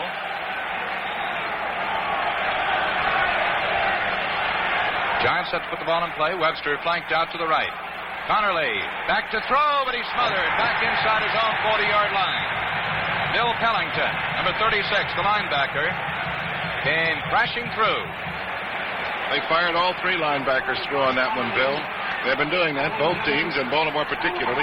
They put all three of the middle line, the linebackers through that four-man defensive line, sent seven-man rush in, and it paid off that time. These two teams are the two finest defensive teams in the National Football League, and the defensive play is really eye-popping. A 9-yard loss, and it's second down and 19 yards to go. Schnelker splits at right end. Rhodes splits at left end. The slot back to the right is Alex Webster. Hand off to Gifford. Reverse to Webster. Webster comes to the 40-yard line and gets to about the 43, and that's all. In there to make the tackle, Shinnick and Lipscomb. Also Myra. Myra's in there in place of Leo Sanford. And Krause is in at left tackle in place of Art Donovan. The ball on the 43-yard line on the double reverse. The handoff going from Connerly first to Gifford and then to Webster. Webster gets just about 4-yard gain. It's third down, 15 yards to go. Giants huddling back inside their own 35-yard line. It's the Baltimore Colts 7, the New York Giants 3. 9.5 minutes left to play in the first half of this game. Webster flanked to the right. The ends are split. Connerly going back to throw. He throws. Little one right over the middle. Gifford had it and couldn't hold it. Marchetti driving in on Charlie Connerly. But Connerly got the ball away, and Gifford was there, and there was no one near him. It was just a short one, just at about the line of scrimmage.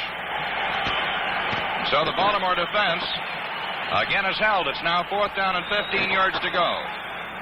Connerly, or the Giants, have thrown 10 passes and have completed 5. Chandler in there to do the kicking. Simpson and Carl Tassop, the deep man for the Colts. Simpson takes it at the 19. There's a fumble. Let's see who came up with it. I believe Tassop recovered it. It is ruled that Carl Tassop recovered. John Chandler punted. And in the face of... Now it is ruled that the Giants recovered. It's the Giants' ball. Roosevelt Brown on the 11-yard line. One official gave the signal that Tassett had recovered, but the ball goes to the New York Giants at the 11.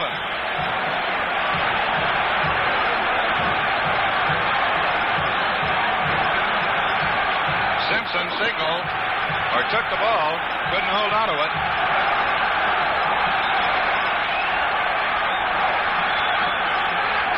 On the 11-yard line, Giants first and 10. Connerly calls the signal, gets the snap, flips out to Gifford. Gifford fumbles, and the Baltimore Colts recover.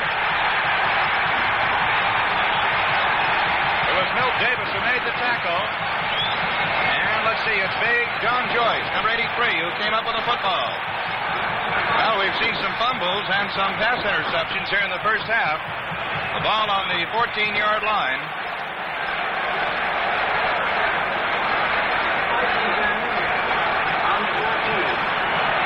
Baltimore's ball, first and 10, on the Colt 14. The ends are split. Back to throw, Unitas. Throws a long one for Dupre, no good. Lyndon Crow covering all the way. The pass intended for Dupre, who just set sail along the near sideline, was in New York territory at about the 45-yard line. Unitas has attempted 7 this afternoon so far and has completed 4 of them. But that one was incomplete, and so it's going to be second down. And 10 yards to go for the Colts.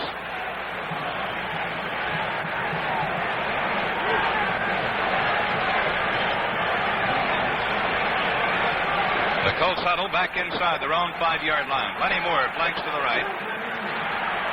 The left end, Ray Berry is split. Unitas checks the New York defense.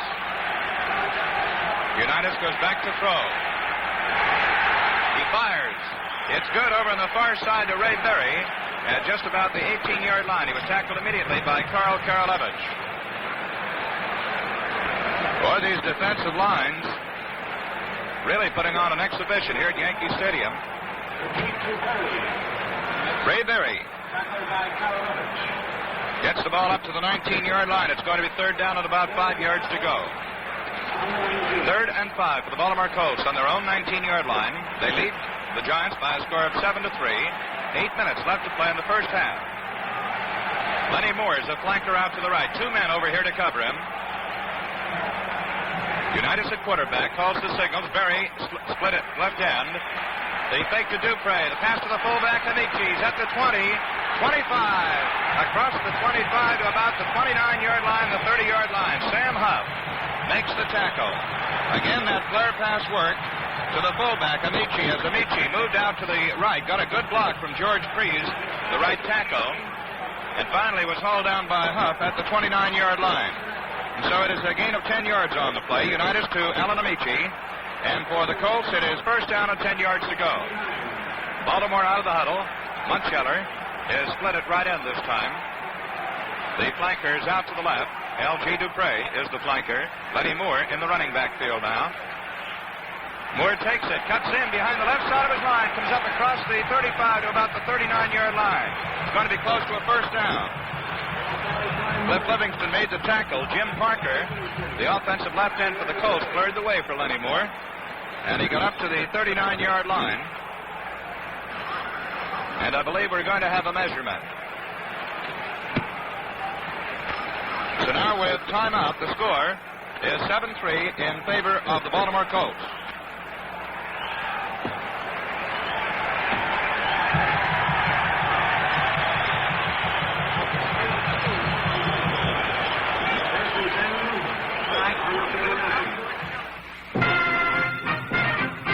Not only do Clinton air-cooled gasoline engines supply the power for the products of over 800 leading manufacturers, but they're also the heart of such completely Clinton-made products as the Clinton chainsaw. There are 4 basic models, all of them Power Match. Yes, Power Match to the job. Professional woodsmen, farmers, homeowners, and municipal employees prefer them for the many diversified jobs they perform. From the ball-bearing roller tip to the fast-track chain to the powerful Clinton engine, a Clinton chainsaw is perfectly Power Match. Yes, Power Match to its job and completely Clinton manufactured. So, too, is the Clinton air-cooled outboard motor. An amazingly convenient outboard that weighs only 30 pounds, yet delivers a full 5 horsepower. You'll recognize these fine Clinton products by the world-famous Clinton Arrowhead trademark, international symbol of quality. Look for the Clinton Arrowhead.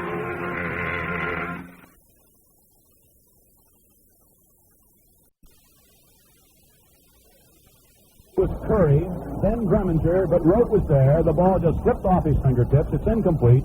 It'll be second down and 10. So we have Tittle on first down 10 from the Giants' 40.5-yard line, going to Rote, who ran a down and out pattern to the right as the Giants look at it. I think it's very obvious how chilly it is down there with Rote dropping that, because it really was right to him, and you don't see Kyle Rote drop very many like that. Second down 10 as the Giants come up to the line of scrimmage. Walton, the tight left end. Rote is up on the line of scrimmage on the right side. Schaffner is split out to the left. And it is straight ahead as a flag goes down on a trap play. Joel Wells, but a penalty marker was down. The Packers defensively have Willie Davis, Dave Hanner, Henry Jordan, Bill Quinlan along the line. The linebackers, Dan Curry, Tom Bettis, Bill Forrester. The penalty is against the Packers for offside. It'll be second down and 5. And the deep men are Hank Greminger of Baylor, Johnny Stymack of Florida, Willie Wood of Southern Cal, Jess Whittenden of Texas Western. Second down 5. The Giants here at their own 45.5-yard line. Rote out to the right, Schaffner to the left. Tittle looks over the Packers, hasn't crouched yet. Now he's in a crouch behind center Whitehecker. Takes a snap. He tumbles. Loose ball. Fallen on, I believe, by Webster at the 48-yard line. Picked up a couple of yards. Or was it Joel Wells? No, it was Webster. The ball bounced, and right on top of it was Webster, the ball carrier. It'll be third and a long 2 for the Giants from their own 48. So we come up to that down, which so many times decides so many things. Third, and in this instance, a long 2 for the Giants from their own 48-yard line. Just under 8 minutes left in the first quarter. No score. Giants with the ball. Still looking around, still not crouched. Now he is. Takes the snap, looking for a quick receiver. He hits Rote, and he is going to be nailed at the Packer 46-yard line on a quick flip out to the right. Rote just took a couple steps down, moved out to the sideline, turned his back to the defender, took the quick pass, and it's a first down for the Giants, their second consecutive first down. For the first time, a team has crossed into the other territory. Giant ball at the Packer 46.5-yard line, inbounds marker, far side of the field as the Giants move right to left here in the first quarter. No score. Rote again to the right. Schaffner to the left. Webster and Wells are the backs. Kittle fakes the pass. He's looking. He's throwing for Schaffner, and he falls down, and it's incomplete at the 30-yard line. Was actually thrown out of bounds as both Willie Wood, who is the free man, and Jess Whittington, who did a tremendous job. You know, Jim, the first time the Giants played the Packers, the game in Milwaukee, won by Green Bay in the regular season, 20-17, Whittington did what some professional football observers told me was the greatest job playing man-to-man against Schaffner they had ever seen. He limited to just one reception, and that time again showed how close he can stay to a truly great receiver as Joe Schaffner. Schaffner is truly one of the great receivers in this league. It was pretty obvious down there when he just fell on that last play, though, that he had lost his footing because of the turf. Second down 10. Giants ready. Snap of the ball. Coming out to the left side is Webster, and he is threw it under for a loss of one. Trying to swing to the left, and the Packers were waiting. Tom Bettis, Bill Quinlan, Henry Jordan. Webster trying to come outside. Ball is placed actually at the line of scrimmage.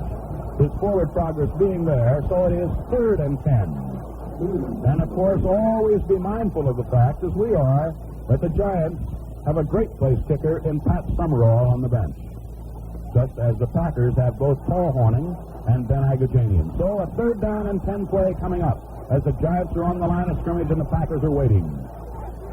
Kittle fakes the pass. That's pretty good protection. Has a lot of time. He's throwing very deep, and it is Rote dropping the ball at the 13-yard line. Willie Wood, Hank Greminger were both deep, but Rote made a little maneuver at the last instant, which put him just in front of Willie Wood. The ball dropped out of his grasp. It is 4th and 10. Into the game is Don Chandler.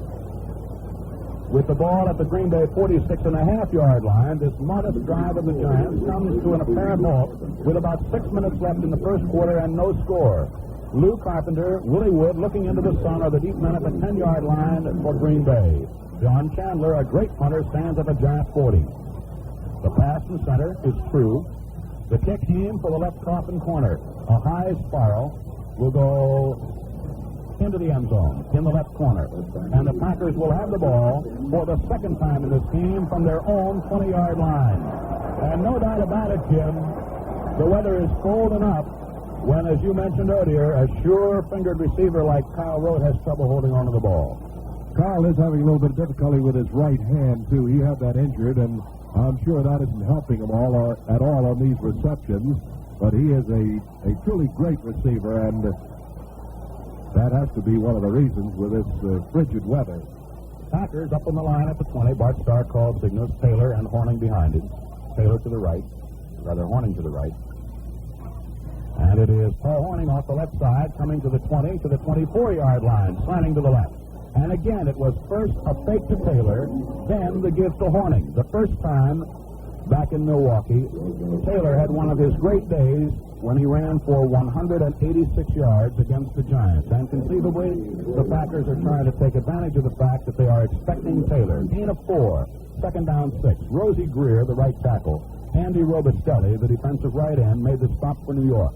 2nd down 6, Green Bay moving left to right from their own 24-yard line. Boyd Dowler to the right. Max McGee to the left. No score. First quarter, about 5 minutes left in the period. Starr fakes a handoff. He's looking for a deep receiver. He's throwing for McGee, and it is just over his fingertips at the 36-yard line. Covering on the play was Dick Lynch. It touched the fingertips of Max McGee, who had a step on the defender. And Starr, like Fiddle, has shown us already of what a tremendous passer he is to be on target at great distance. Well, you mentioned Dick Lynch in the Giant brochure as a confirmed bachelor, and so Dick got married last Thursday. Oh. 3rd and 6, Green Bay from their own 24. The Packers have yet to register a first down. The Giants have 2. There is no score, and about 5 minutes left in the first quarter. The Packers 3rd and 6 from their own 24. Same offensive setup. McGee left. Dowler right. Snap of the ball. Bart Starr fakes the pass, throws to Paul Hornung at the 30. He's at the 35. He's at the 40. He swings to the right to the 45. He's at midfield. Paul Hornung is down. Cliff Livingston made the tackle. Bart Starr hit a quick pass to the short man, Paul Hornung. Whistle on the field, the Giants apparently want to talk things over, so there's timeout on the field with the score. Green Bay nothing and New York nothing.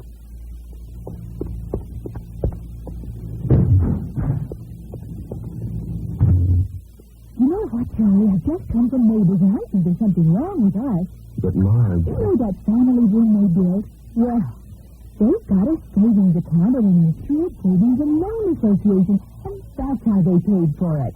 But, Marge, Now, don't give me any excuses, Charlie. If they can do it, I won't see why. But, Marge, All you do is go in and open an account and then add a little every month. Your savings are an income, too. But, Marge, I'm not going to listen to any buts. There's an insured savings and loan association right But, Marge, I have an account at an insured savings and loan association. Hello? That's what I've been trying to tell you. But, Marge... Yes, dear. There's no reason you can't open one, too, in your own name. 2 accounts in a family are better than one. From City Stadium, Green Bay, Wisconsin, along with Jim Leeming, this is Ray Scott on hand. We have no score. The Packers have just come up with a 26-yard pass play. A short flip over the middle to Paul Hornung from quarterback Bart Starr. Hornung, running very well, moved all the way to midfield before being down. So we are ready to go again. The Packers come up to the line, ball at the inbounds marker near side of the field. McGee to the left. Dowler is a fairly tight right end, and Ron Kramer is a tight left end. Dowler now moves out a few steps to the right. Starr calls his signals. Takes a snap. Paul Hornung off the left side, cuts through to the 45-yard line of the Giants before he's down on a quick opener. Hit down by Rosie Greer, behind good blocking by the left side of the Green Bay line, Bob Skoronsky, Fuzzy Thurston. Gain of 5 for Hornung on a quick hitter off the left side. And so far, the pattern of this first quarter remains the same. Jim Taylor has so far been nothing more than a decoy. Paul Hornung has been the man carrying the mail. 2nd down 5 on a 5-yard gain by Hornung at the Giants' 45-yard line. No score in the first quarter, a little over 4 minutes left in the period. Packers are ready, so are the Giants. Starr calls signals. Takes the snap, fakes the pass. No, he gives to Taylor over the middle. To the right on the draw play, he goes to the 41-yard line. Only a fine open field tackle by Cliff Livingston kept Jimmy Taylor running that time on the draw play from getting even more yardage. Gain of about 4 will bring up a 3rd down and about 1.5 at the Giants' 41.5-yard line. Giants defensively have kept Cabbage, Mozeleski, Greer, Robustelli up front. Livingston, Huff, and Scott the linebackers. Barnes, Morrison, Patton, and Lynch are the deep men. Starr certainly set that up well. He faked it to Hornung, and Hornung really carried out the fake to let Jim Taylor go on it. Big play coming up, 3rd and 1.5. Snap of the ball. Jim Taylor off the right side. He's at the 40. He's at the 37-yard line. The 3rd Giant, Joe Morrison, to hit him, brought him down. Barnes hitting 2. Jimmy Taylor has the first down for the Packers, their deepest penetration. At the Giants' 37-yard line, referee George Rennick indicates first down 10 Green Bay. About 3 minutes left in the first quarter. There is no score. Ball inbounds marker near side of the field. Boyd Dowler comes out of the huddle, splits right. Max McGee will be a pretty tight left end. Ron Kramer is a tight right end. The line is crouched for Green Bay. Snap of the ball. Jimmy Taylor off the right side finds daylight and comes to the 33-yard line before he's met by the great middle linebacker Sam Huff. Leading the blocking, Fuzzy Thurston, Ron Kramer, Masters, Gregg. Gain on the play to the 32-yard line of 5 yards. Second down, 5. A little over 2 minutes left in this scoreless first quarter. Giants took the opening kickoff, failed to move, and punted. Packers couldn't move. They had to punt. Giants moved for 2 first downs, forced the punt. The Packers have held the ball since then from their own 20 and have moved now to a second down, 5 at the Giants' 32-yard line. To the left, McGee. To the right, Dowler. Kramer lined up as a tight left end this time. Snap of the ball. Paul Hornung off the left side to the 30, to the 25-yard line. As he's finally tackled by Tom Scott and Joe Morrison. Paul Hornung drives 7 yards for a first down, almost directly in front of the goalpost at the Giants' 25-yard line. Hornung, of all the runners, seems to be having the least amount of trouble with footing here today. As a matter of fact, he hadn't had any so far in his cutting and maneuvering once he gets past that line of scrimmage. Again, Boyd Dowler will go wide to the right. McGee will be a tight left end, and Kramer the same way on the right side. Practically a 7-man Giant line. Straight ahead, Jimmy Taylor. He's at the 20-yard line before they get him. Off the right side. Behind fine blocking by Norm Masters. Sam Huff makes the stop. 5-yard gain. Second down, 5. Jim, I hear the crowd booing, but quite honestly, I have no idea why. I think Sam Huff and Jim Taylor had a few words down there after that tackle, and I'm quite sure that the Green Bay fans didn't want one of their great favorites mauled in any way. Second down and 5, and again, we're happy to tell you, mainly for our benefit, the sun's shining. McGee to the left, Dowler to the right. Kramer a tight left end. Second down, 5. Green Bay at the Giant 20-yard line. Closing seconds, first quarter, no score. Snap of the ball. Star fakes the pass. He is throwing over the middle. It is in and out of the hands of Dowler and interference at the 7-yard line of the Giants. Boyd Dowler was interfered with, say the officials. It is a first down for Green Bay at the Giants' 7-yard line. It comes with the unofficial scoreboard clock showing 35 seconds remaining in the first period. I believe that was E. Rich Barnes who thinks that it was called on him, but Sam Huff ran into him actually before the ball had reached him, and I do believe that Huff's the man that had it called on him. Referee asks the crowd to quiet down. They do. First and goal at the 7. Packers are poised. Dowler, flank right. McGee split about 5 yards to the left side. Starr calls the signals. Snap of the ball. Jimmy Taylor off the left side finds a little bit of room and drives to about the 6. The hole quickly closed up. Sam Huff led the defensive charge. He had help from Dick Lynch, among others.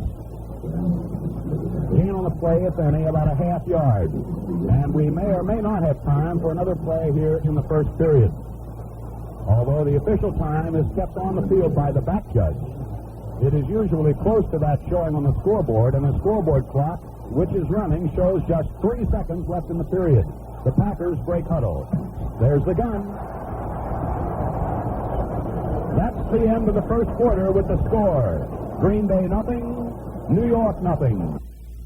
In a few days, the nation's insured savings and loan associations will say Happy New Year to their savers with a dividend to 29 million people. If you aren't sharing in these generous earnings, why don't you start the new year right by opening a savings account at one of the conveniently located insured savings and loan associations? All you do is go in, give your name, address, and signature, and the amount you want to start your account with. It's that simple. And what other New Year's resolution can you make that's so important to your future? You'll get a passbook that will make better reading each year as your savings grow, helped by excellent earnings. So how about it? Remember, you have to plan ahead to get ahead. Stop in at your nearby Insured Savings and Loan Association and get the new year off to a profitable start by opening that savings account. Savings are insured by a United States government agency.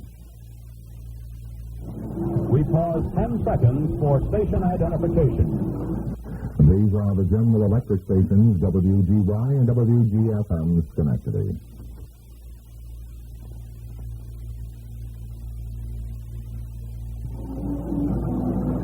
Along with Jim Leeming, this is Ray Scott at City Stadium, Green Bay, Wisconsin. The second quarter is about to get underway in this National Football League championship game. The Green Bay Packers have a second and goal at the Giants' 6.5-yard line. Now moving from right to left, and the ball about 20 yards in from the near side of the field. The sun is at the back of the Packers now. Green Bay comes up to the line. Dowler to the right, McGee to the left. Bart Starr calls signals. Ron Kramer at tight right end. Snap of the ball. Paul Hornung off the right side. Cuts at the 5. End zone. Touchdown.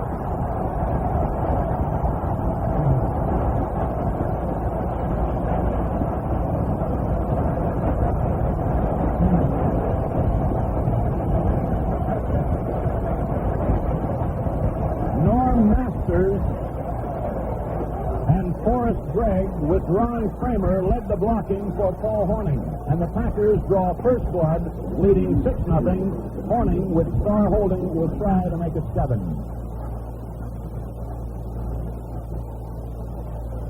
Ball is down, the kick is in the air. It's good. There's timeout on the field with a score. Green Bay 7, New York nothing.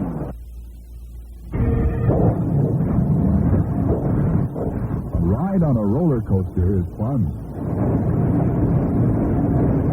It goes up, up, up, and then down it goes. But a roller coaster ride is no place for your life savings. If you want to avoid the ups and downs of speculation, do what millions of smart Americans are doing. Save regularly at your nearby Insured Savings and Loan Association. There your savings will be safe, not subject to market fluctuations, and invested in sound home loans. Excellent earnings provide you with growth potential or a second source of income. So don't put all your nest eggs in one basket of speculation. Keep a substantial amount in a savings account at an Insured Savings and Loan Association, where your money is insured up to $10,000 by a United States government agency.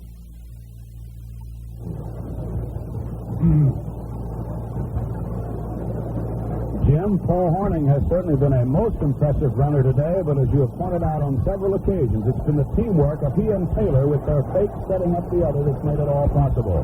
Beautiful fake on the touchdown play. Starr to Taylor to give to Hornung.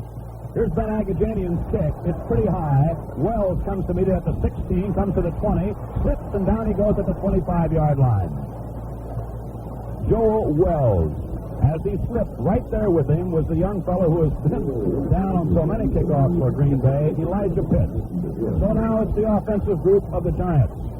With the ball at their own 25.5-yard line, moving left to right, Green Bay leading 7-0. Y.A. Kittle at quarter, Joel Wells at left half, Alex Webster at full, Kyle Rote the flanker. Schaffner and Walton are the ends. Out to the left is Schaffner, to the right it is Rote. And faking off to the left side, Kittle throws to the right side, and it is off the right hand of Kyle Rote. Beautiful fake that time by Y.A. Kittle to Webster. Gave him time to look then to the opposite side, to the right near sideline. His pass was just off target, intended for Kyle Rote, as Hank Greminger and Dan Curry, dropping back, the left linebacker, were there to cover. It is 2nd and 10, New York, from their 25.5. Second quarter just underway. Green Bay leading 7-0 over the Giants.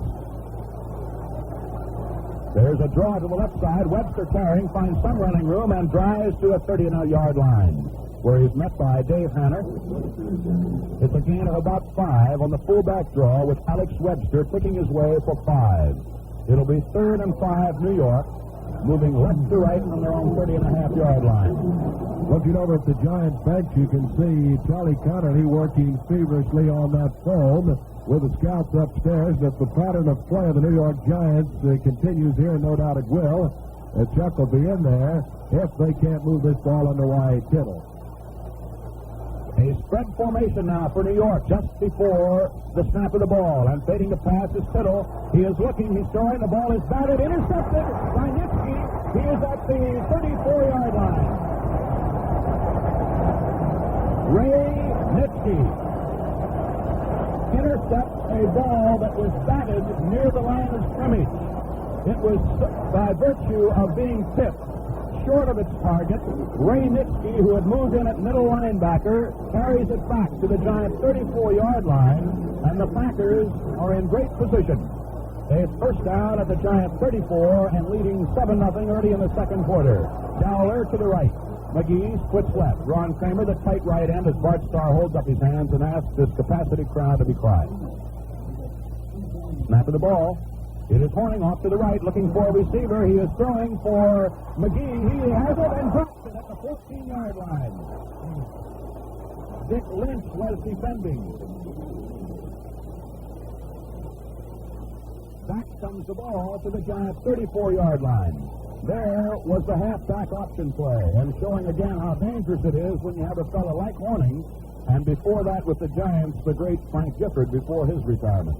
The yell of the crowd, of course, was they figured that Lynch was interfering. There's a very fine line between pass interference and playing the ball, and Dick Lynch on that was playing the ball. 2nd and 10. Dowler to the right. Over to cover him is Barnes. Fairly tight left end this time is McGee. Fading back to pass on 2nd down is Bart Starr. He is time. He is throwing for McGee. He's there, and it's just over his hands at the 1-yard line. Looking back into the sun. Jim Patton was defending that time. So again, Bart Starr tries to go for distance. And it is incomplete, and it's 3rd down and 10. Packers 7, Giants nothing. About 13 minutes left in the first half. The Packers scoring on an 80-yard touchdown drive with Paul Horning going in on the first play of the second quarter from 6.5 yards out, then adding the extra point. Packers in a huddle. Giants setting up their defense. To the right, Dowler. Ron Kramer will be a tight right end. Max McGee comes out to the left. Lynch will move over to cover him. Packers are poised. Giants are ready. Starr fades the pass. Over the middle, it is complete to Kramer at the 25, at the 20, fights his way to the 16-yard line before he's wrestled down. Sam Hunt, Jim Patton, bringing down. Ron Kramer, the tight right end, broke over the middle. Starr hitting perfectly with a quick toss. First down at the Giant 18-yard line. As Starr comes up with the big 3rd down answer, teaming up with the former Michigan great Ron Kramer on a pass over the middle. 7-0. Packers lead. Second quarter, about 12.5 minutes remaining in the period. Ball is at the inbounds marker near side of the field. That familiar setup. Dowler to the right, McGee split left. Ron Kramer, tight right end again. Behind Starr, Taylor, and Horning. Snap of the ball, handoff. Jimmy Taylor up the middle, fights only for a couple of yards. That big Giant line was there. Tetcavage, Mogileski, Greer, Robistelli. Forward progress will be marked the 17-yard line. Taylor gets 1. The Packers offensively have Jim Ringo at center, Fuzzy Thurston and Forrest Gregg at guards, Bob Skoronsky and Norm Masters at tackles, Ron Kramer the tight right end. He does a lot of blocking in addition to being a fine receiver. Max McGee splits usually to the left. Boyd Dowler flanks right. Starr the quarterback, Horning and Taylor the running back. 2nd down 9. Packer ball at the Giants 17. Packers leading 7-0 early in the second quarter. Snap to Starr.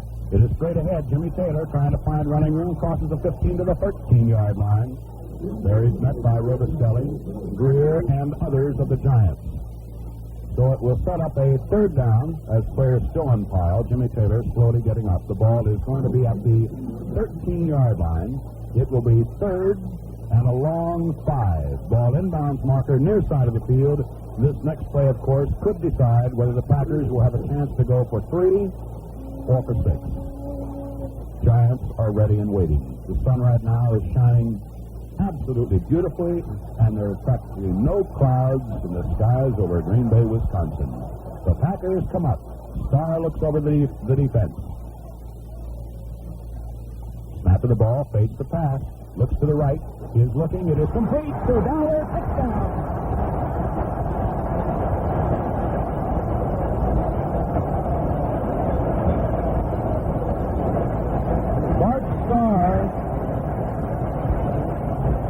Bart Starr hit a quick slant pattern to Boyd Dowler, who was in front of the deep man.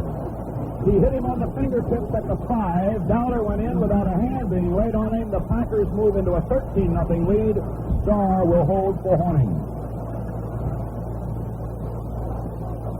Ball is snapped, down, kick in the air. It's good. There's timeout on the field with the score. Green Bay 14, the New York Giants nothing. The sound of carpenters at work is a good sound. The sound of a growing America. For the construction business is the nation's biggest industry, a bellwether of our economy. The money you save at an insured savings and loan association helps your neighbors finance homes. It is the lifeblood of the construction industry. Insured savings and loan associations finance 1/3 of all home construction, providing jobs for carpenters, electricians, painters, plumbers, roofers. Income for hundreds of factories, which supply the materials that go into these homes. Everything from nails to appliances. And part of this money, in turn, is spent in retail stores everywhere. So it's good to know that when you save at an insured savings and loan association, your money, in addition to earning excellent returns for you, helps your neighbor own homes, builds better communities, and stimulates all business.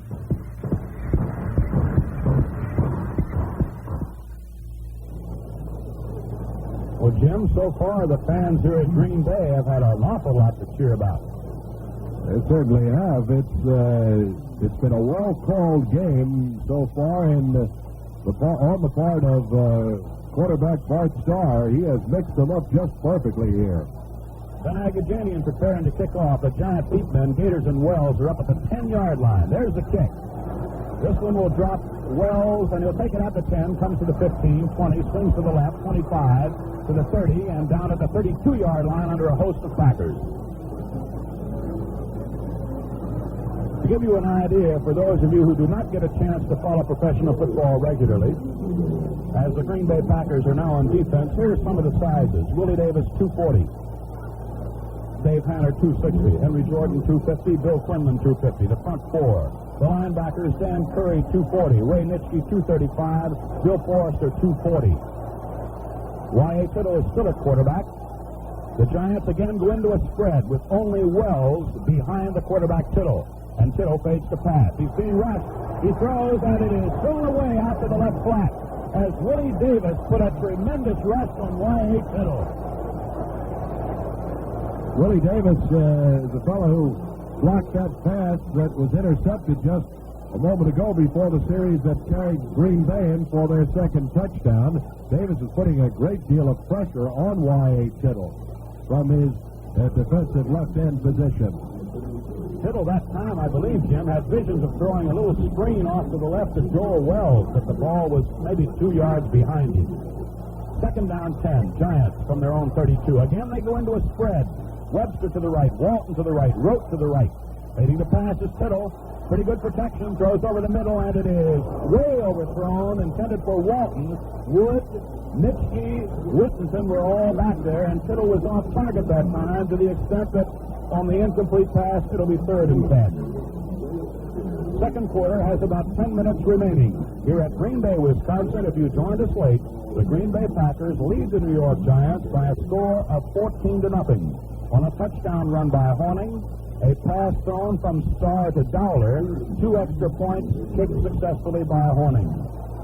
The Giants come out of the huddle. They are not in a spread this time. Wells and Webster are both in running position. 3rd and 10.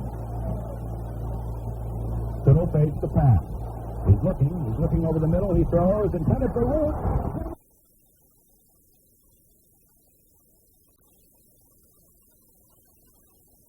Side this time. Jimmy Taylor coming around the right end and fighting across the 45, bouncing off a tackler to midfield over to the Giant 45 and out of bounds as he gets inside the 45-yard line, and it was the middle guard, Sam Huff, who took him down. As they bring the ball in, they set it at the 42. So it's 1st and 10 at the New York 42-yard line. A 14-yard pickup for Jim Taylor, who last year in the championship game played with an injured back. He led the National Football League in rushing this year. Again, Dollar out on the right side, and McGee out to the left as Starr sets up to throw and fires down the left side for Horning. It is incomplete down around the 30-yard line. Corning going down toward the sideline on the left side. Jim Patton was out there covering him on the play, and it goes incomplete. And so at the 42-yard line of the Giants, it is second down and 10 yards to go for the Green Bay Packers with 10 minutes, 19 seconds left to play in the first quarter of the game and no score. Sam Huff calling the defensive signals for New York as the Packers go back into their huddle.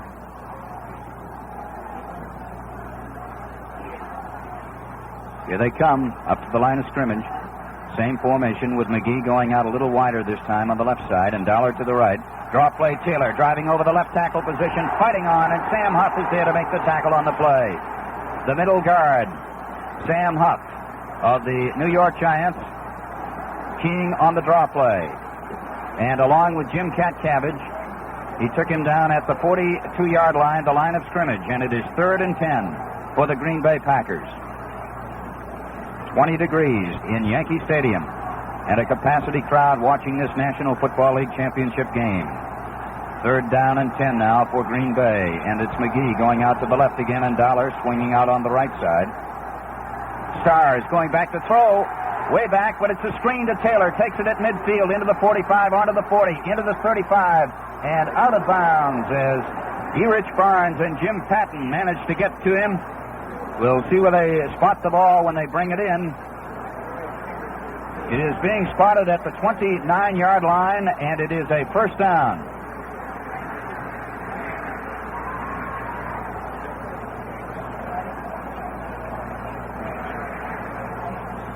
Jerry Kramer has been replaced by Ed Blaine for the Packers. The ball is in at the 29-yard line, and that was a big play with 3rd and 10. At the 42-yard line of the Giants on the screen. Taylor took it to the 29 for the first down, and they keep the football. Bart Starr behind Jim Ringgold. Gives to Taylor, and he's slashing again, churning into the line for short yardage as he managed to get through pretty close to the 26-yard line. Roosevelt Greer is in there on the tackle. The big 290-pounder. The ball is spotted in at the 26. The gain is 3. It'll be second down and 7 to go. The Giants break out of their defensive huddle as the Packers come up to the line of scrimmage. Corning and Taylor setting in behind, and here's Starr fading back to throw the ball. He sends it out on a screen to the left side to Taylor. He's breaking inside the 20-yard line, and Jim Patton gets him and sends him out of bounds at the 19. So once again, they give it to Jim Taylor, who is unbridled fury out here this afternoon. Fred Thurston threw a big block in front of him, and he took it into the 19-yard line. Jerry Kramer was playing with a rib fracture, and Ed Blaine has replaced him. Now let's see. I think they are going to measure.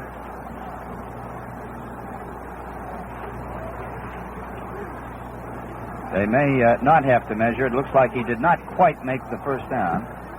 It is second down and about a yard to go. Or third down and about 1. And now the officials are calling timeout for just a moment. And they are informing them that it is third down defensively. Now Kramer appears to be okay, and he has gone back in, and Blaine comes out of there for Green Bay. They started this drive back on their own 20-yard line. And in 10 plays, they have taken it to the 19-yard line of the New York Giants, where it is 3rd and 1 with 8 minutes, 45 seconds left to play in the first quarter. No score. Boyd Dollar coming out wide to the right. This time McGee and Kramer stay in tight. 3rd and 1. It is Taylor, and they stack him. They may have to measure to see whether he made it or not, as Mojalewski, Greer, and Huff, the internal powerhouses of that giant line, were closing the gap that time. Taylor trying to slash right up the middle with the football. Now they unpeel the pack.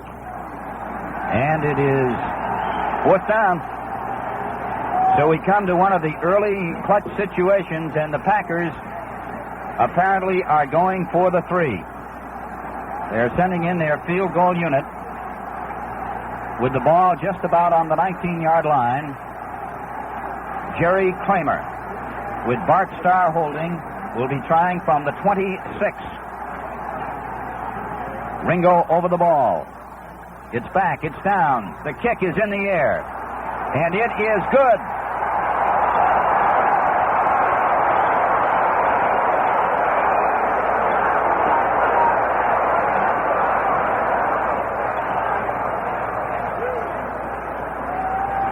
The score, the Green Bay Packers 3 and the New York Giants nothing.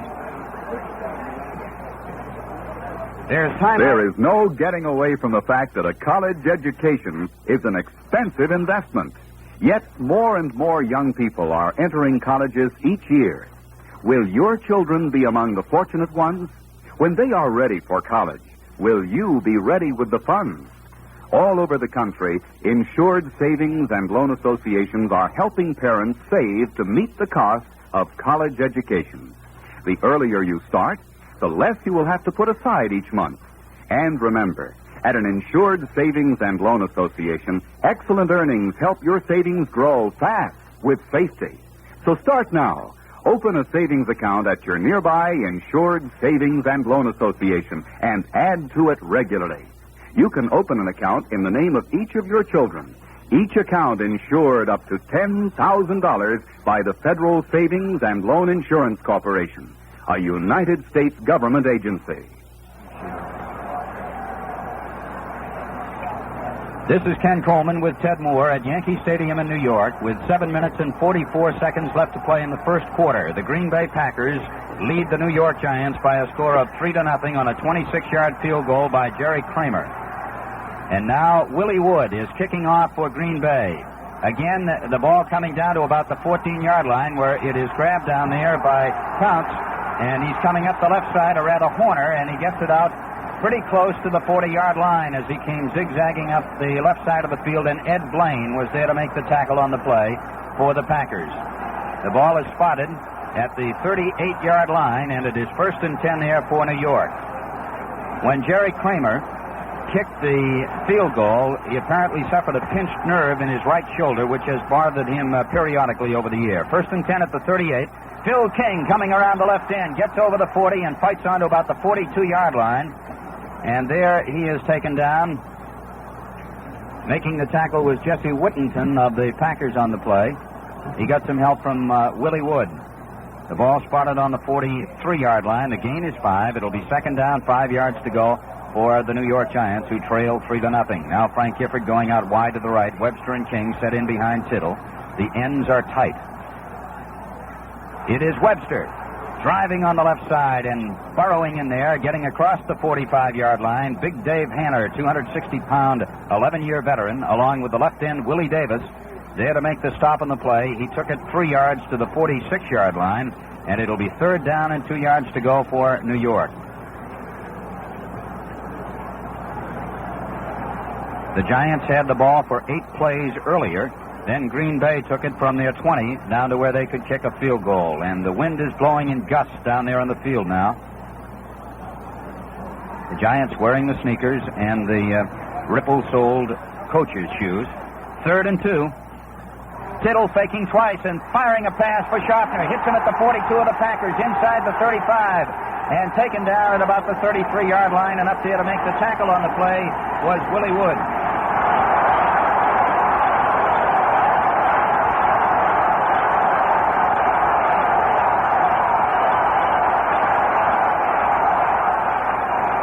A big play by Y.A. Tittle as he hit from his own 46 to the 33-yard line of Green Bay, hitting Del Schaffner coming from the left across to the right.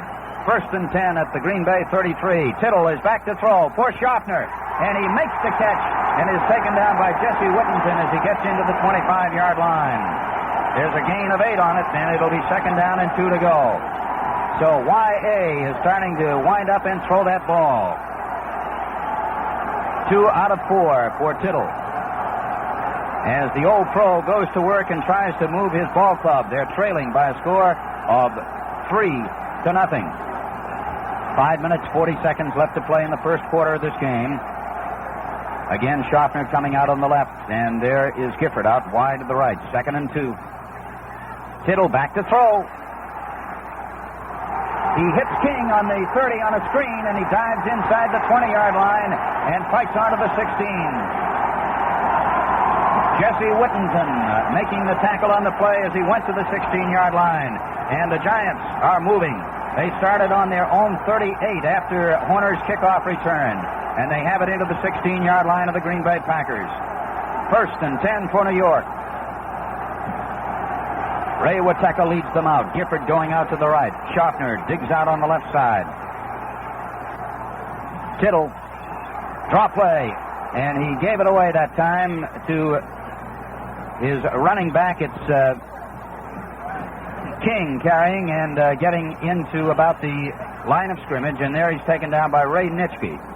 Let's give him a yard, make it the 15, and it's 2nd down and 9 yards to go.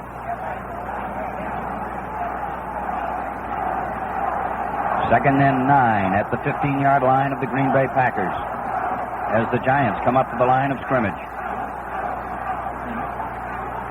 Y.A. Tittle in the crouch, looking, fading back to throw. Firing, and the ball pops out of his hands. It's intercepted by Curry at the 10, back to the 15, over the 20, the 30, onto the 35, and falling forward to the 39-yard line.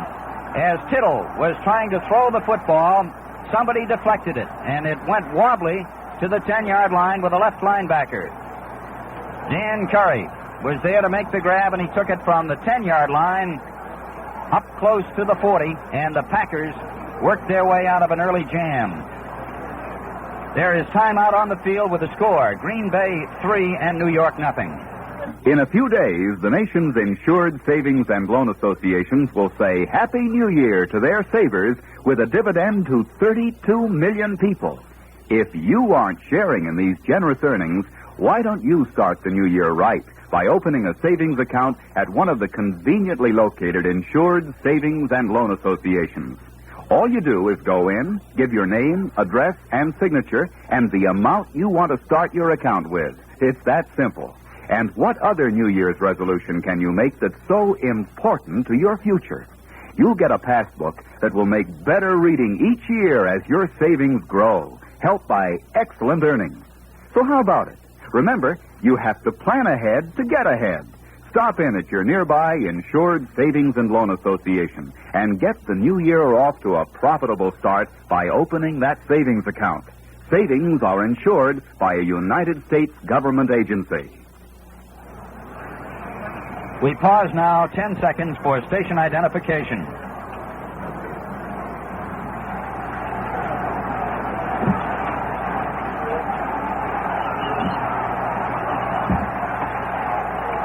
Packers ball on their 39-yard line, 1st and 10. Bart Starr is back to throw. He sends it out incomplete on the 43-yard line. He was trying to hit Max McGee, who had been at a tight right end position and just peeled off to the sideline. But it was a little in back of Max, and it goes incomplete. So it'll be 2nd and 10 for Green Bay at their own 39-yard line.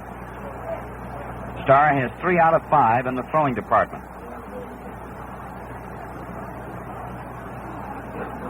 The Packers worked their way out of a jam when Dan Curry made the interception, and it was Willie Davis who deflected the ball as Tittle was trying to throw. Now Boyd Dollar coming out wide to the right again. McGee to the left. Starr is going back to throw, standing back in the pocket and firing at the right side. It is incomplete. He was trying to hit Boyd Dollar, and Erich Barnes was out there on the coverage on the play for the New York Giants. Barnes, formerly with the Chicago Bears, big, fast, rugged, and a vicious tackler, was out there on the coverage. So it'll be 3rd down and 10. Green Bay on their own 39. 4 minutes to play in the first quarter, and the Packers lead in this game by a score of 3-0. Here they come again. Boyd Dollar again to the right.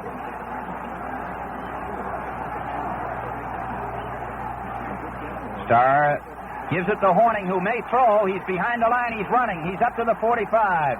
And fighting his way close to midfield as Fred Thurston threw a key block out in front of him. And Sam Huff was out there with Jim Patton on the tackle. Let's see if he was close enough. They may have to measure here, and that is what they're going to do. The officials are bringing in the chains as Horning that time took the ball from Bart Starr, started running to his right, looked like he might be going to throw it, and then changed his mind and ran. And they're measuring to see whether or not he was able to make the first down. Norm Masters is now in there playing at offensive left tackle for Green Bay, replacing Bob Skoronsky. Now the measurement. Jim Ringo watching it very closely for Green Bay.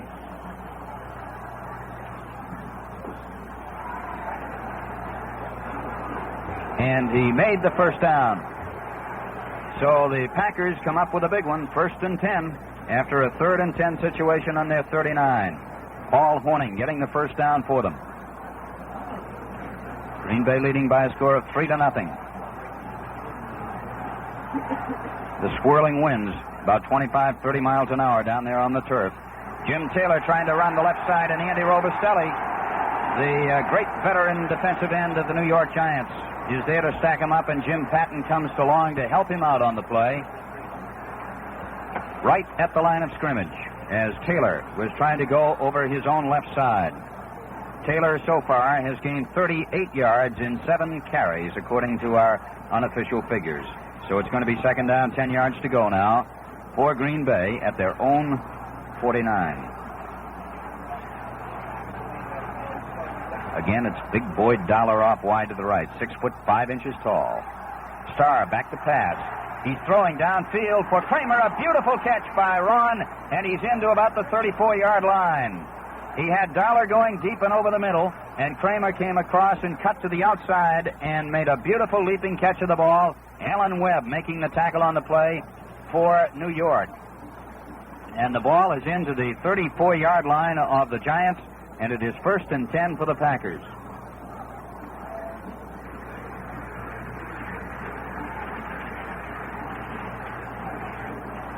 6 first downs now for Green Bay.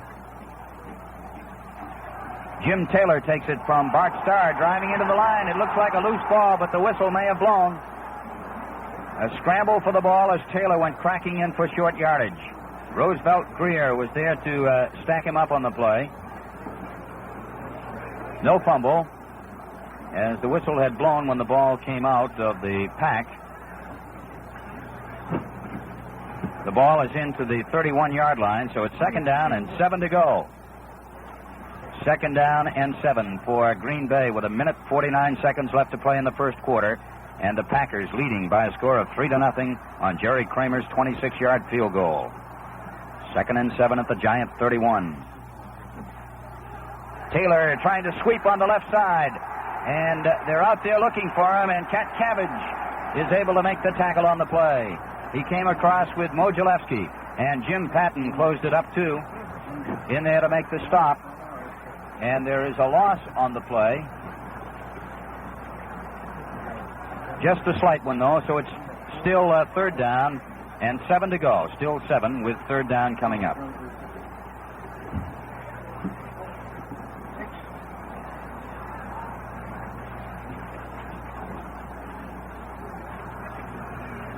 Now the Packers back in the huddle, coming out of it slowly and up to the line of scrimmage. Dollar again wide to the right.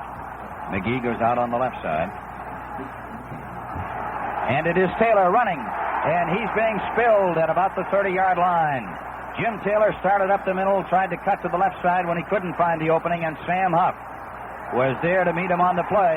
They took him down at the 30. And Taylor appears to be shaken up as he is going out of there, and the field goal unit is coming on again. The ball at the 30-yard line, so it is 4th down and 6 yards to go. And Jerry Kramer, who has put the Packers in a lead already, will be trying a field goal from 37 yards away. Bart Starr to hold for him. The ball is put down and kicked in the air. It is coming up short, and no good. So the Giants will take over.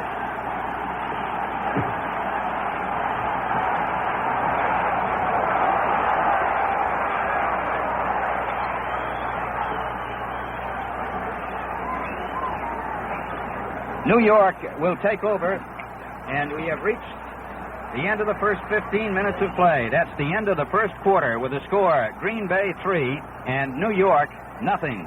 What does a man want most in his life? A safe and happy home for his children and his wife. He wants a piece of land he can call his own, a tiny patch of earth where his future may be grown. Be it 50 by 100 or acres by the score, his own piece of land is what a man is working for. When a man wants the money for that home of his own, he goes to see his friends at his savings and loans. Then things begin to hum on that tiny piece of land as all the builders' men start working hand in hand. The walls begin to rise, soon the roof trees overhead, and before you can believe it, all the kids are tucked in bed. Now a man and his family have a home of their own, thanks to their friends at the savings and loan. Thanks to their friends at the savings and loan. This is Ken Coleman with Ted Moore at Yankee Stadium in New York, and we're opening the second quarter of play with the Green Bay Packers leading the New York Giants by a score of 3-0. The Giants have the ball on their own 20-yard line, first down and 10, after Jerry Kramer's 37-yard field goal try was short. Earlier, he had kicked one from 26 yards to put the Packers ahead by that score of 3-0. First and 10, New York on their 20. Y.A. Tittle giving it to Phil King, driving over the left side and getting out to about the 25-yard line. And up there to make the tackle on the play was Jesse Whittington with help from the right linebacker, Bill Forrester. Whittington playing at the cornerback on the right side. The gain is 5 to the 25-yard line. It is 2nd and 5 for New York. Y.A. Tittle with Webster and King behind him. Gifford is off wide to the right. Schaffner is split out on the left side. Tittle gives his call. Webster has it, driving and slicing back over the middle and getting up to about the 29, pretty close to first down. And Ray Nitschke, the 235-pound middle guard, along with the right tackle Henry Jordan, are in there to make the tackle for the Green Bay Packers. It is just shy of the first down, so it'll be third down, about a half yard to go for New York. Webster almost lost the ball that time on the exchange from Tittle, but then he took it and sliced back over the middle. Third down, a matter of inches to go. Witeka leading them out. Packers close it in. And the give is to King, sweeping on the right end. He's over the 30-yard line and gets the first down as Willie Davis makes the tackle, helped out by the left linebacker, Dan Curry. Davis and Curry, working on that left side, really complement each other for Green Bay. Davis, a charging type, and Curry, a very heady player. The advances to the 32. The gain is 3. It is 1st and 10 for New York as the Giants, trailing 3-0, are trying to get on the board. Schaffner again going to the left, and Gifford coming out to the right. Tittle faking twice, is back to throw, sends it up for his halfback King, and it is incomplete. Trying to hit him with a short one up over the middle, and it's going to be 2nd down and 10 to go at the 32-yard line for New York in their own territory. Ray Whitaker at center with Darrell Dess and Greg Larson at the guards, Rosie Brown and Jack Stroud the tackles, Schaffner and Walton the ends, Tittle the quarterback. The running backs are King and Webster. The flanking back is Frank Gifford. Tittle has 3 out of 7, has had 1 interception against him, that by Dan Curry in the first quarter. Now it is 2nd down and 10 for the Giants on their own 32. Y.A. Tittle back to throw, firing up the right side. Gifford can't hold on at the 48. It was a little high. He was open for just a moment. And then Hank Greminger was back there with him, but he couldn't hang on to the pass. So it's going to be 3rd and 10. Henry Jordan is going to be leaving the lineup, apparently with a leg injury, and Ron Kostelnik, 260-pound second-year man, goes in to replace Jordan. He'll be working at defensive right tackle. It is 3rd and 10 for New York at their 32, and the key possession play is coming up. Tittle is back to throw. In the pocket, firing, and incomplete at the 43-yard line. He was trying to hit the tight end Joe Walton, who was peeling back, and Hank Greminger was out there on the coverage. So the Giants have 4th down and 10 at their 32-yard line. Elijah Pitts and Willie Wood are going back into the deep spots as Babe Chandler goes back to do the kicking. He's punted once, 58 yards. Booting from about his 20, and the kick going upfield, bouncing at the 39, and Pitts gets it, and he is hit hard. A tremendous tackle on the play that time, and making it was Jim Collier, the rookie from Arkansas. We'll see where they spot the ball. It appears to be at about the 32-yard line. So it's Green Bay's football on their own 32. It is 1st and 10 on a 50-yard punt by Don Chandler, and great coverage by his teammates. Here come the Packers out of the huddle, 1st and 10 at their 32. Bart Starr, quarterback. He gives to Horning after a fake to Taylor. He's running around the right end. Horning picking up yardage to the 40 and being sent out of bounds on the far side of the field by Tom Scott, the right linebacker of the Giants, as he got over the 40-yard line and fought on to about the 43. It appears to be enough for the first down, and it is. The gain is 11. 1st and 10 for Green Bay on their own 43-yard line. The Packers have Jim Ringo at center. Fred Thurston is in there at left guard. Jerry Kramer working at right guard with Masters and Gregg the tackles. McGee and Ron Kramer the end. Starred quarterback. Horning and Taylor in behind him, and Dollar is the flanking back, and he's wide to the left. Draw play to Horning, coming up the middle, looking for room and fighting his way on to the 49-yard line on the play. Making the tackle was the left safety man, Alan Webb. He got some help from Bill Winter as he took it to the 49 for a gain of 6, and it'll be 2nd down and 4 yards to go for Green Bay. Defensively for New York, Robustelli and Cavitt at the ends with Greer and Modzelewski the tackles, Huff the middle guard, Scott and Winter the backers, Barnes, Webb, Patton, and Lynch are the deep men. The temperature 20 degrees at Yankee Stadium, the wind swirling on the surface. 2nd and 4 on the 49. This is Taylor coming over the right side of the line and cutting back, looking for room, and going over into Giant territory to about their 48-yard line. And Erich Barnes and Sam Huff ride him back, and we'll see where they put the forward progress on the play. It's a hard, bruising battle. He took it to the 47-yard line. And that's another first down for the Green Bay Packers. 1st and 10. Green Bay in front of in this game by a score of 3-0 with 10 minutes and 50 seconds to play in the first half. Again, it's Boyd Dollar going out wide to the right, and Max McGee coming out on the left side. Bart Starr faking and fading to pass, throwing up the middle, incomplete for Max McGee down around the 30-yard line. Heading up over the middle, and a good rush that time. Made Starr throw the ball in a hurry, and it will be 2nd and 10 on the 47-yard line of the Giants. Bob Skoronski is back in there at left tackle for Green Bay. Masters had spelled in for a while.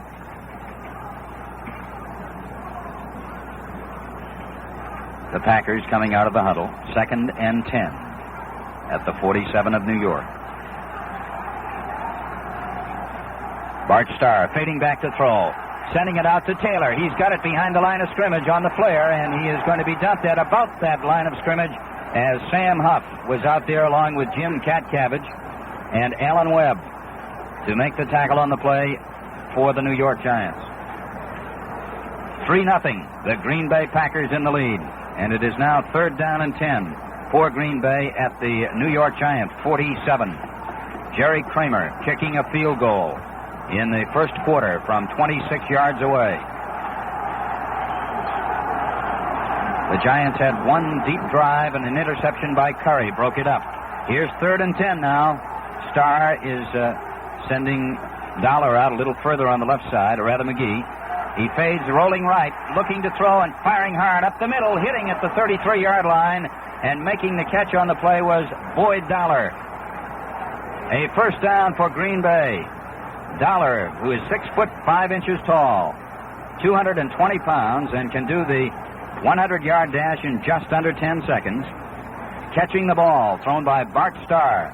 And at the 33, it is 1st and 10 in Giant territory. And Bart Starr is hit on 6 out of 10. Again, Dollar going out wide to the right, and McGee swinging out to the left side. 1st and 10. Starr setting up the pass again.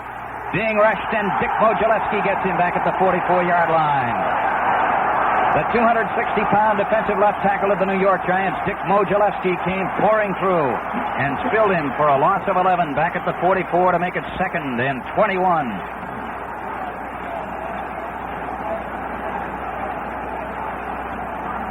So Starr feeling the pressure.